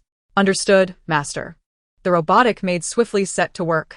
Approximately 10 minutes later, she returned, pushing a sleek, silver, high-tech suitcase towards Su Ruoruo. This portable case, with an initial password of 6 zeros, could automatically organize and store corresponding items. It boasted a speed of 15 km/h and a range of 100 kilometers. What? Su Ruoruo was taken aback. A suitcase that could travel at speed? This was preposterous. And it could autonomously arrange items? The technology in the star realm was astonishing. With time of the essence, Lucius had made Number 2 assist Su Ruoruo in changing the password and demonstrated how to use the suitcase. Just as they completed these preparations, the doorbell to his villa rang. The robotic butler, granted permission by Lucius, proceeded to open the door.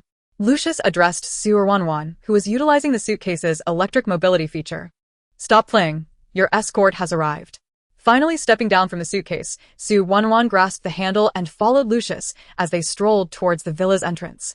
As the butler opened the door, she caught sight of a young man with blue hair, adorned in a moonlit golden French court attire, approaching her and Lucius. Behind him trailed a squad of guards in the Azure Planet's official uniforms, armed with high-tech laser weapons, standing stoically at the villa's entrance. Seeing such a solemn display, Su Ruoruo swallowed hard.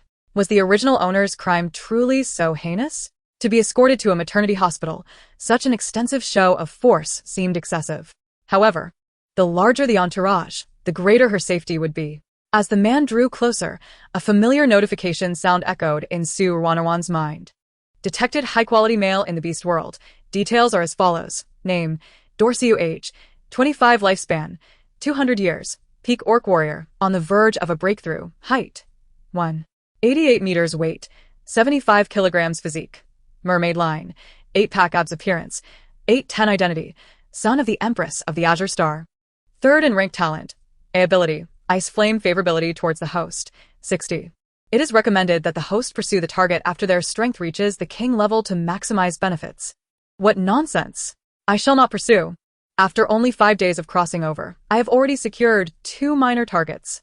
You want me to go for a third? Isn't that the mark of a promiscuous woman? I refuse to be a wanton woman. I am a virtuous lady. Su Ruoruo grumbled, venting her frustrations to the system.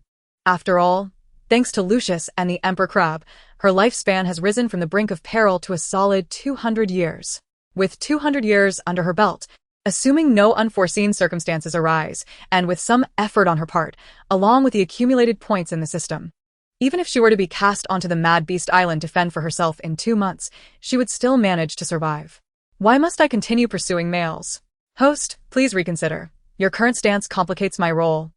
We are a breeding system for the beast world, not a promiscuity system. Our system operates on a different level than that of wanton women. What is the difference? Isn't it all about playing cards with men to obtain points for upgrades? Su Ruoruo retorted dismissively. Of course, it is different. Our system is a breeding system, and the goal is to bear children. Pursuing males is merely a means to an end. You do not need to develop feelings for them. A brief encounter will suffice to conceive a child and achieve maximum benefit. In contrast, the promiscuity system requires emotional entanglements with men. You must engage with deceitful scoundrels, employing their usual tactics or others, and after fostering a relationship, sever ties, leaving them heartbroken. They focus on emotional engagement. Can I switch systems? I would prefer to join the emotional engagement group. Host, if you wish to change, I will not hinder you. Once you complete this transaction task with my system, you may freely choose to join the emotional engagement group.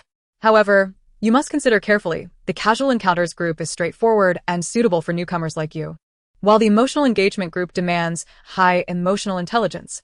With your current lack of experience, you may struggle to complete tasks and could easily be cast into a cycle of bestial reincarnation after the first round. Consider this. The tactics of scoundrels are sophisticated, and you have never been in a relationship, a complete novice. How could you contend with seasoned deceivers? But rest assured, if you perform well during your casual encounters and complete the system tasks, engaging with high-quality males will naturally provide you with experience, ensuring a smoother transition should you wish to switch to the emotional engagement group later. Chapter 49. What happened on the night you went missing? Su Ruoruo was rendered speechless. In essence, she had no choice. However, she was still somewhat indignant, retorting to the system. Isn't this precisely what a wanton woman would do? Engaging with those scoundrels from the Azure Star. Isn't it the same as raising my skirts and abandoning my principles? No, no, no. Host, you are not a wanton woman. You are a genuinely good person. Consider this. Without your utmost comforting of Lucius, could he have survived? Indeed, the radiation on the abandoned island is too high. Without my reassurance, he would go mad. Now think again. Was your coupling with the Emperor Crab entirely voluntary? Su Ruoruo shook her head. It wasn't he. But I was already with Lucius before that. Host, you are mistaken again. Lucius was aware of your relationship, yet he was indifferent. Was he not? While that may be true, I still do not wish to be regarded as a wanton woman. I am a good person. System. A good person? TSK. Am I not aware of you? A lonely and cold woman of considerable age. Otherwise, why would this system choose you as a host? If those from the Pure Love group were to see your life history, how would they react? The system subtly mocked her. In an instant, it shifted to instill a positive mindset in Su Ruoruo. Host, you are indeed a good woman. Consider this. The Empress of the Azure Star, the martial ex-lady, and Princess Taiping, do they not have countless subjects beneath their skirts? Su Ruoruo's eyes flickered with realization as she understood the system's earnest intent. System. I see your point.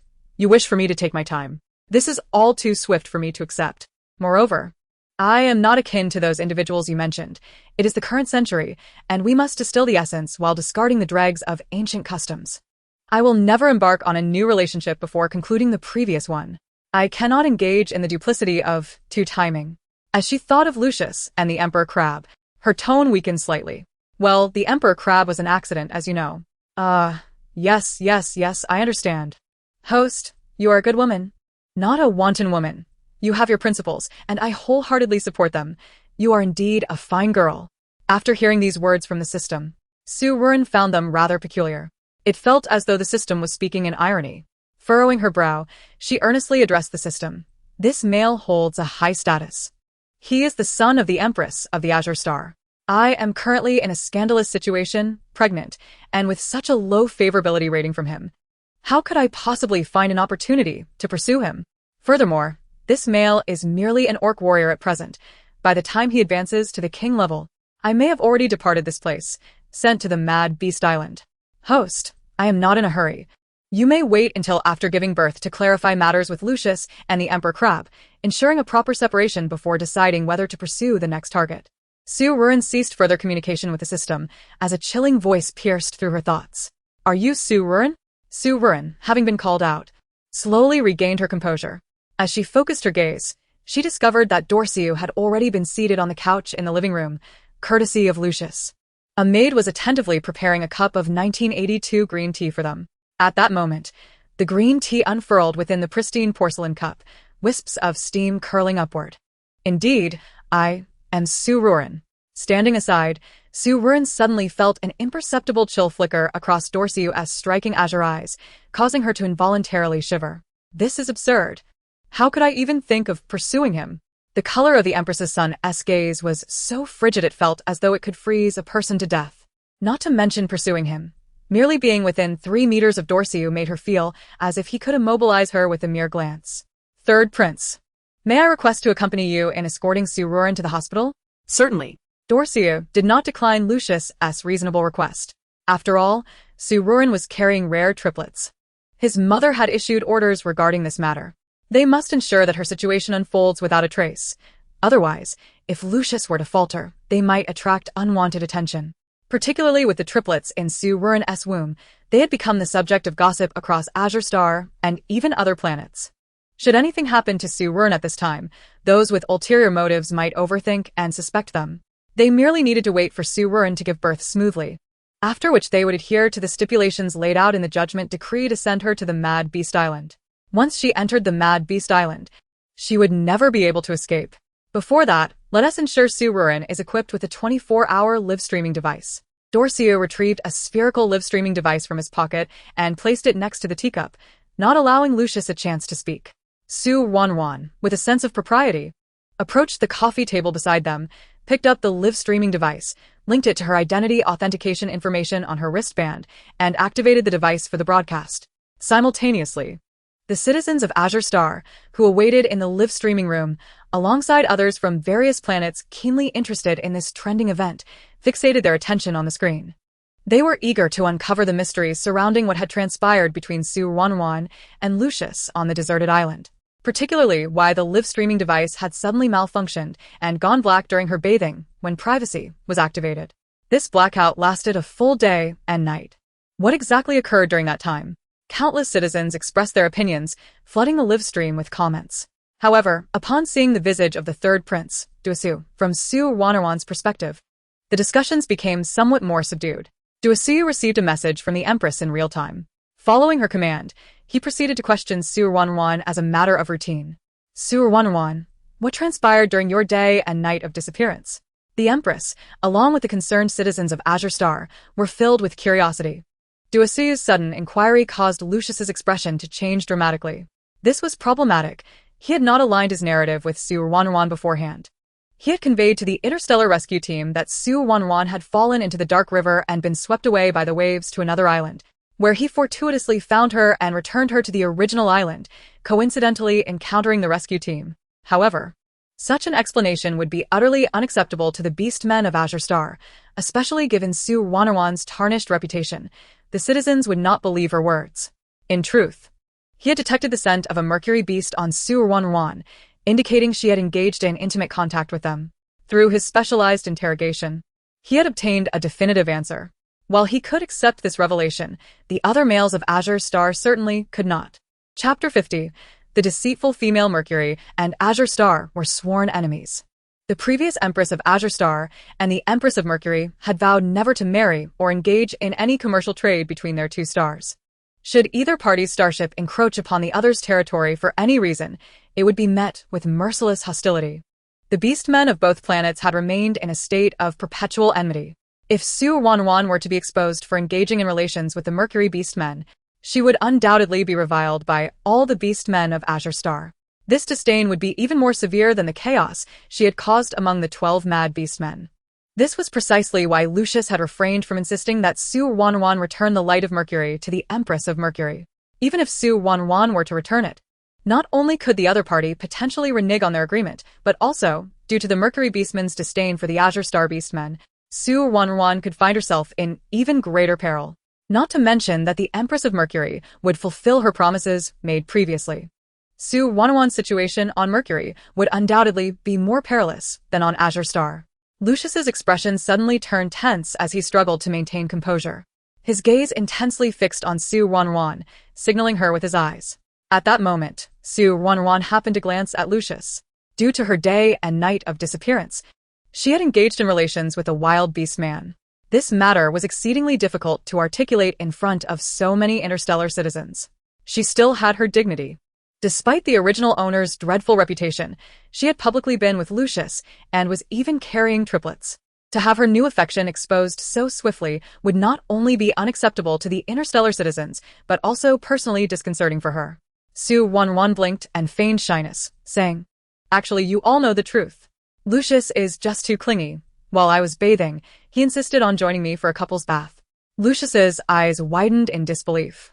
How could Su Ruoruo say such a thing? Truly shameless. Duasiu frowned.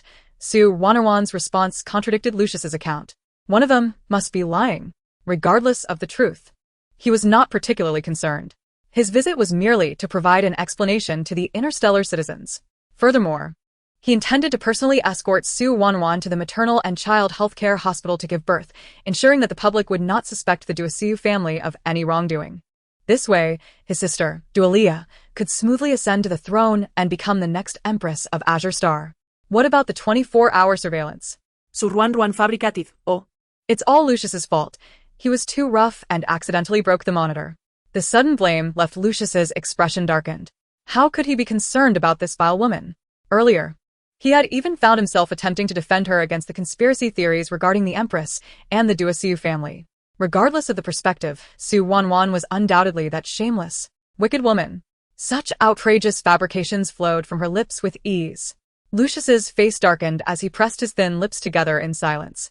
Due to Su Ruoruo's provocative remarks, a variety of devilish comments flooded the live streaming room as it was broadcasted from her phone. Really? The Beast King is so playful? One would never guess that he, usually so aloof and serious, secretly enjoys bathing with females. Couples bath is such a refined term. It feels so nostalgic.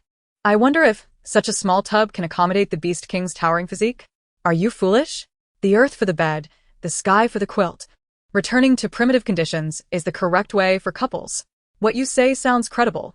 Have you tried it with your males? Duasiu posed several more questions.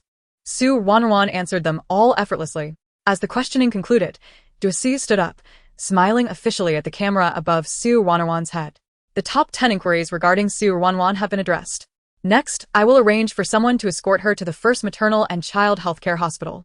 After finishing a statement, Duasiu smiled at Su Ruoruo and, in a chilling tone, added, "Now, Miss Su Ruoruo, please follow me to the first maternal and child healthcare hospital." Su Ruoruo nodded gently and followed Duasiu towards the exit. Lucius, witnessing her petite figure retreating, felt an uncontrollable urge to follow. He himself could not discern what this impulsive action signified. Su Ruoruo. Lucius quickened his pace and called out her name. Su Ruoruo turned her head, saw Lucius, and smiled slightly. "What's wrong?" Can't bear to part with me? Lucius felt as if a bucket of ice water had been thrown over his heart at her teasing. His initial intention to accompany Su Ruoruo to the healthcare hospital before returning was similarly extinguished. Stop being so self-absorbed. Remember what I told you. Which part? You are truly foolish. Su Ruoruo was not angered by Lucius's remark. She chuckled and maintained her characteristic optimism. It's all right. It's just a matter of ensuring the safety of our babies. You can rest assured, our little ones will be born safely. Just remember to take good care of them when the time comes. You need not worry. As their father, it is my duty to care for them. Farewell. Su Ruoruo waved at Lucius and stepped onto the escort vehicle provided by Duosiu. As the official black vehicle entered the endless azure sky, the live streaming room experienced a brief glitch.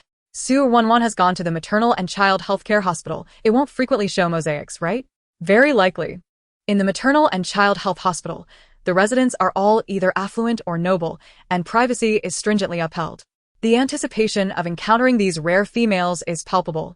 Perhaps one day, I might even become a cherished mate of one of these esteemed beings. However, one must not forget that without the prowess of a beast king warrior or above, ordinary males are utterly unqualified to wed such precious females. Seated in the rear of the escort vehicle, Su Ruoruo maintained a composed demeanor, her gaze fixed ahead, avoiding any indiscreet glances. Beside her, less than half a meter away, sat the third prince, Duosiu, whose feelings towards her were decidedly negative, a staggering -60. She activated her star ring, seeking distraction. A -60 approval rating indicated a profound loathing, a desire for her swift demise. Lucius, as the chief adjudicator, adhered strictly to the law, despite his low regard for her. He did not violate legal principles. Yet, Duosiu emanated a different aura, one tinged with an almost imperceptible murderous intent. This intangible pressure sent her heart racing uncontrollably. Could this fellow possibly harbor malicious intentions toward her? The sins of the original owner lay heavy. She had inherited this torment. Su Ruoruo stuck out her tongue and lowered her gaze to browse the shopping cart on her star ring. Interrupted earlier by Lucius, she had only added a few items to her cart. The atmosphere in the vehicle felt excessively awkward, making her sweat uncomfortably. Thus, perusing the interstellar marketplace to divert her attention seemed more prudent. As she opened the interstellar mall, messages from her advertisers flooded in. Miss Su, the endorsed products have been dispatched via Interstellar Express to the reception room of the First Maternal and Child Health Hospital. Upon receipt, simply introduce our products in your live stream and recite the corresponding slogans to receive the initial phase of your advertising fee. After reviewing the private messages from advertisers, she responded in unison within the successful bidding group of 31. Understood. Once I deliver the slogans, I hope you will transfer the agreed sums to my Interstellar bank account. Of course. Absolutely. It is a must. The 30 advertisers promptly replied to her message. Su Ruoruo then checked her personal showcase backend, discovering that the recipes she had listed had generated a substantial income. She rubbed her eyes, seemingly in disbelief. With her fair fingers, she tapped the electronic screen, counting 3 times to confirm the staggering figures. The strawberry juice recipe and the king crab seafood sauce recipe had sold a total of 10,000 units at 250,000 each, totaling an astronomical 2.5 billion. After the Interstellar Empire deducted a 50 tax, she would still receive a staggering 1.25 billion. These recipes were one-time sales. The initial demand was robust, but later sales would likely dwindle, as restaurants with genuine interest had already placed their orders. Those who were uninterested would probably not purchase subsequently. This was a significant sum, and the immense profit left Su Ruoruo pleasantly astonished. Suddenly, she recalled that the original owner's brother, Su Xingqing, was about to enter Interstellar University. Given his frugal nature, she doubted he would be inclined to spend the gift she intended to provide. After some contemplation, she accessed the online real estate trading center on the Star Network, diving into the latest property listings.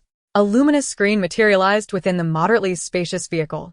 The 10D projection showcased the villa community she had selected in real time, with all details meticulously narrated by an intelligent voice. Su Ruoruo was thoroughly pleased with her chosen villa. The ingrained tradition of Blue Star inhabitants is to possess one's own home, a notion that persists even in the interstellar era. If males lack proper vehicles, or, indeed, impressive ones, marrying a cherished female proves exceedingly challenging. Considering the completion of her hidden tasks, she made a decisive move. spending 50 million star coins to acquire a standalone villa near the Interstellar University. Alongside the contract, she signed a donation agreement, bequeathing the villa to the original owner's brother. Su Xingchen. In a mere 10 minutes, Su Ruoruo executed this series of transactions. Seated nearby, Duo Siu, despite his privileged upbringing, had never witnessed such extravagant spending. As the son of the queen, every coin he spent had to be justified. Earning a living required personal effort, and the queen strictly forbade any form of bribery. The empire enforced rigorous anti-corruption measures, with explicit legal repercussions for transgressions. If one crossed that line, their noble status could be revoked. All royal offspring were expected to earn their keep through merit, often benefiting from discounts due to their status. Nevertheless, their annual profits typically hovered around 10 million, as they were not a family of professional merchants and could not compete with the capitalist titans of commerce. The business magnates, after all, were merely indulging them out of respect for the queen, allowing them to scrape by in the realm of commerce. Su Ruoruo, unfazed, sent the electronic contract to Su Xingchen. The latter, pondering his future direction at home, was elated to receive her message. After worrying about his sister's sudden disappearance the day before, he had sent her numerous messages without reply. Now, receiving a message from her filled him with joy. "Sister, are you alright?" After reading through the many messages from Su Xingchen, Su Ruoruo felt warmth in her heart. This child genuinely cared for the original owner. However, he seemed unaware that she had returned to Blue Star and was in the maternal and child health hospital for her confinement. "Yes, I am currently on Blue Star. About to arrive at the first maternal and child health hospital. I will be here for the next 2 months until the child is born." "That's wonderful." The first maternal and child health hospital boasts the most advanced medical technology in the interstellar realm. You will be perfectly safe there. Let us hope so. After reading Su Xingchen's message, Su Ruoruo silently prayed, her mind involuntarily recalling Lucius's words, which instilled a sense of unease within her. Perhaps it was psychological, but she found herself glancing sideways at the noble third prince seated beside her. Her casual glance met Duo Siyu's intense gaze, causing her to instinctively avert her eyes. "You seem frightened. What is there to fear?" Duo Siyu meticulously examined Su Ruoruo, this extraordinarily rare S-class female, a phenomenon that had not graced Blue Star in centuries. Why could such fortuitousness not have fallen upon his sister, Dualia? What a joke. What could I possibly fear? I, Su Ruoruo, have never known fear in my life. Ah. Your bravado is commendable. However, the doctors at the maternal and child health hospital will tame every willful and arrogant female. Su Ruoruo was taken aback by Duo Siyu's words. What could possibly happen at the maternal and child health hospital? Tame? She was utterly bewildered. Redirecting her focus, she sent a message to Su Xingchen. "Xingchen, I just bought you a house. Live comfortably, study diligently, and do not worry about anything else." Su Xingchen understood that this was not the time for sentimentality.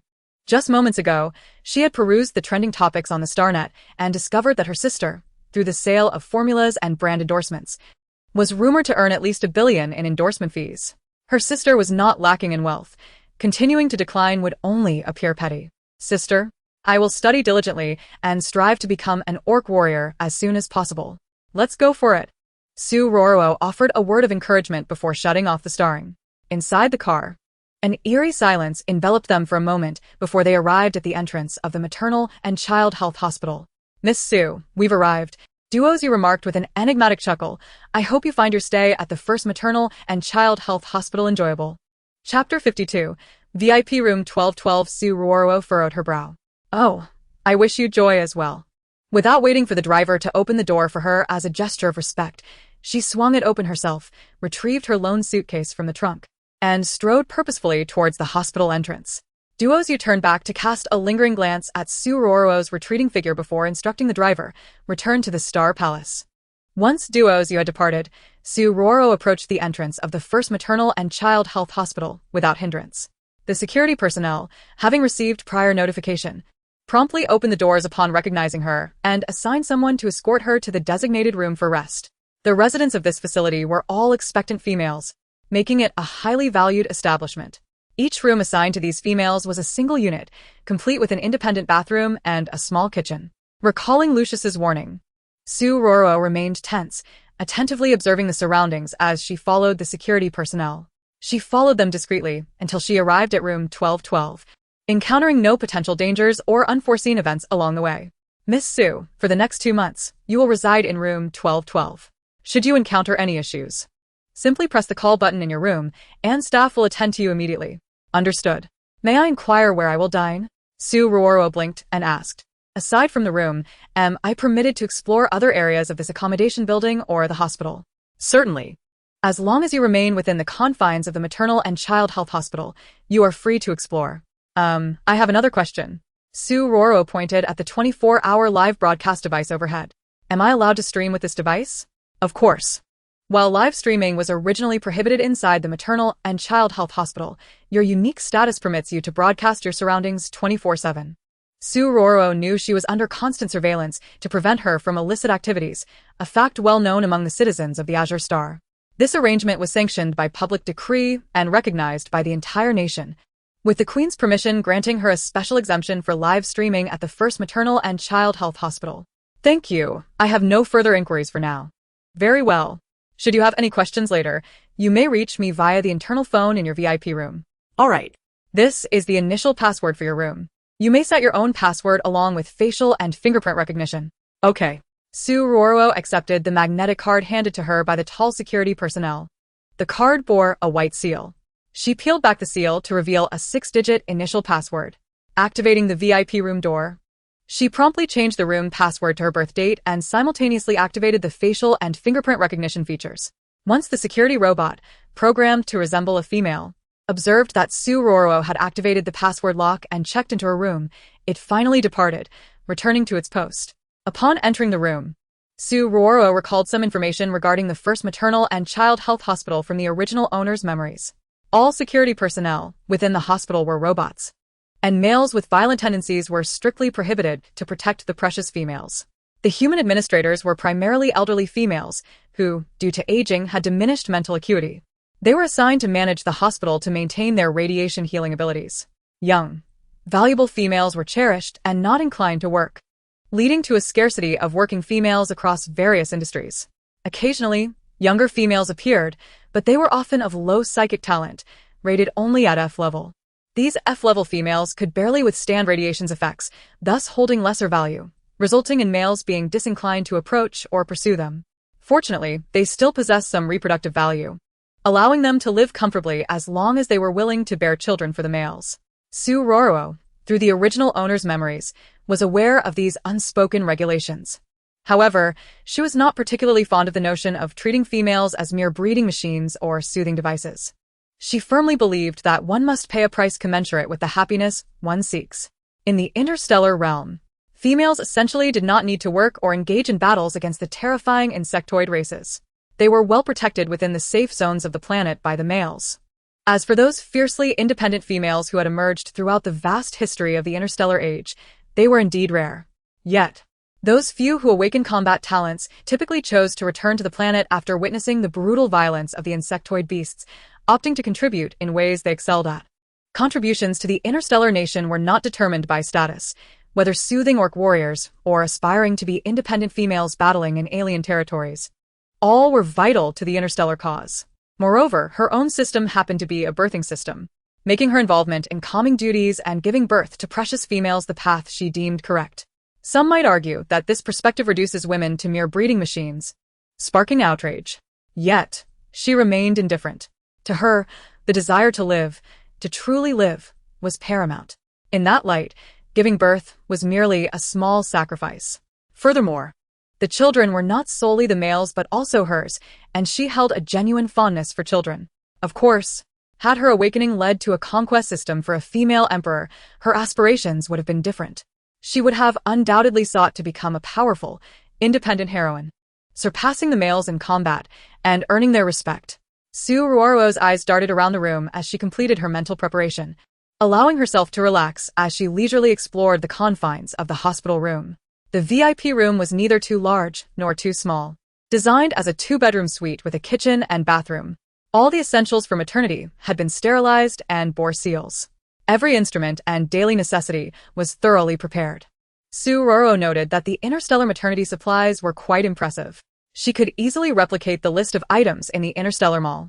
In case she encountered unusual circumstances in the future with inadequate medical facilities, having these items would facilitate her care for her child or herself. Su Ruoruo retrieved 2 bags from her suitcase, placing the freshly washed and sterilized clothes neatly in the wardrobe. Chapter 53.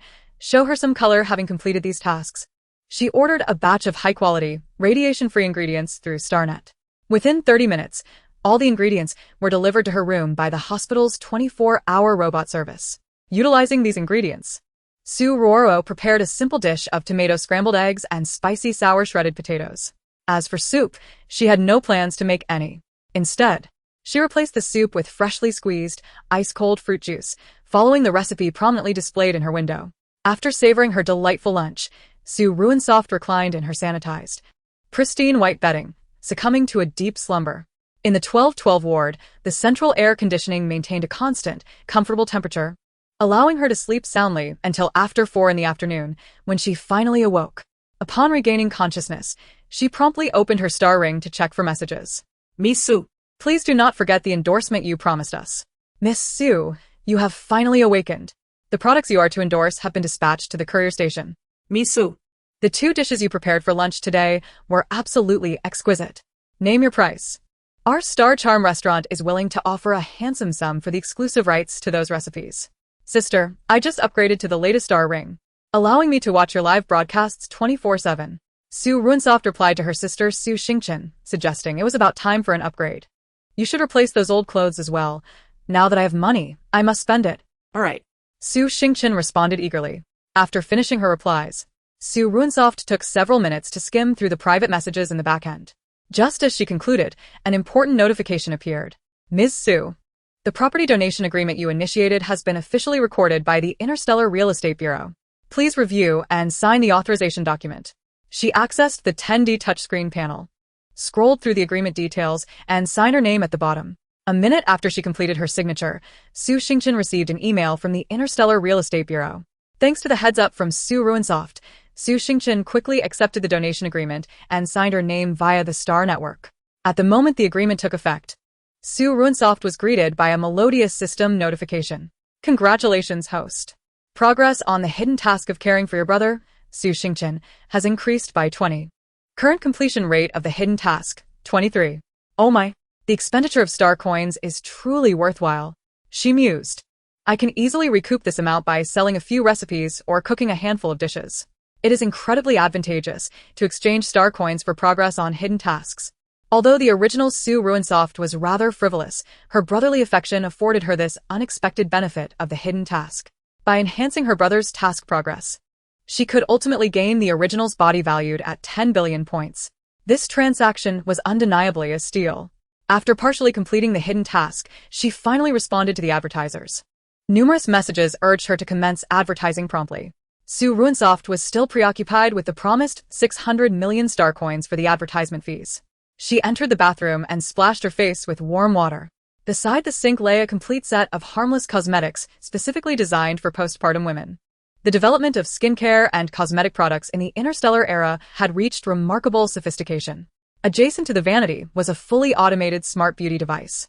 Simply taking a seat and activating the machine would allow it to automatically assess one's skin characteristics, providing precise skincare tailored to individual needs, along with customizable makeup options. Such a device came with a hefty price tag for females with a talent level below C. Purchasing one would require the salary of several male partners for an entire year. The original Su Ruoruo had, of course, experienced this high-end beauty treatment several times. Therefore, she was quite familiar with the operation of the device. Seated in the beauty chair, she selected a pure, natural makeup look suitable for the original's sweet, round face. The all-in-one beauty device completed its 30-second assessment, applying the VIP ward's specialized skincare products for basic hydration, followed by a minute to replicate the flawless makeup on her face. Master, your skincare and makeup are complete, chimed the device. As the voice faded, a metallic mask enveloping Su Ruoruo's face retracted automatically. Rising from the beauty chair, she gazed into the high-definition mirror beside her. In the reflection, the original Su Ruoruo, with a mere 7 points of attractiveness, had been transformed into an 8-point beauty by the subtle makeup. The issues of caking or unnatural whiteness were entirely absent. Su Ruoruo couldn't help but marvel at the brilliance of this high technology. If such an advanced, fully automated beauty device were to appear on Blue Star, it would likely spell disaster for beauty professionals. Yet, She mused if such a device truly existed with this level of sophistication, it would be beyond the financial reach of ordinary women. After admiring herself in the mirror, she donned a pure white dress and exited the VIP ward, heading to the hospital's courier station to collect her packages. As soon as she stepped outside, her movements were broadcasted live. Lucius fixated intently on the live stream, captivated by the beauty of Su Ruoruo, whose features had become even more enchanting. Meanwhile, the recovering females at the Women's and Children's Health Hospital erupted in a frenzy upon her arrival. How disgusting! Su Ruoruo is in the neighboring ward. Wait. Su Ruoruo is here at the Women's and Children's Health Hospital? Didn't she shamelessly return home with the Beast King? How revolting! So many of her deluded fans are still trying to defend her. Indeed, they praise her talent and culinary skills, claiming she has awakened a special purification ability. But what does that change? It doesn't alter the fact that she is a gold digger. The mere thought of sharing the same hospital air with such a vile female suffocates me. We can't just sit idle. We must find a way to teach her a lesson. But how? She is live streaming 24/7. Sure, I have a brilliant idea. At noon, the sun blazed overhead. In the Interstellar Women's and Children's Health Hospital, Su Ruoruo followed the Star Ring's navigation prompt and walked for 5 minutes to the courier station. After the robotic assistant verified her identity, she was allowed to enter and retrieve her packages. According to the retrieval code, she quickly located the items sent by the advertisers. However, upon seeing the towering stacks of packages on the shelves, her expression darkened. Chapter 54. 077. What on earth were these advertisers planning? The retrieval code indicated that an entire shelf of packages was for her. This was utterly absurd.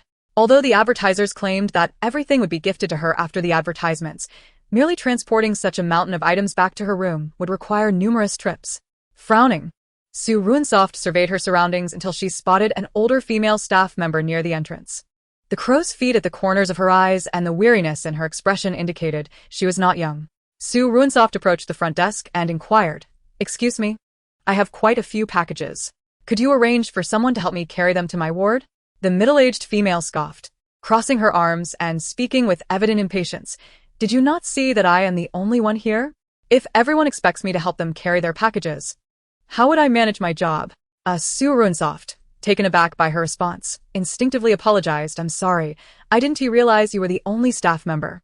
The middle-aged female rolled her eyes and then sat down, engrossed in her star ring. Su Ruoruo had come to the courier station to collect her packages. What? In this sweltering heat, she actually came out to pick up her packages herself? What a fool. Sister Zhang, did you not inform her that she could notify the robot for home delivery? She didn't ask me, so why should I tell her? Ha ha ha, Sister Zhang. You are quite mischievous. Are you not afraid that Su Ruoruo will come to trouble you if she finds out? What do I have to fear? I have not violated any work protocols. If she doesn't inquire, it is not my responsibility. Truly, it's disheartening to see Su Ruoruo toiling under the scorching sun with her little cart delivering packages. The Women and Children's Health Hospital, along with other spectators in the live stream, are observing Su Ruoruo as she transports the parcels. Lucius, noticing Su Ruoruo pushing her cart with her sunburned cheeks, immediately furrowed his brow. He promptly opened Su Ruoruo's contact card and sent her a voice message. "Su Ruoruo, what are you doing? Delivering packages back to the ward. What is it to you? Are you an idiot? Don't you know you can notify the simulation robot to assist you?" Simulation robot? I didn't see one. In the service hall on the first floor of the hospital, Su Ruoruo wiped the sweat from her forehead and pushed her cart, following the guidance of the star ring, to an independent simulation robot service building. As she entered the hall, a wave of refreshing coolness enveloped her. After sweating profusely under the sun, she sighed in relief. The hall was indeed cool. It had air conditioning. She randomly approached the nearest robot and asked, "Excuse me, could you help me transport these packages back to the ward?" The robot, standing by, responded to her command with a gleam in its eyes. "Greetings, esteemed female. Unit 077 is pleased to assist you. You wish to transport the packages back to the ward, correct?" "Yes, I have quite a few packages. Please provide the collection code and the ward number." The room number is 1212, and there are several collection codes. You may display the collection codes. I can read and memorize them. Su Ruoruo immediately opened the star ring and showed the collection codes to the robot. The robot's eyes scanned the codes from 30 advertisers, memorizing them before setting off towards the package collection station. Seeing the robot in action, Su Ruoruo smiled. Fortunately, there was a robot to help with the transportation. If it were just her, she would be toiling for an eternity. Remembering Lucius's reminder warmed her heart. She sent Lucius a voice message. Thank you for the reminder. Upon hearing Su Ruoruo's sweet voice, Lucius smirked. It was common knowledge, perhaps only she was unaware. Su Ruoruo, upon hearing the playback, felt her smile falter. The underlying message. She was indeed foolish. How infuriating. Lucius continued, the robots in the hall can be paid for binding. You should bind one for future assistance. Su Ruoruo's eyes brightened, momentarily forgetting Lucius's veiled jibe. Thanks for the reminder. Although Lucius was superficially mocking her, he was genuinely helping. Compared to his earnest assistance, his teasing was insignificant. After a moment's reflection, she decided the earlier Unit 077 robot seemed quite suitable. She would bind it to serve her. After spending some time in the hall, she walked through the corridor for several minutes and successfully took the elevator back to her ward. She had barely returned to her room when Unit 077 arrived, pushing 2 carts filled with goods. Su Ruoruo opened the door, and Unit 077 transported the packages to the empty space in her room. Subsequently, it tirelessly continued to assist her with the delivery. Time slipped by unnoticed. VIP Group 1. Damn it, who told Su Ruoruo that she could instruct the simulation robot to help with the transportation? Could it be that she saw the prompt in the live stream? Impossible, I was watching Su Ruoruo's live stream the entire time. She never opened the chat. Instead, she was using her phone to send voice messages. Judging by her tone, it must have been someone who informed her. Did you see who reminded her? No. Private chat messages are encrypted. We can only hear the sound of Su Ruoruo sending voice messages. How infuriating. We used to be able to see who Su Ruoruo was chatting with and transferring money to. Why can't we now? I heard it's because of the transfer received by Su Xingchen. The live streaming company deemed it insufficiently private, specifically adjusting privacy restrictions against Su Ruoruo. The discussions about Su Ruoruo continued within the group. However, she remained blissfully unaware. After approximately an hour of transportation, Unit 077 successfully brought all her packages back to the room. Facing the neatly arranged boxes by the robot, Su Ruoruo felt immensely grateful. She immediately bound Unit 077 to serve her exclusively. Of course, the robot's service fee was not inexpensive, costing 5,000 star coins per month. This price was equivalent to a month's salary for a white-collar worker in an ordinary city on Blue Star. Su Ruoruo reserved the robot for 2 months of 24-hour service, instructing it to stay in the VIP ward on standby. Confronted with the mountain of delivery boxes, Su Ruoruo directed the robot to help her unpack. The robot retrieved a utility knife, and together with Su Ruoruo, they systematically opened the samples sent by the advertisers. They spent approximately 2 hours extracting all the sample packages. The boxes were dismantled into a stack of recyclable materials, which the robot took to the waste recycling station at the Women and Children's Health Hospital using the delivery cart. These recyclable boxes were not light and could yield some star coins. The robot exited with the boxes for recycling while Su Ruoruo organized the samples sent by the advertisers.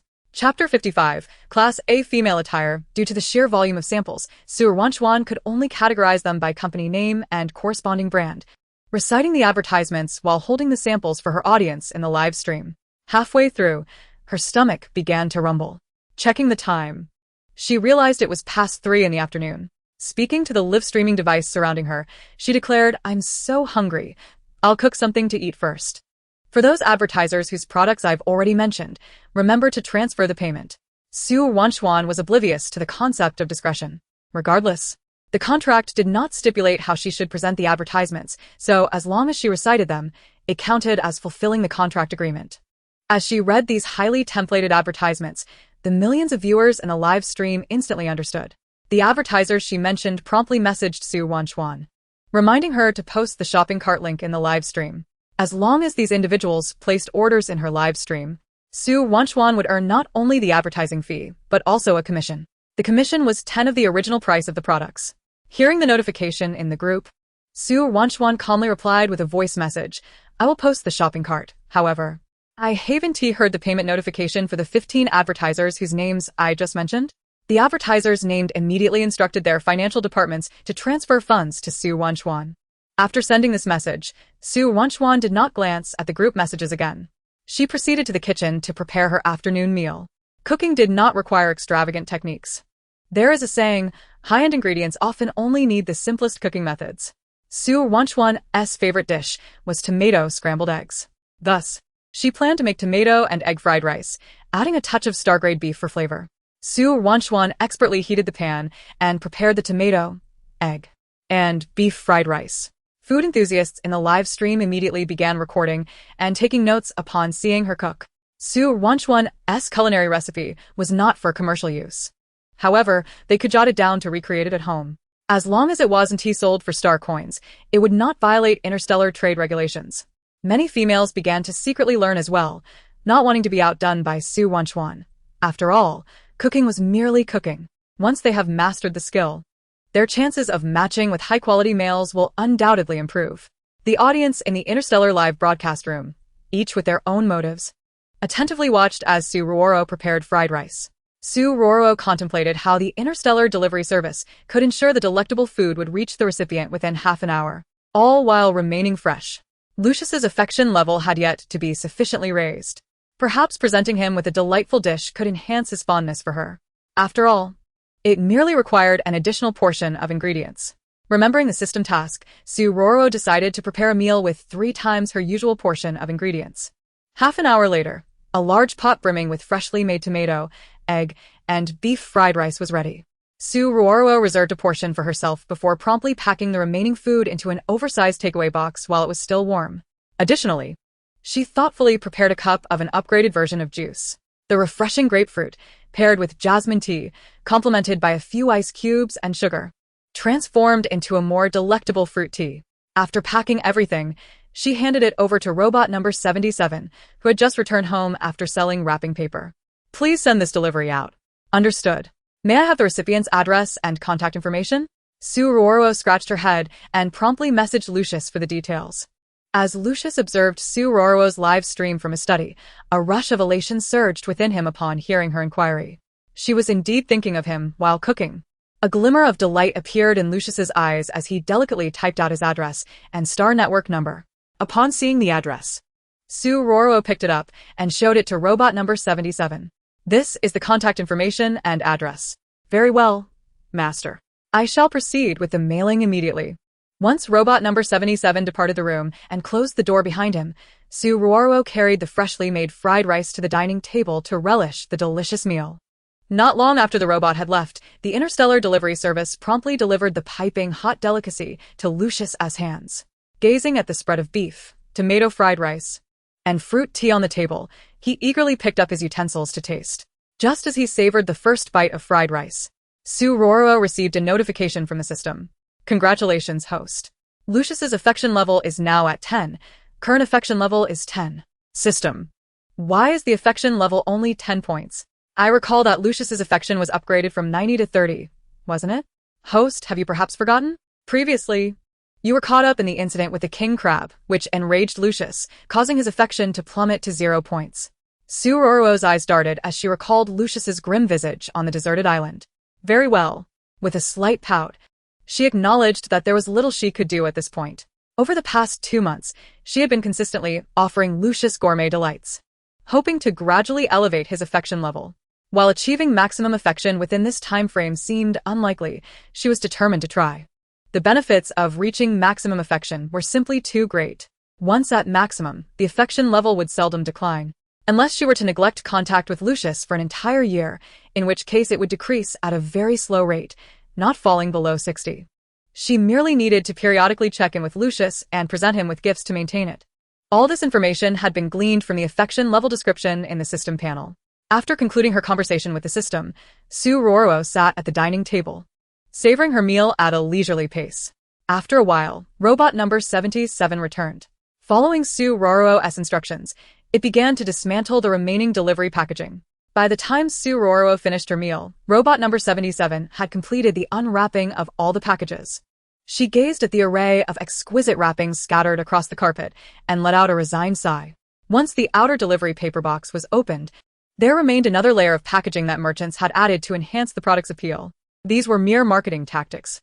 Due to the psychological effects on humans, they instinctively gravitated towards aesthetically pleasing items and were more inclined to spend lavishly on them. Now, Su Ruoruo was left to foot the bill for this high-end packaging. She strolled over to a pile of green boxes adorned with an A insignia. The A designation represented the quality grade of interstellar clothing. Much like the talent level of females, A-grade apparel is not the pinnacle of quality, yet it remains out of reach for the average female. Generally, only females with an A-grade or higher status possess the financial means to purchase such attire. Why is this the case? A retired female from the Blue Star's Financial Bureau had once published a post that garnered immense attention. She had worked in the Financial Bureau for decades and, through her analysis of historical financial reports from Blue Star, reached a startling conclusion. A-grade female partners are capable of providing an A-grade lifestyle, and those living at such a level tend to enjoy a more prosperous life. However, it is considerably challenging for A-grade females to ascend to S-grade. The combined income of their male partners often fails to meet the expenditure required for an S-grade lifestyle. Even if they are fortunate enough to possess the financial capability of an S-grade female, it does not guarantee access to exclusive products meant solely for S-grade females. Su Ruoruo gleaned these crucial insights regarding female consumer behavior from the original owner's memories. Initially taken aback, she soon grasped the reality. This principle applied not only to clothing but also to the classification of food. It was akin to the luxurious products on Blue Star such as Hermes, Chanel, Dior, LV, and Coach. S-grade female partners are extravagant spenders. With a mere flick of their wrist, they can effortlessly acquire items worth hundreds of thousands, such as an S-grade handbag. Conversely, A-grade females might need to liquidate their property or scrimp and save for an entire year to afford a single bag, and even then, they must verify their qualifications before making a purchase. If their status does not meet the S-grade criteria, they require the assistance of an S-grade female to qualify for purchasing S-grade apparel and accessories. As she examined these items, Su Ruoruo was suddenly reminded of the wealthy ladies she had encountered while working at a hotel on Blue Star, and she couldn't help but smirk. Goodness. It seems that social and financial barriers exist everywhere. Back on Blue Star, she had been destitute, purchasing bags from discount sites. The kind that cost $199 with free shipping for large canvas bags. Meanwhile, her peers entering university often sported designer bags like LV. Some of these classmates relied on loans to finance their purchases, while others came from affluent families, easily affording such luxuries. Reflecting on her humble life on Blue Star, she turned her gaze back to the pile of green gift boxes, and it would be disingenuous to claim she was not tempted. The quality of these A-grade garments was akin to that of Chanel on Blue Star. With a light step, Su Ruoruo approached the gift boxes, gently caressing the silver A emblazoned on the box lid before eagerly opening it. Inside was a stunning emerald satin dress. This exquisite garment accentuated her figure, with two delicate straps of the same color securing the bodice, cleverly enhancing the shoulder line's elegance. The A-line dress flowed gracefully to the ankles, its smooth lines showcasing femininity and grace. The tailored design hugged her curves, accentuating her slender waist and voluptuous hips, creating a perfect silhouette. The fabric was light and airy, offering a delightful touch. Just one glance was enough for Su Ruoruo to fall in love with the dress. This is the one. Su Ruoruo picked up the exquisite dress and stepped into her bedroom, gently closing the door behind her. She donned the stunning emerald green gown without a hint of concern regarding cleanliness or the necessity of laundering it prior to wearing. In the interstellar world, garments displayed in stores are frequently tried on by numerous patrons. Sample items are typically sold at discounted prices during seasonal clearances or absorbed internally. The inventory stored in warehouses has been thoroughly sanitized and cleaned beforehand, ensuring no prior fittings. Thus, one can simply unbox and wear the attire immediately. A stark contrast to the customs on Blue Star. There, upon receiving clothing, she habitually soaks it in warm water mixed with salt for disinfection and color fixing before wearing. After changing, Su Ruoruo emerged from her bedroom, and the live broadcast device above her head detected her presence, activating the live stream once more. My heavens! Su Ruoruo is simply breathtaking. I had seen her during the court hearing, where she appeared quite ordinary. What on earth has transpired? For those just entering the live stream and unaware of the events, pay close attention to the makeup adorning Su Ruoruo's face. It is the work of an interstellar-grade skincare and beauty device. The makeup she wore during the trial resembled that of a primary school student, cakey and mismatched between her face and neck, not at all befitting her aura. Thus, her transformation is attributable to cosmetics. Moreover, while she initially wore a mere C-grade dress, which rendered her appearance at a modest 70, the moment she slipped into this A-grade gown, her beauty soared to an impressive 80. An 80 rating?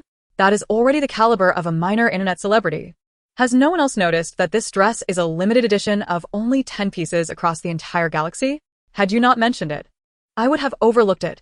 This is a Hallmark limited edition treasure from Brand A, with merely 10 pieces available throughout the cosmos, indicating that each planet can possess, at most, one. Furthermore, this identical emerald satin camisole dress will not be reproduced by Brand A. How curious. How did Su Ruoruo acquire this prized attire from Brand A? Could it be that Brand A has enlisted her as their spokesperson? How disgusting. I am an A-grade rare female, and Brand A chose to endorse Su Ruoruo. I shall never purchase from Brand A again. What on earth are they thinking in selecting this notorious gold digger as their representative? A B-grade female angrily typed a comment. In an instant, Su Ruoruo's live stream ignited a fervent backlash against Brand A's clothing. At the headquarters of Brand A on Azure Star, within a bright and tidy conference room, the chairman of Brand A sat at the head of the table, his expression as dark as a stormy sky. This is the proposal you presented? How on earth did your entire planning and marketing department concoct such a bizarre scheme of having Su Ruoruo endorse our advertisement? The chairman slammed his hand on the conference table in frustration. The director of Brand A calmly interjected, "Chairman, I understand your urgency, but please, do not rush." He instructed the department heads present, proceed with the second phase of the plan. What exactly are you up to? The chairman glared at his eldest son, who had just been appointed as the director of Brand A's marketing department last month, and already he had brought forth a significant dilemma. As a local luxury brand on Azure Star, Brand A had never encountered such a severe public relations crisis in all these years. All brands typically seek out virtuous and well-respected celebrities for endorsements. Yet, here was his inept son, opting for a female with a tarnished reputation and negligible fame. Calm down. Give me 1 hour, and I will prove you wrong. At the Interstellar Maternal and Child Health Hospital, Su Ruoruo, dressed in her gown, smiled demurely at the camera. She activated the star ring and located the advertisement text sent by Brand A, reciting it word for word into the lens. As she spoke, the comments in the live stream flooded in at an astonishing speed. Where did she buy that dress? Are you out of your mind? Though Brand A's clothes are not overly expensive, around tens of thousands per piece, a limited edition would cost hundreds of thousands. If you have that kind of money, why not invest in an S-grade entry-level piece? Chapter 57. Stubborn mouth, unstoppable hands. I love the style, and your opinion is irrelevant. I have money, so I can be willful. After reciting the advertisement, per Brand A's request, Su Ruoruo listed the dress on the little yellow cart. Miss Su, be careful not to miscount the inventory. We only have 6 pieces in stock. This is a limited edition. Upon receiving the message from the advertising representative of Brand A, Su Ruoruo calmly replied, "Understood." She expertly navigated to the listing interface, following the steps to upload the clothing link provided by Brand A. Having previously listed recipe formulas with great proficiency, Su Ruoruo adjusted the quantity to 6 pieces. The price per dress was set at 200,000 star coins. She double-checked, confirming the amount was indeed 200,000, then clicked to list it. The dress I am wearing is now available for purchase. There are only 6 pieces, so it's first come, first served.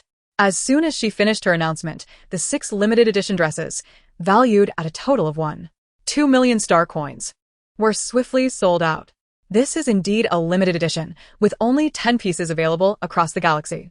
Brand A has always held a tight grip on such items, offering purchasing opportunities only to their elite black card members.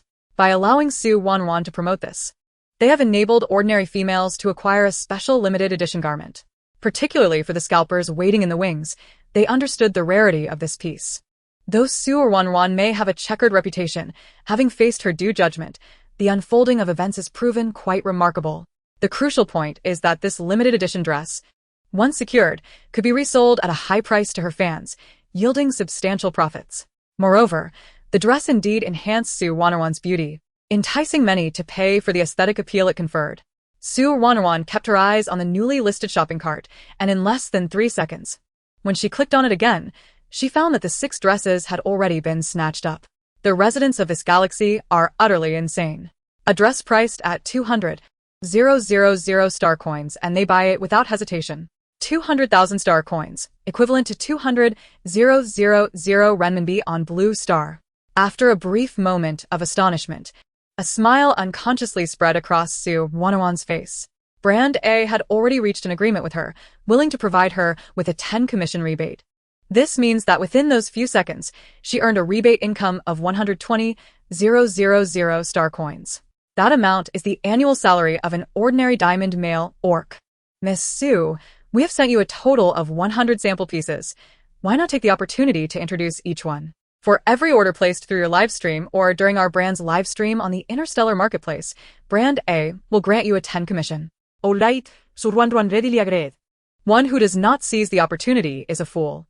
She merely needed to change a few outfits, as she was in dire need of funds to purchase a stellar starship, which starts at a value of 100 million. To acquire the top-tier version of a stellar starship, a minimum of 1 billion star coins is required. Su Ruoruo opened the other packaging boxes from Brand A. Inside was a pair of classic black casual shorts, a timelessly versatile version. With the interstellar climate mirroring that of Blue Star, the scorching summer had arrived. Such black casual shorts ought to be a bestseller from Brand A. Su Ruoruo instructed 007, help me unpack all the green boxes and lay the clothes out on the sofa. Understood, master.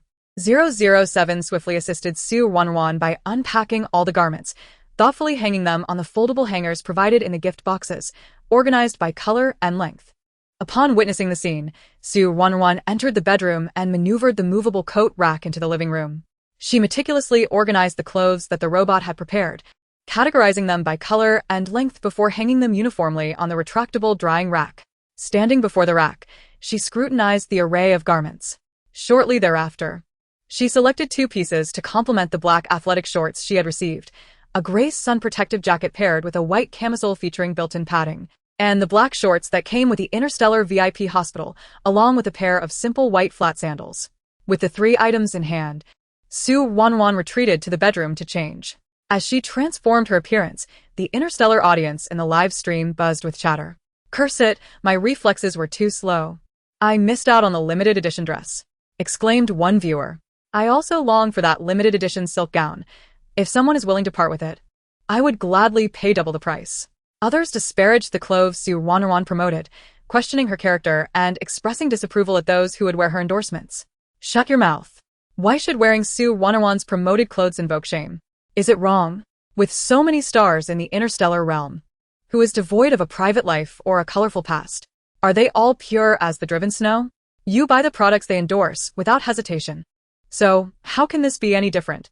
As the arguments raged on, Su Ruoruo chose to ignore the comments, recognizing that each individual harbored their own values and beliefs, which she could not hope to alter. She was solely focused on selling merchandise and earning star coins. It was imperative for her to accumulate enough star coins to enhance her chances of survival on the Mad Beast Island in 2 months' time.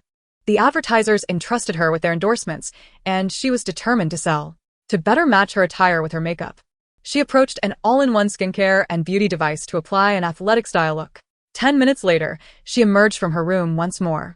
The viewers of the Interstellar live stream were immediately captivated by her ensemble. Many female viewers of F-grade status found it hard to contain their excitement, as Su Ruoruo truly looked stunning. What were ordinary pieces of clothing transformed into a striking combination, achieving a remarkable level of appeal. The 3 items together offered a delightfully cool and comfortable experience, feeling as if one were wearing nothing at all. The integrated camisole eliminated concerns regarding visibility, and the prices were incredibly reasonable. The entire set was available at a discount of 20, with additional coupons worth 200 yuan from Company A for those purchasing within her live stream. As Su Ruoruo completed her pitch, she skillfully listed the trio of outfits. Chapter 58. Terrifying Sales Ability. Company A had communicated their agreement to the 20 discount promotion during her makeup session. All samples provided by Company A included the 3 items at a discounted rate along with a 200 yuan coupon. Company A also had basic products for attracting customers, such as the trio she selected, with an average price of 399 for each item, bringing the total under 1,000 star coins after the discount. Goodness. Am I seeing this correctly? Company A actually has products affordable for ordinary females, and they look fantastic together. Usually, Company A's clothing starts at a minimum of $12.99 per item, and now this price is practically a steal. It's not that I can't afford the 200,000 star coin limited edition from Company A, it's that the 299 star coin combo set, even discounted, offers better value. Su Ruoruo listed 200,000 items from Company A's inventory. She pondered briefly before preparing to advertise. Just as she was about to speak, a notification from the live stream flashed before her eyes. The 600,000 items she had listed had sold out entirely. Su Ruoruo thought to herself, is the purchasing power of interstellar beings truly this formidable? This outfit isn't cheap. Even with the discount, it's still over 900 star coins. Wait, 299 per item for 60,000 pieces, discounted. How much would that be? She hurriedly checked her commission dashboard. The commission earned 14,472,000. What in the world? In just a matter of minutes, I've earned over 10 million in commission.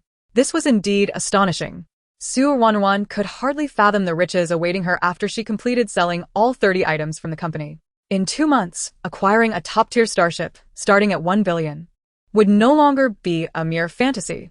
Upon seeing the staggering sum, she immediately opted to withdraw. However, due to interstellar shopping regulations, her commission would only be released after customer receipt of the goods, while the remainder of her sales revenue would be allocated to her account through an AI algorithm. The shopping rules of the interstellar realm bore striking similarities to those of Blue Star, including a 7-day unconditional return policy. Thus, when Su Ruoruo realized that her commission withdrawal would take 17 days, she remained composed. She had contracts with the advertisers and had no fear of non-payment. What mattered most was to continue selling, seizing the moment while the excitement lasted, and maximizing her sales potential. After all, she had only 2 months, minus at least 1 week for the interstellar platform to process and distribute commissions. Once she arrived at Mad Beast Island, selling would likely become a daunting task. Even if she could sell, the environment was harsh and devoid of star-level delivery stations, and without products to sell, she would be at a significant disadvantage. Most critically, Mad Beast Island was populated only by crazed beasts and dangerously irradiated plants, making it impossible to procure high-tech goods produced in the interstellar realm. Therefore, it was of utmost importance to earn star coins swiftly, striving to gather as many supplies as possible before venturing to Mad Beast Island. With determination in her eyes, Su Ruoruo seized the moment, selecting a matching 3-piece set to change into. She again devoted 2 minutes to using the all-in-one skincare device to create a makeup look suitable for this outfit. As for her hairstyle, she need not concern herself. The original owner's long, golden hair was already striking, and with the assistance of the all-in-one hairstyling device, it had been effortlessly styled into a chic French curl after her last wash. This time, Su Ruoruo chose an accessible white top with a company's logo paired with high-waisted flared denim jeans, along with a specially designed mint green chain bag. After changing, she stepped back into the live stream and listed the 3 items. Without any prompting from her, the 1 billion viewers immediately rushed to purchase. In the blink of an eye, all sizes of the garments and chain bags were sold out.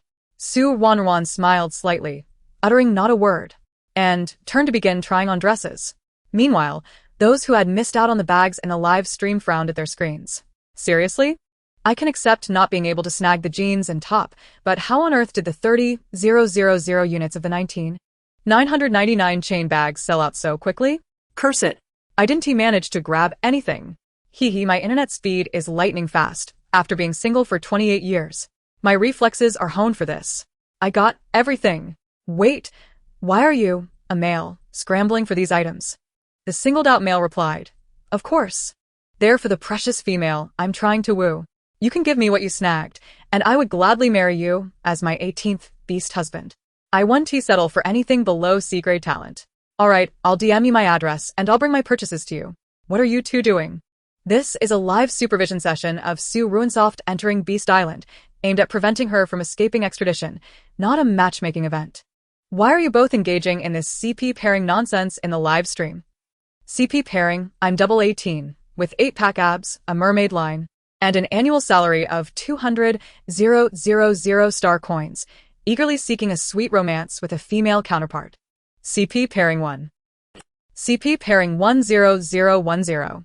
In the live stream, regardless of gender, the audience erupted into a frenzy of purchases due to the unexpected pairing success of these two.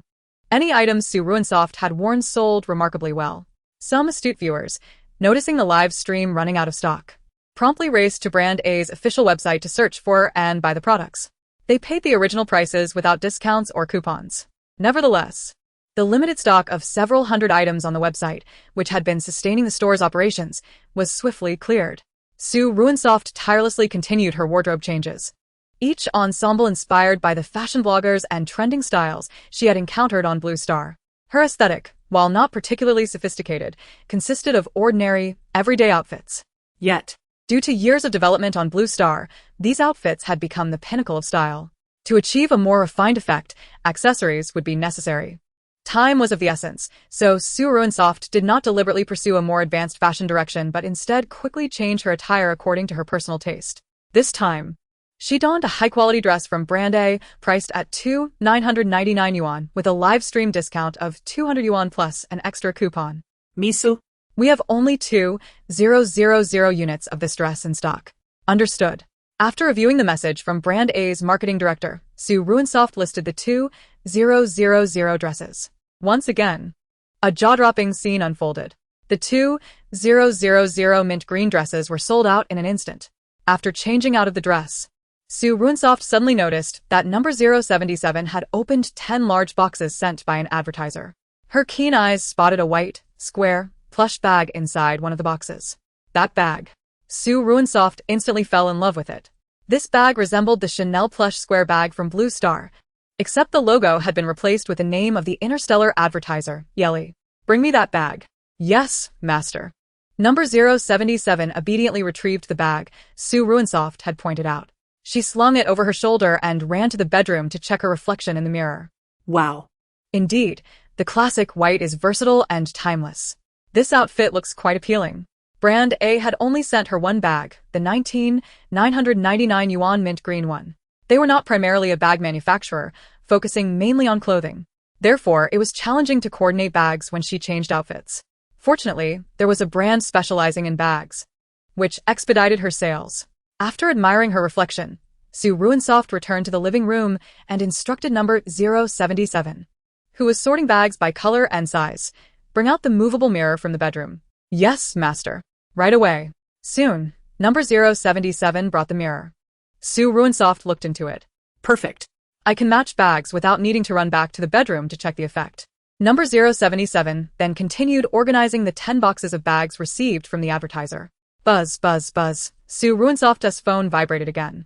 Misu, I am the marketing director of ELE Bags. Please list this bag. We have 1 million units in stock, priced at 599 yuan.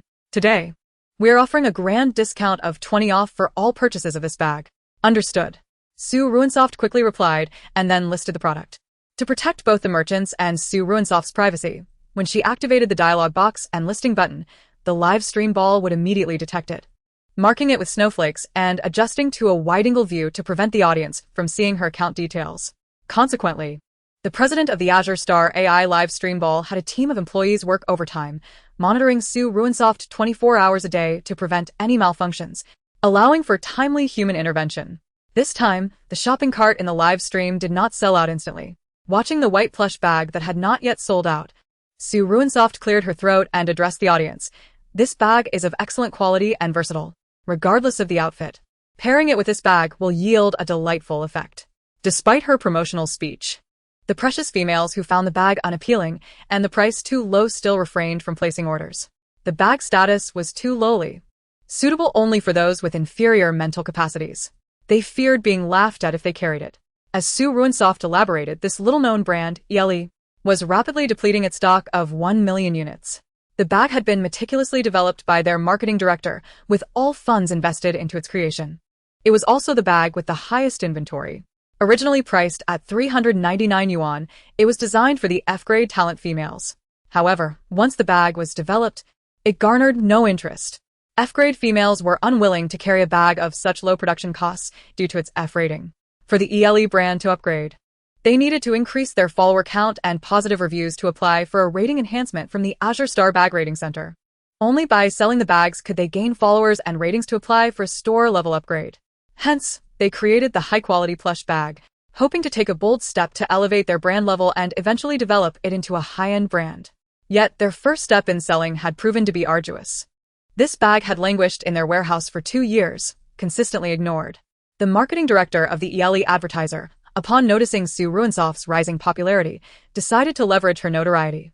Originally priced at 399 yuan, after witnessing the excellent response in Su Ruoruo's live stream, he promptly notified the Interstellar Mall to adjust the price to 599 yuan, the highest price that could be set for an F-grade entry-level bag. Observing that the stock had only decreased by 10,000 units in 3 minutes, Su Ruoruo could not help but frown. Is this bag really that hard to sell? Host, are you curious why this bag is so difficult to sell? Su Ruoruo was suddenly addressed by the system and instinctively nodded. Would you like to know? It will cost you 100 points for the answer. Su Ruoruo, Rolling her eyes, discreetly communicated with the system. All right. Deducting 100 points from the host, your current points balance is 801,900. Host, in the interstellar beast-man world, there are more males than females. Even the lowest F-grade females are considered precious, so how could they want to carry a bag rated only F? They would at least opt for an E-grade bag to avoid appearing too lowly.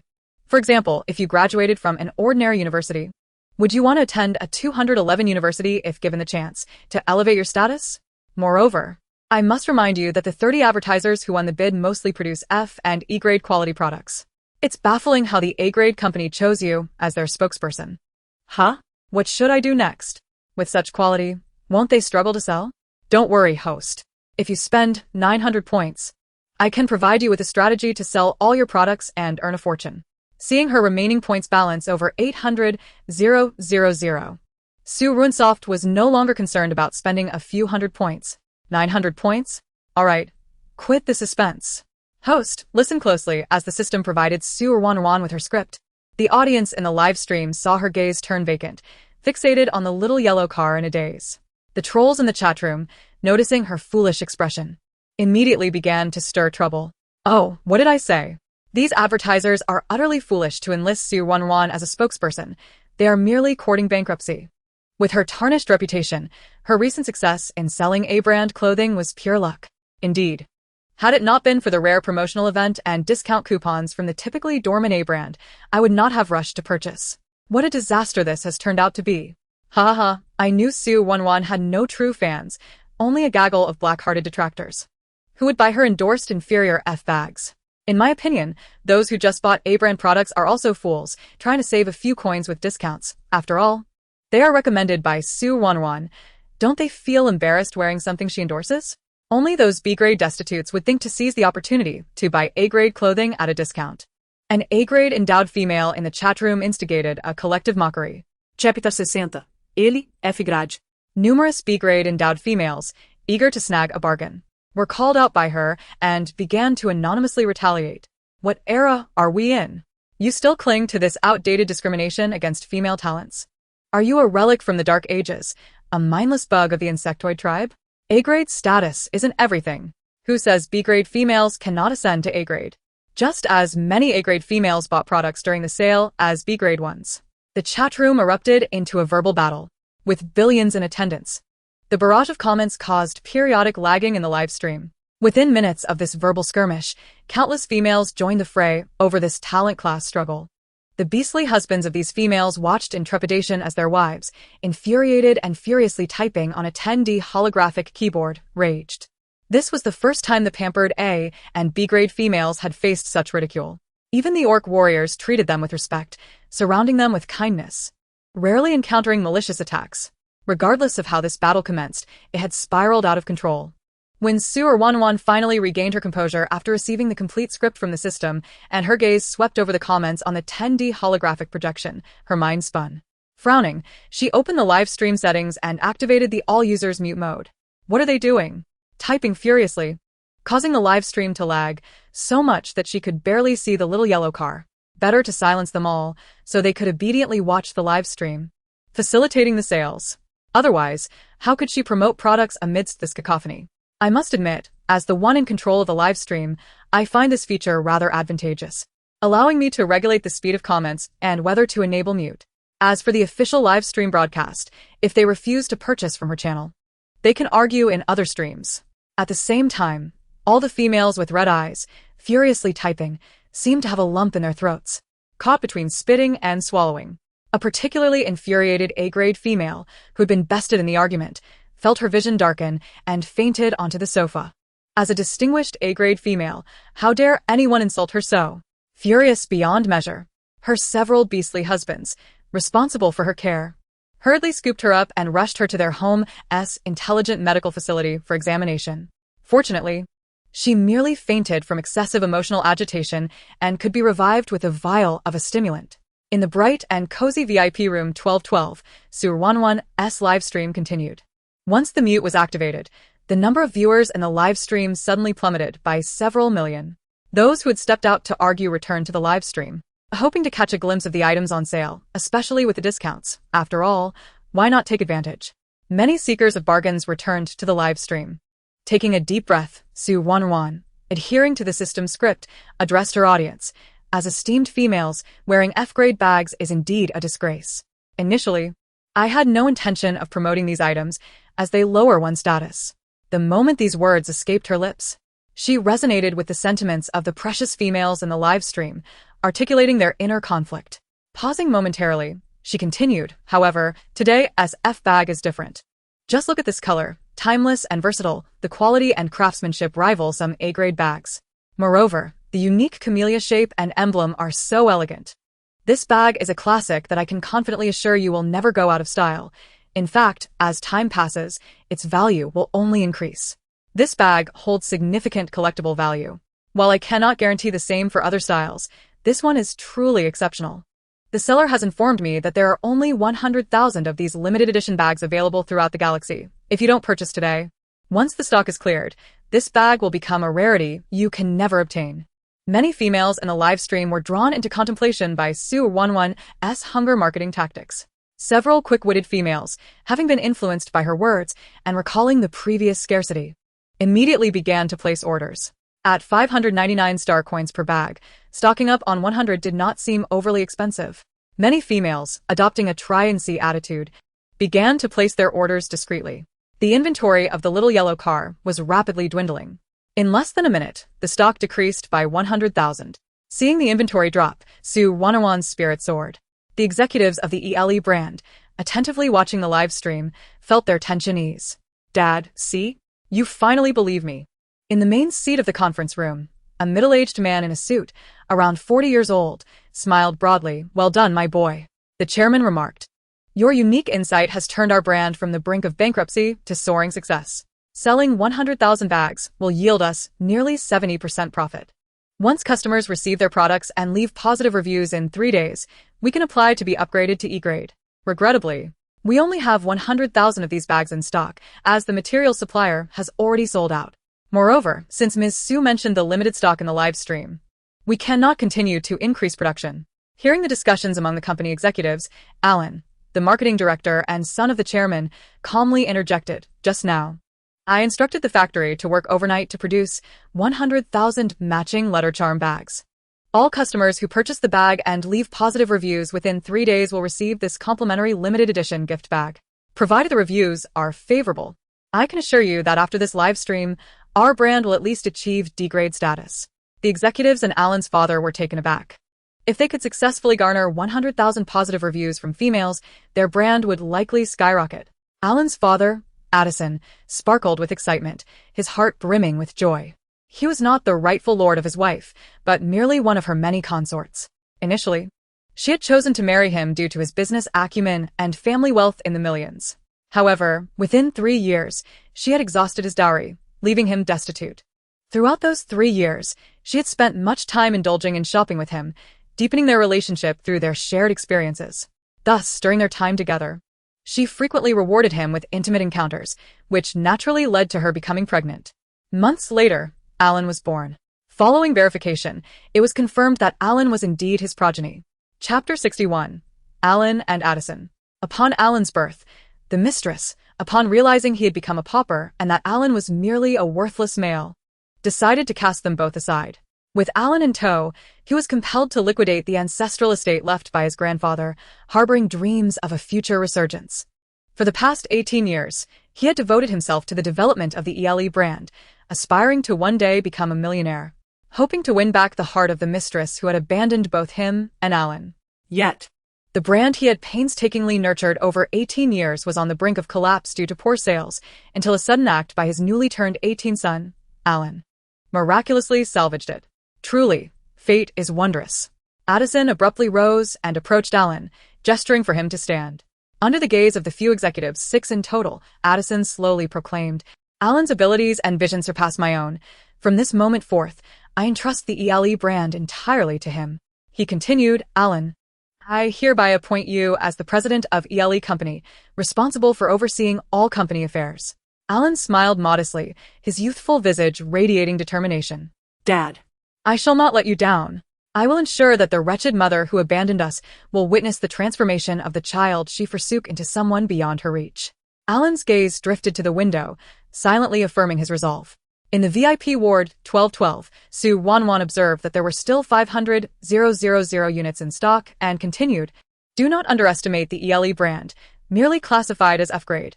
I can confidently assert that, following the sale of today's brand welfare packages, ELE will at least ascend to E-grade. As you all know, E-grade bags are priced at over 200 star coins each.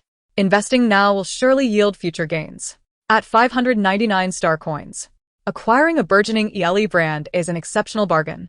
Many F and E-grade females who had been hesitant began to find merit in Su Ruoruo's assertions, and thus, with a spirit of experimentation, they promptly placed their orders. In a frenzy of purchasing, the stock of 1,000,000 small golden square bags was swiftly sold out. Upon witnessing the depletion of inventory, a radiant smile illuminated Su Ruoruo's face. Seizing the moment, she proceeded to explain the remaining 29 products under the ELE brand, offering a 20% discount, and shared the good news regarding complimentary mother-child bags for positive reviews, as conveyed by the marketing director, Alan. Su Ruoruo continued her live stream until midnight, concluding her presentations of a family, AA brand, clothing, and F family, ELE brand merchandise. Aside from a few peculiar bag and clothing styles, most items were snatched up. After a brief stretch, feeling exhausted and famished, she reclined on the spacious, plush sofa in the living room, opening the star interface to order takeout. She chose a 3-star restaurant, whose dishes contained a mild dose of radiation. Her psychic level was exceedingly rare. Consuming 3-star food would not lead to discomfort from excessive radiation, based on her past experiences. The finest restaurants may not guarantee satisfaction, often prioritizing presentation over substance. Conversely, the lowest-tier establishments posed hygiene risks and higher radiation levels, rendering them unfriendly to her. Thus, she decisively opted for the 3-star dining option. As Su Ruoruo perused the menu, she noted the restaurant's bestsellers, crab and juice. Too weary to cook, she casually ordered a serving of each, along with the restaurant's third-ranked house special fried rice. Judging by its appearance, she suspected the chef had gleaned inspiration from her live stream, as interstellar regulations protect chefs' original recipes. Consequently, the ingredients differed significantly from those she typically used. What she received was shrimp and egg fried rice. After 15 minutes, 007 exited room 1212 to retrieve her meal from the designated delivery area. Approximately 3 minutes later, the exhausted Su Ruoruo finally received her takeout from the interstellar restaurant. She took a bite. The flavor was comparable to her own cooking. However, the shrimp in the fried rice was poorly prepared, with visible shrimp veins intact, and the dish exuded an unpleasant raw egg smell due to the eggs being added before the oil was heated. After just one taste, she set it aside. Fortunately, the crab and juice were prepared precisely according to her order, barely satisfying her hunger. At such a late hour, Su Ruoruo felt disinclined to fuss around. She instructed 007. Please take the cardboard boxes from today's unboxing to recycling and neatly organize the samples by category in the wardrobe. She paused, then added, tomorrow. Rubbing her slightly swollen head with her finger, she opened the Star Message app and sent a random chance red envelope in the group chat. Tomorrow. For the top 3 advertisers featured in the live stream sales, inform me in advance of the advertising slogans, product stock, and discount plans for any giveaways. Please send the proposals to my Star Message inbox. That will be all for today. I'm feeling quite tired. After responding to the group chat, she noticed a message from Su Xingchen. Sister, take care of yourself and the baby. MHM, was her succinct reply as she closed the chat interface. Her gaze fell upon a photo sent by Lucius, accompanied by the caption, "The cooking skills are quite impressive. It tastes delightful. I'm so happy you enjoyed the meal I prepared." Su Ruoruo suppressed a chuckle at the sweetness, replying with a playful remark. Upon receiving her message, Lucius couldn't help but smile. Congratulations, host. Lucius's affection level is now 3, current affection level, 13. Hearing the notification, Su Ruoruo smiled knowingly. She closed the dialog box and entered the private washroom to freshen up. Meanwhile, the live streaming device detected the surrounding environment and activated privacy features. In Su Ruoruo's streaming room, the device automatically adjusted, displaying picturesque slides akin to a PowerPoint presentation. Host, there is currently no one monitoring you. Upon hearing the system's prompt, Su Ruoruo exhaled in relief. Being under constant scrutiny was undoubtedly stressful, yet her passion for earning kept that invisible pressure at bay. In this moment, she could finally be her authentic self. Joyfully shedding her cumbersome clothing, she slipped into the massage bathtub for a soak and massage. After finishing her cleansing and relaxation rituals, she settled onto the smart SBA bed, where the intelligent massager activated the prenatal massage function, easing her sore shoulders and calves. With a contented sigh, Su Ruoruo closed her eyes and fell asleep in the bathing room. After tidying the living room and neatly stacking the waste in the corner, 007 stood by, awaiting further instructions. Several hours passed, and the clock in room 1212 indicated it was 2:30 a.m. Suddenly, the standby robot 77 opened its eyes. A glimmer of something distinctly non-AI shining within. It surveyed the room and ultimately found the slumbering Su Ruoruo. Unit 077 fully charged. Activation successful. Undergoing memory storage. Restart of the Culinary program. High-quality female detected. Master recognition mode initiated and successful. Automatically entering robotic simulation. Current awakening level 20. Continuing to capture energy. Estimated time to full charge 20 years. The 77 robot approached Su Ruoruo, gazing deeply at her. Its eyes emanated a subtle, divine light. Fleeting yet profound.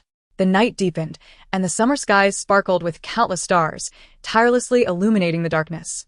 At the headquarters of ELE Company, the story unfolds. The warehouse staff remained on standby, diligently working overtime to ensure that the goods ordered from Su Ruoruo's live streaming room could be delivered promptly to customers across various regions of the galaxy. After entrusting the affairs of the ELE Company entirely to his son, Alan's father, Addison, returned home and fell into slumber. However, Alan found himself unable to sleep. Dressed in impeccably tailored black suit trousers, the buttons of his white shirt had become undone, an oversight born from the demands of his work. Beneath the open shirt lay his skin, smooth as honey. Yet, Alan was oblivious to the allure of his appearance. His mind solely occupied with the sales reports displayed on his computer. The previous night, Su Ruoruo had completely depleted their company S inventory. The future hinged on the return rate and positive feedback over the next 3 days, two critical metrics that would determine whether the ELE brand could ascend to new heights. Alan stared at the office computer screen for an extended period, only breaking his concentration when his robotic secretary gently reminded him that the hour had grown late. He removed his silver blue light-blocking glasses and stood up, making his way slowly to the bedroom to wash up. After finishing his nightly routine, he lay down. But sleep eluded him. For reasons unknown, he felt an overwhelming urge to open Star Ring and access his chat with Su Ruoruo. He typed several words into the chat box, hesitating before ultimately refraining from sending the message. It was late. She was likely already asleep. He decided to wait until tomorrow to communicate with her. Closing Star Ring, he shut his eyes in an attempt to rest. In the palace of the Blue Star Empress, the elderly sovereign, Duananyu, was abruptly awakened from a nightmare, her scream startling the beast man beside her. "Your Majesty, what troubles you?" The pallor of Duananyu's face, marked by the passage of time, revealed her distress. It was merely a dream. In her slumber, the youthful visage of Su Ruoruo had appeared, usurping the 500-year reign of the duos and ascending as the new empress of the Blue Star. "Your Majesty," a young beastman warrior, recently favored by the empress, gazed at Duananyu with a mix of concern and confusion. "I am fine," she replied, her expression betraying no emotion as she concealed her fear. "The night is deep. Allow the attendants to see to your rest." "Very well." Before long, Duananyu succumbed to sleep once more. The male, assured of her slumber, exhaled deeply. The empress was aging. Otherwise, how could he have this rare opportunity to share space with such a precious female? As the moon descended and the sun rose, Su Ruoruo stirred drowsily at 10 minutes past 8. Slowly rising from the spa bed, she blinked vacantly for a few moments. Yesterday had been exhausting, and she had unexpectedly fallen asleep after her spa treatment. Yet, the sensation of drifting off naturally and awakening at leisure was delightful. In good spirits, Su Ruoruo completed her simple morning routine and emerged from the bathroom clad in fresh attire. As she had spent the night on the spa bed, her live streaming device had defaulted to an all-night display of scenic PPT images. It was only this morning that her streaming room returned to live status. Seated on the sofa, she opened the Interstellar restaurant, seeking breakfast. However, The offerings were unappealing and peculiar, devoid of her desired dishes. With no other option, Su Ruoruo turned to the Starnet Fresh Produce Marketplace to order non-radiated ingredients for her own culinary endeavors. The ingredients she had ordered yesterday were all consumed. Remembering her intention to cultivate Lucius's fondness, she ordered a quantity sufficient for two. She purchased a week's worth of ingredients and utilized the built-in planning feature of Star Ring to devise a simple, nutritious meal plan for the week. Once the ingredients arrived, she could dedicate half a day to preparing all the meals in advance, allowing her to simply reheat them from the fridge when needed. This way, she would not have to allocate time daily for food preparation. As for the preservation of ingredients, she held little concern. The interstellar refrigerator boasted superior preservation capabilities compared to Blue Star, ensuring that prepared meals stored in its designated area would remain fresh for up to a month. Shortly after placing her order, the ingredients arrived. Number 77 promptly fetched the fresh produce. Su Ruoruo proceeded to the kitchen, ready to process the ingredients and create her culinary delights. As she entered the kitchen, the number of viewers in her streaming room surged dramatically. However, the chat ban feature prevented the curious interstellar beastmen from expressing their thoughts through messages. Unable to contain their curiosity, some viewers resorted to sending lucky bags as a means to convey their opinions about Su Ruoruo. Why was her streaming room private all night? Lucky bag 1. What was she doing in the bathroom? She didn't come out all night. Lucky bag 2. Of course, she was bathing alone in the bathroom. Lucky bag 3. Your thoughts are rather lewd. Those who had visited the VIP ward of the Interstellar Maternal and Child Healthcare Hospital knew that the VIP ward's bathrooms were equipped with therapeutic massage and spa functions, Complete with a lounge. Lucky bag 5. In Su Ruoruo's streaming room, an endless stream of lucky bags appeared in the upper left corner. The instant a lucky bag materialized, the messages written upon it played automatically. Many viewers, drawn in by the allure of the lucky bags, flooded into the streaming room to partake. Numerous citizens from other stellar planets, unfamiliar with Su Ruoruo, learned her name through their participation in the lucky bag frenzy. With patience, Su Ruoruo continued to prepare the meals for the upcoming week. As before, she cooked in portions meant for two, with Lucius's serving being a specially oversized version. Yet, Su Ruoruo understood that even the large portion would merely serve to tantalize Lucius's taste buds, for his appetite was beyond ordinary. However, her energy and time were limited. To foster affection, it sufficed for her to prepare the food adequately. Overfeeding a man was not ideal. Leaving him somewhat hungry would ensure he remained preoccupied with thoughts of her, consequently boosting his fondness through the satisfaction of having received something. With utmost speed, she first made herself a simple breakfast of egg and scallion pancakes accompanied by pure milk. After finishing her meal, she returned to her culinary endeavors. As she crafted her dishes, the viewers in her streaming room who had activated the taste and smell sharing features were also able to savor the delightful aromas, leading to a continuous increase in her streaming revenue.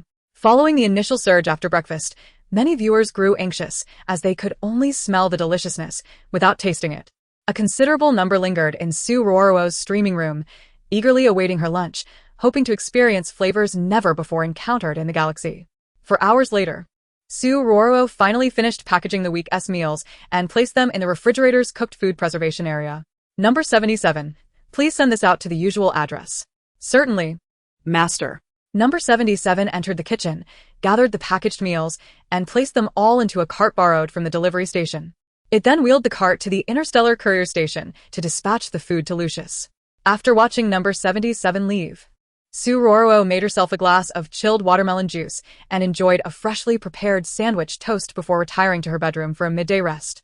The viewers in her streaming room, having seen the sandwich, erupted once more. Oh no, there truly exists such delectable food in this world. Lucky Bag Comment 1. I've measured it. This food has high nutritional value. Lucky Bag Comment 2.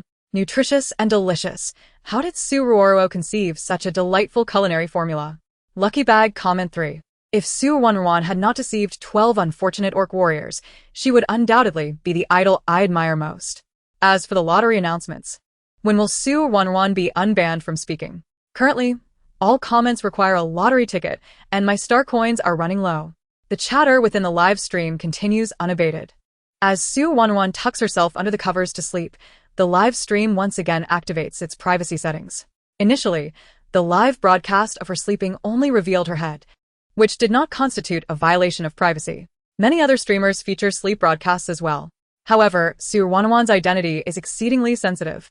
Should she happen to display an unseemly pose or inadvertently reveal too much skin while sleeping, it would incite considerable controversy. The streaming company cannot afford such a burden and has thus implemented a 3-tier privacy protocol for Su Ruoruo's live stream. Should she exceed these standards, the privacy settings will be activated immediately. After approximately 2 hours of slumber, Su Ruoruo gradually awakens. She reclines in bed, perusing messages on the star ring, unhurried to rise. The list of fortunate advertisers who won the lottery was released yesterday, and the selected companies are all obscure F-tier enterprises. These companies, already struggling, primarily sell products that are only sought after by the residents of the garbage star and male patrons of bronze and silver rank. Given that the clientele of these 3 advertisers consists solely of males, Su Ruoruo scrutinizes the product prices and offerings they provided, falling into deep contemplation. These items are of no use to her. Advertiser number 1 offers a variety of men's underwear. Advertiser number 2 presents an array of men's uniform ensembles, akin to the maid outfits, JK uniforms, and secretary attire found on Blue Star. Advertiser number 3 specializes in safety rubber products, which, as the name implies, are understood by those in the know to be contraceptive items. What is even more outrageous is that these advertisers have enlisted models with overly exaggerated musculature. The advertising images are absurdly extravagant, reminiscent of ads that one would only find in adult shops on Blue Star, often featuring AI-generated figures or faceless models. Su Ruoruo swallowed hard, her face nearly flushed as she perused these product images. These male, obscure celebrities certainly have no shame. As a female, how can she endorse male products? How is she to demonstrate or explain? With a furrowed brow, she rises from bed, enters the bathroom to wash her face, and applies a simple no-makeup look. Her cheeks are slightly warm, still tinged with a hint of red. Having signed contracts with these advertisers, she faces a penalty of tenfold damages for any breach. Collectively, these 3 advertising companies could incur a penalty of 60 million star coins. While this is not an insignificant amount, it is certainly not trivial either. With a sense of resignation, Su Ruoruo must continue her live stream sales. She has no intention of trying on any of these items. They are simply unwearable for her. Instead, she will recite the advertiser's promotional phrases verbatim, ensuring she does not breach the contract, and then promptly list the items on her small yellow cart. As for whether the interstellar populace chooses to purchase or not, her priority is to avoid incurring penalties. Arriving at the mountain of boxes in the living room, Su Ruoruo finds the brand logos of the 3 advertisers. 77. Please unpack these 3 brands' products and bring them over. Understood, Master. 77 promptly follows Su Ruoruo's instructions, placing the products on the coffee table before her. The uniform garments and underwear are hung on a simple pull-out garment rack beside the sofa. Su Ruoruo silently opens the star ring, listing the products from these 3 brands while filling in the required stock and pricing. The sales tactics from yesterday's bag promotion will not suffice today. Rubber products are disposable, underwear is replaced every month or 2, and role-playing costumes are likewise ephemeral. To suggest to her audience that these disposable items and underwear meant for personal use hold any investment potential is sheer nonsense. Blushing, Su Ruoruo stares at the star ring, striving to maintain a calm and composed voice. This underwear is made from cloud cotton, offering a comfortable material that is easy to wash. This disposable rubber product comes in various sizes. This suit, the aesthetic CEO ensemble, derives from the daily work attire of the emperor of the interstellar empire in ancient times. When your male partner dons this outfit, you will experience the Ultraman essence of the interstellar ancient era, providing immense satisfaction for females with M-class inclinations. Her voice barely rises above a whisper, akin to a mosquito, as she completes the advertiser script. Letting out a sigh, she addresses the live stream device. Everyone, please consume rationally. With that, she dares not open the small yellow cart to check the stock situation. Who would purchase such items? However, to Su Ruoruo's astonishment, as she attempts to regulate her breathing and combat her embarrassment, the star ring suddenly vibrates. She notices a notification at the top of the live stream. Esteemed Ms. Su, the items in your shopping cart have sold out. Please add stock promptly to ensure supply. What? A look of shock crosses Su Ruoruo's fair face. What is going on? Wasn't it said that F-tier products were of little interest? Today's listings are all F-tier, and she had checked this before going live. Just yesterday, people were proclaiming that they would never buy such low-tier products. How is it possible that within a minute, so many men's underwear and disposable latex products have sold out? Dazed, Su Ruoruo opens the order details to investigate. The live stream camera has effectively obscured the information with a snowflake privacy filter. She clicks on a customer's order record. Tomcat, contact number 123-456-7890, address XXXXX. Ordered items: 100 disposable latex products, 10 pairs of men's underwear, 10 sets of role-playing costumes. Su Ruoruo is taken aback. She quickly checks the order information of other customers. In doing so, she discovers that most of the customers opted for anonymous shipping. Among those who did not, all indicated male as their gender. The interstellar males possess such peculiar preferences. A wave of surprise washes over her, soon followed by a discreet thrill. As these individuals make purchases, she earns a 10% commission on each transaction. However, she genuinely cannot comprehend why the interstellar populace is so obstinate. Just moments ago, they were vehemently declaring they would never buy, and now they have cleared her small yellow cart in mere seconds. The swift clearance of today's stock signifies the conclusion of product promotion for the three advertisers. Su Ruoruo opens the massive high-definition projection screen in her bedroom, casting the live stream's current state onto the living room wall. Inside the live stream, due to the ban on comments, the chat box remains devoid of any messages.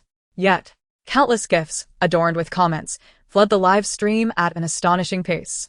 Each gift lingers for 10 seconds, ample time for viewers to express their sentiments. The live stream's lottery, filled with gifts from the audience, awaits the draw. The queue for gift declarations extends for 2 hours. These individuals are utterly fervent. Seeing the lottery in the live stream, Su Ruoruo tentatively uses the touch pen of the wireless projector to tap on the gift bag. To her delight, she wins 10 interstellar coins. Witnessing the audience's enthusiasm, with gifts pouring in wave after wave, Su Ruoruo feels a swell of gratitude. This is all money. Her cheeks flush as she resolves not to disappoint these ardent fans. The act of gifting, accompanied by scorn directed at her numerous detractors, weighed heavily on Su Ruoruo. Occasionally, a genuine admirer would surface, but such instances were scarce. Contemplating this, she decided to take the initiative and released a lucky bag to the fortunate soul who secures this lucky bag. Please leave your contact information and address to receive a sumptuous dinner that I prepared this morning. The meal will be a delightful surprise, as preferences cannot be specified. Upon announcing the lucky bag, a staggering 30,000 participants rushed to join the frenzy. Before long, the number of participants soared to 100,000. With only one lucky winner emerging from such odds, the probability seemed exceedingly slim. Countless individuals fervently wished to be that fortunate one. For the culinary creations of Su Ruoruo were renowned for their exquisite flavors. The experience shared through her live stream paled in comparison to the actual tasting. The odds of 1 in 100,000, with participation numbers continuing to swell, led many to enlist family accounts, managing 5 different accounts solo, all in pursuit of Su Ruoruo's delectable dinner. With a gentle smile, Su Ruoruo observed the flurry of gifts soaring through the live stream. She lifted the restrictions on gifting, allowing individuals to send 1 gift per minute. The overwhelming influx of gifts, primarily valued at 1-star coin each, caused a delightful chaos within the live stream. Simultaneously, she arranged for the gifts to be displayed in the lower left corner of the screen, ensuring that the view remained unobstructed by the barrage of gifts and accompanying captions. After adjusting the settings, the 10-minute countdown for the lucky bag commenced. Addressing her audience, she requested that the winner contact her via private message with an image. In no time, a message from the lucky winner arrived, who had followed her anonymously and sent her a private note. Su Ruoruo reciprocated by following back. Please provide your address. Callan, Black Star Domain, Black City, contact number XXXXXXXXXX. Received. Su Ruoruo signaled to her helper, Unit 77, showing it the address on her star ring. Retrieve a portion of food from the refrigerator and send it to this address. Understood, Master. Unit 77 promptly grabbed a meal container and exited to deliver the package. The journey from Black Star to Azure Star required interstellar courier services, with delivery taking no less than 3 days. Fortunately, the transport company maintained refrigerated storage, ensuring that the food remained fresh for up to a month during transit. Once the delivery was dispatched, a multitude of disappointed participants began to flood the chat with gifts, lamenting the unfairness of their missed opportunity to express her gratitude towards her supporters. Su Ruoruo contemplated and decided to distribute the remaining 20 portions of food she had prepared that morning. To thank you for your unwavering support and affection. I will release a lucky bag every 10 minutes, granting all participants a chance to win a dish crafted by my own hands. These meals are prepared from ingredients free of radiation, making them suitable for all. After her announcement, Unit 77 returned. Hearing a knock at the door, Su Ruoruo opened it. Unit 77. The room code is XXXXXX. You may enter on your own in the future. Understood, Master. Considering that she might need Unit 77's assistance in future deliveries, she decided to share the door code with it. As she spoke the code, her voice and facial expression were masked by the privacy feature of the live stream equipment. Chapter 65. Advanced Combat Robot. Su Ruoruo was fully aware of the capabilities of the live stream equipment and felt no anxiety about disclosing her privacy. She instructed Unit 77. Manage the live stream for me and assist in distributing the lucky bags. The lucky winner will receive a pre-packaged meal, just like before. Understood, Master. After conveying her instructions, Su Ruoruo stood and stretched, while Unit 77 diligently carried out its tasks. Checking the back end of the live stream, she was elated to discover the generous rewards from the day's broadcast, which, combined with the gifts, amounted to an astonishing 1.5 billion star coins. Once the commission from sales arrived in 3 days, she would have saved enough to purchase a stellar starship. The starship would require several intelligent robots, one for security, another for meal preparation and maintenance, and yet another for piloting. A sensible interstellar citizen would not foolishly accompany her to Beast Island, a place long forgotten by the 10 most prominent star systems. Hence, the deployment of robots was essential. Su Ruoruo gazed fondly at Unit 77, sensing a profound connection with the robot. She decided to assign it the responsibility of basic housekeeping and later teach it the art of cooking. This arrangement would liberate her hands from mundane chores, coupled with the 200 years of lifespan gained from her dealings with Lucius and the Emperor Crab. Her future promised to be exceptionally comfortable. As Unit 77 busied itself, she exchanged 100 points with the system for a collection of recipes ideal for interstellar restaurant chefs. This included secrets for fried rice, key points for sandwich preparation, sushi techniques, and more. The recipes that had graced her live stream that morning were available to her at a mere 100 points. Su Ruoruo uploaded these recipes to the backend, ensuring that only purchasers could access the cooking secrets. Any interstellar citizen found selling pirated versions of the recipes would face hefty fines and imprisonment. With the cooking guide now available, restaurant owners could purchase it through the backend. Upon completion of the upload, Su Ruoruo proceeded to the VIP sick room to engage in physical exercise. 2 hours later, after completing a full session of prenatal yoga and meditation, she emerged from the bathroom feeling refreshed. Unit 77 had successfully completed the task assigned to it, and a fortunate winner from Azure Star promptly shared a video of Su Ruoruo's culinary creation on the Star Network. This video catapulted his follower count by over 3 million, attracting numerous congratulatory messages and offers from eager individuals wishing to purchase the delicious dish crafted by Su Ruoruo. Having just finished her bath, Su Ruoruo settled into the living room as Unit 77 approached her. Please review this recipe and prepare meals for a week based on it, she instructed. Unit 77 nodded and activated its communication star ring. Master, you may add me as a friend so that the recipe can be sent to my account through the friend link. Very well. Su Ruoruo added Unit 77 as a friend and sent over a recipe package. Could you also provide me with some star coins? I need them to purchase the necessary ingredients for cooking. After a moment of thought, Su Ruoruo transferred 1 million star coins to Unit 77. Here you go. If it's insufficient, let me know. Understood. For dinner, I would like cheese and bacon pizza. Very well, Master. Unit 77 placed an order for the ingredients through the star ring, diligently attending to Su Ruoruo's needs. While it busied itself, she found a hospital guide on the dining table, which contained the contact information for hospital customer service. Dialing the customer service line, she waited as the phone rang. Good evening, esteemed female. How may I assist you? I wish to purchase Unit 77. How much does it cost? The night shift robot paused momentarily. Someone wishes to buy them? Esteemed female, please hold while I retrieve Unit 77's pricing information. All right. The on-duty robot quickly accessed the information and responded with the price. The lifetime price for Unit 77 is 1 million star coins. Not a problem, I'll take it. Esteemed and precious female, I kindly request you to affix your signature on the forthcoming purchase contract and remit the requisite star coins. The duty-bound robot conveyed a purchase agreement to Su Ruoruo. After expending 50 points for the system's assistance in reviewing the contract, confirming its validity, she inscribed her name upon it. Following the QR code provided in the contract, she scanned to transfer 1 million star coins, thereby acquiring ownership of the number 77. Having secured the rights to 77, Su Ruoruo, buoyed by her recent success, continued her exploration of the robotic storefronts on Starnet. The domestic robot was sufficient with 77. However, she found herself in need of a pilot for her starship and 1 security personnel for her safety. No, she required 4 security personnel for adequate protection, as a single guard appeared insufficient. With her gaze fixed on the interstellar shops within the starring, she soon located a robot capable of piloting a starship. This category of robots was classified into various types, with the all-encompassing pilots, masters of all driving capabilities available in the interstellar market, commanding the highest prices, also set at 1 million star coins. After a moment's contemplation, Su Ruoruo placed an order for 2 of these robots. 1 captain for the stellar vessel seemed inadequate. In the event of a malfunction, the absence of a co-pilot could pose significant risks. For safety's sake, acquiring an additional robot to remain on standby within the stellar ship would greatly enhance her flight security. After ordering 2 reserve starship captains, she proceeded to browse combat robots. The prices for combat robots were 3 times that of standard robots, with an ordinary combat robot costing 3 million star coins, a mid-tier combat robot 6 million star coins, and a high-tier combat robot 10 million star coins.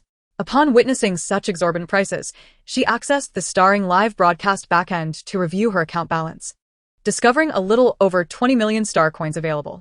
This sum comprised her previous livestream gift and food sharing profits, alongside approximately 10 million in advertising fees from 5 sponsors. The earnings from today's livestream gifts had yet to be withdrawn. This amount proved insufficient for acquiring 4 high-tier combat robots. Without delay, Su Ruoruo opted to withdraw her livestream earnings. After deducting a 50 tax from the 1.5 billion star coins in gifts, she received 200 million star coins. As for the revenue from livestream sales, she would need to wait 3 days for the funds to be credited. The withdrawal from the livestream platform was processed swiftly. Upon seeing her accessible balance exceed 220 million star coins, she promptly ordered 4 high-tier combat robots. Just as she completed her order, a sudden realization struck her. The number 4 seemed rather ominous. Thus, she proceeded to acquire an additional 4 high-tier combat robots. According to the video description of these robots, each high-tier combat robot possessed combat capabilities equivalent to that of a diamond-tier male orc. While they could not compare to a dazzling-tier orc warrior, they were, for her, a commendable choice. After all, robots of orc warrior caliber had yet to be developed in the entire interstellar realm. The current high-tier robots represented her best option. After purchasing 8 combat robots, Su Ruoruo closed the Starnet marketplace. She had no intention of purchasing clothing or bags, as the outfits from Company A and the ELE brand bag she had drawn on the first day were sufficient for an entire month of varied combinations.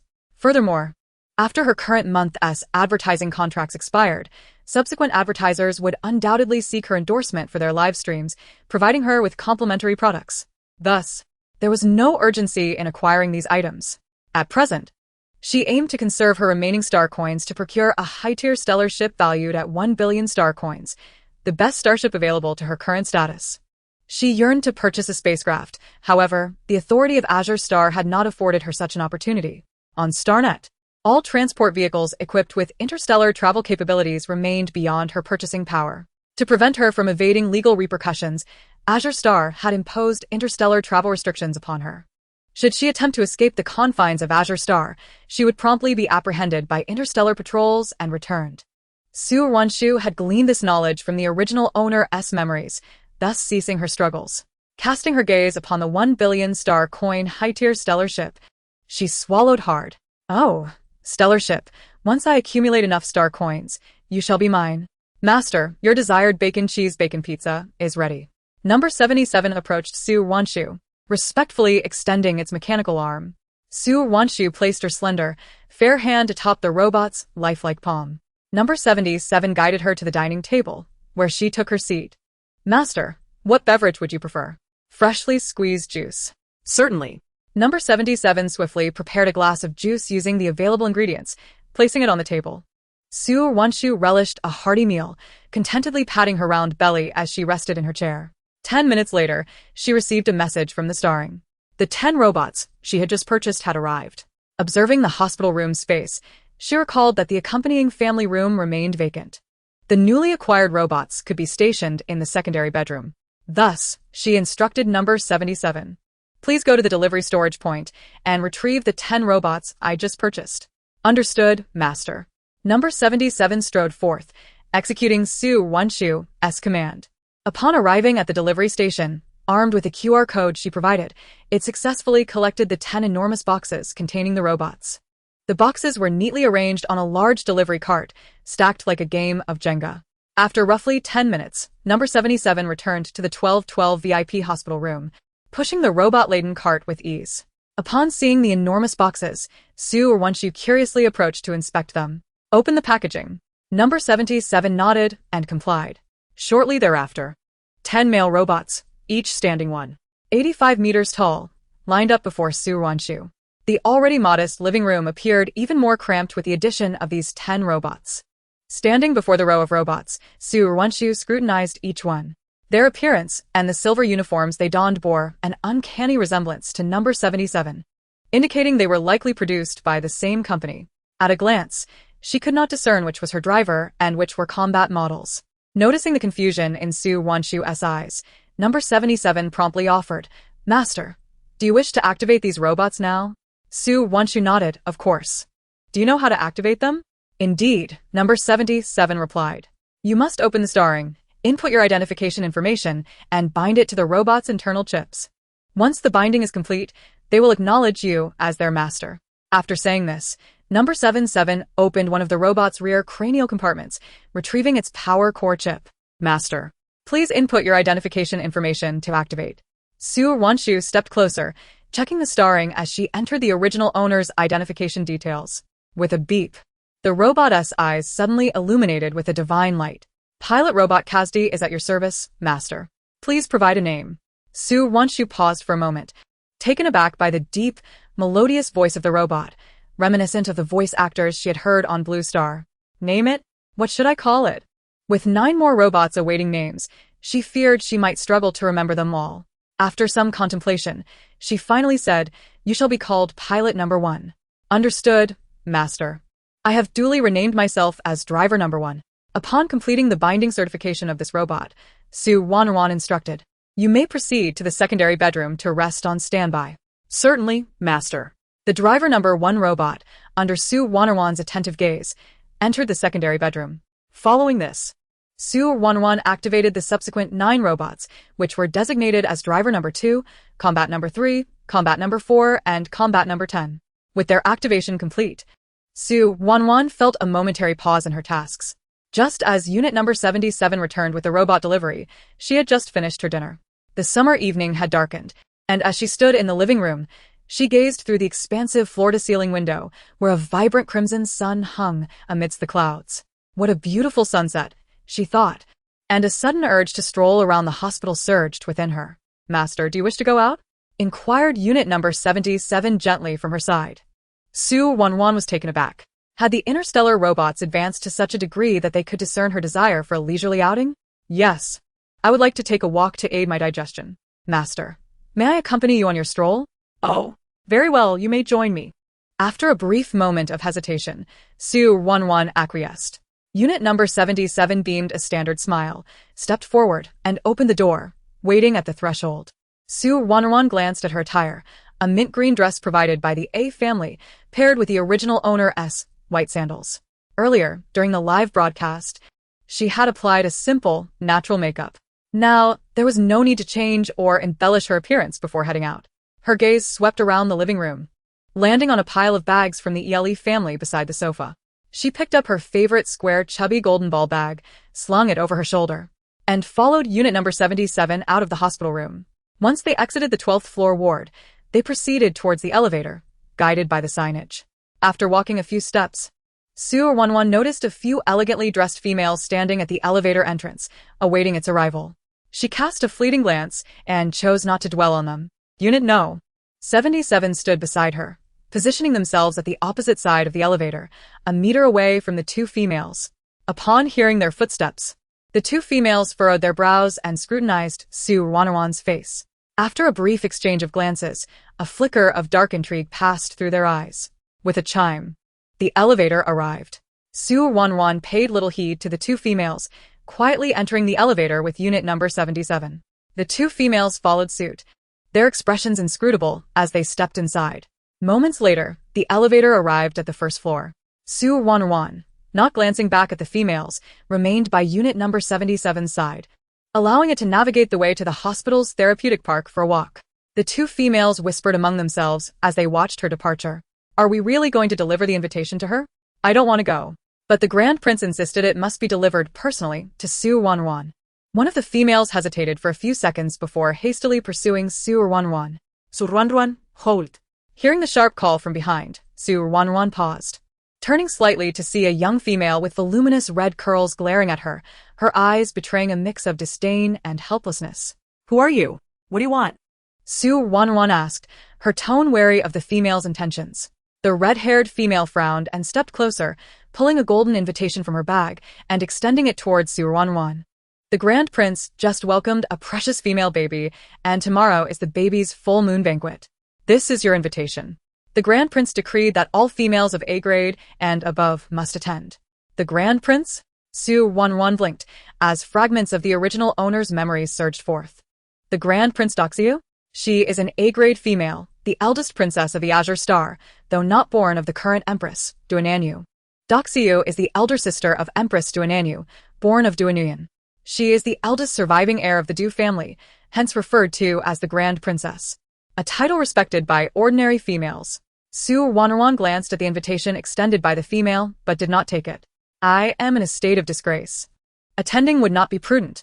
With that, she turned and strolled towards the therapeutic garden.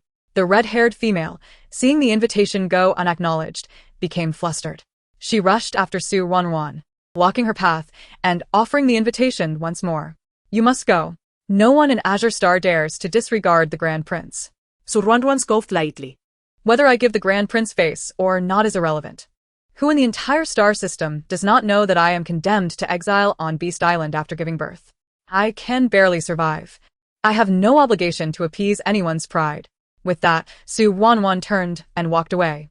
The female wanted to say something more when suddenly her star ring vibrated, receiving a message. No need to pursue her. She will come. Understood. The red-haired female sighed in relief. Thankfully, she had not botched the task entrusted by the Grand Prince. If the Grand Prince believed Su Ruoruo would attend, then she would certainly return. There was nothing in Azure Star that the Grand Prince wished to accomplish, yet could not. The red-haired female cast a glance at her companion, puffing out her chest. Surely, the Grand Prince would have seen her efforts through Su Ruoruo's live stream. She had worked hard, and the Grand Prince would likely remember her contributions. Meanwhile, the other companion's performance was lackluster and would soon be sidelined from the socialite circle. Su Ruoruo dismissed the earlier incident from her mind as she wandered along the tranquil paths of the hospital, quietly reflecting on the handsome third prince who had brought her to the hospital, whose name seemed to be something like Duodosiu. He had said nothing during her arrival and had not indicated whether she could leave the maternal and child health hospital. However, from the invitation, it appeared she could indeed exit the hospital. Otherwise, the Grand Prince Doxiu would not have sent her an invitation. The thought of being able to stroll freely made Su Ruoruo immensely joyful. However, she intended to refrain from venturing out until she had earned enough to purchase a starship. For the next few days, she planned to work extra hours, swiftly completing her duties to accumulate sufficient star coins. Once she had acquired a starship, she would find a way to explore the streets and experience the wonders of the interstellar beast world. As Su Ruoruo pondered, she, under the guidance of Unit Number 77, soon arrived at the park of the health center. After walking for approximately half an hour, she deemed it time to return. She planned to host another live stream later that evening to earn a quick influx of star coins. After some time, Su Ruoruo, accompanied by Unit Number 77, returned to the VIP Ward 1212. She instructed Unit Number 77 to organize the products she was to promote in the next live stream, preparing for the new round of sales. Just as she was about to start the broadcast, a notification suddenly appeared in the live streaming room. Dear StarNet user, due to the substantial transaction amounts in your recent broadcasts, the platform has detected anomalies and will conduct a data review on your account for a duration of 17 days. A look of confusion crossed Su Ruoruo's fair face. She had been streaming seamlessly. How could her account suddenly be restricted? Reluctantly, she pressed the broadcast button once more. Yet her star ring's backend confirmed the restrictions. Each time she clicked to go live, She was reminded that she must wait 17 days for the platform's review to conclude before she could resume her streaming activities. A chill ran down her spine. Remembering her refusal of the invitation from the red-haired female, she wondered if this incident was somehow related to the Grand Prince. She declined the invitation from the Crown Prince to attend her baby's full moon celebration, and thus found herself ensnared in a plot. Logically speaking, she adhered to the stipulated guidelines for live streaming, so such a predicament should not have arisen. Su Ruoruo was at a loss and could only seek assistance from the system. System, may I pose a question? As per the usual terms, 100 points per inquiry. Very well. My live streaming room has suddenly been restricted. Who is behind this mischief? The Crown Prince stalks you. Su Ruoruo's lips twitched. It truly was her. As the eldest princess of the Azure Star, was it necessary for her to be so petty? This review had taken 17 days, which would cost her a week's worth of earnings in star coins. After a week, with the decline in popularity, her sales effectiveness would undoubtedly suffer. System. Do you have any sound advice? 200 points. Deductions it is. Please share your insights. Su Ruoruo promptly replied. Chapter 68. Proposal rejected. With over 800,000 points at her disposal, it was prudent to expend a few hundred points. Rather than leaving her to speculate, it was wiser to directly consult the system and swiftly resolve this predicament. Host. It is advisable for you to proactively reach out to the Crown Prince and express your intention to attend the full moon banquet in 3 days. Must I truly go? Su Ruoruo was quite reluctant. Her nature had always inclined towards introversion, and she preferred to avoid the limelight. Host, consider this carefully. Attending will undoubtedly introduce elements of uncertainty. Should you choose not to attend, it may prove exceedingly difficult to appeal for the reopening of your live streaming room. According to the information gathered by the system, even if you do not capitulate regarding the live streaming issue, she will devise alternative methods to compel your attendance. The Crown Prince, Doxiu, is a person who spares no effort to achieve her aims. No one has ever successfully refused her. How unreasonable can one be? Doxiu is the daughter of the Empress's sister, Donanyan, and is also one of the contenders for the future Empress, an A-grade rare female. On the brink of breaking through to S-grade, with her status only subordinate to the current Empress, Donanyu. The Empress has a sister. Indeed, Donanyan is alive, and yet. System. What do you mean by alive or dead? Nothing. Just a momentary lapse in thought. Su Ruoruo rolled her eyes, silently mocking the system's momentary malfunction. System. Could this banquet possibly be a trap? Host. That inquiry pertains to predicting the future, which exceeds the temporal laws governing the interstellar beastman world. This system is unable to provide information. Very well. Please send me Doxia's Star Network account so I can apply for her as a friend. Understood. In the depths of Su Ruoruo's consciousness, Doxia's contact information materialized. With a complex mix of emotions, she applied to add Doxiu as a friend. How infuriating! It seems that authority knows no bounds. Despite her disdain for the other party, she felt powerless. At that moment, anxiety crept in. The original owner had a tarnished reputation. Would Doxiu truly accept her request? Just as Su Ruoruo submitted her application, in a standalone villa somewhere in the capital of Azure Star, Doxiu was taken aback upon receiving the friend request. She had just ordered to restrict Su Ruoruo's live streaming room. Yet here was Su Ruoruo applying to add her as a friend so soon? Could it be that Su Ruoruo was aware of her involvement? Doxiu briefly entertained the thought, but swiftly dismissed it. Su Ruoruo's every move was under constant surveillance, from the moment her subordinates delivered the invitation to Su Ruoruo until now. She had received no other messages, nor had anyone informed her. So how could Su Ruoruo suddenly request her friendship? Doxiu accepted the friend request. Upon seeing the notification, Su Ruoruo, lacking the inclination for subterfuge, sent a direct message. Your Highness, just now a female delivered an invitation to me, stating it was at your behest. Indeed. It was. I thought it might have been a scam. If it were a scam, I would be relieved. Your Highness, I will certainly be punctual for your baby's full moon banquet tomorrow.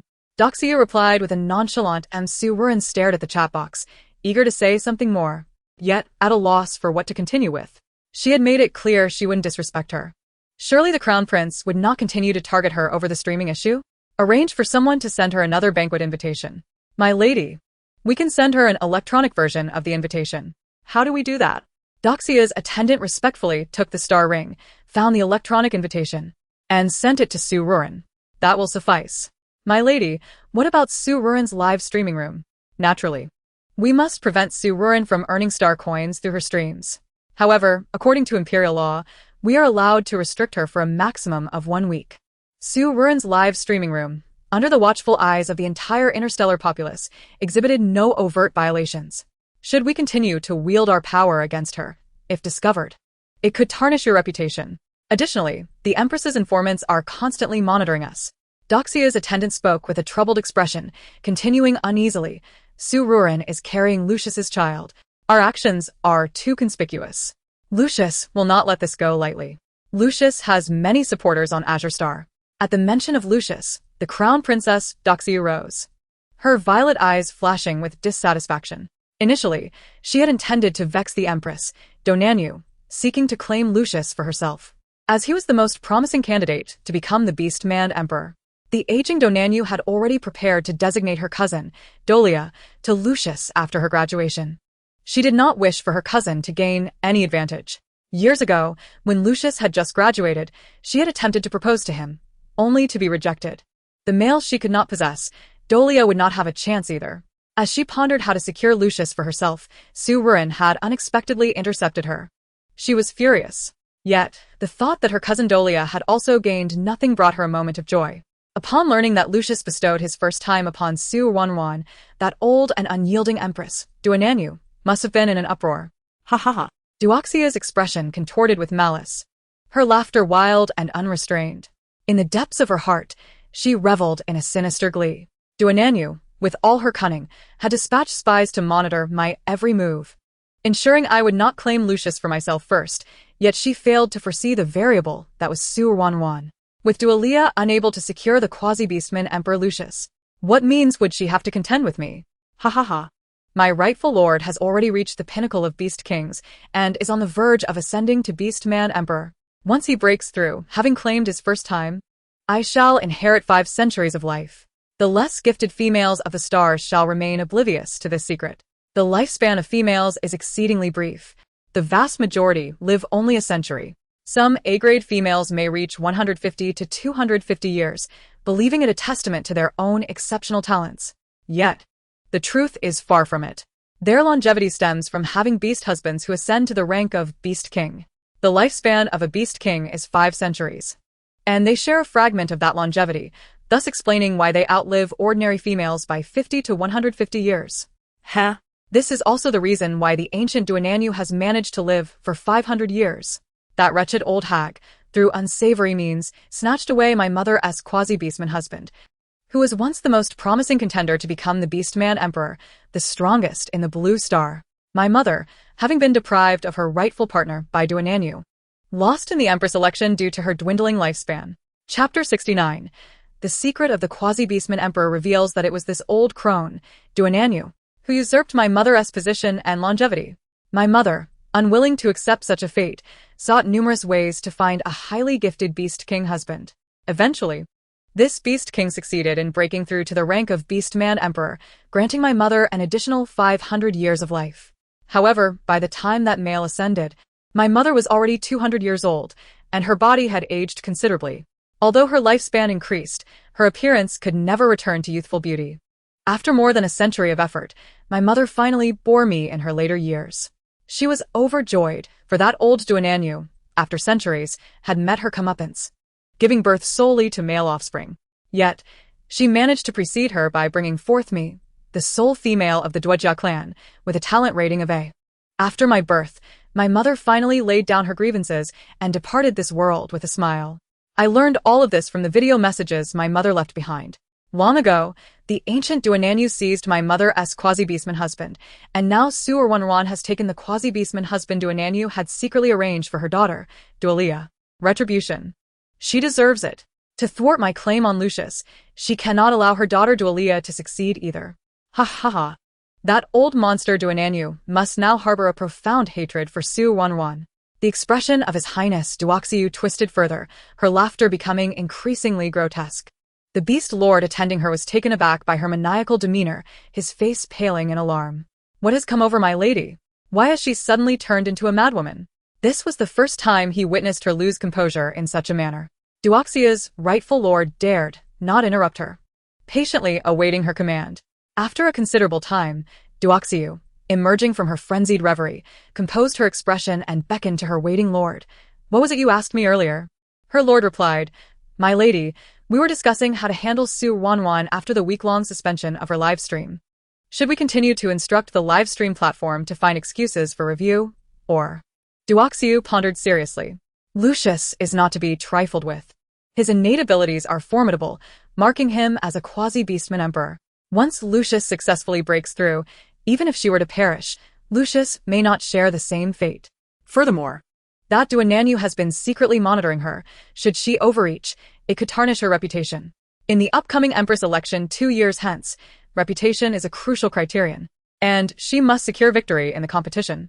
Yet, allowing Su Ruoruo unrestricted access to live stream sales, amassing wealth, is a bitter pill to swallow. A slight exertion of influence to teach Su Ruoruo a lesson would not be amiss. A mere week of restrictions should not implicate her. This action is entirely within the bounds of reason and legality. Even if Lucius were to intervene on Su Ruoruo's behalf, he would find no evidence against her. After weighing the pros and cons, Duoxiu slowly stated, "Instruct the head of the live stream center to regulate her for a week as per protocol." Understood. Remember, all actions must comply with imperial law and do not engage in anything that could tarnish my reputation. Rest assured, my lady. I will ensure everything is conducted lawfully and discreetly, so no one will trace this matter back to you. At the Stellar First Maternal and Child Healthcare Hospital, in the 1212 VIP ward, Su Ruoruo received the invitation to the full moon banquet from His Highness Duoxiu. With the official live stream apparatus atop her head broadcasting throughout, attending the banquet would likely pose no threat to her life. Moreover, the system has allied with her. She does not believe it would stand idly by should she face peril. Su Ruoruo saved the electronic invitation and continued to check the live stream backend. However, the same notification persisted. She was unable to live stream. As for the official synchronized live stream link, it is exclusive to official accounts. Thus, she would receive no financial benefit from her broadcasts. Nevertheless, the citizens of the stars can view her through the official live stream account. Su Ruoruo addressed the audience watching in the official live stream room. The live stream is undergoing a risk assessment, which will take approximately 17 days. Please be patient. Having said that, Su Ruoruo winked and prepared to turn off the lights. She had already discerned the limits of the live stream apparatus's privacy features. After delivering the announcement, she unhesitatingly removed her dress, donning only leggings and a fitted top. This attire was akin to a bikini in the blue star world. The moment her actions were detected, the official live stream room immediately went black. Realizing she could not earn tips or income through the live stream, Su Ruoruo was disinclined to remain exposed to the gaze of the stellar citizens for an extended period. If she continued to be visible to the public for too long, the pressure would be overwhelming. Chapter 70. Kitty loves fish without the oversight of the live stream apparatus and the prying eyes of the stellar citizens. She instantly felt a lightness envelop her. No more scratching her head, passing gas, picking her nose, or cleaning her ears. She was free to indulge in her whims. Su Ruoruo, clad in her fitted top, entered the VIP ward's holographic gaming room designed for females to unwind, immersing herself in games. She played until the early hours of the morning, approximately 3 hours, until the safety restrictions of the holographic gaming pod forcibly severed her connection to the star network. With no choice left, Su Ruoruo exited the gaming pod. Glancing at the time, she realized it was nearly dawn. She yawned and entered the bathroom for a spa massage. The following day, Su Ruoruo was awakened early by number 77. "Mistress, you are to attend the full moon banquet for His Highness Duoxiu's baby today. It is time to rise." The gentle voice of number 77 echoed at Su Ruoruo's bedside. Lazily, she opened her eyes, reluctant to leave the soft embrace of her bed. She had been too absorbed in gaming the previous day and had stayed up far too late. Had it not been for number 77's reminder, she might have slept until well past midday. Su Ruoruo yawned, reluctantly sitting up. She tossed aside her seasonal quilt, entered the bathroom to freshen up, and then proceeded to the adjacent makeup room to prepare. She did not purchase any special attire or accessories for this banquet.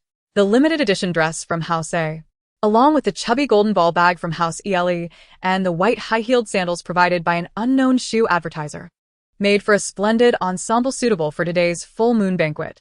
This attire strikes a perfect balance, neither overly ostentatious nor too shabby. Su Ruoruo was quite pleased as she admired her reflection in the mirror. The youthful girl gazing back at her boasted a cascade of golden hair that flowed freely, the slightly curled ends adding a playful charm. Her fair complexion was adorned with a gentle smile, and her fresh makeup rendered her even more radiant. With a beauty score of at least 8, Su Ruoruo twirled in front of the mirror, her steps light as she exited. Robot 77 dutifully accompanied her to the address indicated on the invitation. Upon arriving at the entrance of the maternal and child health hospital, the security guard, having received prior notification from Doxiu, readily granted her passage. Just as Su Ruoruo turned to board the flying vehicle prepared by Robot 77, the head of security called out with a loud reminder, "Esteemed Miss Su, please ensure you return to the maternal and child health hospital before noon today." Without glancing back, Su Ruoruo waved her hand cheerfully, assuring him, "I understand. I will return on time." The flying vehicle, reserved by 77, whisked them away from the gates of the interstellar First Maternal and Child Health Hospital. Yet the head of security, still somewhat uneasy, located Su Ruoruo's personal star ring account and reiterated the importance of her return before noon. The allotted time for her excursion, as requested by the Grand Duke, extended only until midnight. Upon receiving the head of security's direct message, Su Ruoruo inquired with curiosity, "Does this mean I must apply for permission every time I go out?" The head of security replied, "Esteemed Miss Su, that is indeed the procedure. You must submit a request to the Blue Star Regulatory Headquarters in advance, and only upon approval may you leave the maternal and child health hospital." Su Ruoruo conceded, "Very well." She added, "If you fail to return within the stipulated time without proper application, subsequent requests may be exceedingly difficult." Understanding, she thanked him. The head of security was momentarily taken aback by her gratitude. Despite her rather tarnished reputation, she was undeniably a genuine S-class female, capable of eliciting such appreciation. In an instant, the head of security had transformed from an indifferent observer into an admirer. Su Ruoruo was not as unsavory as the online rumors suggested. She was polite and strikingly beautiful. Her powerful mental aura was palpable, and during her brief proximity, he distinctly felt his radiation levels plummet. Gazing skyward, he belatedly retrieved his radiation detector. Beep. Radiation level 0. Could this be the terrifying mental aura of an S-class female? Just a fleeting moment near her had reduced his consistently high radiation levels to normal. It was truly remarkable. The head of security sighed in regret, lamenting that such a precious talent as Su Ruoruo had fallen into misfortune and been exiled to the wild beast star. Her punishment was undeniably a significant loss for Blue Star. 20 minutes later, the interstellar taxi successfully delivered Su Ruoruo and her companion, Robot 77, to the banquet venue. The full moon banquet hosted by Grand Duke Doxiu was located in the most luxurious Super 5-star hotel in the capital of Blue Star. This establishment encompassed all aspects of dining, lodging, and entertainment, soaring to a staggering 99 floors, resembling a sword piercing the heavens. Standing at the entrance of the hotel, Su Ruoruo gasped upward, momentarily entranced. The hotel was so tall that she could not see its apex, much of it shrouded in clouds. When she finally regained her composure and shifted her gaze back to the entrance, she was awestruck by its opulent grandeur. The uniquely designed facade, adorned with countless glittering diamond mice, dazzled under the sunlight, almost blinding her. The sheer volume of large diamonds sculpted into mice at the hotel's entrance was a testament to its unparalleled luxury. However, Su Ruoruo found herself perplexed as to why the hotel chose to feature mice rather than other small creatures. In her recollection, mice were pests, weak and insignificant. Given that the original body-s beast form was a cat, she felt an uncontrollable urge to destroy these mouse sculptures. This reaction stemmed from the genetic predisposition inherent in the original body. Cats and mice had been natural enemies throughout history. With a deep breath, Su Ruoruo managed to quell the agitation caused by the restless genes within the original body. The original host's aversion to mice raised a curious question. Might she also have an instinctual fondness for fish? The thought of the excitement she experienced upon seeing a large crab by the lake sent a shiver down her spine. It seemed that the original body had its flaws, such as an intense hatred for mice, an impulse to destroy anything associated with them, and a preference for fish. Silently, Su Ruoruo prayed that interstellar travel would not include the existence of catnip. Otherwise, if the original body were to be attracted by catnip and become attached to someone at the banquet, revealing cat ears and a tail, it would be utterly embarrassing. Lost in her thoughts, she lifted her leg, carefully stepping forward in 5-centimeter stilettos with the attentive support of Robot 77. After a while, they stood before the entrance of the Super 5-star Mouse Hotel. Before her, A line of robotic security personnel clad in uniforms, along with male security captains overseeing them, stood rigidly, meticulously verifying the identities of those attending the banquet. Su Ruoruo and Robot 77 queued at the back. In front of a male security officer, she opened her star ring and displayed her electronic invitation for inspection. Verification successful. Esteemed female, you may enter. Thank you, Su Ruoruo replied, and with light, buoyant steps, she and Robot 77 entered the lobby of the Mouse Hotel. The expansive hall was bustling with activity and vibrant chatter. Su Ruoruo raised her gaze to the left side of the hall where service area was situated, manned by several enthusiastic male attendants guiding guests upstairs. As she prepared to observe her surroundings, a young male attendant approached her briskly, bowing respectfully. Esteemed female, may I inquire if you are here to attend the Grand Duke's full moon banquet? Su Ruoruo nodded gently, pondering. Isn't everyone here for the banquet? Why ask such an obvious question? The attendant smiled, adding, very well, we just need to verify your identity. Upon hearing this, Su Ruoruo felt a twinge of confusion but complied and opened her invitation once more for him to see. After a thorough inspection, the attendant nodded politely. Identity verified. Please follow me to the banquet hall upstairs. Su Ruoruo responded affirmatively. All right. Following the attendant, she made her way toward the staircase. Along the route, she noticed many females being escorted upstairs by individual male attendants. Assuming everything was in order, she continued to the right side of the elevator entrance to await the lift. Number 77 steadfastly guarded her side, serving as an impeccable robotic backdrop. Without waiting for the elevator to arrive at the ground floor, a nearby attendant suddenly interjected. Esteemed female guest, robots are not permitted in the banquet hall. Please hand your robot over to me for storage at the robot depot on the second floor. Robots cannot be brought in? The attendant shook his head, affirming the prohibition. All guests attending the banquet today must deposit their accompanying robots on the second floor. Very well. Let us proceed to the second floor for storage. Su Ruoruo followed the attendant into the elevator, quickly arriving at the depot on the second floor.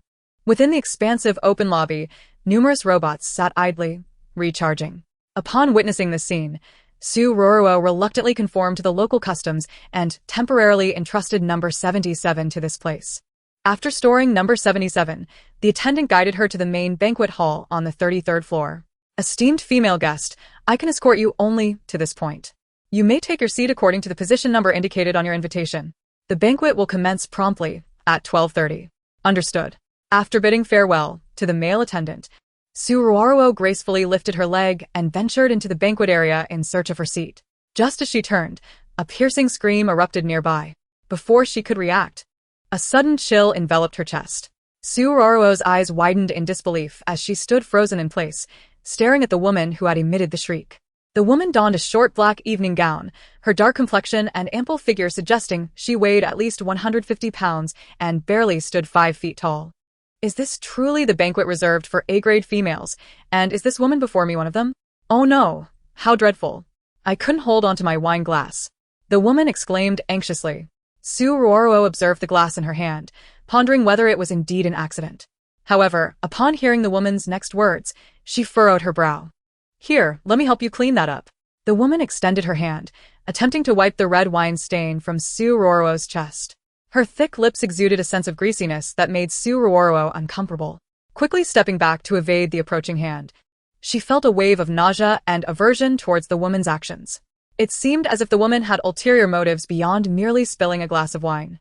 There's no need for that. I'll clean it myself, she retorted, frowning. The woman offered a dry chuckle, saying, I'm sorry. Here are 1,000 star coins to cover your dry cleaning expenses. Su Ruoruo declined the large denomination of currency the woman had pulled from her bag. No, thank you. Su Ruoruo, don't be so ungrateful. You think 1,000 star coins for dry cleaning is beneath you? Are you trying to extort me? At that moment, another female, equally as formidable in appearance as the first, emerged beside the tank-like woman and began reprimanding Su Ruoruo. The commotion drew the attention of many guests in the banquet hall, who turned to observe the three of them.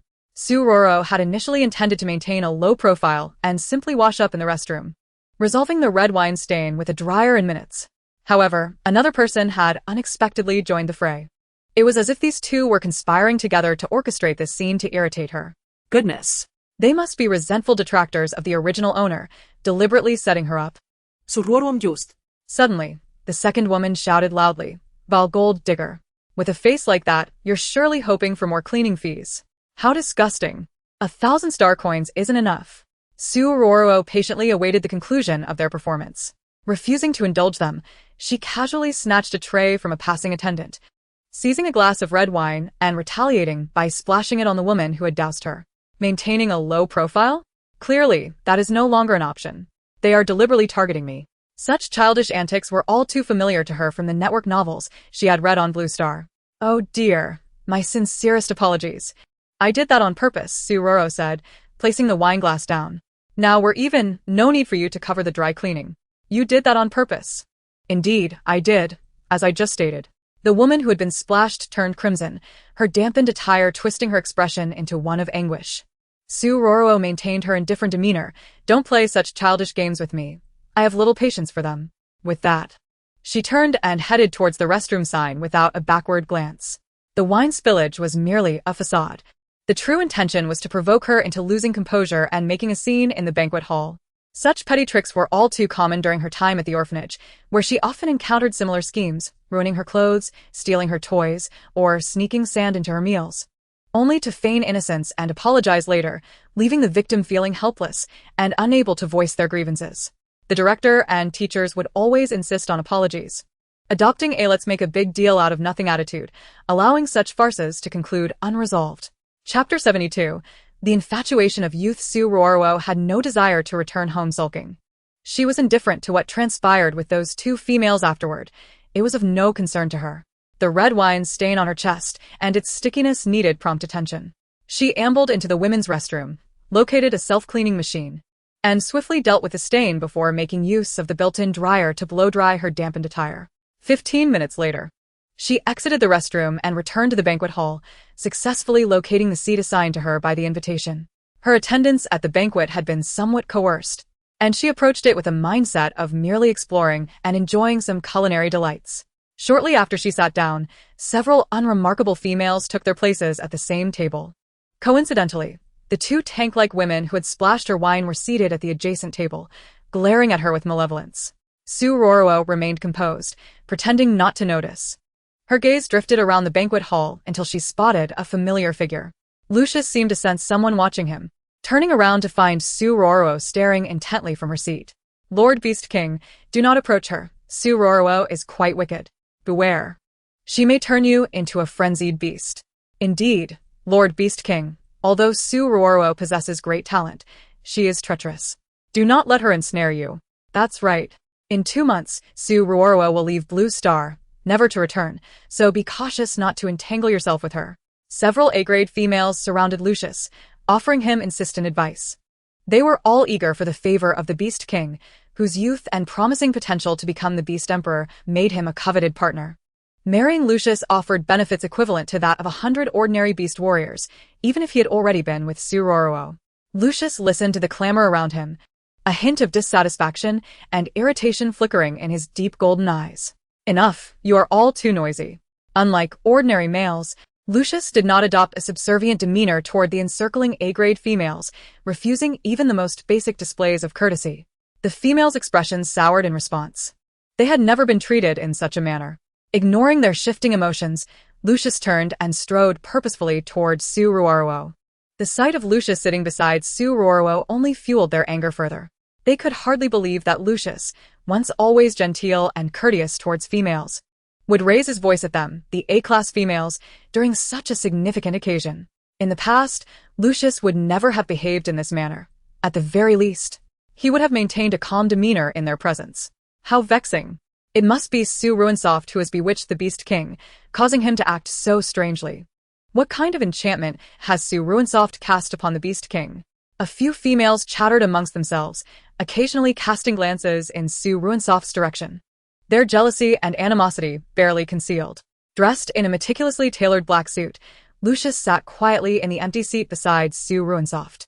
Recalling her task regarding favorability, Su Ruoruo swiftly turned her head and flashed him a radiant smile. What a coincidence.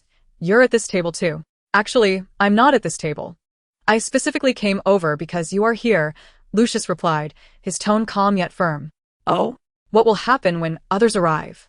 Su Ruoruo's words had barely left her lips when the original occupant of the seat approached, her expression initially furious upon seeing her spot occupied.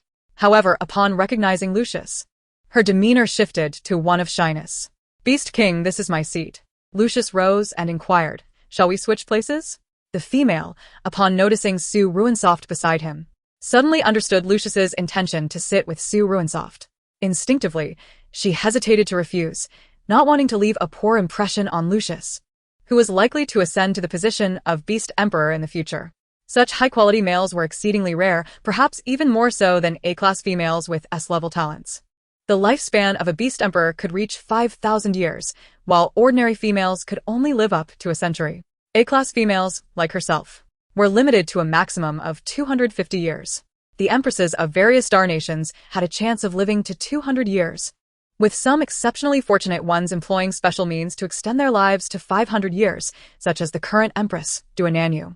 Once Lucius became the Beast Emperor, with his 5,000-year lifespan, he could traverse star systems without the need for a spaceship. As this A-class female pondered the consequences, she reluctantly nodded. "Very well. My seat is at table 3 in area A." With a resigned nod, she departed. Whether or not her good fortune would come around, after switching seats with Lucius, she found herself the only female at the table. The males seated around her appeared quite youthful. The younger the beast warriors, the greater their potential, increasing the likelihood of their ascension to Beast King status in the future. What a windfall! She must devise a plan to bring one of these males home. If she could manage to bring more than one, it would be an extraordinary gain. Lucius, being the youngest Beast King of Azure Star and a body of light, posed a challenge for her to pursue. However, the males at this table were different. With proper nurturing, their potential was limitless. It was said that females who married Beast Kings generally had longer lifespans than ordinary females. She had already married 2 males of lesser strength, one at platinum level and the other at diamond, who were far inferior to the dazzling male seated here. Fortunately, having switched seats with Lucius, she was now in a prime position to take advantage of the situation. "Why did you move closer to me?" Su Ruoruo questioned Lucius softly. Her curiosity piqued. "Is it that you do not welcome me?" "Of course not. How could I not welcome you? I'm overjoyed." Su Ruoruo forced a smile. Lucius's presence beside her was undoubtedly a source of envy. In the mere minutes since he had seated himself, countless females had directed piercing glares at her. "Is that so?" Lucius tilted his head, scrutinizing Su Ruoruo's light brown eyes in response. She smiled faintly, endeavoring to compose herself. Lucius was undeniably handsome, but she could not let his good looks disconcert her. Internally, she chanted a mantra. Pursue the physical, not the emotional. Emotional entanglements lead to ruin. Naturally. Who wouldn't he want to possess a male of such quality? Su Ruoruo casually tossed the ball back to Lucius. His gaze lingered on her face for a moment before he turned his attention forward, opting not to continue the conversation. Su Ruoruo exhaled a silent sigh of relief. After all, she was under the scrutiny of a live streaming device. Their previous exchange was not private, meaning it was being broadcasted in real time for all the beastmen of the galaxy to witness. Su Ruoruo refrained from making any bold moves, merely waiting for the meal to conclude, so she could leave early. The Grand Prince, Duoxiu, did not keep them waiting long, commencing the meal promptly at 12:30 p.m. Su Ruoruo picked up her chopsticks and sampled each dish, though merely a taste. The food was utterly inedible, either fishy, tough, or undercooked. It was baffling that the most luxurious 5-star hotel on Azure Star could serve such poor cuisine. Unable to consume any more, she set her chopsticks down and resorted to drinking plain water. Recently, Lucius had also grown picky due to Su Ruoruo's culinary skills. He too sampled the food at the table but only tasted it briefly. Not palatable at all. It pales in comparison to your cooking. Su Ruoruo felt an inexplicable joy upon hearing Lucius speak. Of course. My culinary skills are derived from the essence of the 8 major cuisines of Blue Star. With the system's assistance in providing recipes and cooking methods and my own experience of cooking since adulthood, my cooking is undoubtedly superior to those of interstellar chefs. Should you enjoy it, I will make it for you every day. Su Ruoruo smiled gently at Lucius. Lucius turned to meet her gaze, a hint of a smile gracing his golden eyes. Congratulations, host. Lucius's favorability increased to 10, current favorability 23. Hooray! Favorability has increased. Finally, the negative impact brought by the Emperor Crab has been mitigated. Remember what you said. Rest assured, I will keep my promise. As long as I am on Azure Star, I will prepare meals for you daily, creating unique culinary delights just for you. Congratulations, host. Lucius's favorability increased to 7, current favorability 30. Not bad at all. After cooking for Lucius for several days, her favorability had initially risen a little, but then stagnated.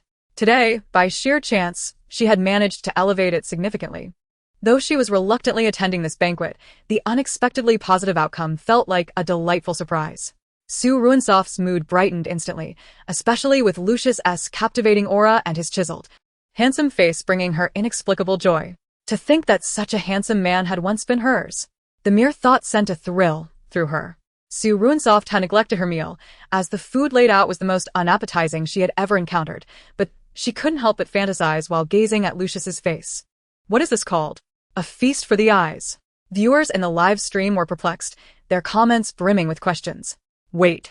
Doesn't Su Ruoruo know how to be modest? If Lucius were sitting beside me, I wouldn't be modest at all. If only they could seize the opportunity to request Lucius's contact information for a proposal. Lucius, seeing the familiar admiration in Su Ruoruo's eyes, surprisingly felt no aversion to the gaze that resembled that of a hungry wolf. Once upon a time, wherever he roamed, he would often find himself the object of longing gazes from numerous females who wished fervently to whisk him away and claim him as their own. However, due to the formidable strength of the Orc King, none dared to act upon their desires. Is there something on my face? Lucius inquired with a slight cough. Su Ruoruo shook her head. No, there's nothing on my face. Then why are you staring at my face? Of course. I'm admiring your good looks and simply wish to behold you a little longer. Lucius was taken aback by her unabashed honesty. Although other females gazed at him with less than innocent intentions, none had ever dared to speak so shamelessly in his presence. Moreover, the live streaming device atop Su Ruoruo's head was broadcasting her playful antics to the entire galaxy. If she continued to tease him like this today, it was likely that ordinary females would follow suit in the future, emboldened to provoke him further. Su Ruoruo, you truly possess a skin as thick as a fortress, Lucius remarked, his tone laced with a hint of coldness. Noticing the shift in his demeanor, Su Ruoruo pouted in resignation. What's wrong? Why is Lucius changing his demeanor so swiftly? Just a moment ago, he was agreeable, even promising to cook for me, and my favor with him soared. How could teasing him lead to such a backlash? Truly, the mind of a man is as unfathomable as the depths of the ocean. Su Ruoruo, Not wishing to see her rapport diminish, began to explain. How could that be? I only act this way towards you. You experienced it that day. You know me well. Lucius observed the rosy hue creeping onto Su Ruoruo's cheeks as she spoke these subtly suggestive words, leaving him at a loss for how to respond. It was undeniably her first time, without a doubt. Yet, her unreserved expression in this context made him uneasy. Lucius feared that if he continued conversing with Su Ruoruo, she might inexplicably spiral into her eccentric behavior once more, uttering words that were far too bold. I suddenly recall that I have matters to attend to. Do take your time eating, he stated abruptly, regretting his earlier decision to sit beside her. His gaze lingered momentarily on her subtly rounded abdomen before he hastily departed. Once he left, Su Ruoruo could only manage a couple of awkward chuckles. The females sharing a table with her, upon witnessing Lucius's departure, set down their utensils in silence and rose to leave. Su Ruoruo, seeing them stand, hurried after Lucius. What the heck? I'm still here. Is it truly necessary for you all to so blatantly undermine me? Moreover, I am carrying Lucius's child. Don't you have the slightest bit of restraint? Do you genuinely believe I will vanish in less than 2 months, and you can't wait to engage with my man? With an icy demeanor, Su Ruoruo felt a surge of impulse. She wanted to rush over and drive those pesky flies away. However, upon further reflection, she realized that shooing these few away would only invite countless others to eye Lucius with the same intent. As Lucius stood up, numerous other females also rose to pursue him. She even overheard 2 A-class females at a nearby table deliberately spilling wine on her while loudly spreading malicious gossip, seemingly intending to provoke her. Chapter 74. Do not use me as a shield. I will take it seriously. Su Ruoruo clenched her fists, nearly compelled to stand and strike the pair of stout, unrefined females beside her. Yet, unprovoked assault on precious females would land her in interstellar prison for reformation. Even though she was carrying triplets, she would not be incarcerated in a female prison. She would still be taken away for a stern lecture. It was likely that today's events would further ruin the scant reputation she had managed to salvage. The other party was clearly intent on provoking her. Su Ruoruo's tiny fists were clenched tightly as she shot a glare at the duo. TSK, what are you staring at? A dying person thinking they can occupy the Orc King's attention? You ought to reflect on your own worth. With your caliber, do you really think you can thwart our blossoming relationship with the king? I have a relative who works at the Interstellar Marriage Registration Office, and I haven't married the Orc King, therefore, he remains a bachelor. Just because a despicable woman took advantage of the situation to conceive his child does not bind him to her. Such shamelessness. The Orc King would never be drawn to such a vile female. Even if she possesses great talent and carries precious triplets, the Orc King would never marry her. As Su Ruoruo endured their incessant verbal assaults, she merely glared coldly at them, saying little in return. It wasn't out of cowardice that she refrained from retaliating against these two. It was simply not worth her time. Engaging in a loud and childish argument, pulling each other's hair, seemed utterly juvenile to her. Moreover, upon her assessment, she had no chance of victory. Her infamous reputation marked her as a calamity in the eyes of most females, and they would undoubtedly revel in her humiliation. Alone against two formidable opponents, she was certain to suffer should a confrontation arise, especially considering her condition. While the system guaranteed that she would not miscarry under normal circumstances, she remained skeptical of its assurances. What if? She dared not gamble on such uncertainties. Perhaps those two loathsome females were deliberately provoking her, seeking to create an opportunity for her to lose her children. Su Ruoruo was not so easily swept away by a fleeting rage. She recognized that these two females were clearly adversaries intent on causing trouble, a fact she had discerned since their entrance. Thus, she must restrain herself. Losing her temper would only play into their hands.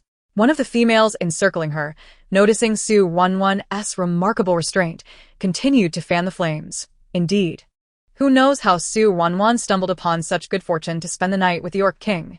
Suppressing her anger, Su Ruoruo forced a radiant smile, deliberately adopting a high-pitched tone as she addressed the two, taunting her. Oh my, I do have such good fortune. How troublesome. Why don't you have such good fortune? What will you do? Shall I lend you a smidgen of my good luck? The two taunting females, confronted with her ability to smile in the face of their ridicule, felt their satisfaction in humiliating Su Ruoruo diminish instantly. Her smile was akin to striking them with a blow of cotton, utterly ineffective. As the gazes of surrounding males began to linger more heavily upon them, the two females had no choice but to cease their mockery. Su Ruoruo's apparent indifference to their provocations could very well affect their own reputations. The grand celebration for the little prince's first month was ostensibly a feast.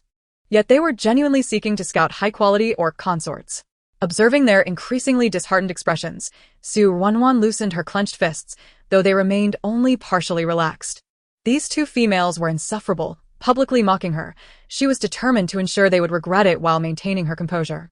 As Su Ruoruo pondered her next move, she suddenly spotted Lucius returning, flanked by 6 or 7 elegantly dressed females. Before she could react, Lucius blinked and approached her, taking her hand in his. You all see it. Su Ruoruo is my mate, he declared to the surrounding females. Su Ruoruo's mouth fell agape as she quietly muttered to herself, what is happening? Is he using me as a shield? With the predatory gazes of these females, I feel utterly caught in the crossfire. Your Majesty, have you married this despicable woman? Su Ruoruo? An A-class female asked Lucius, her tone laced with sorrow. Yes, I am now Su Ruoruo's male. Keep your distance from me. Lucius replied with utmost seriousness. Upon hearing his response, the female immediately seemed to verge on insanity. She shouted loudly, this is impossible. Su Ruoruo, you wretched woman. You must have coerced the handsome Beast King into marrying you. I don't care. You must apply for a divorce at once. You vile female. How can you still cling to the Beast King even when you're about to perish? Listening to the barrage of insults hurled at her, Su Ruoruo felt a sense of numbness wash over her. Though she typically took time to process things, the relentless taunts from the group of females were irksome and infuriating. As it became evident that they were unwilling to relent, Su Ruoruo turned around and addressed the persistent crowd of females behind her, exclaiming, you are all far too noisy. The more you behave this way, the more I am inclined to marry Lucius as my rightful consort. Lucius frowned slightly, lowering his gaze to Su Ruoruo's pale visage. He leaned in closer to her ear and whispered quickly, wait, are you being serious? Of course. After all, you used me as a shield, she retorted, unfazed, as she summoned the mate application interface. through the Interstellar Electronic Marriage Registration Office. She sent Lucius a binding contract for their union. Once Lucius accepted and signed the contract, they would be recognized as a lawful couple under interstellar marriage law. With this certificate, any other female who dared to pursue Lucius would think twice. Attempting to undermine a married man or becoming a mistress would incur severe legal repercussions, potentially barring them from marrying a beast husband in the future. Furthermore, such females would be scorned by all others. If they could steal one female's husband today, they could easily do so to another tomorrow. From both legal and moral perspectives, once the marriage contract was in place, those self-righteous A-class females would never risk their futures over a mere Lucius. Lucius, worn to distraction, had sought her out, using her as a shield for precisely this purpose. So, why not seize this opportunity to turn fiction into reality? Chapter 75. Spouses. Once Lucius became her rightful consort, it would be far easier to persuade him to accompany her to the Mad Beast's planet, ensuring her safety. Additionally, she could continue to seek out offspring there to earn points. The Mad Beast's planet was inhabited by frenzied beast men, and mating with them was a fool's errand. No matter how one looked at it, bringing Lucius along was a surefire win. In her feline form, she could bear 3 litters every 2 months, totaling 6 litters and 18 little females in a year. Thus, acquiring points in the future would be an effortless task. Su Ruoruo's eyes sparkled with increasing brilliance. She had initially planned to gradually win Lucius's affections through culinary delights. Yet now, since Lucius had come knocking, why not take the opportunity to smoothly secure him? Lucius was her first man. She could not allow him to be tainted by those bothersome females. Just the thought of it made her feel as if a green hue was settling upon her head, stirring her ire. As Lucius's star ring vibrated gently, he received the marriage proposal document sent by Su Ruoruo. A gentle feminine voice emanated from the star ring, resonating in the vicinity. Lucius, the 9,999th female has applied to marry you as her rightful consort.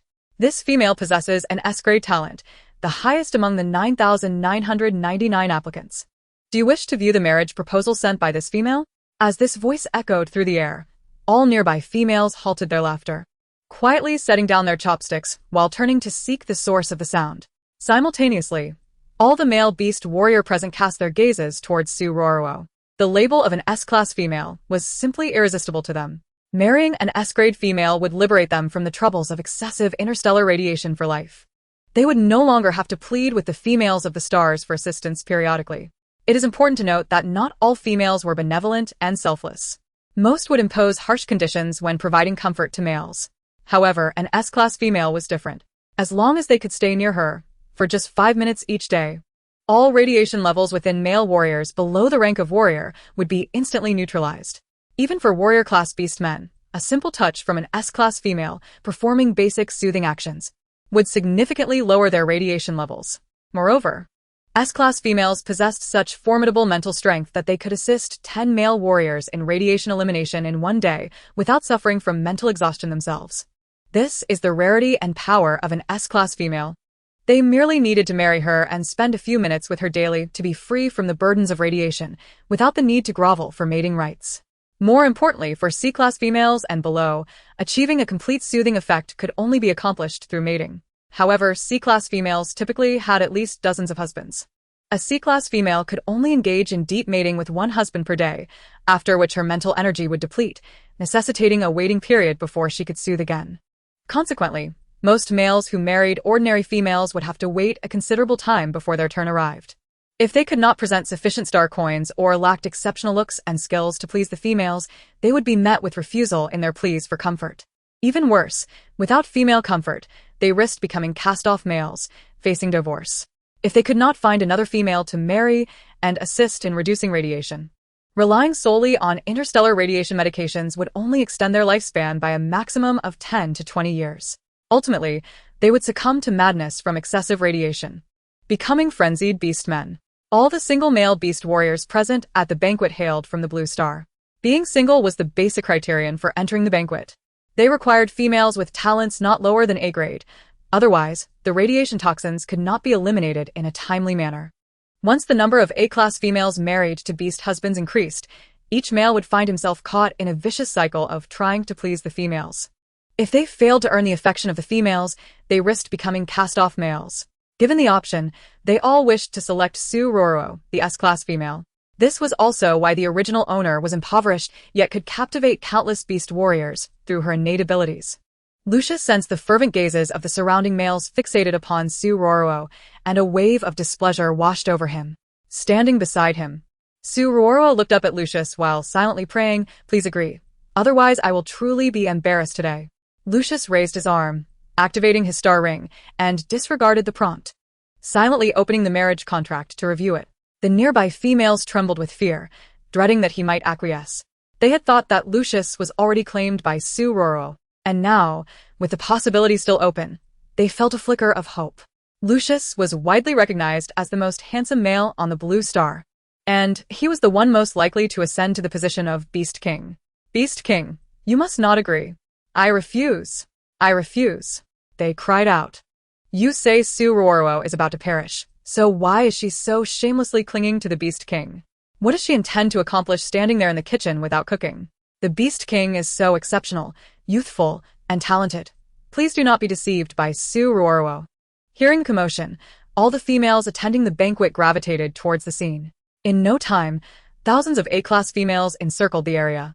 The male warriors, aware of the rarity of such females, dared not offend them, fearing they might be shunned by their future wives. They were thus relegated to the outer edges of the banquet hall, exchanging glances of confusion and concern. However, Lucius appeared oblivious to the surrounding female voices. He merely cast a cursory glance at the marriage certificate, processed the facial and fingerprint identification, and consented to the marriage application. "Congratulations, esteemed S-female Su Ruoruo. You have successfully proposed to the Beast King Lucius. From this moment forth, you are officially recognized as a married couple by the laws of the Azure Star Empire. According to the stipulations of your marriage contract, Lucius will be your sole rightful lord. Should you wish to take another lord, it must be with Lucius's consent and mutual agreement to dissolve the marriage." A blue box popped up on Su Ruoruo's wrist, and waves of electronic announcements flowed into her left ear and out of her right, rendering her unable to comprehend the content. The two tank-like figures who had intentionally bullied Su Ruoruo moments ago now wore expressions of despair, lamenting and pounding their chests in grief. The surrounding A-grade females, upon hearing the commotion, displayed emotions of disappointment, frustration, and jealousy. Chapter 76. Gifts. With the situation now irrevocable, they felt powerless to intervene.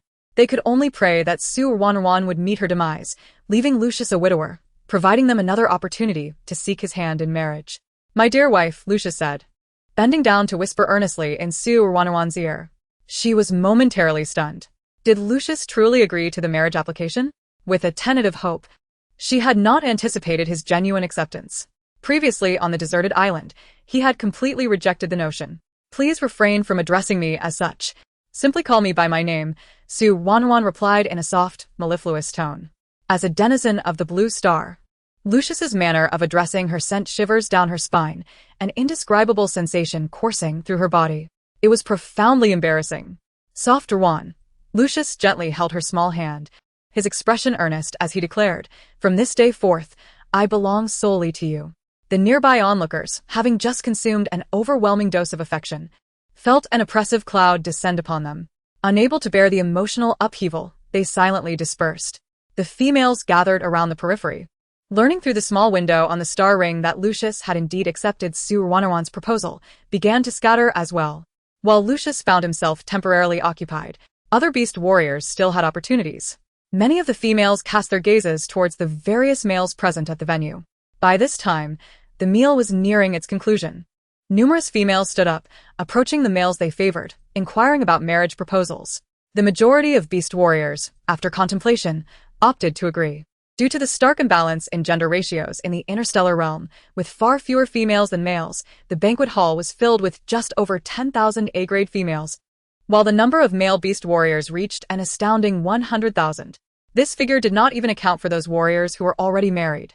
The disparity was quite striking, leading to a scenario where if a female approached a male to inquire about his interest, he would almost invariably agree if there was mutual attraction.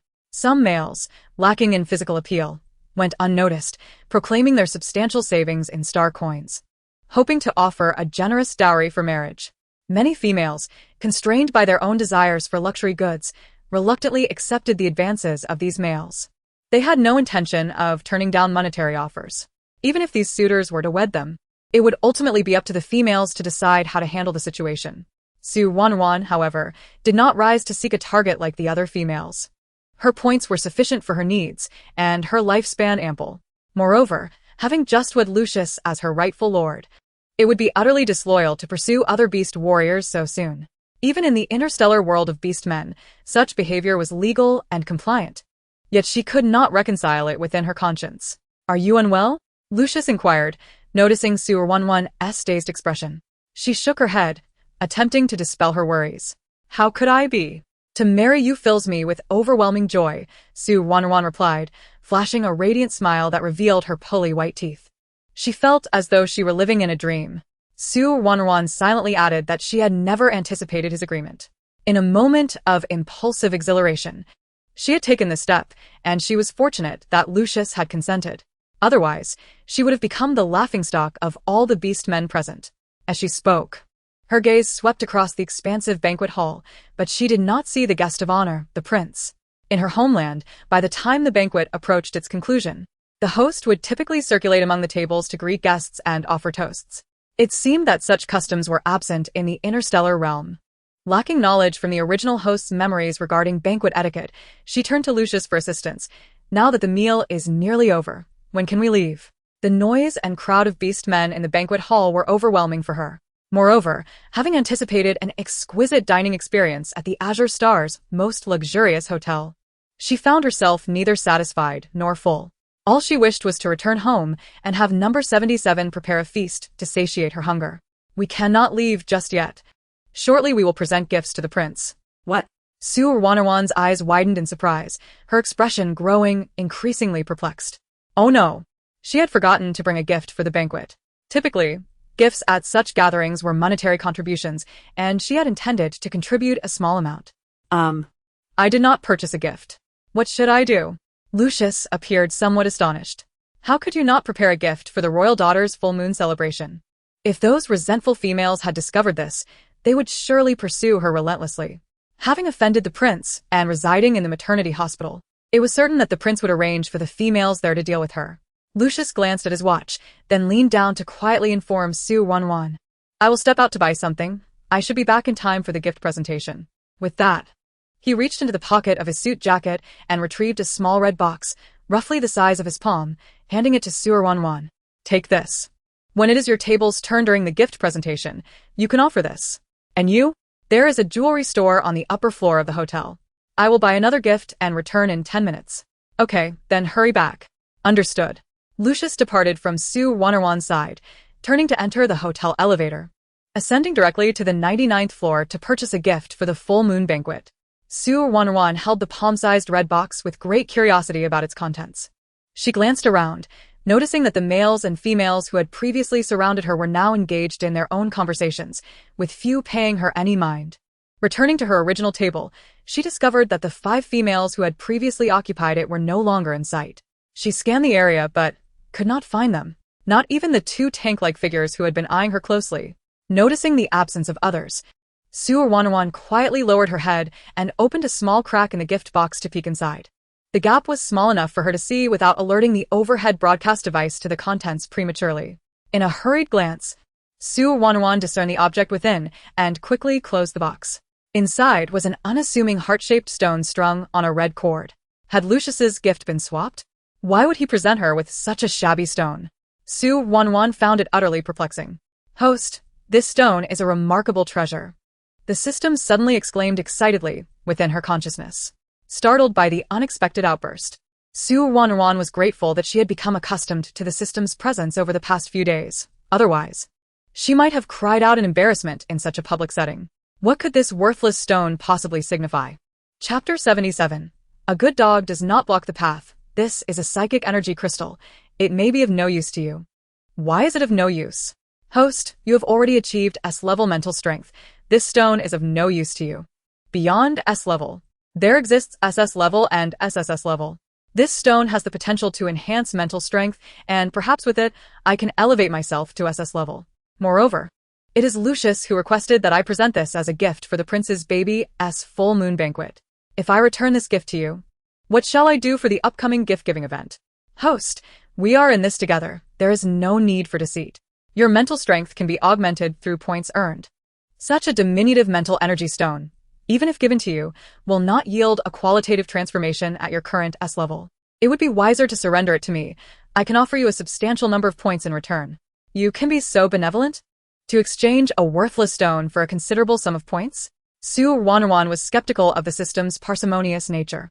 She pondered for a moment, suddenly recalling that the system had mentioned some secrets when it had sought the light of Mercury from her. Could it be that other systems covet the stone? Correct.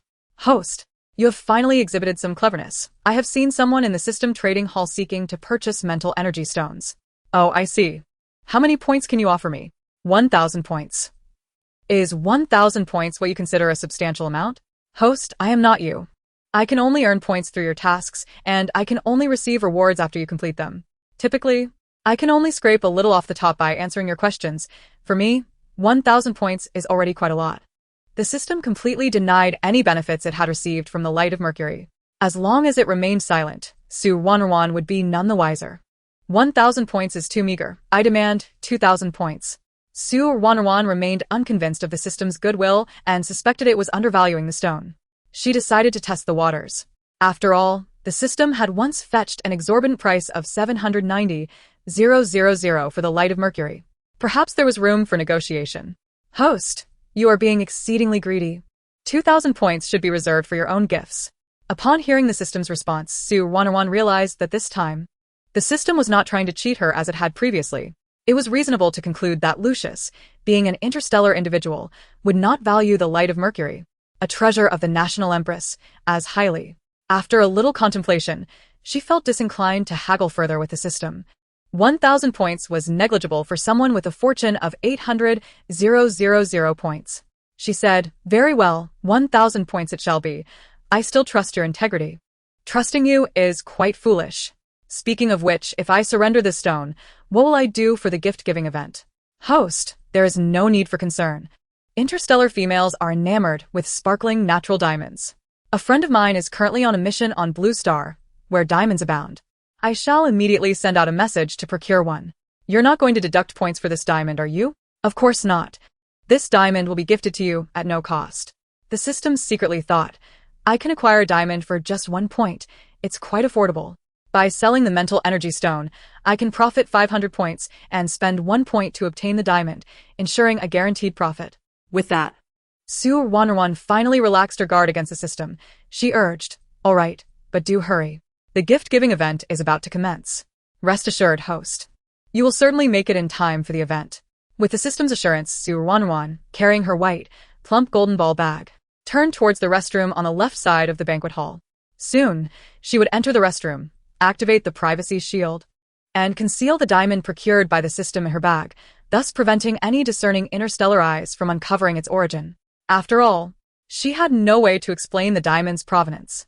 With over 10,000 attendees, the prince could hardly inspect every gift. As long as Lucius remained oblivious to the switch from a stone to a diamond, she would be fine. As Su Ruoruo contemplated this, she unwittingly arrived at the entrance of the restroom designated for females at the banquet. She gazed at the ornate door, momentarily doubting whether she had arrived at the correct location. The door was lavishly decorated, featuring intricately carved mice designs, with the doorknob adorned in opulent gold paint of an unknown variety. Su Ruoruo peered inside the restroom. The walls were embellished with crystal sconces, and the ceiling was equally bedecked with numerous sparkling decorations. The floor, composed of off-white marble, gleamed so brightly that it reflected her silhouette. This restroom was more extravagant than the lobbies of many five-star hotels on Blue Star. As her gaze shifted, she noticed a large cartoon female beast clad in a petite dress illuminating the entrance, which reassured her as she stepped inside. She ventured approximately 10 meters and discovered several semi-open independent makeup stations. Just then, a female who had accidentally stained her clothes with food was preparing to change when the live streaming device detected her. The device activated its privacy function. Host, the live streaming device above you has been turned off. Quickly seek an unoccupied area. I will provide you with the diamond. Su Ruoruo felt elated. The system proved to be quite reliable, procuring the diamond with such swiftness. Following the system's guidance, she walked for about 3 minutes and finally found a secluded area for females to attend to their personal hygiene. She casually opened an independent restroom and stepped inside. The facilities within sparkled with a pristine brilliance. Notably, all the supplies bore sterilization stickers. Additionally, this restroom appeared to be at least 30 square meters in size. It featured not only squat toilets but also Western-style toilets and even a separate area for washing up. The restroom was fully equipped with all necessary toiletries. The treatment afforded to these interstellar females was undeniably extraordinary. Even the lavatory was so meticulously designed. Host, the diamond has been placed in the system's storage compartment. Simply recite the retrieval command to access it. All right. Su Ruoruo extracted the diamond arranged by the system and placed it in her bag. The time spent lingering in the restroom had cost her dearly. Now, only 5 minutes remained before the gift-giving event commenced. Su Ruoruo swiftly grabbed a comb to tidy her somewhat disheveled bangs and hastened towards the banquet hall. Just as she exited the restroom and approached the vanity area, she suddenly spotted the 2 tanks that had previously troubled her, blocking the sole exit and waiting for her. Su Ruoruo regarded the 2 individuals with a frown and barked, "Good dogs, don't obstruct the way." One of the tanks, taken aback by Su Ruoruo's assertiveness, felt a surge of anger. The other tank tugged at her arm, signaling her to be quiet. Chapter 78. Kneel and bow before me, Su Ruoruo, you wicked gold digger. Having lingered in there for so long, you must have stolen public property from the restroom. Hand over your bag for a thorough inspection. Su Ruoruo tilted her head back, spat disdainfully, and expectorated a mouthful of thick, white phlegm forward. The tank blocking her path nimbly dodged her spittle attack. Without waiting for the 2 to retaliate, Su Ruoruo coldly questioned, "What qualifications do you possess to search me? What valuable items could possibly be in the restroom?" One tank, realizing Su Ruoruo's rudeness and her lack of gentle demeanor, was momentarily taken aback. How is this Su Ruoruo so different from the seemingly soft and easily bullied female they had seen in the live stream? Su Ruoruo cared not for their perceptions. In the restroom, there were no live streaming devices, nor any surveillance equipment. She had no need to be courteous to these 2 troublemakers. Another tank, noticing that Su Ruoruo was about to leave, hurriedly exclaimed, "My gift for the crown prince has vanished. Just now, you were the only one to enter the restroom, and it was the very stall I used. You must have stolen my present." Su Ruoruo glared at the 2 dark-skinned females, feeling quite vexed. The dozen or so females lingering at the vanity, having overheard the commotion, quickly gathered around, chiming in, "Isn't this the venomous vixen Su Ruoruo? She was up to no good when she was exiled, stealing things aboard the flying ship. She has a criminal record. The gift that was lost must surely be in her possession. Indeed, it must be her. Su Ruoruo, the gift-giving ceremony is about to commence. Did you steal it or not? Open the gift box and let us see. Yes, open your bag and allow us to investigate." Faced with the growing number of females supporting the accusation, Su Ruoruo silently called upon the system in her mind. "I don't have anything belonging to this tank in my bag, do I?" No. Default deduction of 100 points from the host. Stealing herself. Su Ruoruo opened her bag for the onlookers to inspect.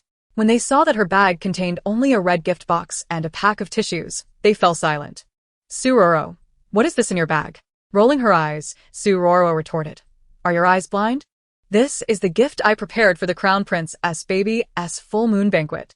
How can you prove that this gift is yours and not the lost black carbons?"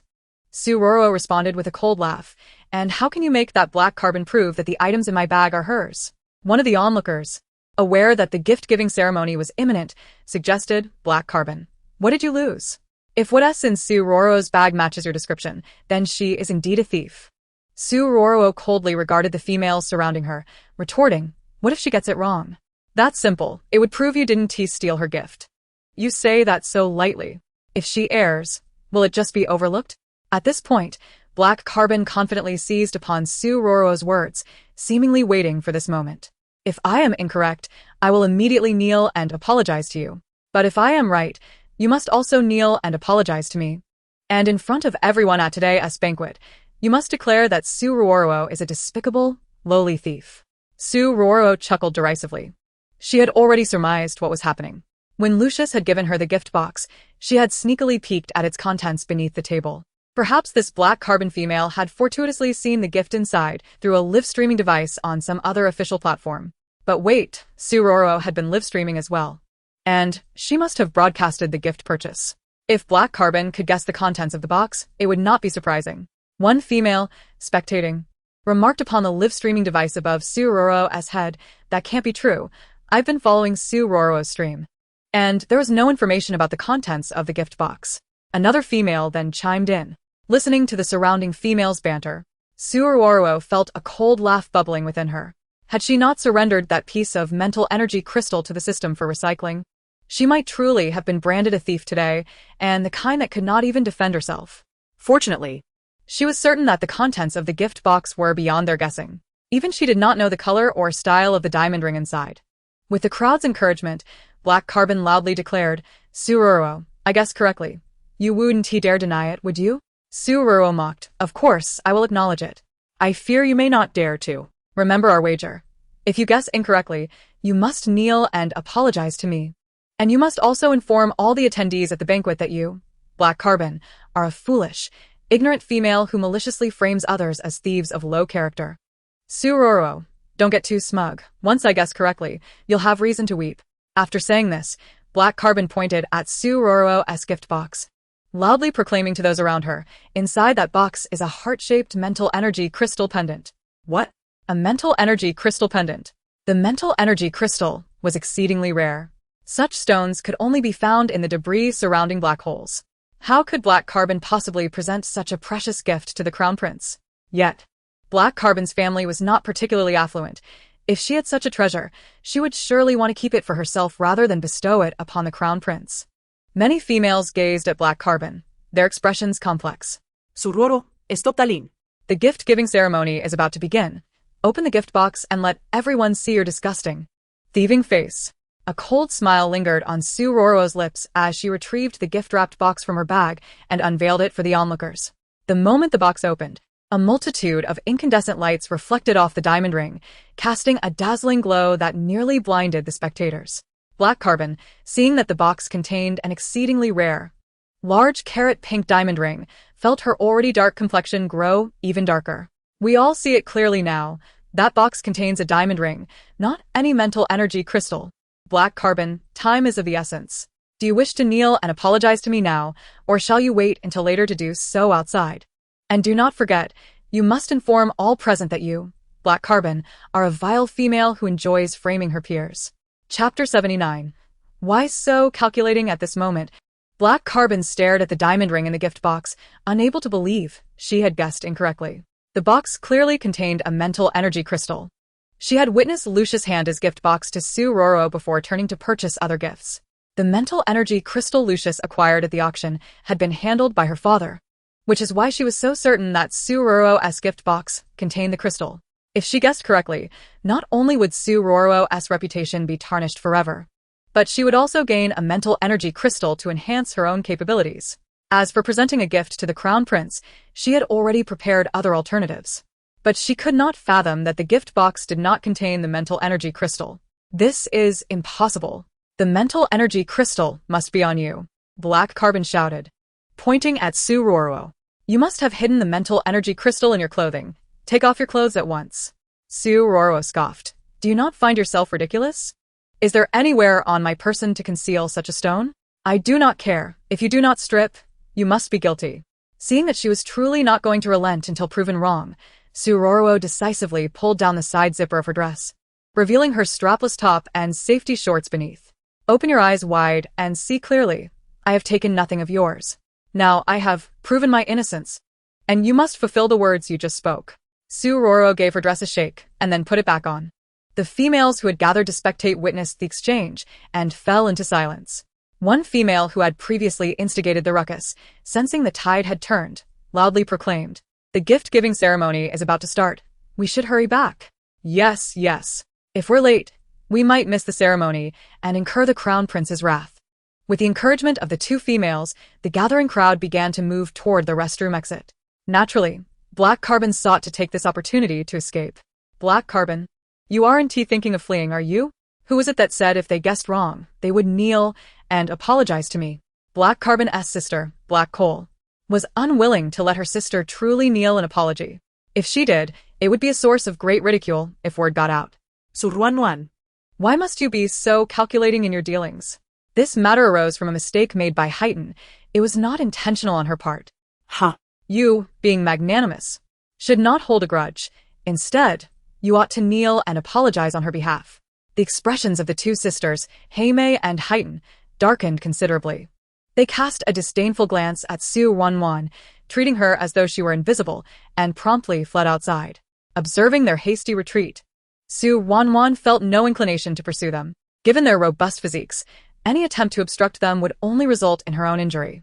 Moreover, time was indeed of the essence. Su Ruoruo took a moment to arrange her appearance in the mirror, simultaneously retrieving the white bag she had set aside earlier when disrobing. "Host, your diamond has just been stolen amidst the chaos." As Su Ruoruo took a step forward, she suddenly froze. "What? System. Why didn't you inform me sooner?" Just moments ago, there had been at least a dozen females in the vicinity. Had they been present, she might have been able to identify the thief. Now, however, they had all dispersed, and outside, there were over 10,000 females. How could she possibly locate the culprit? "Do not panic, host. The most pressing matter is that the gift-giving ceremony has commenced." How could I not panic? My belongings have been stolen, and at this juncture, where am I to procure an appropriate gift? The system can provide you with another exquisite diamond gift, albeit this time, it will not be complimentary. Understood. How many points will it cost? 100 points, fair and square.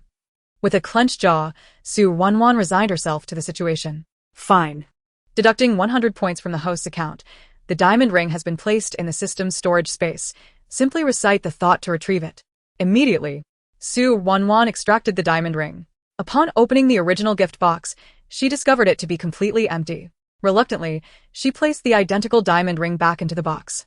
1 minute later, Su Ruoruo successfully returned to her seat in the banquet hall. Upon settling in, she noticed that the nearby seats were already occupied. Yet Lucius had yet to return. As she listened to the distant commotion, it became evident that the time had arrived. The esteemed Prince Su stood on the elevated platform with several beastly husbands, delivering some customary words of gratitude to all the guests in the hall. A wave of anxiety washed over Su Ruoruo. Lucius had mentioned he would be gone for 10 minutes, yet it had been well over that time. Where could he be? Just then, a gentle breeze brushed against her, and as she turned, she found Lucius had returned to his seat. She noticed that his breathing was somewhat labored, and beads of sweat adorned his forehead. Digging through her bag, she retrieved a pack of tissues and handed one to Lucius to help him wipe away the perspiration. He paused for a moment before accepting the tissue, using it to dab at the sweat on his brow. "Why are you so drenched in sweat?" "After purchasing the gifts, the elevator malfunctioned, and I had to run down via the fire escape." Upon hearing this, Su Ruoruo felt a pang of guilt. Lucius had suffered due to her carelessness. Otherwise, he would not have endured such hardship. "Ruoruo, it will soon be our turn. Given the esteemed status of the prince, please remain quiet to avoid saying anything that might incite public ire. We merely need to present the gifts to the princess side." Su Ruoruo nodded gently in response to Lucius's gentle reminder. 10 minutes later, after Prince Duoxiu concluded her speech of thanks, she, clad in a resplendent red Lolita-style dress, began to approach Su Ruoruo's table. Beside her stood her beastly husband, Jingjun, with several warrior-level beast men positioned behind her for protection. From a distance, Su Ruoruo gazed enviously at the 5 beastly husbands accompanying the prince. In this interstellar world of beast men, women were afforded such status. In the Blue Star world, if she were to go out with 5 boyfriends, she would be immediately labeled a heartbreaker or a promiscuous woman. Lucius, noticing Su Ruoruo's envious gaze, furrowed his brow. "Host, Lucius's favorability rating is at 5. Current favorability stands at 18. Upon hearing the system prompt, Su Ruoruo quickly retracted her envious stare. She turned to face Lucius, feeling somewhat perplexed. Just moments ago, he had agreed to her proposal, yet now his favorability seemed to have diminished. The male heart, indeed, was difficult to fathom. As she gazed at Lucius's chiseled profile, her earlier envy towards Prince Duoxiu dissipated swiftly. 5 beastly husbands may seem like a considerable number, yet their quality was rather mediocre. In stark contrast, Lucius was undeniably the most handsome man on Blue Star. A single Lucius equaled countless interstellar beast men. Not to mention, Lucius was also a beast king. While Su Ruoruo was lost in her thoughts, Prince Duoxiu reached the table where she and Lucius sat, halting beside them. The 6 females at the table promptly presented their gifts. Jingjun, the prince's husband, approached the table and instructed the 6 females, "Open your gift boxes." The 6 females exchanged glances with the prince's composed demeanor before opening their prepared gifts. "Wife, Heimei presents a card worth 10, 000 star coins. Haiten offers a natural pearl necklace. Zhongjun recited the names of the females alongside the gifts they presented. A smile graced Prince Duoxiu's lips as she remarked, "The Heis are quite commendable." Upon hearing the prince's praise, Heimei and Haiten's faces lit up with delight. Su Ruoruo, witnessing their unsettling smiles, nearly sputtered the water she had just sipped. Their grins were unnervingly eerie. It would have been better had they not smiled at all. The names of the two troublesome sisters were indeed quite absurd. One was called Heimei and the other Haiten. Their parents had certainly chosen names that resonated well with their overall image. Just as Su Ruoruo finished her internal monologue, she suddenly noticed Prince Duoxiu approaching her table. Oh no! Could it be that Duoxiu intends to inspect the gifts at their table? With over 100,000 beast men attending this banquet, the prince would likely only conduct a random check to see if anyone was attempting to take advantage of the gifting process. Su Ruoruo felt entirely confident in the gift prepared by the system, a magnificent diamond ring. Who wouldn't he appreciate such a treasure? However, Lucius had originally intended to present her with a mental energy crystal, which had now transformed into a grand diamond ring. Su Ruoruo blinked, feeling inexplicably guilty.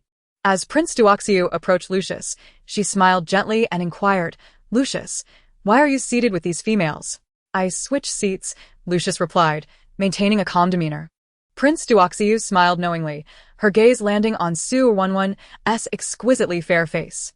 Was this for Su Ruoruo's sake? "There is no need for you to be anxious. I have heard about the earlier incident. Su Ruoruo, you're fortunate to have won Lucius as affections. He is the youngest and most promising male on Blue Star, destined to become the next Beast King. Do not let him down." At Prince Duoxiu's words, an unnamed flame ignited within Su Ruoruo's heart. Why would she ever become the kind of woman who disappoints others? Furthermore, Lucius was remarkably exceptional, and the original host was not lacking either.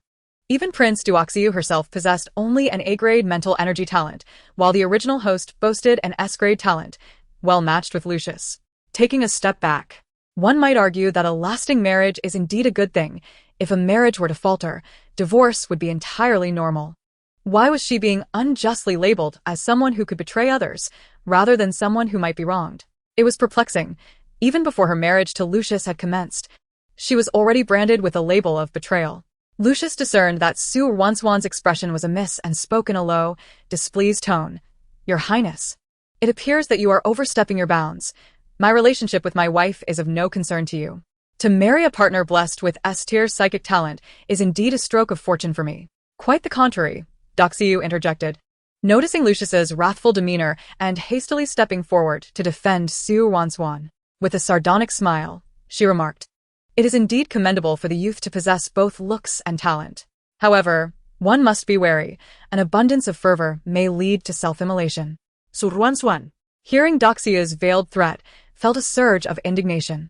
It was precisely because her exceptional talent was undermined by her lack of a prestigious lineage or influential backing that this highborn individual, with the Empress as her ally, dared to utter such slanderous remarks. Though the words were devoid of explicit vulgarity, they ignited an inexplicable fury within her.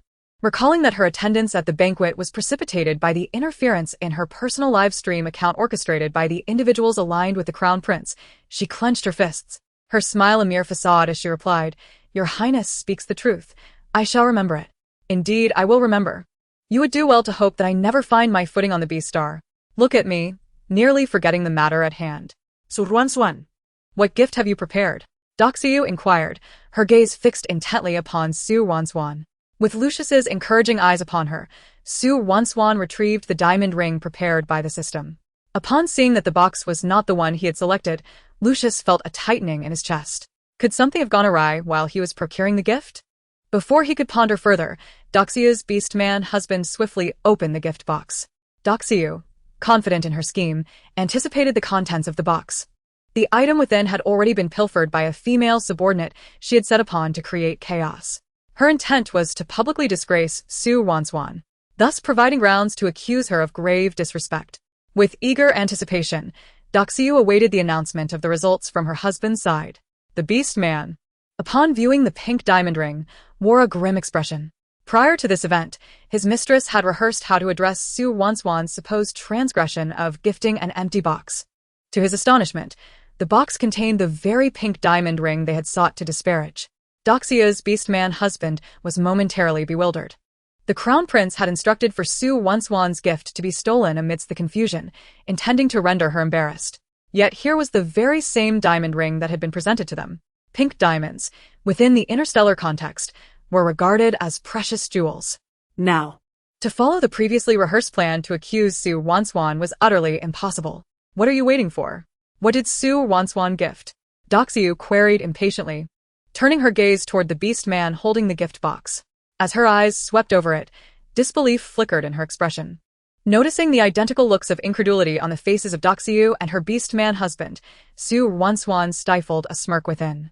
Until now, she had been unaware of who had stolen the diamond ring, and time had not permitted her to inquire with the system. Yet now, she was certain that the individual behind the theft was none other than the crown prince himself. With a subtle smile, she softly declared, "Your Highness, this is the pink diamond ring I wish to present to you. When your little one grows, how splendid they shall look adorning this ring." Chapter 81. The gift. Doxia's astonished gaze faltered for a moment before returning to normalcy. With a faint smile, she addressed Su Ruoruo in her shrill voice. "Indeed. I quite like the gift." Su Ruoruo refrained from responding, merely standing with a composed smile. Although Lucius was perplexed by the gift, he maintained a calm demeanor in the presence of numerous onlookers.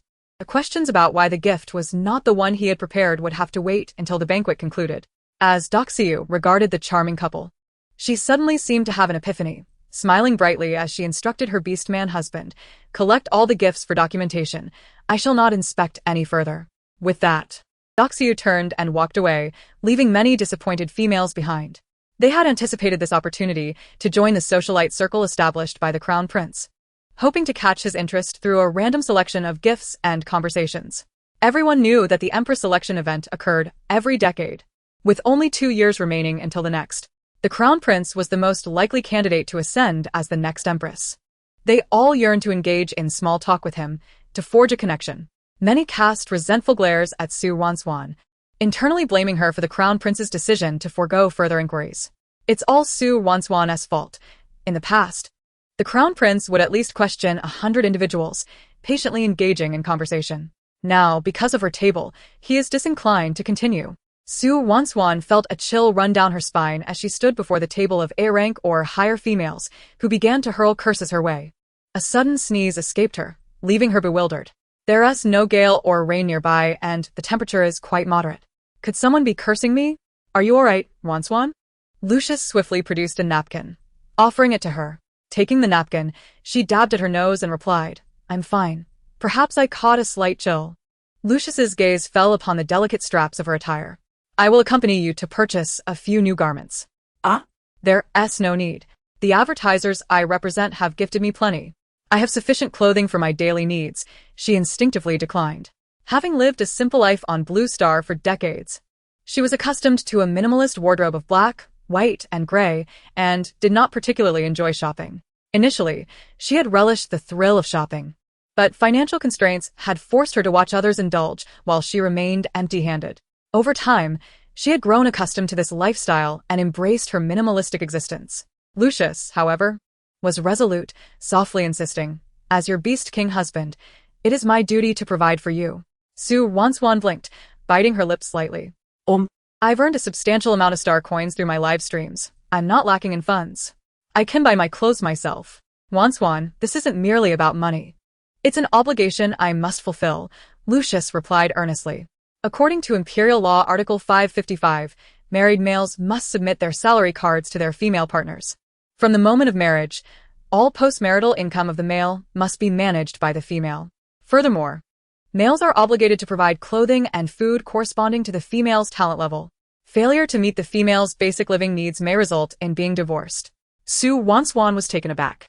On Blue Star, if a woman were to make such demands of a man, she would be mercilessly criticized and labeled as materialistic or mercenary.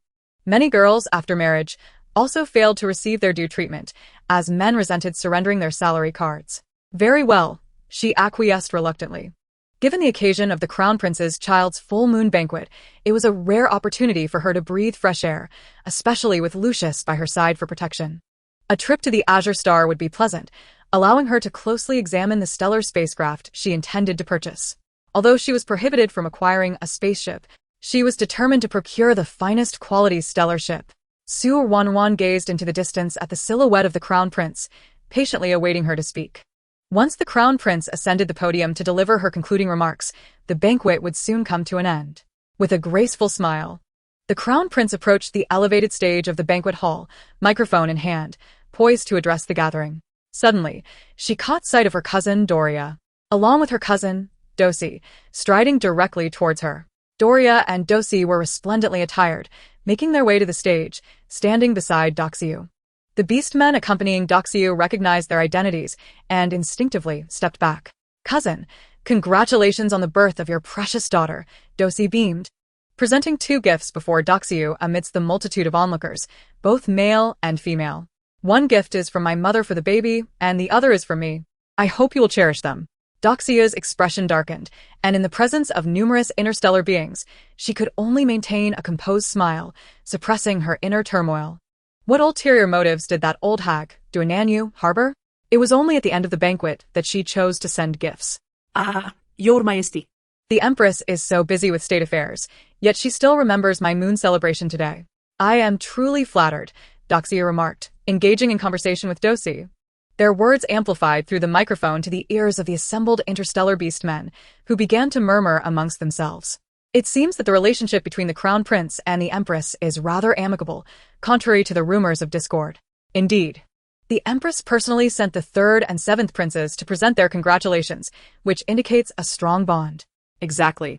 If the rumors were true, and the Empress and the Crown Prince were scheming against each other for the throne, how could she allow the 3rd and 7th princes to deliver gifts? Who could argue with that? They are, after all, direct descendants of the Duo family. Their blood ties run deep. Su Ruoruo silently listened to the discussions around her, a faint smirk gracing her lips. History is replete with examples of a general's success wrought by the bones of many, and an emperor's ascension marred by the suffering of others. Countless tales from the annals of time led Su Ruoruo to doubt that the Crown Prince could truly coexist harmoniously with her rival, Doria. Wait a minute, Doria? Could it be the very same Doria who frequently disrupted her live streams, playfully instigating others to berate her? If so, that would be exceedingly childish. How could such a naive girl compete with the seemingly cunning Crown Prince for the position of Empress? Perhaps they merely shared the same name. Su Ruoruo observed with quiet contemplation, awaiting the conclusion of the pleasantries on stage. "Cousin, this is a gift I have prepared for you," Doria said with a sweet smile, extending the present meant for Doxiu. Doxiu first handed the gift she held to the Beast Lord behind her before accepting Doria's offering with her own hands. "Thank you, Doria," Doxiu replied with a smile. However, upon hearing Doria's next words, her meticulously made-up face suddenly darkened, an ominous storm brewing within her expression. "Cousin, I have wonderful news to share with you today. I broke through to S-rank mental power yesterday." "Haha, are you not happy for me?" Doria exclaimed, leaning closer to the microphone to ensure all the attendees could hear her youthful voice clearly. "Oh my, the 7th prince has achieved a breakthrough." The murmurs of astonishment swept through the crowd. Doria's advancement was not entirely unexpected. It was rumored that the Empress had entrusted the Azure Star to her for personal use, allowing her to be nurtured by it for years, alongside the Empress's relentless search for items to enhance mental faculties. Doria's success in reaching S-rank mental power was hardly surprising. "I heard that the Crown Prince currently possesses only A-rank mental power. If she cannot break through to S-rank within the next 2 years, she will be ineligible for the election of the Azure Star Empress. That's not our concern. There's still 2 years left." "Yes. I believe it is best to maintain some distance from the Crown Prince. What if the 7th Prince successfully competes for the Empress's position?" "Hush, keep such thoughts to yourself. Do not voice them." Doxia's clouded visage, paired with her eyes that shimmered with a tempestuous intensity, sent a chill down Su Ruoruo's spine. Moments ago, the Crown Prince had seemed jovial, yet now she exuded an intimidating aura, unable to conceal her emotional turmoil in front of so many interstellar beings. In that fleeting moment, Su Ruoruo grasped the reality that the original owner of this body had achieved S-rank mental power, surpassing even Doria. "I can't believe it." The Crown Prince's reaction to her own cousin's elevation to S-rank mental power is so extreme, no wonder she rushed over to confront me earlier. It appeared that the Crown Prince's ire was not solely directed at her, but rather at every potential rival with S-rank capabilities. had the original owner not been sentenced to a fate akin to death upon her arrival. Su Ruoruo shuddered to think how the original had survived those 4 years at the Interstellar University. The Crown Prince, Doxiu, would never allow her to graduate and partake in the Empress election unchallenged. Given the original's mental prowess, who else on Azure Star could rival her? Su Ruoruo increasingly suspected that the original's transformation into a malicious character was orchestrated by a formidable unseen hand. System. I have a question. Ah? Each question from a host costs 100 points. Was there someone behind the scenes orchestrating the original's descent into villainy? Apologies, host, but this system cannot answer that question. Is it because I lack points? I will give you 1,000 points. Help me uncover the truth behind the original's transformation into a villain. Host. It is not that I cannot assist you. I simply lack the authority. If you truly wish to know about the original's university experience, I suggest you visit the Interstellar University. Perhaps you will find answers there. Su Ruoruo felt a wave of frustration wash over her, but suppressed her curiosity for the time being. The original's memories were hazy, only becoming clearer upon encountering the relevant individuals or locations. Particularly concerning the 4 years spent at the Interstellar University, Su Ruoruo could only recall fragmented memories. Perhaps the system was right. Clarity would come from visiting the Interstellar University. However, today was not conducive to such an endeavor, as she had plans to accompany Lucius for shopping. Approximately 2 minutes later, Su Ruoruo lifted her gaze, having returned from her brief interaction with the system. Doria and Dosi had already departed from the banquet stage, their whereabouts unknown. Doxiu, accompanied by 5 beast men, also exited the banquet hall. The gifts presented by the beast men were being carted away in large mobile trolleys. Su Ruoruo gazed at the lavish gifts and couldn't help but marvel at the extravagant nature of interstellar aristocracy. To host a banquet upon the birth of a child and receive such a bounty of precious gifts was a lucrative venture indeed. It was no wonder that many females in the interstellar realm held noble titles in high esteem, as such designations brought myriad advantages. Hosting a banquet could yield remarkable returns. Even more outrageous was that the Crown Prince could manipulate the interstellar live streaming platform to impose a week-long ban on her under the guise of a pretext. Within the banquet, layers of schemes were devised to catch her off guard, ready to deliver a harsh blow for any misstep. Though Su Ruoruo felt immense indignation. As someone of little influence, she could do nothing. What was paramount now was to resume her live streaming, amass wealth, and acquire a stellar ship in preparation for the future. Ruoruo, I will accompany you to purchase some suitable attire for your status. All right. Lucius extended his hand toward Su Ruoruo. Su Ruoruo gently placed her hand in his palm, allowing him to assist her as they departed from the banquet hall. They swiftly arrived at the open-air parking lot behind the hotel.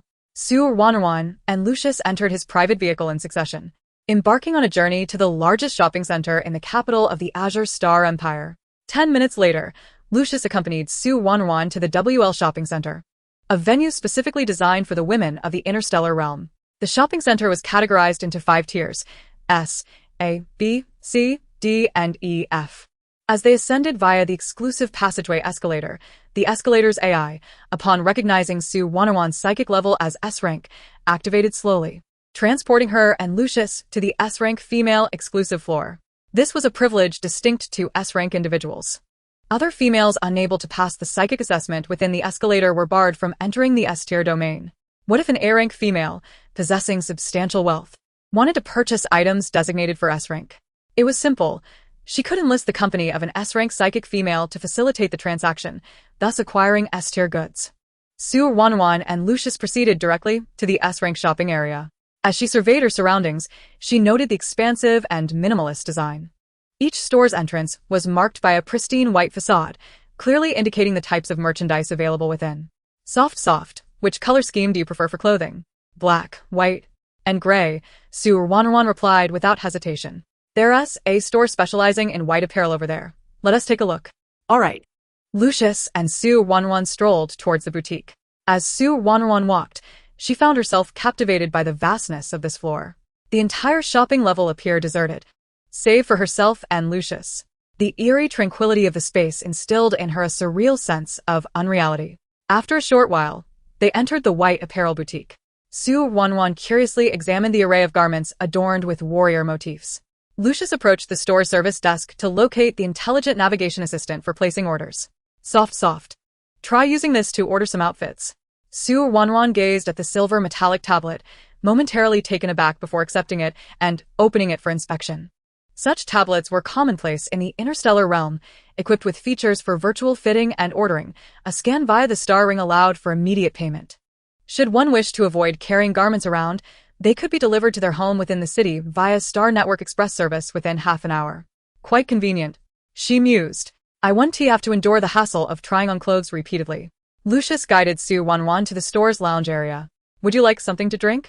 Just plain water, she replied, having little expectation for interstellar beverages. The drinks served earlier at the five-star hotel had been rather unpalatable, making plain water seem preferable. After speaking, Su Ruoruo examined the intelligent navigation assistant in her hands, casually selecting the first item. Upon her touch, the first item, a pure white Chanel-style dress, materialized in a stunning 10D projection before her. Within moments, it simulated her image and physique, showcasing how the dress would appear when worn.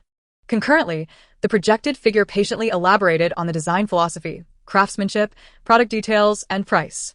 Esteemed rare female, this dress is priced at 1,990,000 star coins. Would you like to proceed with a purchase? How exorbitant! The price of the dress rivaled that of a limited edition treasure available in only 10 pieces across the entire star system, belonging to an A-rank household. This dress merely scratched the surface of the S-rank attire available on this floor. Su Ruoruo struggled to comprehend why this dress commanded such a staggering price.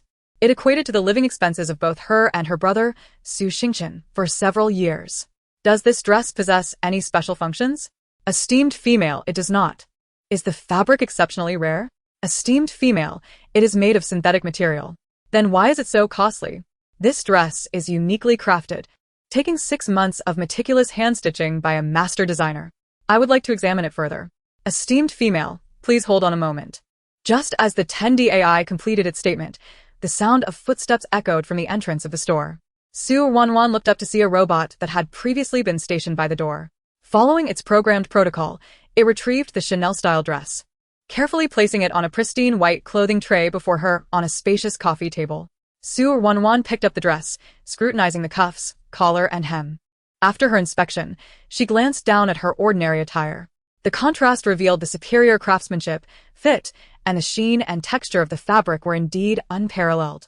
It was evident that wearing this dress, priced at 1,990,000 star coins, would undoubtedly be more comfortable and flattering than her current outfit.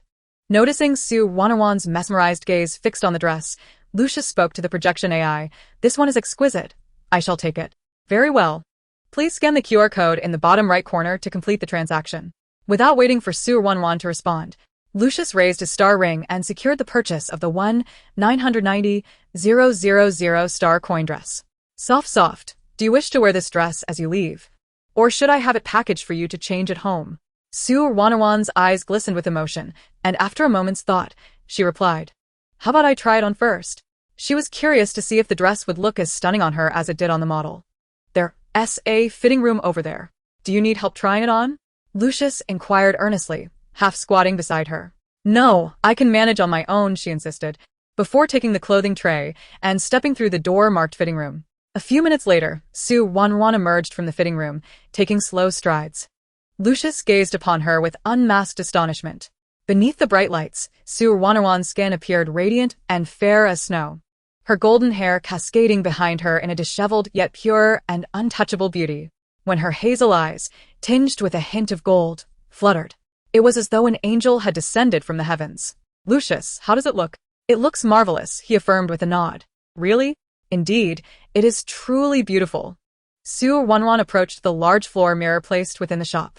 Upon seeing her reflection, she was momentarily taken aback by her own stunning appearance. Oh my! The ancestors do not deceive me. Indeed, the adage held true. Clothes make the person. As soon as she donned the dress, she could barely recognize herself. The purchase was undoubtedly worthwhile. She twirled before the mirror, assessing the impeccable details of the dress. What fascinated her most was the gold embossed logo on the left side of the chest, intricately stitched with fine golden threads, depicting a harmonious symbol, signifying the garment's elite status and uniqueness. Imitations of S-rank clothing were subject to severe penalties by the interstellar court, rendering high-quality replicas and counterfeit S-rank garments exceedingly rare. While some would still dare to replicate S-rank attire, They were destined to fail, for true S-rank garments were one of a kind across the entire star system. Should a female in possession of such a dress discover a counterfeit, she would promptly report it to the Interstellar Anti-Counterfeiting Association for investigation. Nonetheless, these matters were of little concern to Su Ruoruo. She pondered over the abundance of garments in the store, surrounded by a myriad of shops outside, all uniformly dedicated to selling clothing, shoes, and bags. It seemed impractical to acquire too many, as she would not be able to wear them all. Selecting around 30 outfits would likely suffice. Changing into a new outfit each day, she could entrust the care and maintenance to the daily robot, number 77. As she recalled the robot, Su Ruoruo turned to Lucius and said, "I purchased a domestic robot from the maternal and child health hospital. But I left it behind at the Interstellar Hotel. I forgot to bring it along. No rush. Once we finish shopping, I'll accompany you back to retrieve the robot." "All right," Lucius replied. Su Ruoruo found it somewhat astonishing how Lucius's demeanor had suddenly turned amiable. His fondness for her had not evidently increased merely because they had obtained a marriage certificate, yet his attitude was unmistakably different. Chapter 84. Renowned and substantial when she first met Lucius, he had been exceedingly indifferent, seemingly fearful of any association with her. Yet now he was quite considerate. Su Ruoruo speculated that this transformation was undoubtedly linked to their official union as husband and wife. "Ruoruo, you should select more clothing. One set is insufficient for changing. I will cover the entire expense today, and you shall pay?" "That is my duty," she replied, her eyes widening. "Lucius, are you perhaps an invisible second-generation wealthy heir?" Based on the original owner's memories, a Beast King's annual salary was approximately in the millions. For someone like Lucius, who held a higher position, it would not exceed 5 million a year. Here, a single piece of clothing began at 200,000 star coins. Could Lucius truly afford such extravagance? Considering how hard you work for your earnings, I believe I should pay myself. Let this one be your wedding gift to me. Thank you. Hearing this, Lucius felt a sudden wave of indignation wash over him. "Ruoruo, do you look down upon me?" "Not at all. I do not look down on you. I simply empathize with how arduous it is for you to earn a living." Lucius's expression darkened as he replied sternly, "As your rightful husband, it is only natural for me to spend on you. Besides, they are merely a few garments typically worn by females, and I can certainly afford them." Su Ruoruo gazed at Lucius, relieved not to hear the system alert of a decrease in affection. She clarified, "I truly did not mean it that way." Raising her star ring, she opened her personal wallet to reveal, "I recently earned over 200 million star coins from live streaming by promoting food recipes. After purchasing the robot, I still have over 100 million star coins left, and the income from the live sales will return to me in 3 to 7 days. Your annual salary is roughly 100 to 500 million star coins. Spending here could easily deplete your wallet." Lucius chuckled lightly. "Who told you my annual salary is 100 to 500 million? Well, There is a post on StarNet claiming that Beast Kings earn around 100 to 500 million, while Diamond-level Beast Warriors earn between 10 to 100 million, and those below Diamond-level average under 100,000. I am not an ordinary Beast King." Lucius's perfect lips parted slightly. "Ruoruo, I am a child of light, possessing a luminous body and an affinity for light. An ordinary male requires over a century of cultivation to become a Beast King. Unlike them, I do not need to intentionally cultivate. My body naturally absorbs the elemental light from the universe." Su Ruoruo widened her eyes in sudden realization. No wonder Lucius ascended to be a Beast King at such a young age. It was due to his extraordinary constitution. Your abilities aren't tied to your finances, are they?" "Of course they are. I possess a rare talent in the light attribute. The Empress invites me periodically to treat the Beast Warriors fighting against the insect race. For each session, I earn no less than 100 million in compensation." Su Ruoruo gazed at Lucius in disbelief. She had stumbled upon a golden goose capable of generating immense wealth. If she were to marry a few more capable beast husbands, what effort would she need to exert? She could simply indulge in luxury. "Shouldn't you be working at the interstellar court, given your aptitude for earning?" Lucius seemed to grasp the confusion in Su Ruoruo's gaze. And before she could inquire, he explained, "Each year, interstellar males are required to spend a month on the insect battlefield, as per regulations. The repulsive residue from the slain insects is unpleasant, which is why I opted for a different way to contribute to Blue Star. So, if you don't work, you must fight on the battlefield each year?" "Indeed. And how long do you work each year?" 1 month. So, you effectively only work 1 month a year. And you just happened to be encountered by the original owner during that time. Had she missed this month, she would have never met a man of your caliber. Ruin soft. Feel free to choose whatever you wish today. All will be on me. Upon hearing Lucius's explanation, Su Ruoruo felt reassured. This is your own free will, remember. I am not coercing or threatening you to spend. Of course, it is my own choice. Then you must not speak of me behind my back as being materialistic. Lucius chuckled. Only those incapable males would deem a female spending her own money as greed. Su Ruoruo took a sip of the chicken soup Lucius had brought her. Feeling a warmth envelop her. The soup was incredibly delicious. However, she still believed that a girl should possess her own skills. She would not forsake her live streaming career, at least not until she left Blue Star. Su Ruoruo picked up the smart navigation tablet and continued selecting her preferred clothing. Soon, she had chosen 9 white outfits, all elegantly simple and in line with her tastes. 10 garments totaled 3 million star coins. Lucius did not even blink as he swiftly scanned to make the payment. Please deliver these garments to the Interstellar First Maternal and Child Health Hospital, VIP Room 1212. Recipient. Su Ruoruo. Contact. 123XXXXXXXXX. Having arranged for the smart robot to deliver the items to her home, Lucius returned to Su Ruoruo's side, gently taking her hand and saying, "There are still gray and black garments nearby. Let me accompany you to explore." All right. Su Ruoruo and Lucius entered the clothing store to continue their shopping. An hour later, with Lucius by her side, she had acquired 120 outfits. Initially, she had only intended to purchase 30, but ultimately succumbed to Lucius's persuasion. Given that Blue Star and Blue Planet shared similar climates, preparing 30 outfits for each of the 4 seasons amounted to 120 in total. After shopping for clothing, they visited bag, shoe, and daily necessities stores. Su Ruoruo felt immense joy as she discovered numerous beautiful cups and utensils in the daily necessities store. These items appeared almost as works of art. She could hardly fathom how delightful it would be to dine and drink from such exquisite tableware at home.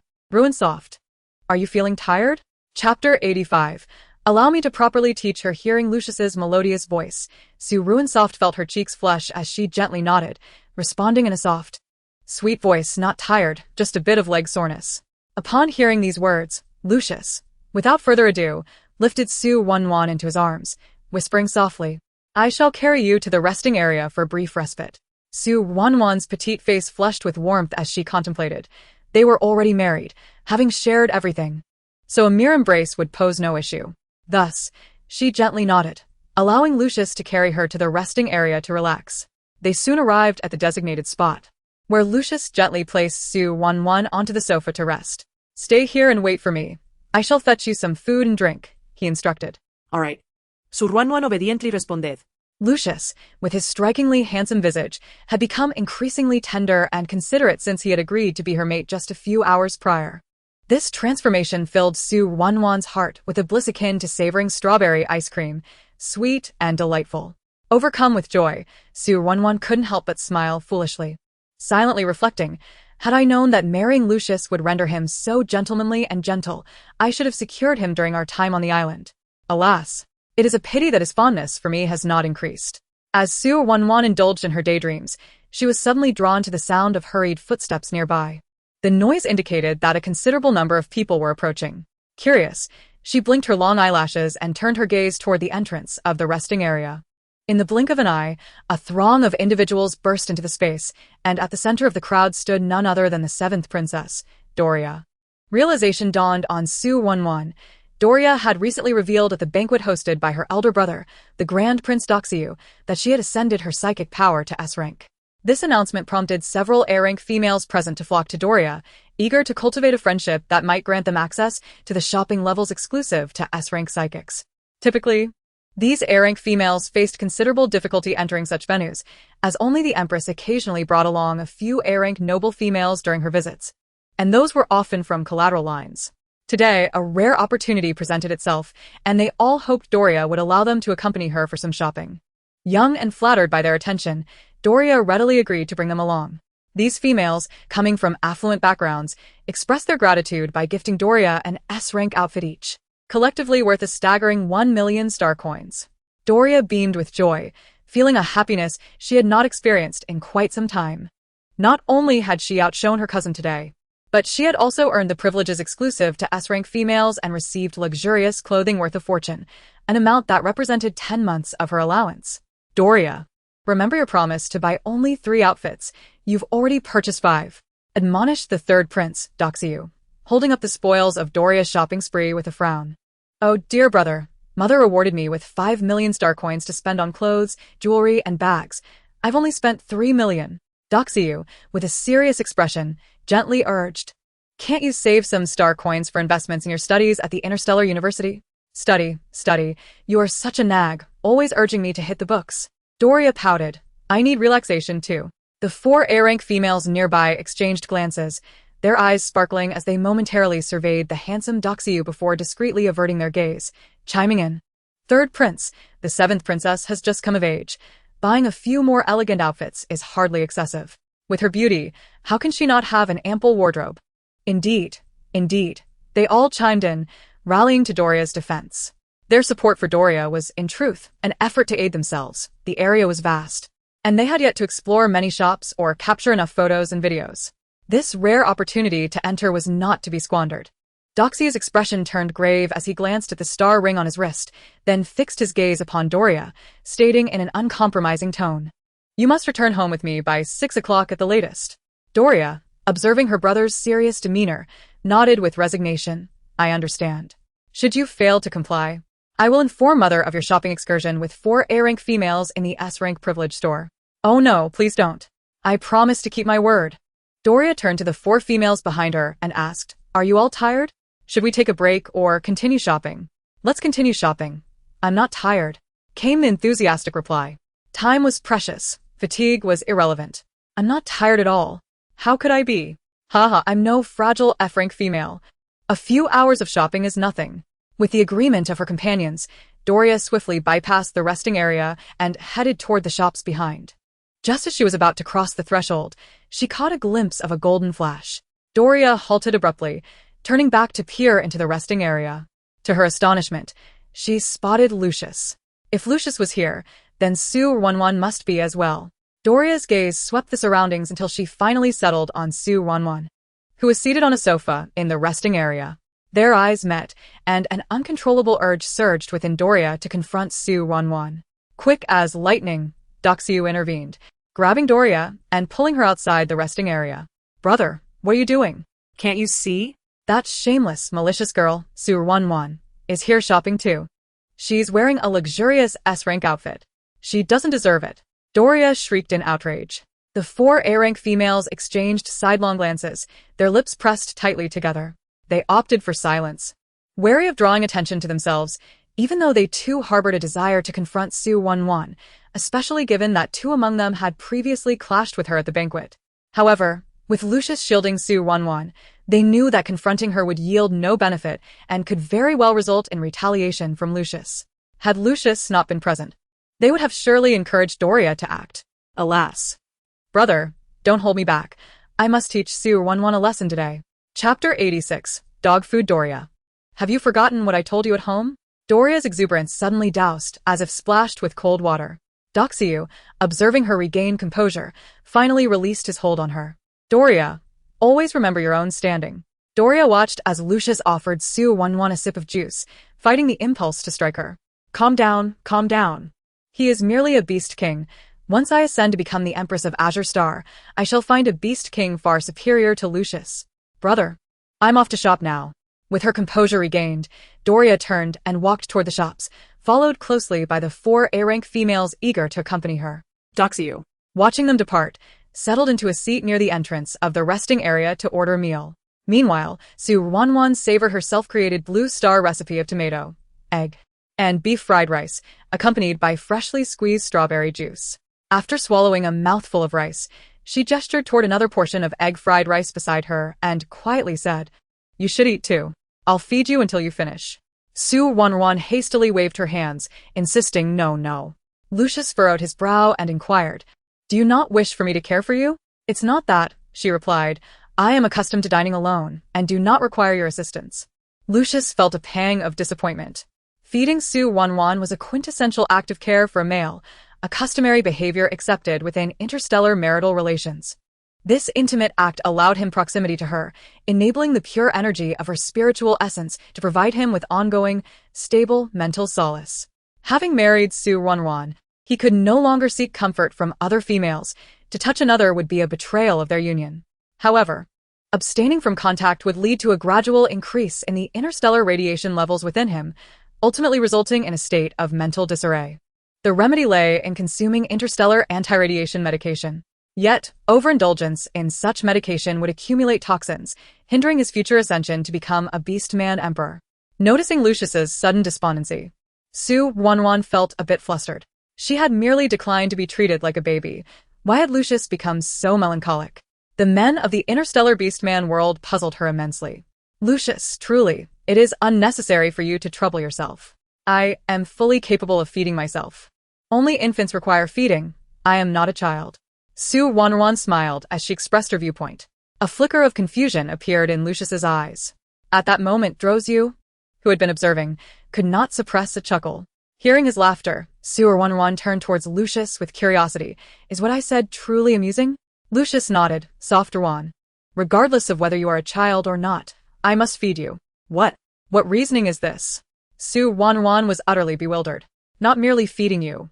Bathing you, changing your clothes, and combing your hair are all considered normal behaviors. It is the absence of these actions that would be deemed abnormal. After hearing Lucius's explanation, Su Ruoruo was left speechless. This was utterly ridiculous. She was not a child, and how could Lucius attend to her every need? It felt far too juvenile. Host.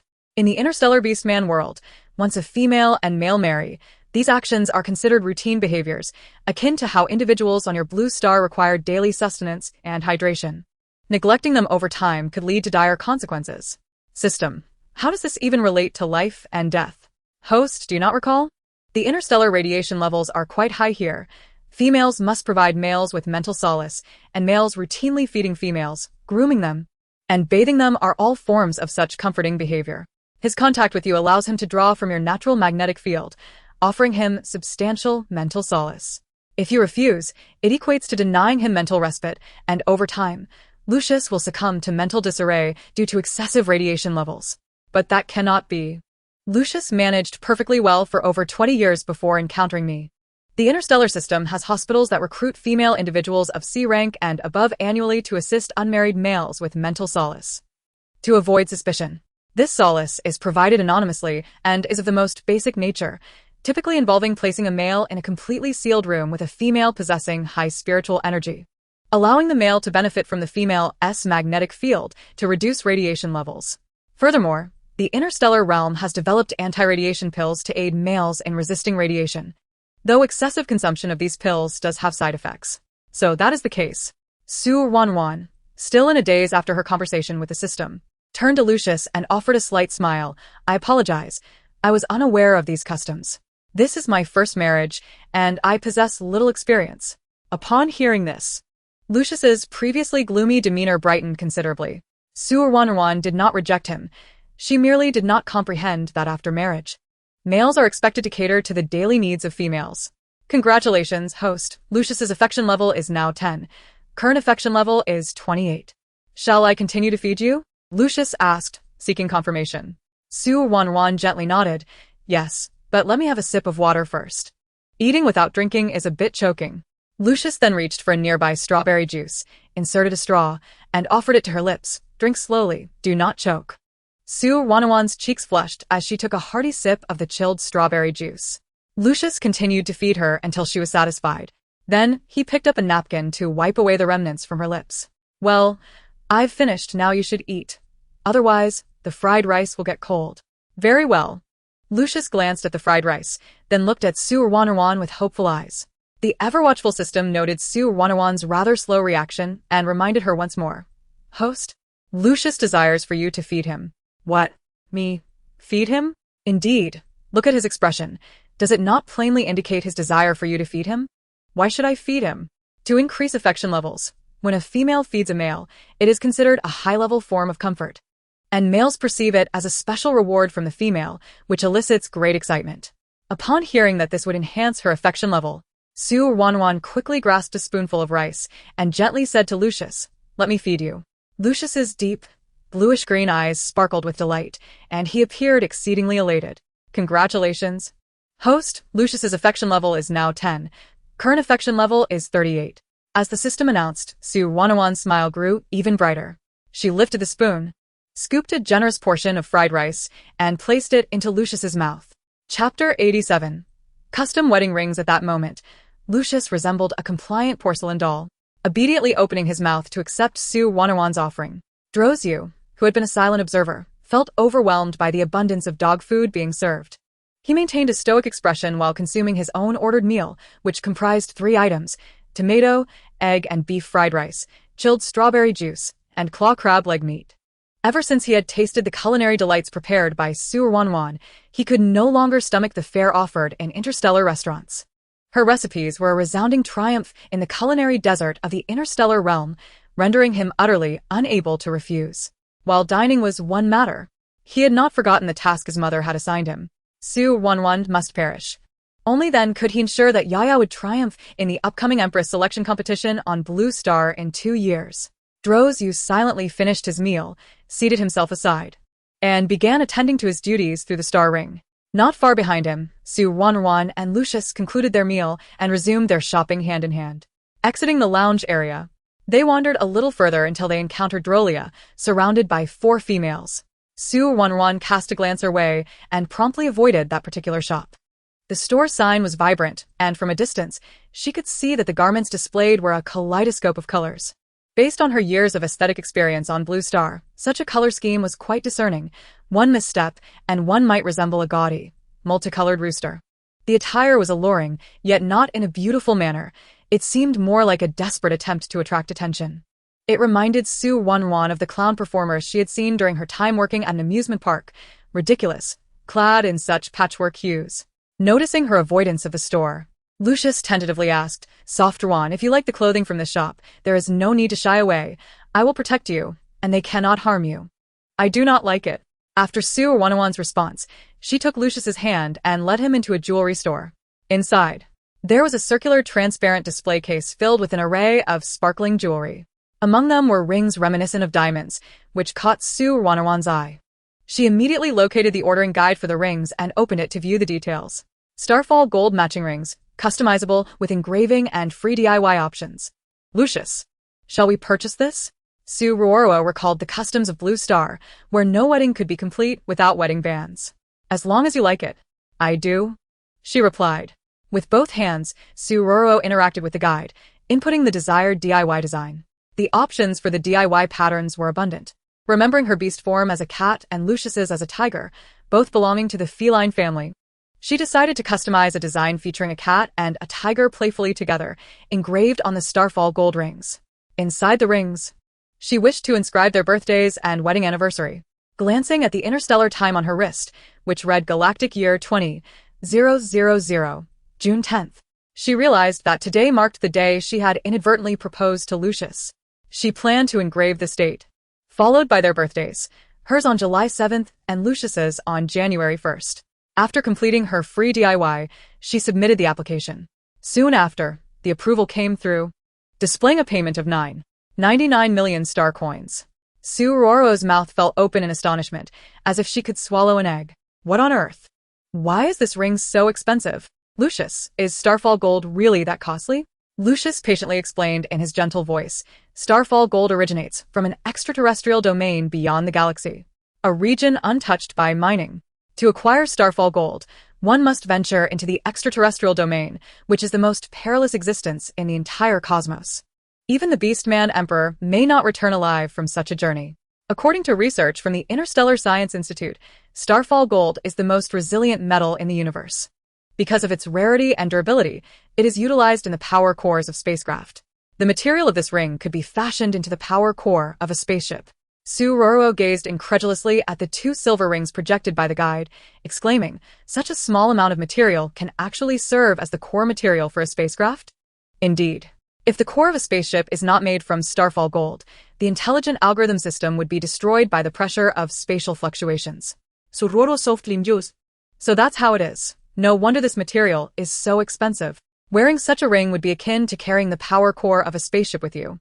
Noticing Su Ruoruo lost in thought, Lucius casually scanned the code, paying the 9.99 million star coins for the 2 rings. After the successful payment, a service robot waiting outside the store promptly entered, opened the display case, and took the rings to the in-store workshop for immediate crafting. Su Ruoruo watched as the robot placed the two ancient-style rings into a machine for engraving.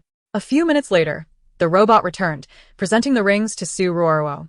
She picked up the box containing the ring and examined one of the rings, where the playful design of a cat and a tiger she had specifically chosen appeared vividly, with a circle of numbers engraved inside. Wait, Lucius, you said Starfall Gold is the hardest metal in the universe, yet it was engraved in just a few minutes. This suggests that the Starfall Gold isn't as hard as claimed? A sudden realization struck Su Ruoruo, leading her to inquire of Lucius. He too fell into contemplation, pondering the nature of the rings. Could they be counterfeit Starfall Gold? Yet, it was improbable for an S-Class exclusive female store to sell fakes. Dear esteemed S-Female, the Starfall Gold DIY utilizes interstellar-specific engraving metallic paint. The patterns and numbers you customized were sprayed using this metallic paint. If you are dissatisfied, you may return to the store at any time for adjustments to the design and characters. The intelligent robot promptly provided an answer to Su Ruoruo and Lucius. Now it made sense. Starfall Gold could not be directly destroyed, yet it possessed high malleability, allowing it to be fashioned into the shape of rings. No wonder the interface of the rings appeared peculiar, with a noticeable gap. Esteemed S-Female, the gap exists to accommodate potential adjustments to your finger size, ensuring that in the future, changes in weight do not render the ring ill-fitting. Should you desire to fill the gap seamlessly, our store can immediately fill it with a metallic material that matches the color of Starfall Gold, ensuring the junction of the ring is flawless. Chapter 88. Returning to study diligently, Su Ruoruo touched the cool, icy ring and marveled at the lifelike images of the tiger and cat.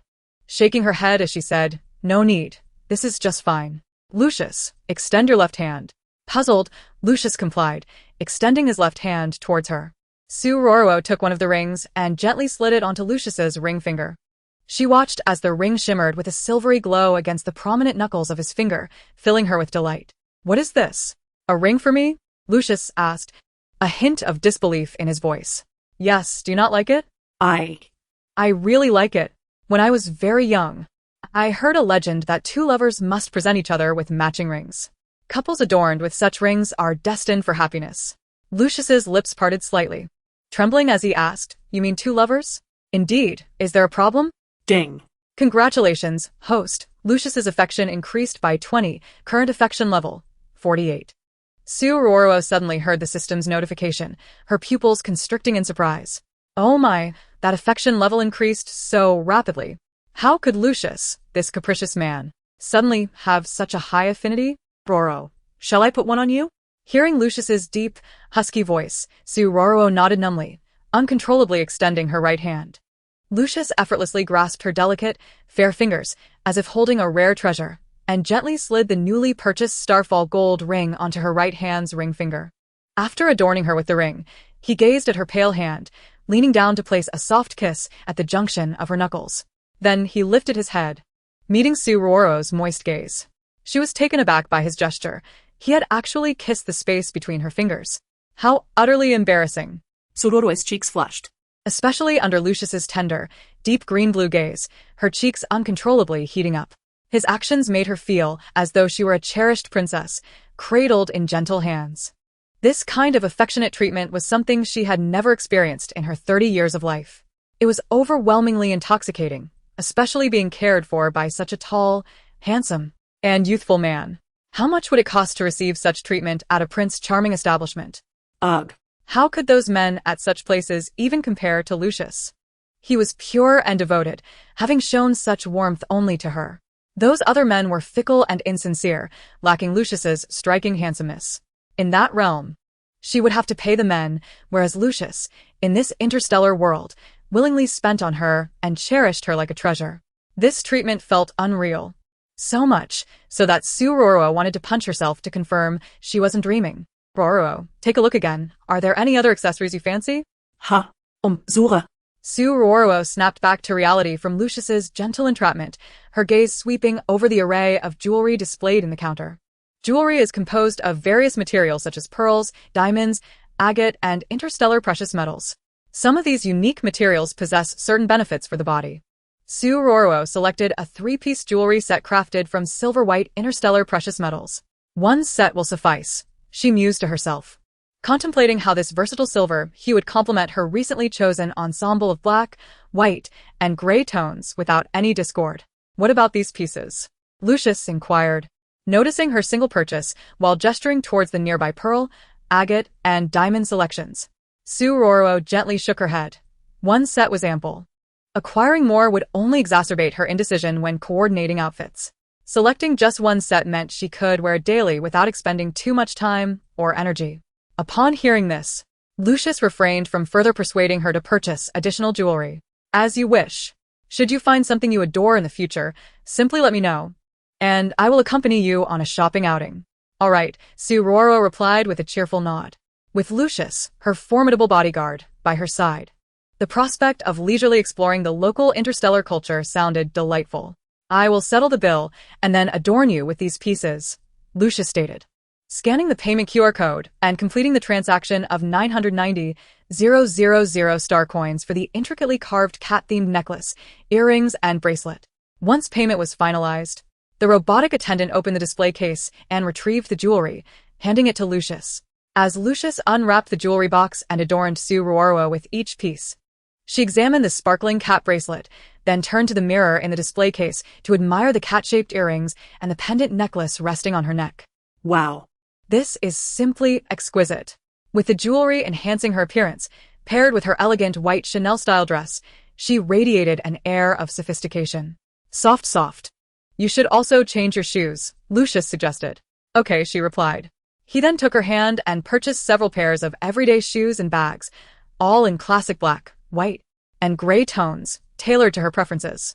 All the items, except for the outfit she wore, were sent via the mall's complimentary interstellar delivery service to the express pickup station at the Interstellar Maternal and Child Health Hospital. Thank you, Lucius, for today, Su Ruoruo said. Glancing at the time, it was already 6 in the evening. She had only 6 hours left for her outing. I am your beast husband. These are my duties. So there is no need to thank me in the future, he replied.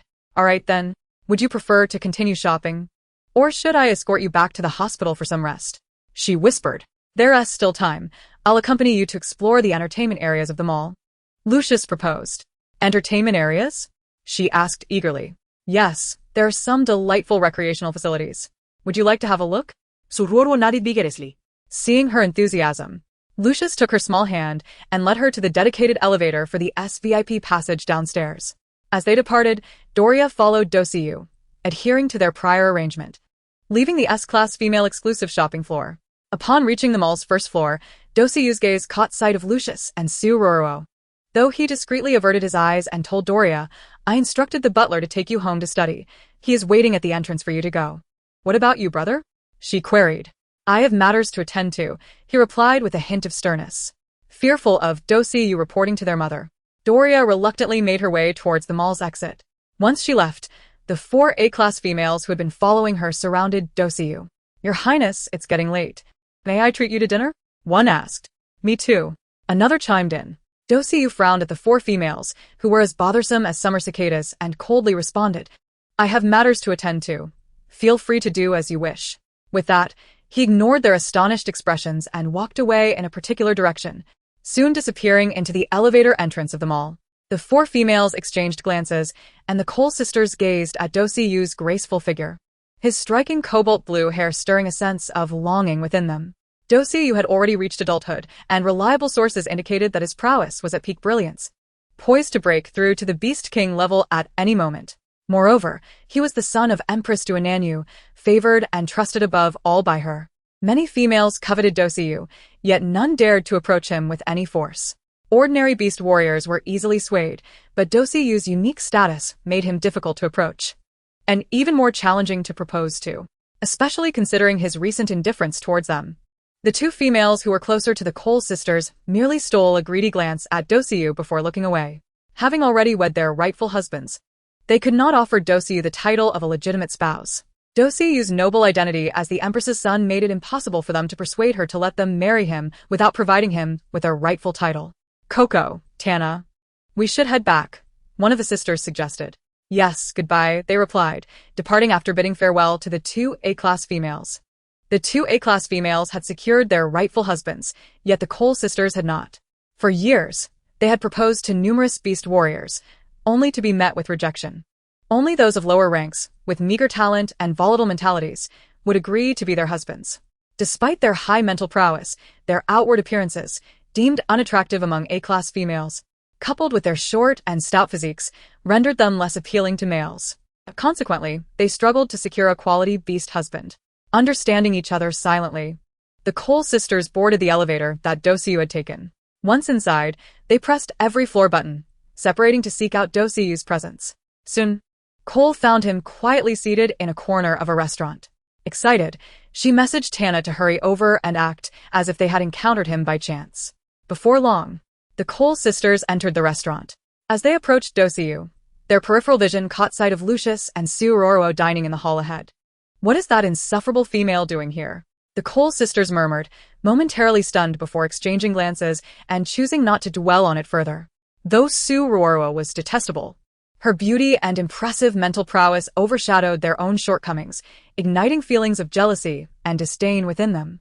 Especially since she had succeeded in marrying Lucius. It left them feeling particularly aggrieved, as they had yet to secure even a single beast warrior.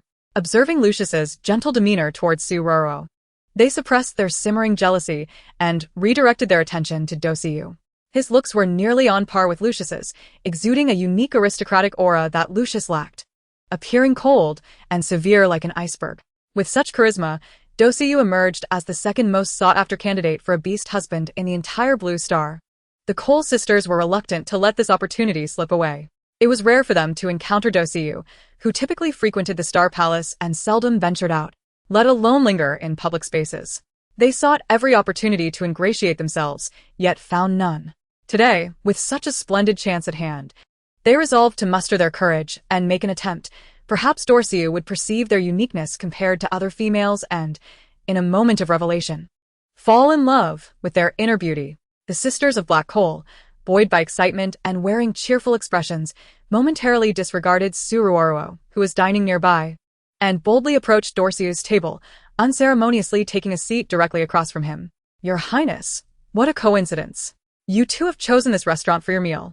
Do Si-yu looked up, his expression darkening as he caught sight of the Black Coal sisters, his brows knitting in discontent. However, constrained by the public nature of the restaurant, he restrained his ire.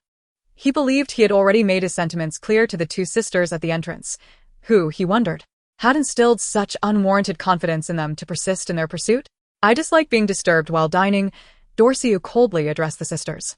Upon hearing Do Si-yu's unrelenting rejection, the once dark faces of the Black Coal sisters were suddenly marred by a blend of indignation and embarrassment. "Sister, the third prince does not welcome us. Let us find another table," Black Coal suggested, pulling her sister Black Charcoal along to a nearby dining spot, still within Do Si-yu's line of sight. As they dined, they occasionally cast furtive glances in Do Si-yu's direction.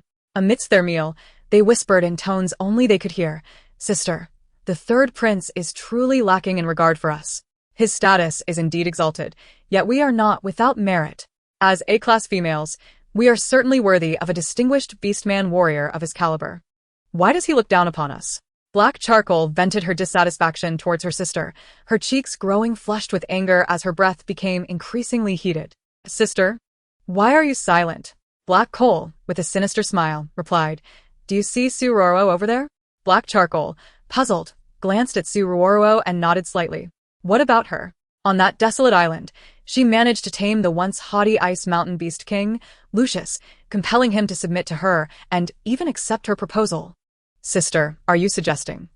Black Charcoal's eyes sparkled with intrigue. "What do you think? Yet, we do not possess such a fortuitous opportunity as the third prince encountering a rare temporal black hole and fortuitously sharing a space with him." Black Coal chuckled menacingly. "Are you foolish? Shift your perspective, and the possibilities will unfold." "How do we do that?" "Listen closely to my plan," the Black Coal sisters murmured conspiratorially. Not far away, Su Ruoruo, accompanied by Lucius, had grown weary from their shopping and decided to dine at this establishment. The evening's menu featured dishes she had recently sold to various interstellar restaurants. While dining, she observed that nearly every table was enjoying the Blue Star delicacies she had developed. Consequently, she realized her live-streamed cooking sessions could soon cease. She could amass a substantial fortune merely by selling her recipes. However, to achieve this, She needed to create numerous recipes and personally demonstrate them in her live sessions to authenticate their origin. Afterward, she could claim these recipes were her own spontaneous creations, thus ensuring everything fell into place seamlessly. Moreover, her live stream would remain impervious to external interference. Selling her recipes would be entirely independent of her live sessions. Even if the Crown Prince or certain individuals from the Blue Star disapproved of her, they could not thwart her plans to purchase a starship. Even if they scrutinized her every move, she could privately negotiate with restaurant owners. She was resolute in her belief that the Crown Prince's influence could not monopolize the entire Blue Star culinary industry. With her mind made up, her spirits lifted. The live stream would require 7 days for approval, during which she would concentrate on culinary development. The entire interstellar realm was a culinary desert, and by creating exquisite dishes, she could earn a fortune while enhancing the happiness of its inhabitants. How could this not be deemed a mutually beneficial endeavor? Lucius, observing her sudden uplift in mood, waved a hand in front of her, perplexed. Ruoruo, what has sparked such joy in you? Ah? It's nothing. She quickly masked her smile, wiping her mouth with a napkin. Lucius, I've finished eating. Please wait here for a moment while I visit the restroom. Of course, Lucius replied, standing to pull her chair back slightly for her ease of movement. Su Ruoruo stood and made her way toward the restroom at the back of the restaurant. Once inside, she selected a middle stall for convenience. Just as she closed the door, she caught a faint, familiar voice from outside. Sister, do you think this will truly work? Of course it will. I just acquired this from the black market at a high price. You will drop it into his juice cup. Today, he has no guards, making it our best opportunity. But he's at the table. How can I manage to slip it in? You need not worry, I have my methods. Just act when the moment is right. But what if we get caught? The Empress would never forgive us. Fear not. This is a blind spot. No one will see us. Su Ruoruo stood silently behind the wooden door, holding her breath until all sound ceased. She hastily finished her business, flushed the toilet, and exited the stall. The voices she had overheard were unmistakably those of the Black Coal sisters. A cold smile crept across her face. She was determined to utilize her live-streaming device to record their nefarious intentions and expose them to the public. After all, these sisters had falsely accused her of theft earlier in the banquet hall and had set a trap to force her into submission. Were it not for her system's assistance, she would have been in dire straits. Emerging from the restroom, she swiftly pinpointed the location of the Black Coal sisters, who were still engaged in conversation with Dorsiu, who remained aloof and unresponsive. Silently, Su Ruoruo passed by their table and returned to her original seat. Ruoruo, are you full now? Yes. Shall I take you upstairs to the female paradise for a bit of fun? Not just yet. Let us rest a while. All right. Su Ruoruo ordered another juice and settled back down with Lucius at their original table. Soon, the juice was served. With a sidelong glance, Su Ruoruo observed the Black Coal sisters, her live-streaming device capturing the surrounding scene. In the live stream, the barrage of comments flooded in at lightning speed. What incredible luck! To witness the Third Prince and the Beast King simultaneously in an official live stream. Indeed, they are both so handsome. What a shame. Lucius is already taken. We have no hope. Don't be hasty. The Third Prince is still single. Who are those two unsightly, plump, dark females clinging to the Third Prince? I know them. They are recognized in the A-class female circle as being both unattractive and troublesome. Unattractive and troublesome? Please elaborate. They are constantly seeking single beastman warriors for marriage, only to be met with rejection, ultimately resorting to marrying those of lesser stature, relying on the countless bronze and silver-ranked beastmasters who venture out to toil, acquiring a substantial amount of star coins to indulge in luxuries. Goodness, those sisters from the Coal-Black clan are surprisingly bold. Isn't that the truth? As long as they are adult male orcs from 18 to 88, these sisters welcome all. Su Ruoruo adjusted her focus to the official live streaming room and noticed the barrage of comments, confirming her suspicions regarding discussions about the Coal-Black sisters. For now, that was all she could do. The sisters, intent on causing harm, were likely acting under the influence of the Third Prince. These daring sisters had the audacity to publicly slander her in the restroom, even enlisting help to stealthily pilfer the gifts from her bag. Administering drugs to the Third Prince was something these two could very well accomplish. By broadcasting them in the live stream, should anything happen to the Third Prince, the investigation would undoubtedly lead back to the sisters. After all, the Third Prince was the beloved son of the Empress, and once she discovered the truth, there would be no escape for these wretched females. Su Ruoruo mused quietly. After some time, she finally departed the dining hall with Lucius. heading upstairs to the female paradise for some amusement.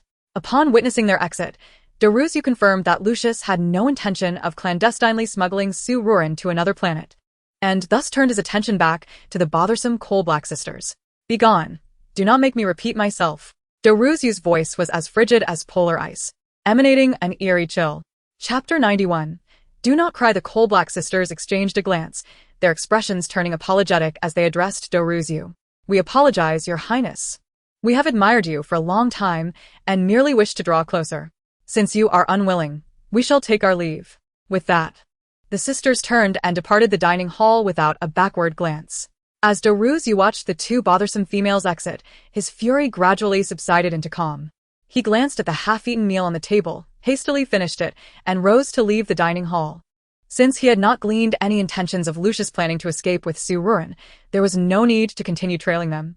He would return to arrange a few covert watchers to follow Su Ruoruo instead. He had not anticipated Su Ruoruo would leave the maternal and child health hospital so soon for a leisurely outing. Today's events were all orchestrated by his dear cousin. Doxia Yu had even sent her an invitation to wander about. Moreover, she had successfully seized the opportunity to propose to Lucius. It was obvious that Lucius would accompany Su Ruoruo to Beast Island.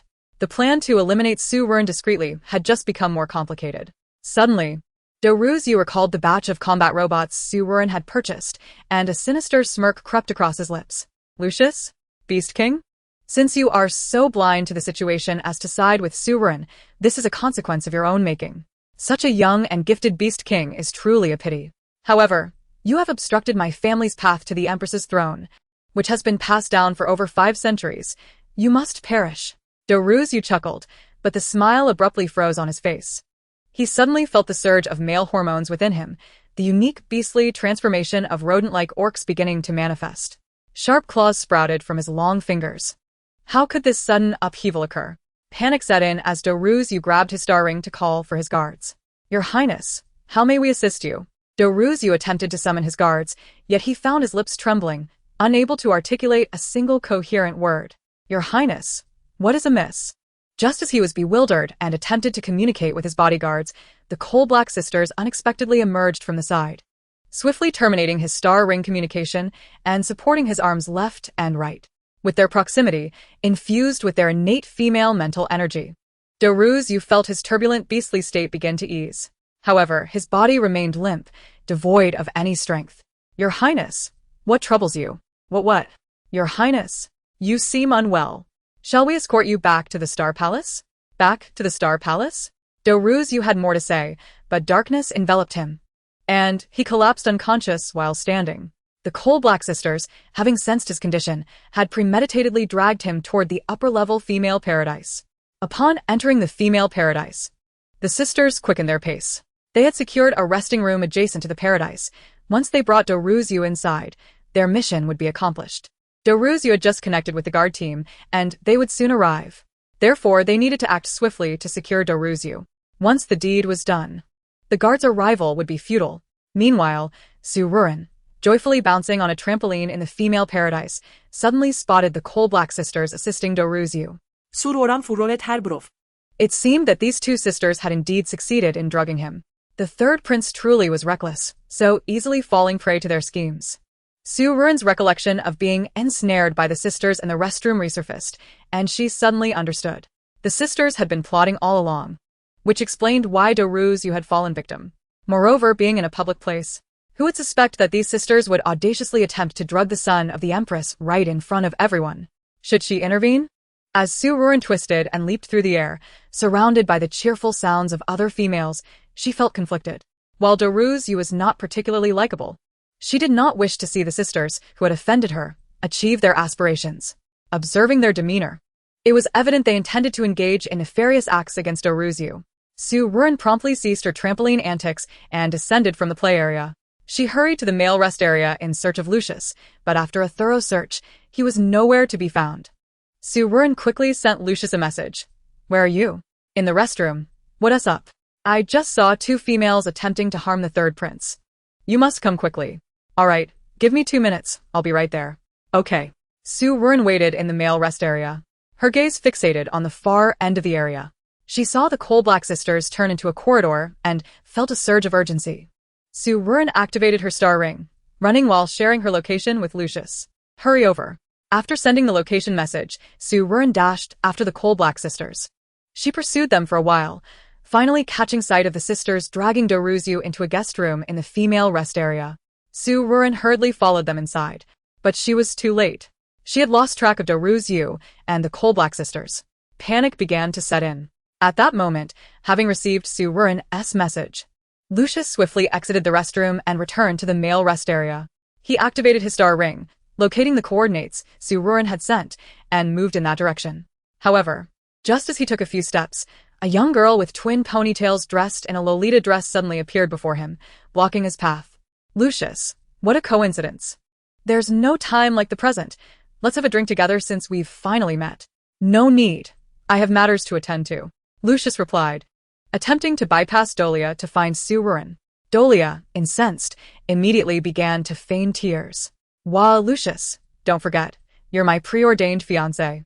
If it weren't for Su Ruoruo's interference, I would have proposed to you long ago. Seventh Prince, please don't cry. Lucius, taken aback by Dolia's dramatic display, found himself at a loss on how to respond. He had never encountered such a situation before. However, Ruoruo was waiting for him ahead. Your Highness, I truly have urgent matters to attend to. Once I am finished, I would be delighted to treat you to a drink. Wailing, oh Lucius, you dreadful villain. Doria immediately dashed after him, collapsing in front of Lucius, throwing herself on the ground, rolling and weeping. Doria's antics left him utterly at a loss. Chapter 92. Meow meow meow 6 Your Highness, please rise. There are other females nearby. Do not disgrace yourself. Unless you promise to treat me to a drink right now, I shall not get up. Lucius, troubled, could only nod in resignation. He led Doria to a nearby restaurant, ordered her a juice, and while she sipped, he quietly slipped away. By the time Doria turned around, Lucius had already vanished. In the female lounge, Su Ruoruo stood before countless rooms, feeling quite overwhelmed. This lounge had been specially soundproofed, rendering it nearly impossible to detect the whereabouts of the Black Coal sisters with mere eyesight. Host, if you spend 100 points, I will reveal the room numbers of those 2 females to you. Click, click. Deducting 100 points from the host's account, the 2 females are in room 1314. Upon hearing the system's voice, Su Ruoruo immediately made her way there. The lounge was particularly expansive, and it took her several minutes to locate room 1314. This room was situated on the 13th floor, number 14, within a duplex layout.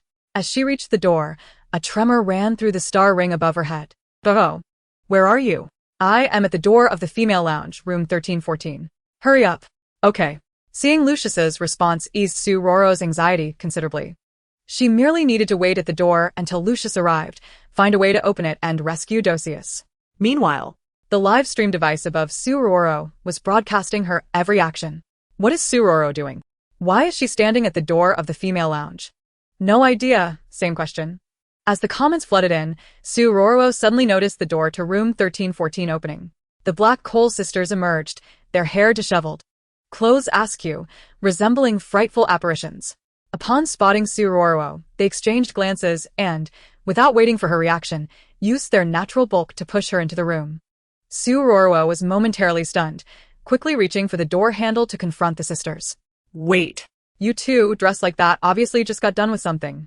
Yet, she had not anticipated that Dosius, despite his splendid exterior, was in such disarray.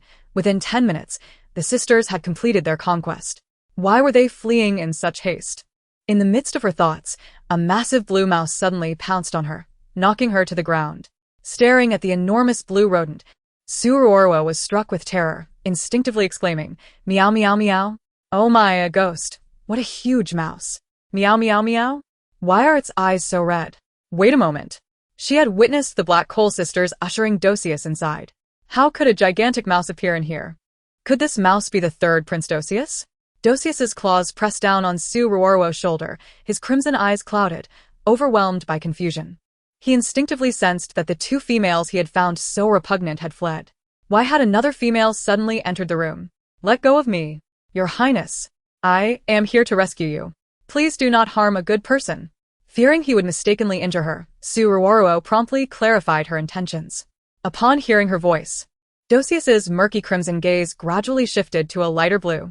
Under the influence of Su Ruoruo's potent mental energy, Dosius's beastly form began to transform into his human shape. As his upper body transitioned from beast to human, the live stream device above Su Ruoruo's head suddenly began to glow red. In the live stream, viewers were engulfed in exclamations. "Oh my goodness, I can't believe I just saw the third prince's true form. The third prince is blue. A blue little mouse. The third prince's physique is stunning. I missed the chance to screenshot. I just captured that. Who wants it? 100 star coins each. DM me. Wait. What are you all doing? Am I the only one who notices that the third prince's condition is off? Su Ruoruo is standing at the door, and the Black Coal sisters suddenly emerge from the room? What on earth is happening?" In the chaotic live stream, discussions continued without pause. At that moment, Su Ruoruo found herself pinned to the floor by Dosius, unable to move.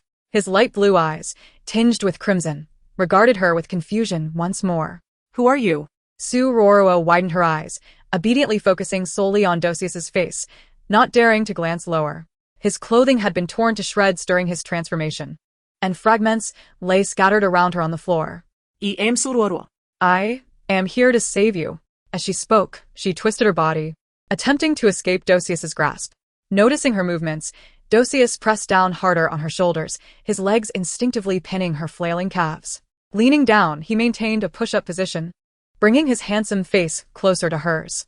As he drew nearer, the male pheromones emanating from him surged rapidly. In the next moment, his light blue eyes, tinged with blood, were once again consumed by crimson. The primal instincts of the male beast overwhelmed him, causing him to uncontrollably extend his sharp claws, tearing apart Su Ruoruo's expensive S-style dress. Stop it. "You brute." System. What is wrong with Dosius? Wasn't he drugged? Why is he suddenly going wild? Host. Dosius was not given a drug, but rather a substandard aphrodisiac from the black market, which is highly unstable and has severe side effects. What? What should I do? Think of something quickly. Su Ruoruo shouted in her mind to the system. "Host, I cannot help you. I am merely a childbirth system. The only thing I can do is ensure you have many offspring, quickly recovering during intimate moments." How annoying! Dosius, hearing Su Ruoruo's cries, bent down and pressed his heated lips forcefully against hers. Oh no! Su Ruoruo was kissed, her eyes widening in disbelief as she looked up to see Dosius's azure hair and the dense lashes above his crimson eyes. Let go. Instinctively, Su Ruoruo opened her mouth to cry for help. Chapter 93. Shameless scoundrels. Su Ruoruo could not help but close her eyes, lost in the overwhelming intensity of Dosius's fierce kiss, entering a state of bewildering trance. Suddenly, the star ring on her wrist emitted a chime. The sound jolted the drowsy Su Ruoruo awake, her eyes widening as she bit down hard on Dosius's tongue, which was wreaking havoc in her mouth. Dosius, caught off guard by the pain, instinctively raised his head, gazing down at Su Ruoruo with a moment of clarity. Let go of me, you scoundrel. As the pain and the taste of blood registered, Dosius's eyes momentarily cleared. Seizing the opportunity, Su Ruoruo dashed toward the door. Just as her hand grasped the doorknob, she suddenly felt a tremendous force from behind. Dosius lifted her dress, threatening to tear it further. In an instant, she felt a sudden darkness envelop her as Dorsiu threw her onto the vast bed in the lounge. Su Ruoruo was disoriented from the impact. Instinctively, she glanced at the star ring on her wrist, immediately intent on connecting to the communication link sent by Lucius to call for help.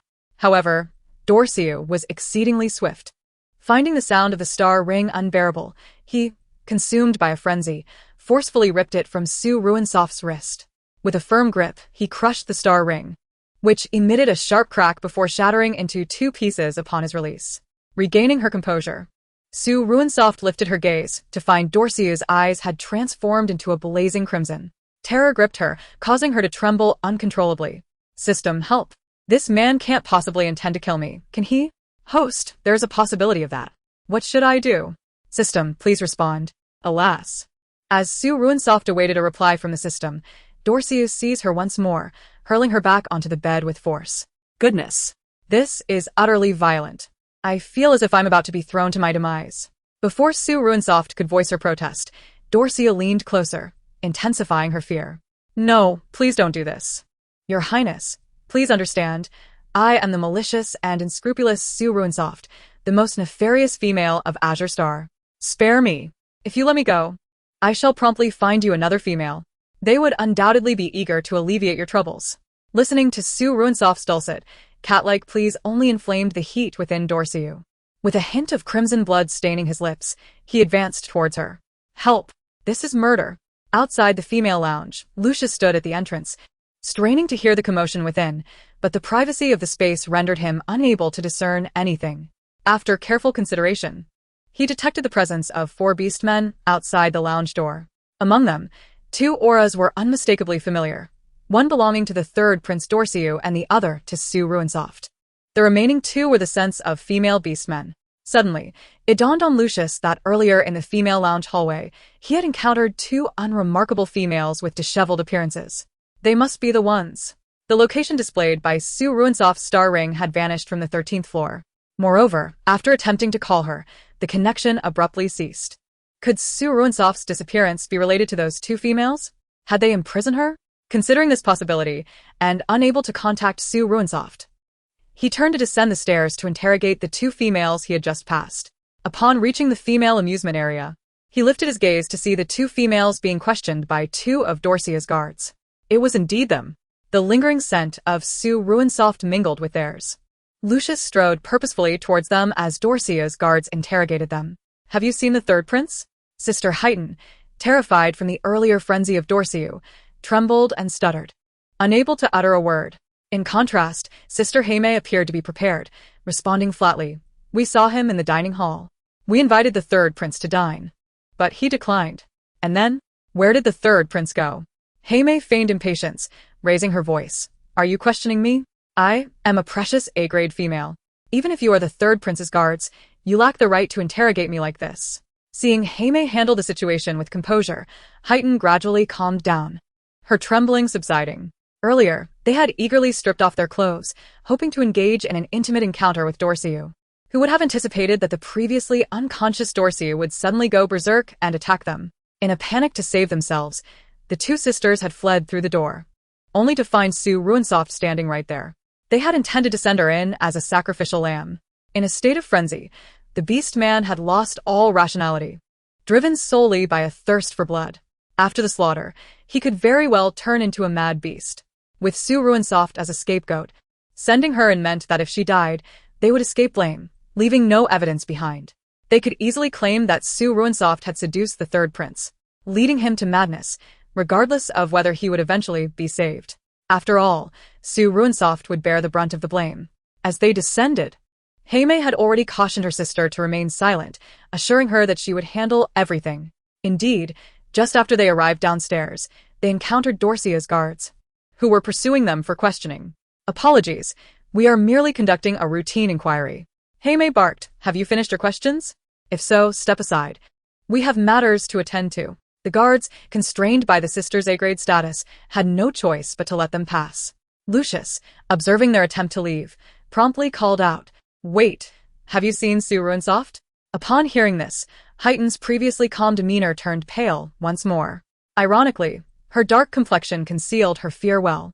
Lucius noted her apparent fright, finding it strange yet unable to pinpoint what was amiss. Heimei stepped forward to shield her trembling sister. Isn't that the Beast King? As for Su Ruoruo, of course. We have seen her, in the dining hall and the female amusement area. Please tell me, where did you last see her? Lucius pressed, already suspecting that the last known whereabouts of Su Ruoruo were linked to these 2 females. Haha, Beast King, let me tell you, Su Ruoruo is not worth your concern. Lucius's expression darkened at her derogatory remarks about Su Ruoruo. He glared fiercely at Heimei. Unjustly insulting an S-grade female grants me the right to detain you immediately. Oh. It's a misunderstanding. I misspoke. Upon hearing the threat of detention, Heighten quickly admitted fault. She glanced at her sister, her eyes darting, and with a forced smile, added, Just now, I saw Su Ruoruo following the third prince in the female amusement area, seemingly trying to seduce him. Impossible, Lucius replied, furrowing his brow. Ah. You won't believe me. You have been deceived by that con artist Su Ruoruo. If you don't trust me, there is nothing I can do. With that, Heimei tugged Heighten and turned to leave. Lucius stood perplexed, unsure of how to proceed as he watched the sisters depart. Nearby, Dorsiu discussed with his guards. The prince is at the pinnacle of his power. Few on Azure Star can harm him. Let us not rush. We should first check the surveillance footage from the mall to see where he went last. Upon hearing this, Lucius's eyes brightened, and he joined Dorcia's guards in heading to the surveillance room to locate Su Ruoruo. An hour later, Lucius and the guards reviewed the footage, revealing the actions of the Heiten and Heime sisters. The guards promptly contacted the interstellar law enforcement team, instructing them to apprehend the sisters at their residence. Returning to the 1314 lounge, Lucius felt a growing sense of foreboding. However, the footage only captured the sisters assisting Dorciu into the female lounge. Afterward, the lounge was outside the surveillance range, rendering them blind to what transpired next. Shortly after their entry, Su Ruoruo followed them into the female lounge. Standing at the entrance, Lucius caught the mingled scents of Dorciu and Su Ruoruo, leaving him in a state of unrest. Could it be?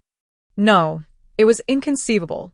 Lucius gazed at the door of the 1314 lounge, a flash of determination sparking in his eyes. He extended his hand and unleashed a surge of light energy upon the door, striking it with force. In an instant, the entire female lounge erupted with a blaring alarm. Warning, warning. The female lounge is under unknown attack. To ensure the safety of the females, the ultimate defense system has been activated. Entry and exit to the shopping mall have been suspended. All entrances are now sealed. Please remain calm. Security personnel are en route to apprehend the suspicious individuals. Lucius stared at the crumpled metal door, completely disregarding the fact that his actions were in violation of interstellar law. He could not afford to ponder such matters. If his suspicions were correct, then Su Ruoruo was potentially in grave danger. After an hour of delay, he feared that if anything were to happen to her, he would never forgive himself. Lucius continued his relentless assault on the metal door, striking it once, twice, thrice. Finally, through sheer determination, he managed to bash a hole in the lock. Your Majesty, what brings you here? The security personnel, arriving at the scene, were taken aback at the sight of Lucius. Lucius shot them a disdainful glare and, disregarding their astonishment, delivered a powerful kick to the door. In a flash of movement, the door was sent crashing down before the astonished security team. This is a reinforced steel door. Truly, the Beast King is unmatched, able to topple even such formidable barriers. The security personnel exchanged glances, hesitating to approach. Lucius coldly commanded, "Step aside."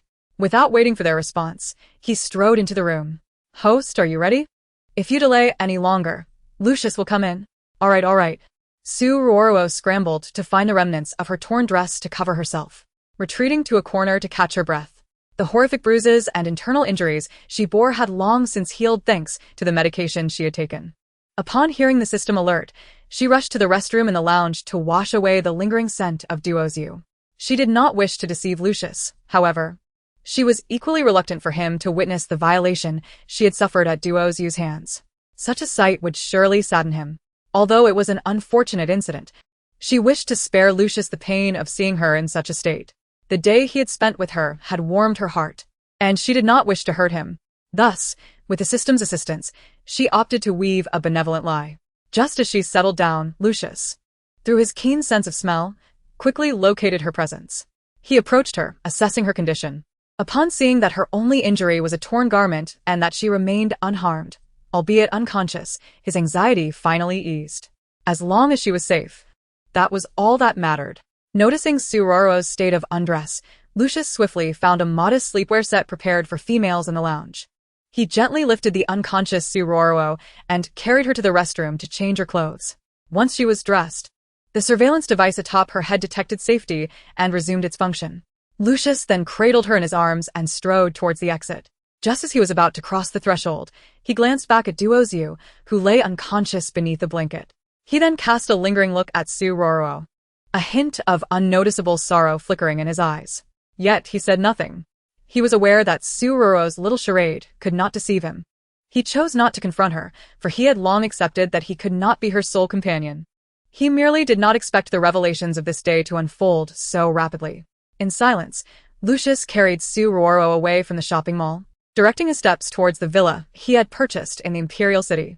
After his departure, the security personnel discovered the unconscious Duoziu and subsequently handed her over to his 2 personal guards. Upon arriving at his villa in the Imperial City, Lucius placed Su Ruoruo gently upon the sofa. He remained silent, unbuttoning his shirt. The surveillance device atop Su Ruoruo's had detected this action and promptly shut down the live stream. He did this to prevent the interstellar audience from overhearing the conversation he was about to have with Su Ruoruo. With a soft sigh, he sat beside her and quietly remarked, "Stop pretending to be asleep." Su Ruoruo was startled by his words. After the incident with the king crab, she had become exceedingly cautious. Not wanting to provoke Lucius, she felt a twinge of guilt as she quickly cleansed herself of duos used sent under the system's guidance. She had also taken the internal and external injury medication to erase all traces of the ordeal. Surely, Lucius would not discover her secret? Chapter 95. The third prince awakens. Su Ruoruo found herself puzzled, wondering where she had slipped up. Yet, she could only slowly open her eyes and offer Lucius an awkward smile. Her words faltered as she faced Lucius's scrutinizing gaze. Feeling a wave of guilt wash over her. "Softy, please do not deceive me, all right?" Lucius's finger traced the bruised lips that bore witness to duos use cruelty. The injury medication could heal wounds, but it could not mend the swelling of her lips. Su Ruoruo had cleaned herself thoroughly, yet from a distance, Lucius detected the lingering scent of duo's you on the bed. The potent aroma of masculinity intermingled with Su Ruoruo's unique femininity, creating an overwhelming scent. As the keen-nosed beast king, Lucius struggled to maintain the facade that nothing had transpired, but it was a challenge he could not overcome. Su Ruoruo blinked, Instinctively swallowing hard before whispering in a hoarse voice, "Lucius." As soon as she began to speak, she hesitated. Her voice was raspy, betraying an undeniable hint of satisfaction. "You and duos, you had relations, did you not?" Lucius fixed his intense gaze upon Su Ruoruo's eyes, awaiting her response. Su Ruoruo's mind began to swirl. Should she divulge the truth? She had done everything possible, guided by the system, to ensure her actions remained undetected. Lucius should not have discovered anything. After a moment's reflection, she ultimately chose to be honest. She nodded gently. "Lucius, it was not intentional." Upon hearing Su Ruoruo's admission, the weight that had burdened Lucius's heart finally lifted. She had not behaved as she had in the past, entangling herself with multiple beast men and deceiving him. This time, she had chosen to be forthright. Over an hour ago, through the surveillance footage, he had already witnessed everything unfold. As the presiding judge, discerning the events from the video was not a challenge. What he sought was Su Ruoruo's honesty, and her response did not disappoint him. "I am already aware. You need not explain. And I have no desire to hear the details of your encounter with the third prince. As long as you are safe, that is sufficient. As for the third prince, you should act as if nothing has transpired." Su Ruoruo was taken aback by Lucius's words. She had anticipated an explosive reaction, a plunge in his affection, and perhaps even the prospect of divorce. Such behavior, if it occurred on Blue Star, would certainly be intolerable for any man. Unbeknownst to her, Su Ruoruo had subconsciously transported the emotional dynamics of Blue Star's men and women into the interstellar realm. Thus, she felt anxious, eager to conceal the truth from Lucius to prevent him from becoming angry or heartbroken. "Lucius, do you not blame me?" Su Ruoruo asked, still feeling a twinge of unease. "This is not your fault. Rest for a while. Later, when the third prince awakens, I will gauge his intentions. If he had not held you accountable, then today's incident would be behind us. Later, you should remain silent and keep your distance," Lucius quietly advised Su Ruoruo on what to be mindful of. Su Ruoruo bit her lip, filled with an overwhelming sense of guilt. The earlier events, unlike her encounter with the king crab, had truly left her wishing to distance herself from the third prince. However, the third prince had lost his sanity, completely unresponsive to reason. For the first time, Su Ruoruo felt utterly powerless, unable to effect any change. This sensation filled her with dread. The hour spent with the third prince was excruciating. His madness terrified her. Upon hearing Lucius's concern, she suddenly could not contain her tears. She reached out to cling to Lucius's arm, sobbing softly. She was not as resilient as she had envisioned herself to be. After more than 30 years, Lucius was the first person who could fully embrace her, who, after she had made a common mistake often committed by interstellar females, chose not to blame her, but instead to inquire after her well-being. Hearing Su Ruoruo's sorrowful cries, Lucius gently patted her back. "Do not weep. The third prince will surely call soon." "Lucius, do you understand what happened? If you are willing to share, I am eager to listen," he replied, cradling Su Ruoruo in his arms, allowing her to curl up against him. "Didn't I send you a message urging you to come quickly?" Yes. "It was the third prince. I saw the Black Coal sisters drugging him. I thought, Being an orc warrior, he would not be easily subdued, so I merely glanced at the live stream. I noticed the sisters were with him, but then I lost focus. However, while I was bouncing on the trampoline at the female paradise, I suddenly saw the Black Coal sisters succeed. Lucius listened intently, a flicker of malice flashing in his eyes. So I informed you to hurry and rescue the third prince. I waited for you at room 1314, but you never arrived. Suddenly, the Black Coal sisters rushed out, pushing and kicking me into a room. Do you know? I have never seen such a large rat, and it was blue. After recounting her experience to Lucius, Su Ruoruo gradually calmed down. Lucius affectionately tousled her hair. It is enough that you returned alive. Everything else is inconsequential. Yet, Su Ruoruo could not hold back her tears once more. Lucius's warmth, his understanding and thoughtfulness, filled her with both shame and regret. Host, please do not get carried away. Lucius is merely a tool. Do not be swayed by his actions. We are in this for physical pleasure. You have been captivated by him. How shall we proceed with our mission? Su Ruoruo could not process any of the system's reminders at that moment. She simply blocked them out. Ruoruo, do not cry. Excessive tears will mar your beauty. Oh. All right, then I shall not cry. Lucius held Su Ruoruo for quite some time until she regained her composure. He poured her a glass of warm water to soothe her throat. An hour later, at 8:30 in the evening, Duosiu, escorted by his personal guards back to the Star Palace, groggily awoke. Upon opening his eyes, he suddenly felt an overwhelming ache throughout his body. Third prince, you are awake? One of the guards hastily approached to support him upright against the bed and handed him a healing potion. Duosiu accepted the potion and drank it in one gulp. After a moment, he felt the soreness gradually dissipating. Your Highness, one of the guards was hesitant, unsure of how to speak. Chapter 96, The Death Sentence. They had heard from the security personnel that when the third prince was found, he was lying in bed. They dared not speculate and instructed the security personnel to keep it confidential while secretly escorting Duosiu back to his residence in the Star Palace. Following the examination by the medical robot, it was determined that the third prince had merely fainted from exhaustion. How did I end up here? Duosiu inquired, confusion evident in his voice as a sharp pain pierced his forehead.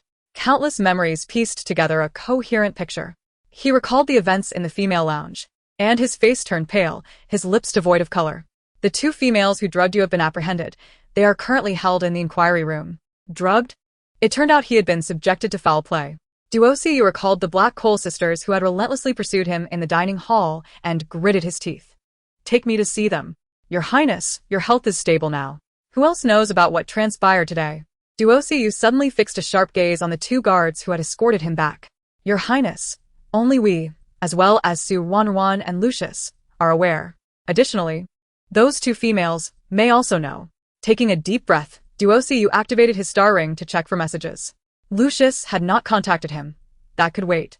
Duosiu threw off the covers, rose from the bed, and coldly commanded, take me to see them. Understood. The two guards led Duosiu to a modest black flying vehicle. Shortly thereafter, they arrived at the interstellar prison designated for the interrogation of offenders. With their assistance, Duosiu swiftly reached the interrogation room where the Black Coal sisters were held. Dressed in a moon-white, elegantly archaic noble-esque loungewear, he slowly entered the interrogation room, taking his seat just beyond a single layer of glass. Upon seeing him, the Black Coal sisters exchanged glances, their limbs trembling involuntarily. No. We cannot admit that we drugged Duosiu. It wasn't he us, it was Su Ruoruo. In unison, the Black Coal sisters resolved to remain silent, refusing to acknowledge their involvement. With no evidence against them, the third prince could do nothing. After all, they were precious females.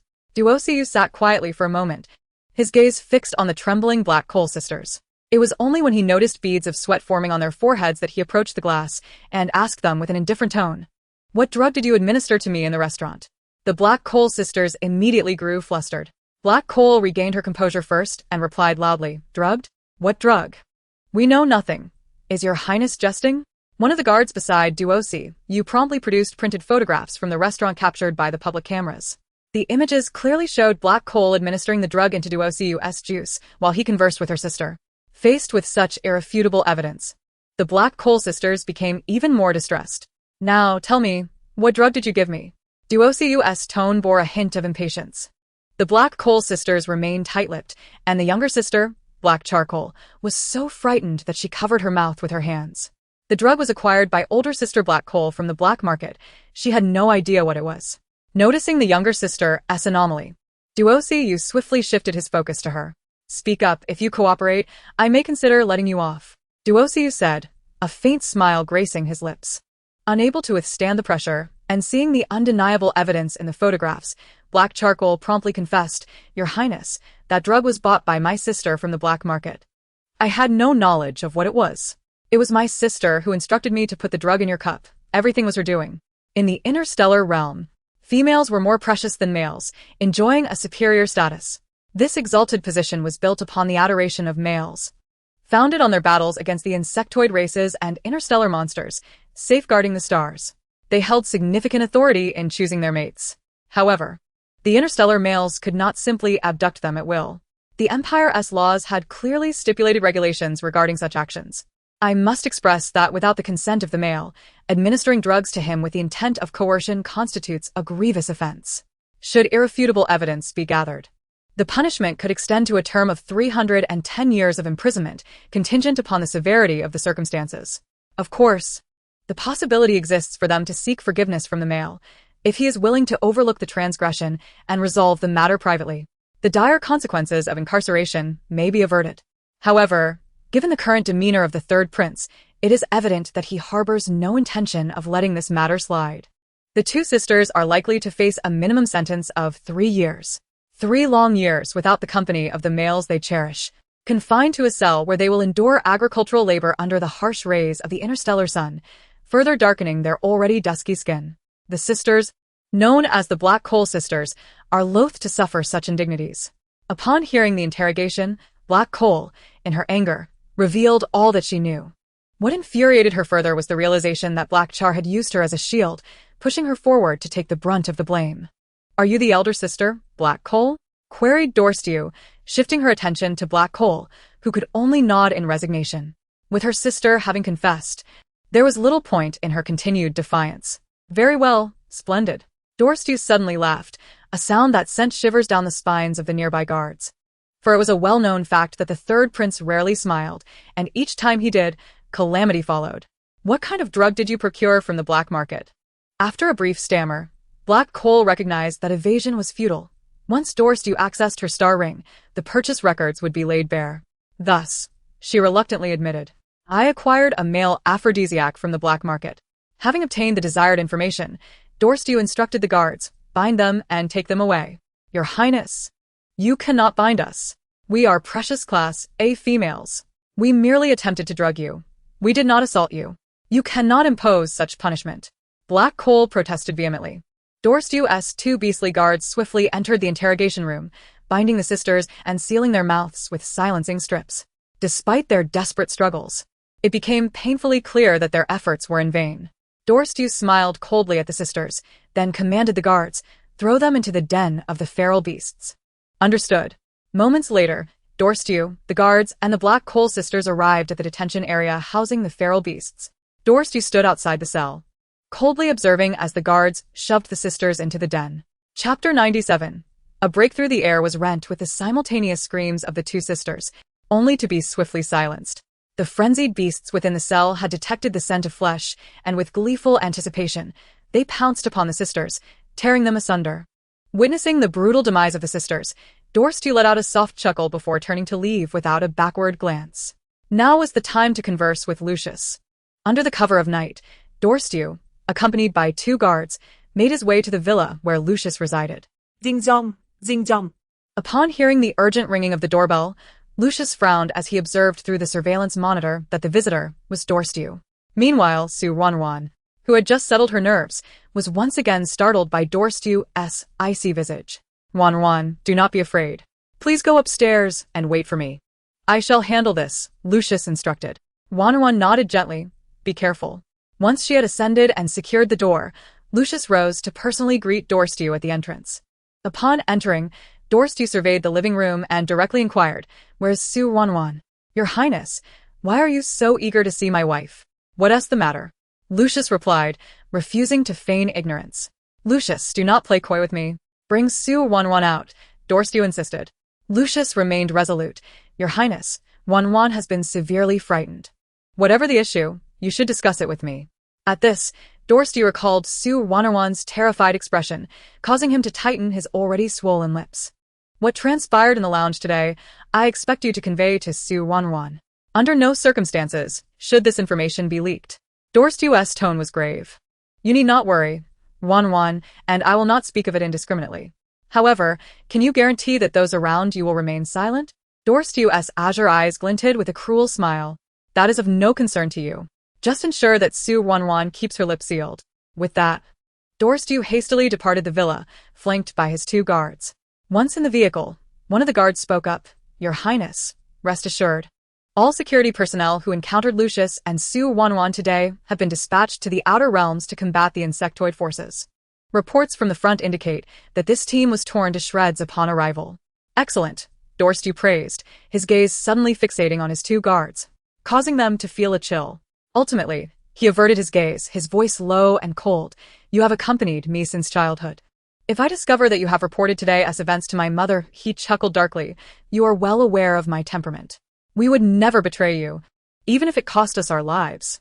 The 2 guards quickly affirmed, recognizing the gravity of their situation. They understood that despite their decades-long bond with the 3rd prince, he would show no mercy when provoked. His temperament mirrored that of the Empress in her prime. Dorstu chose not to dwell on the day's events. As a familiar pain began to throb in his forehead, rubbing his brow, he commanded, take me back to the Star Palace. Understood. 40 minutes later, Dorstu returned to his chamber within the Star Palace. Once the 2 guards had closed the door behind him, the pain in his forehead intensified. A brilliant blue light flickered unsteadily upon his brow. Time seemed to stretch infinitely. Gradually, the blue light transformed into the unique emblem of the Beast King, merging into his forehead. Have I truly ascended to the realm of the Beast King?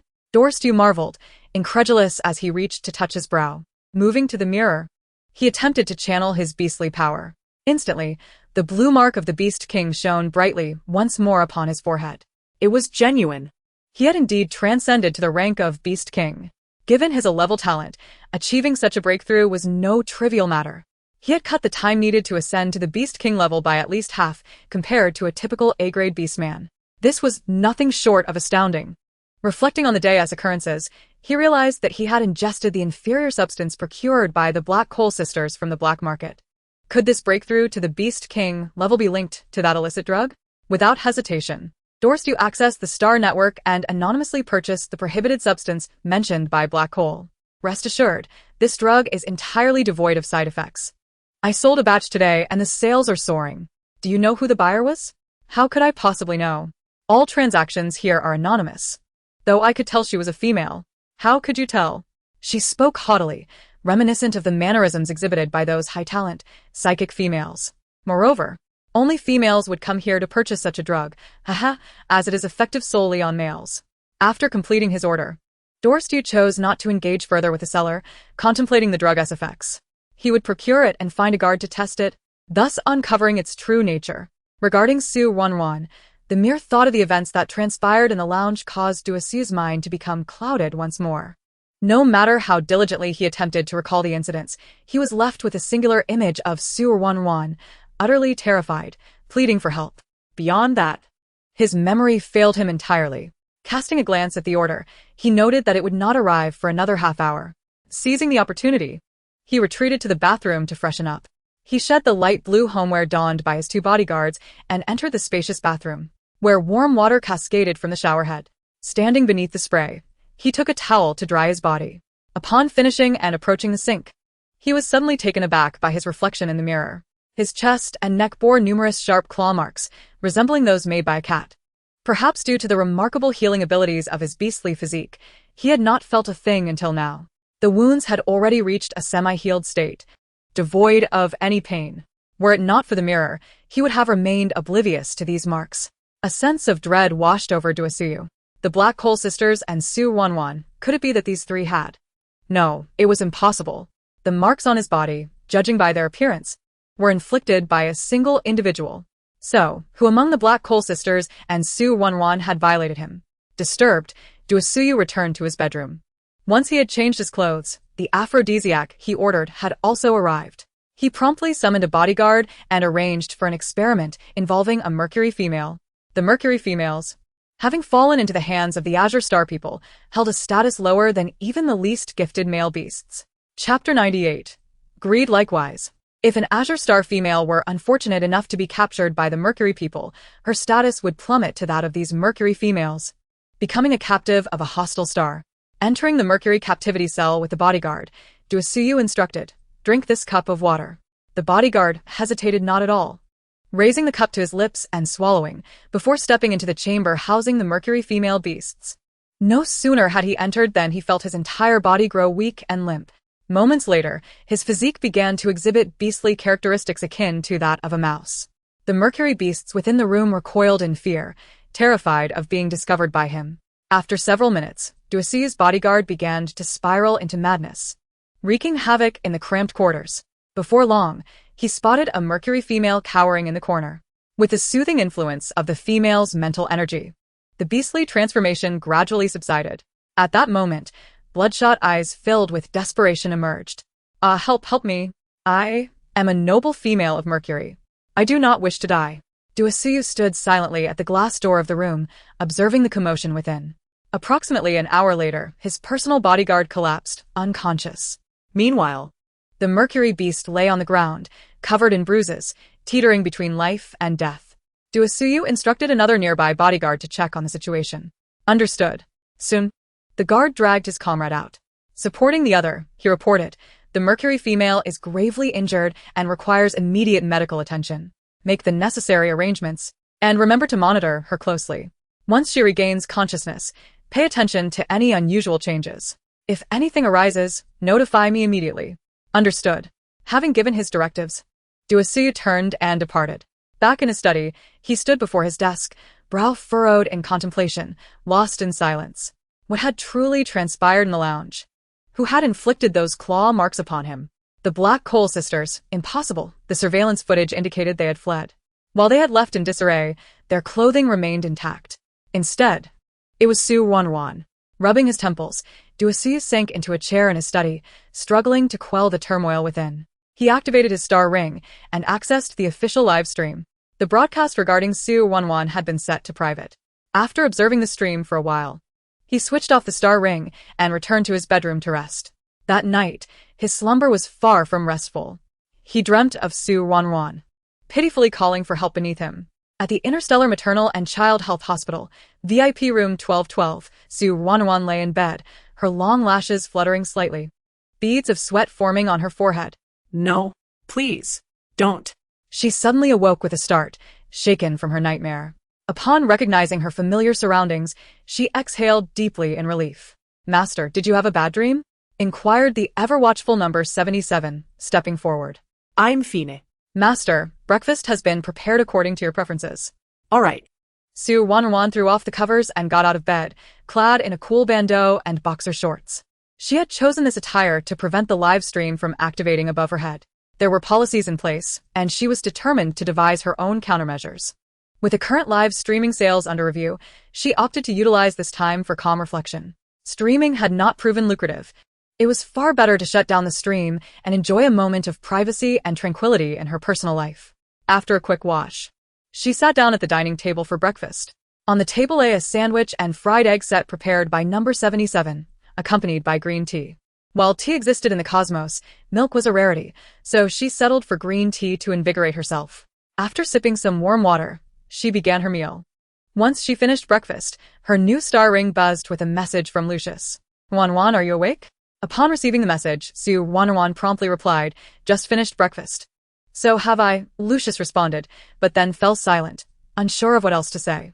Su Ruoruo, too, found herself staring blankly at her star ring for a while before finally sending another message to Lucius. "If your interstellar radiation levels rise in the coming time, message me. I'll come to you and provide mental soothing to reduce the radiation." "Okay," Lucius replied succinctly, refraining from further messages to avoid disturbing her. After the frightful events of the previous day, what she needed most now was calm and ample rest. Su Ruoruo gazed at the chat window, waiting for Lucius's response. When none came, she closed the chat. Next, she opened the previously muted advertisers chat group and sent out a message to all. "Once the review concludes, we will resume normal live streaming sales. I hereby declare that I will not accept any further advertisements after this product promotion concludes. She had decided against live streaming sales in the future. Relying on the Azure Star recipes, she could still earn a significant amount of star coins, which could be withdrawn immediately. However, the income might be slower. For now, she would sell the recipes, and if her star coins ran low later, she would have to shamelessly ask Lucius to lend her some to purchase a stellar ship. With her future plans set, Su Ruoruo slowly sipped her green tea and reclined on the soft sofa in the living room to rest. Host, would you like to check the rewards Duosi you received from the strategy? Ha. Su Ruoruo responded coldly. Yesterday, during a critical moment, the system had gone silent. She could easily guess what the system's intentions were, particularly since she had expressed her reluctance to continue courting other males, or rather, that the progression would be exceedingly slow. The system was undoubtedly displeased. If she did not complete system tasks, how could it achieve upgrades? The system merely regarded her as a tool for completing tasks. It was only when she was forcibly compelled by Duosi yesterday that she suddenly realized the truth. Host, you aren't angry, are you? The system inquired, its tone laced with a hint of flattery. Host, I truly had no power to intervene in yesterday's situation. Very well, I understand. Su Ruoruo replied with a hint of emotionlessness. Without the system, she would have perished long ago. From the moment she accepted the system, she ought to have recognized the harsh reality. Her life was bestowed upon her by the system, and to attain freedom and existence, she must inevitably pay the corresponding price. Tearfully, Su Ruoruo acquiesced. Previously, she had harbored a sense of optimism, for Lucius and the king crab had brought her unparalleled joy. Yet, what Dorsey offered her was nothing but dread and trepidation. Host, congratulations on successfully courting the beast King Dorsey, granting you an additional 100 years of life and 10,000 points. The host's current personal information is as follows. Name, Su Ruoruo, the cat age, 22 years lifespan, 322 years, upgradable, height, 1.58 meters, upgradable, weight, 45 kilograms, curvaceous or slender, as you wish to shape, measurements, 5 points, upgradable, attractiveness, 7 points, upgradable, identity, female of the cat clan. Talent, S, upgradable, abilities, 1, greed for wealth, 2, eloquence, adept at charming and deceiving males,